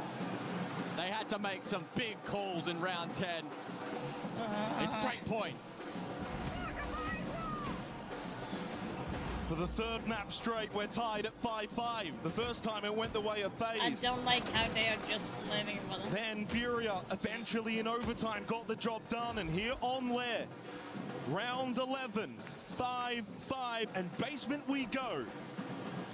Could Furia do the unthinkable and win 2 maps straight to get us to map 5 and give themselves a chance, a fighter's chance at completing a full reverse sweep against FaZe? They're so close, 2 more rounds and they can get to Clubhouse and do that, and all the pressure goes back onto FaZe. And honestly, some of that perceived pressure of that 5th map and its potential may already be there on the shoulders of FaZe. In the back of their minds, they realize what could happen if they lose this map of Lair.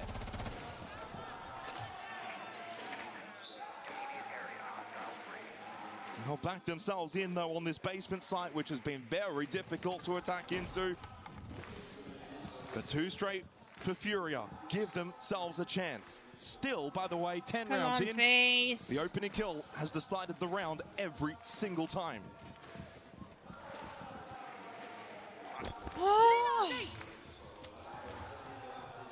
You gotta stop with this Nobody fucking inside thing of the now. server will want to put a foot wrong, but it's quick map control from Furia. This filter fight is They massive. might push this over towards blue stairs, but the clash is there. Good decision from FaZe to put Souls on the clash, anticipating aggression towards blue stairs. Yeah, the clash won't mix well with the Blitz and the Blackbeard for Furia. But they don't have to full commit at this point. They have Vert establishing that now courtesy of Herds on the sledge. And you can go direct here on a potential pivot later, so perceived pressure, open up the floorboards, and look for the more direct hit. Still X-Kyra is available for Diaz. Oh, can Laura find a timing here? No. Position also now known outside in courtyard. Oh, this is Okay, don't ignore Boxera. He's always lurking. What the fuck? Pop the Vulcan canister. It's Handy that found the opening kill on the follow-up from KDS. Here comes the Demon, though. He needs a big round alongside Boxera. Can he deal with the clash? Would make this round a little bit more winnable. No, Handy's Thank on God. the FaZe now on the Don't verge ignore Boxera. He's of always finding lurking. final point. Why don't you know that? The back-to-back champs have been tested well and truly. But now have the chance to land the knockout blow. Round 12, grand final point for FaZe Clan to add the Esports World Cup trophy to that cabinet.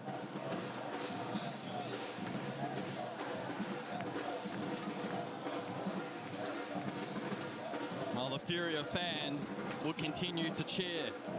They're still just 1 round away from pushing overtime. And who knows what may transpire if OT is needed. Relieves the pressure valve though for FaZe and applies it entirely now onto Furia.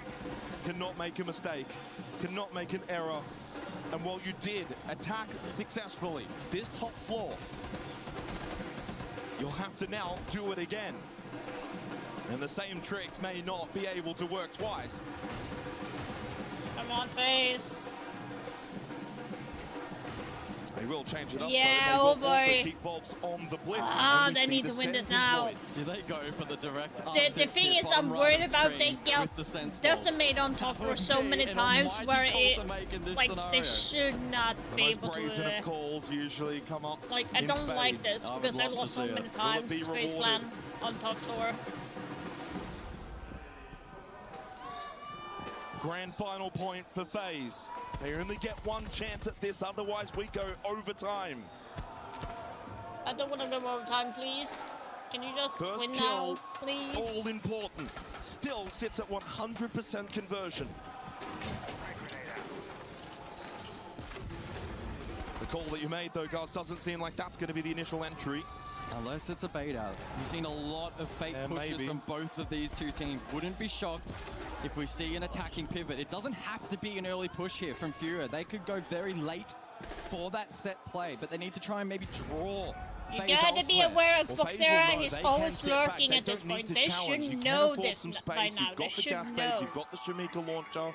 Souls will have the keeper barriers to keep himself rather comfortable inside. They do commit though ups at the moment. They certainly are. There could be the ROU. Are they doing post plan? Out instead, and then cut side in half to make denial a little more challenging. Because like they have only one C4. Charges, making sure Handy can't swing Mez and potentially deny. And not having any mutes. But as every second ticks down, more and more nervous, but it's Lawyer that finds the pick over towards Server. That's drawn KDS over, but that's allowed Boxera. Boxera again! The gap Going has been up opened. the missile, why? They find the crucial opening kill, but it's the follow-up that now is more important. Deathmark activated that is from so Boxera onto Cyber. But it's Fulbs that will fall to Souls. The answer back is swift from FaZe. Will we see Furia freeze? FaZe now in the lead. They find the next two after losing the first onto Handy. And Loira's at half health. May come down to Boxera to be the hero. The newfound hero for Furia. 60 seconds remaining. FaZe are oh so close to that trophy. And Boxera given no other option but now to join the rest of the attack over towards Mez. First cross made, shield screen goes up. Souls can't play off it, but he vaults. He may elect to push, avoiding a lot of utility. Nitro! Brain going down from Diaz. Nitro cell from Cyber. Oh, team kill. Onto Vidiking. Cyber still or needs it was to not help out team more kill, than sorry. just that Nitro. It looked like a team kill. Souls gets the kill. Boxera with 1, 2 to go. 30 seconds. Can he make the clutch work? This would be the biggest play of his very young career. Boxera, you've got 20 seconds, son, to make the play of your life. He has the case, he has the decision in his hand, and he will go for the plant. Does he stick, or does he fake? FaZe converge. Enters the post plant, gives himself the chance, spots one, shotgun connects, now to swing and find KDS. Auditory information. Yes! Moment. So close, yet so far. From devastation in Yes, South the Carolina to elation in Boston. But it was a celebration as well. Oh, they are just crying. This year. FaZe will celebrate so again close. in the City of Love as they win their first Esports World Cup Oh, championship. she's crying. And firmly set their sights on a third hammer in Brazil later next year. Poor Boxera, though. Like, he is so fucking good. No, Boxera has a very bright future. A job well done for FaZe Clan. An incredible moment as they complete the trifecta. Never has it ever been done. Yes, KDS, you won again, huh? It is crazy. We'll wait for the team I to got finish like up 2 points. I all the knew who were celebrations. going to win today. At this point, you've won it all. I knew it. Wait, it's another trophy for you or what? I got full No, points this time is for special today. because we finally won everything in the game. So for me, it's amazing, and yeah, this is the best feeling ever. You know, there's a better feeling than this. FaZe, go first of all, celebrate all together because you have a key crush in just a second. Yeah, Fury was They're all really in with good. the crowd. You just have to give it to them. FaZe Clan, no matter where they go in the world, there's always a crowd ready to cheer for them. Like, Trifecta she's complete. more emotional than A couple he more is. things that remain in the celebration before they close out their day here. We'll bring out the rest of the team here as all the hugs go through. The cheering We'll actually take them worked. to our key crush. Gentlemen, come on. FaZe Clan, come here. Before you lift it, we're gonna go back. We were talking about a moment of celebration. You're gonna get to crush the key of one more opponent. They took them to the edge. They won one map against them in this best of 5 epic, and it almost went to map 5. And that is Furious Key awaiting for you in our crusher. It was the family that all together did this throughout this week. And now they'll be giving it to one of their youngest, nice Handy. Cyber. A world champion on his own. Screams have come in as you've heard them from his own misses. Here, it's screams of agony as Furia are down and out.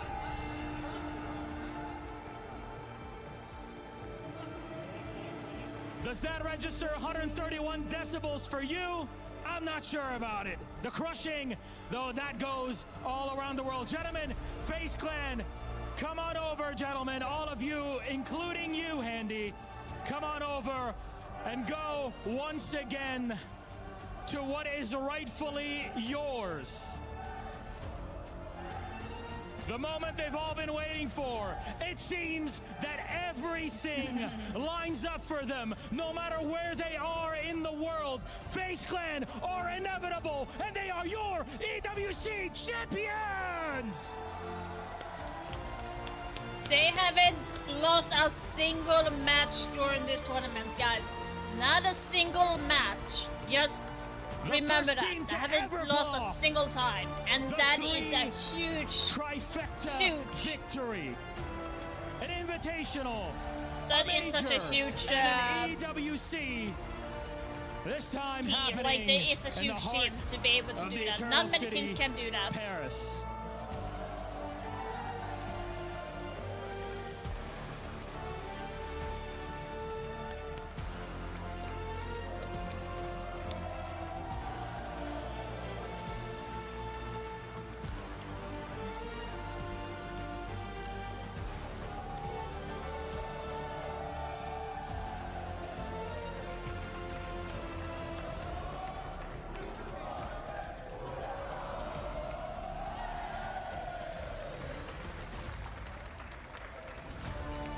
Gentlemen, you've gone through it. I'm going to go through you one by one here and ask a few questions. We, of course, have Rocco, our translator, as we go down this. KDS, you've won now 2 SIs back-to-back. You've won majors. What's it like to get this trifecta victory for you and the team? Thank you. So far, like, I had in this game. We won the group everything. is always and going to fuck up my prediction Rafa. every So single basically, time. we are the best players. This is a dynasty moment. There's no 2 ways around it. Now, SI27, you locked in your position. Are you going to go for the 3-peat back-to-back-to-back? Hopefully, we are going to win this 6th invitation in São Paulo. So because during the quarterfinals up to now, I had 5 Rise and 3 Raw. It will be good to be back to Brazil. It's a good revenge moment. Thank you very much, KDS. Congratulations. Again, we'll go down the line then one by one. Honestly, what a performance we had so far. I'll need you to help me out with this, Monsieur Rocco. Now, you're celebrating with, I guess, a big family here in Paris and your own through all of this. How do they inspire you to keep going, even though you've technically won everything at this point? Nesse momento vocês estão celebrando, né? Essa família imensa vocês têm aqui. E a sua família mesmo. Então como é que você está se sentindo agora, depois de ganhar com toda a sua família aqui? Pô, me sinto muito feliz, é muito gratificante ganhar um campeonato, ainda mais com essa família por perto, meu filho, a minha esposa, a família de todo mundo aí torcendo, então isso é muito top. E que também queria agradecer a todo mundo que tá aí torcendo pela gente, essa galera aí tá animando bastante a gente, queria agradecer também a tudo. E também, primeiramente, não se trata de nós, se trata de Deus, então somente agradecer a Deus. So yeah, I'm super happy, super proud for the team. I'm very grateful for everything. It's super nice to have my family here, the family of all the players. I'm super happy and excited with all of this. And yeah, I just want to thank to everyone, thank to God, my family, and all my supporters. Thank you very much, Rocco. Thank you very much, my friends. Congratulations on this. Souls, I'll get to you after this. You've been on this FaZe roster since you were all signed together back in 2021. Did you expect to have such a long-lasting relationship and family bond with this entire team for so many years? Então, você está com a FaZe desde que vocês todos assinaram, em 2021. E você esperava que ia estar até agora com eles? O que você esperou de quando você entrou no time? Então, acho que o time foi muito bom. A gente manteve mesmo, sabendo que ia dar bem. Muitos campeonatos que a gente foi mal com essa line, a gente sabia que foi, acho que, mais demérito nosso. A gente sabia que tinha muito potencial. E esse ano a gente só tá colhendo fruto de muito trabalho aí por longo. So yeah, really imagine that we could go far with with our whole lineup, and now being here and being the champions is so nice. And some like past tournaments that we managed to not be very well and kind of misplayed a little bit. We know it was something small that we could fix, so we maintain everything, and we work hard for it. It works out very well. Thank you very much, Souls. Again, congratulations. I'm going to move over to the king himself. Let's have a quick little piece between us. You've been key to guiding this team as their in-game leader for so many years. What makes you all together so consistently good every time you're on the stage? Então, você é o IGL deles todos há muito tempo, né? Eu entendi, posso falar? Desculpa. Cara, é muito gratificante estar nesse elenco. Eu acho que a gente trabalhou demais, tanto no bootcamp quanto agora. Eu acho que faltou um pouco de mim hoje, mas eu só tenho a agradecer a Deus por ter esse time. O Saib, com 28 anos, está jogando como se tivesse 20. E é isso. Eu acho que o nosso trabalho que a gente faz dia a dia foi muito bem recompensado. Não é um trabalho que a gente faz durante um mês, é um trabalho que a gente está fazendo durante 2 meses, 3 meses para ser campeão. E é isso, só tenho a agradecer a Deus, agradecer meu time e mais um campeonatinho aí pra conta. I'm very thankful for everyone, for the team, for my family. Even translate when I'm saying watching that Cyber much. with 28 years playing like 20, it's so nice, and I'm very, very grateful. It's a result of a very, very long period with the team, a lot of good results, a lot of hard work. So I'm very happy and very grateful for everyone. Hard work pays off, and so we have to go to Handy in here. Handy, my friend, you tried to scream your best in the back when crushing the key. You can hear your partner who's been cheering for you this entire weekend. I think she broke some sort of record this week, but I mean, when you're playing in game in these big sorts of moments, do you imagine her cheering for you? Is that what brings you to that edge to just win the whole thing and win it for her and everybody watching you at home? Então, sua namorada tá gritando muito aqui, né, desde dos playoffs, deve ter quebrado algum tipo de recorde. E quando você tá jogando, você sente isso, você sente que ela tá gritando por você, você sente essa energia toda. Sim, é muito gratificante poder ter ela do meu lado, ela sempre me apoiando. E muitas pessoas acharam ruim que ela tava gritando muito, mas é apenas uma pessoa que tá torcendo pelo seu namorado. Então essas pessoas que reclamam são pessoas de mal com a vida, não são pessoas felizes. E é isso, muito gratificante ter ela do meu lado e sempre me apoiando.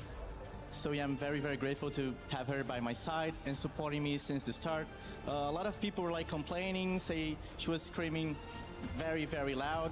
But yeah, they're just like unhappy people and they should enjoy it. And yeah, I'm very happy and super grateful to have her on my side. At the end of the day, you're the happiest of them all here. Handy, congratulations. I'm gonna need to ask you all as a team. Come on over, Kirias. Come on over, JP. Come on, come here. We've gone through a million things, but there's a piece that's missing. Actually, 3 pieces. At the end, now your EWC trophy, there's going to be 3 different keys that you get to place in it. Have you made the decision as a team as to which keys you want to have in there? Yes, Furia, VP, and Liquid. Okay, Furia I could understand, right? But why VP? They are a very good team, and we beat them, so... A testament, I guess. And Team Liquid, the big rivalry. Yeah, yes. Do you feel that putting Team Liquid's key in there even matters more than having Furia's in your own trophy? No, because Furia's go to the finals and Liquid we beat in the semi, so Furia is more important.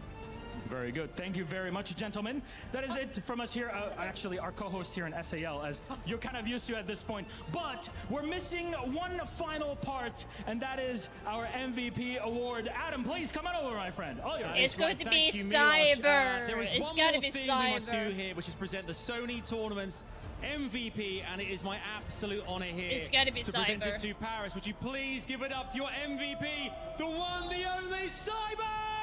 Yeah, I knew it. Congratulations, Cyber, the MVP. Of course, he's the MVP. Like with the kill that he got.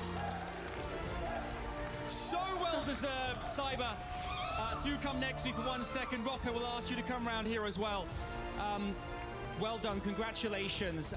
This is the first Triple Crown, a major SI, and now EWC. What is the secret sauce that makes Cyber so darn good? Então, vocês acabaram de completar a tríplice coroa, né, do Seed, com todos os campeonatos mais importantes. E qual é o molho secreto, né, para vocês manterem essa consistência e você jogar tão bem quanto você joga? Cara, não tem um molho secreto em si. Acredito que os moleques, a gente trabalha muito para isso. E também a gente bota primeiramente a Deus a cada jogo. A gente sempre ora quando é preciso. Porque a gente sabe que existe essa parte de espiritual e motivacional. Então a gente sempre foca nessa parte. E acredito que é isso. So I think I don't have like a secret sauce at all. It's just the hard work with the boys. So sometimes we pray a lot. So I think there's some kind of spiritual thing when you're playing as well. So yeah, I'm super proud for everyone and the hard work for the boys. Excellent. I mean, your incredible career has been full of accolades, achievements. What does it feel like for you being the MVP at the Esports World Cup? Depois de todas as conquistas na sua carreira, né? Como é que você se sente sendo MVP do da they Esports World Cup? understand English? Cara, acredito que tô bem feliz, de verdade. Não tem that's como não such a ficar feliz. beautiful wifey. Durante esse jogo aí eu trabalhei bastante. A gente tava tendo um time muito completo durante o campeonato inteiro. E eu acabei brincando pra eles, falando que eu ia roubar o MVP deles, porque eles estavam um pouco à minha frente. E graças a Deus deu tudo certo, então é isso. So I'm genuinely very happy for this achievement. And the boys was playing with them a little bit like, oh, I'm gonna steal your MVP award, because I was a little bit behind, and in this finals I managed to do pretty well. Certainly did. Last question before we send you guys off to the totem. $25,000 for MVP, but what makes you even richer is that beautiful family of yours, that magical family. Is there anything you'd like to say to your family, to your fans around the world right now, you want to share with them who are watching here today? Então, você vai ganhar um prêmio de $25 mil, mas talvez o mais importante seja a família mesmo, né? A coisa que mais vale pra gente. Você tem algum recado a mandar pra eles? Um abraço?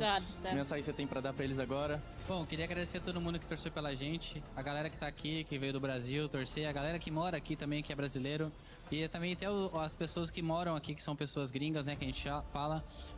Fico muito feliz com a torcida que vocês tiveram pela gente. Querendo ou não, foi uma motivação a mais pra gente continuar ganhando, dando o nosso máximo dentro do jogo. E é isso, somente agradecer a Deus por tudo. E obrigado a todos aí pela torcida. É nóis, face up. He says thank you to all my fans. I'm super thankful for everyone, for my family, for the fans, thank you for everyone. Okay. Especially like the fans that came all the way from Brazil, and the fans that are here, the French people, like they're supporting us as well. So I'm super happy. I want to thank everyone. Thank God. Amazing. Look, congratulations once more. Paris, wherever you're watching around the world right now, would you please, one more time, make some noise, put your hands together for your EWC Rainbow Six Siege champions. It's FaZe Clan! Please, fellas, make your way to the totem. It is time to seal your keyframe into the totem and your legacy in esports history. Congratulations, FaZe Clan. They've done it, folks. They've done it. You're winners. Tears streaming down the face of Cyber's wife. Andy's girlfriend embracing him lovingly, knowing that while she might have stood out as a major feature of this tournament, the only conversation to be had was this dynasty, this group of men who continue to do the unthinkable. FaZe. I mean, boys, I gotta be honest.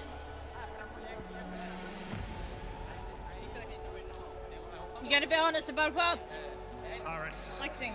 please welcome to the totem your Rainbow Six Siege EWC 2026 champions. It's FaZe Clan!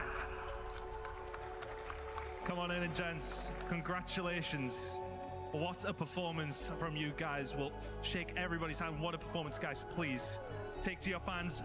High fives, dap them all up. What an incredible... You got to get the plate to your chemos.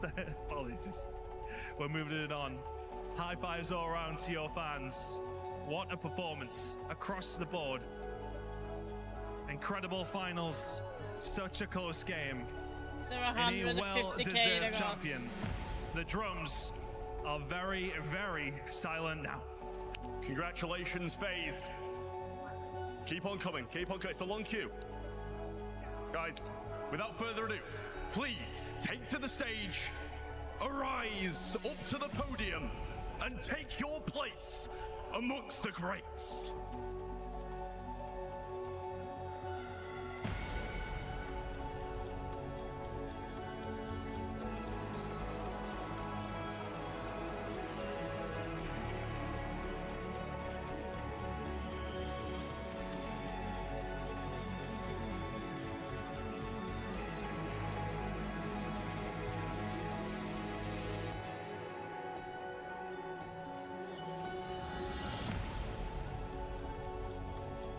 I like that the coach is involved in this as well. I like that, so.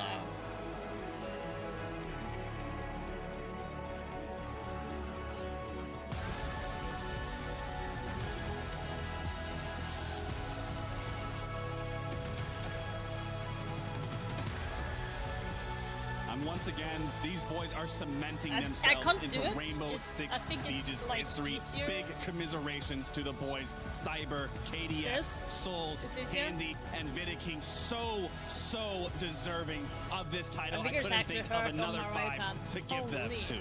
There is no doubt in my mind anymore. I've picked it. This is my best roster of all time. 2 SIs, 1 EWC, multiple majors for some of them. I just want to say a word for the staff, for JP, for Rafadel. These guys that we don't speak about a lot, that do so much work for these guys. On top of having some of the best players in the world, I want to say a few words for JP, who obviously has been translating all of the interviews here in SAL, sharing all of the doubts that this team has had, and proven that they have overcome every single obstacle to reach that high. Well, if one thing is clear that FaZe has taught us, it's that it takes a village. The family has been here from the beginning, and they will be here till the end. And sometimes a dynasty needs that support because you trip and you fall. There's so Several many years games together, on but that still board. It's at crazy the how top of many the mountain. esports games They say there that all is. roads run through Rome, but in Rainbow Six Siege, all roads run through Brazil. Yet again, FaZe make history. And in Sao Paulo, they've got a chance to make even more. But the beauty of it, even with the Triple Crown, is that they have their families watching. And history and legacy continues to be made. From all of us here at Rainbow Six Siege, at EWC, at the Foundation, it's been a pleasure, gentlemen, and everyone who's been involved, all of you watching at home. We remind you to never give up, to never stop gaming, and we will see you all next time. From Paris, good night, and enjoy your STC recap. Bonne nuit.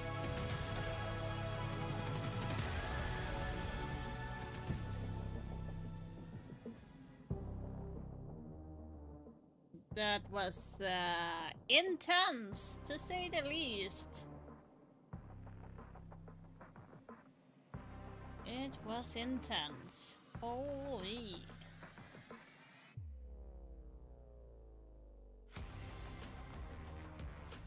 Like, wait, how many hours? Aha, 9 hours! Oh, fuck you! Fuck you, 9 hours. Jesus.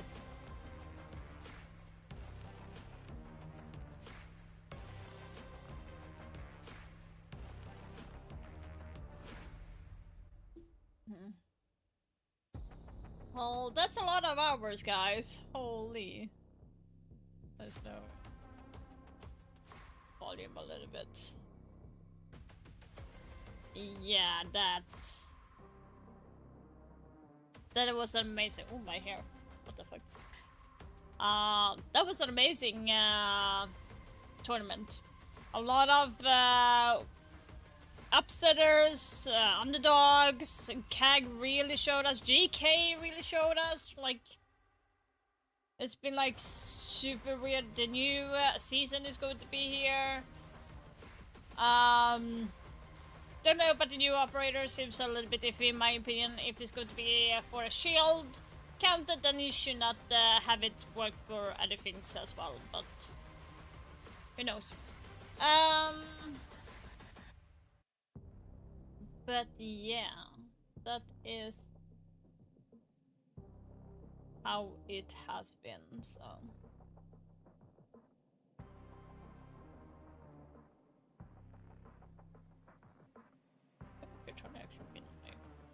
press on.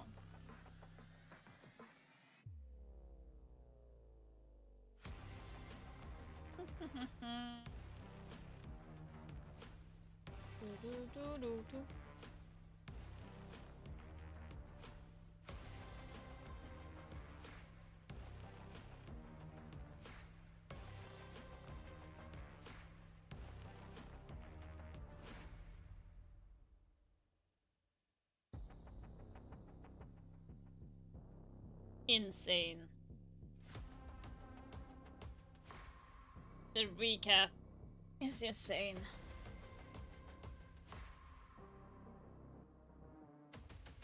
Wait, let's just look at this recap.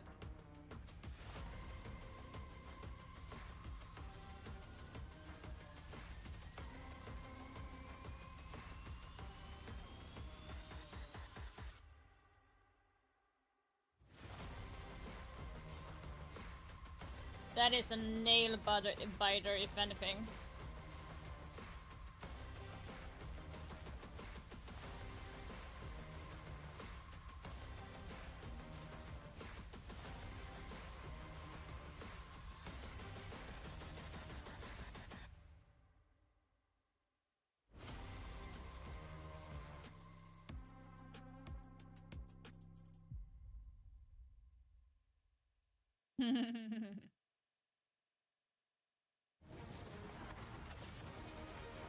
Crazy, crazy, crazy.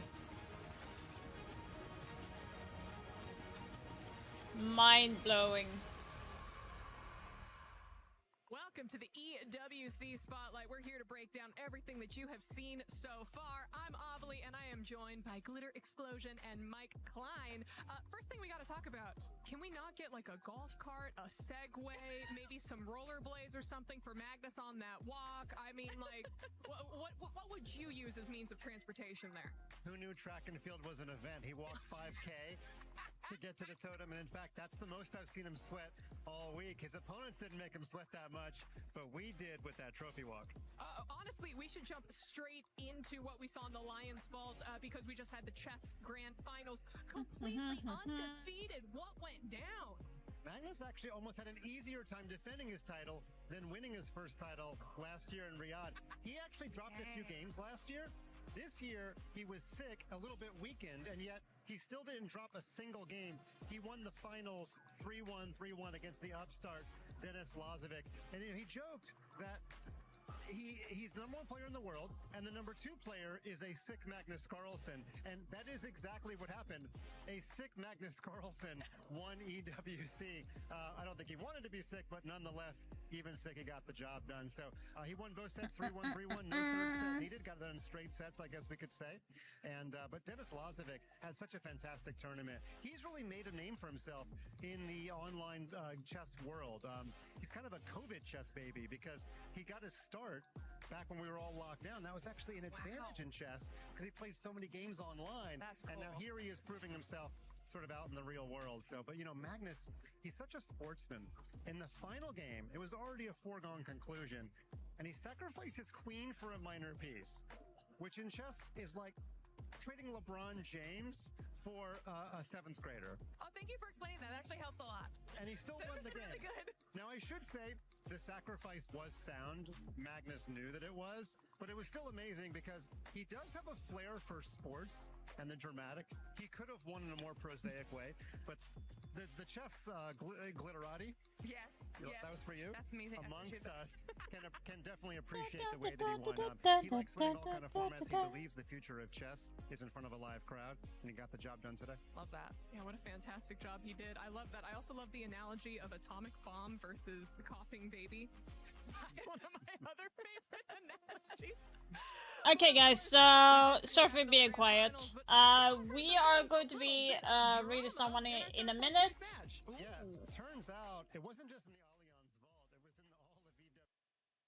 So for everyone here, so for everyone in Twitch, stick around and we're going to be reading someone in a minute. For everyone on YouTube, thank you so much for being here during this hours for the grand final and for the new season reveal. More information about the new season is coming up in a special video, so do check it out. If you have not subscribed to the channel or like the stream, you definitely should, because like I said, I will be posting the new information video about the new season and what's coming up, and a little bit more along the way. So if you want to stay updated for that, you definitely should subscribe. But yeah, I will be back on Tuesday because I'm going to take late weekend off. So I will be back on Tuesday, 6 p.m. CT as usual. And we are going to be jumping into the test server and seeing how that is going to be. Otherwise, guys, I wish you an amazing weekend and an amazing day, morning, night, wherever you are. And I will see you on the next one.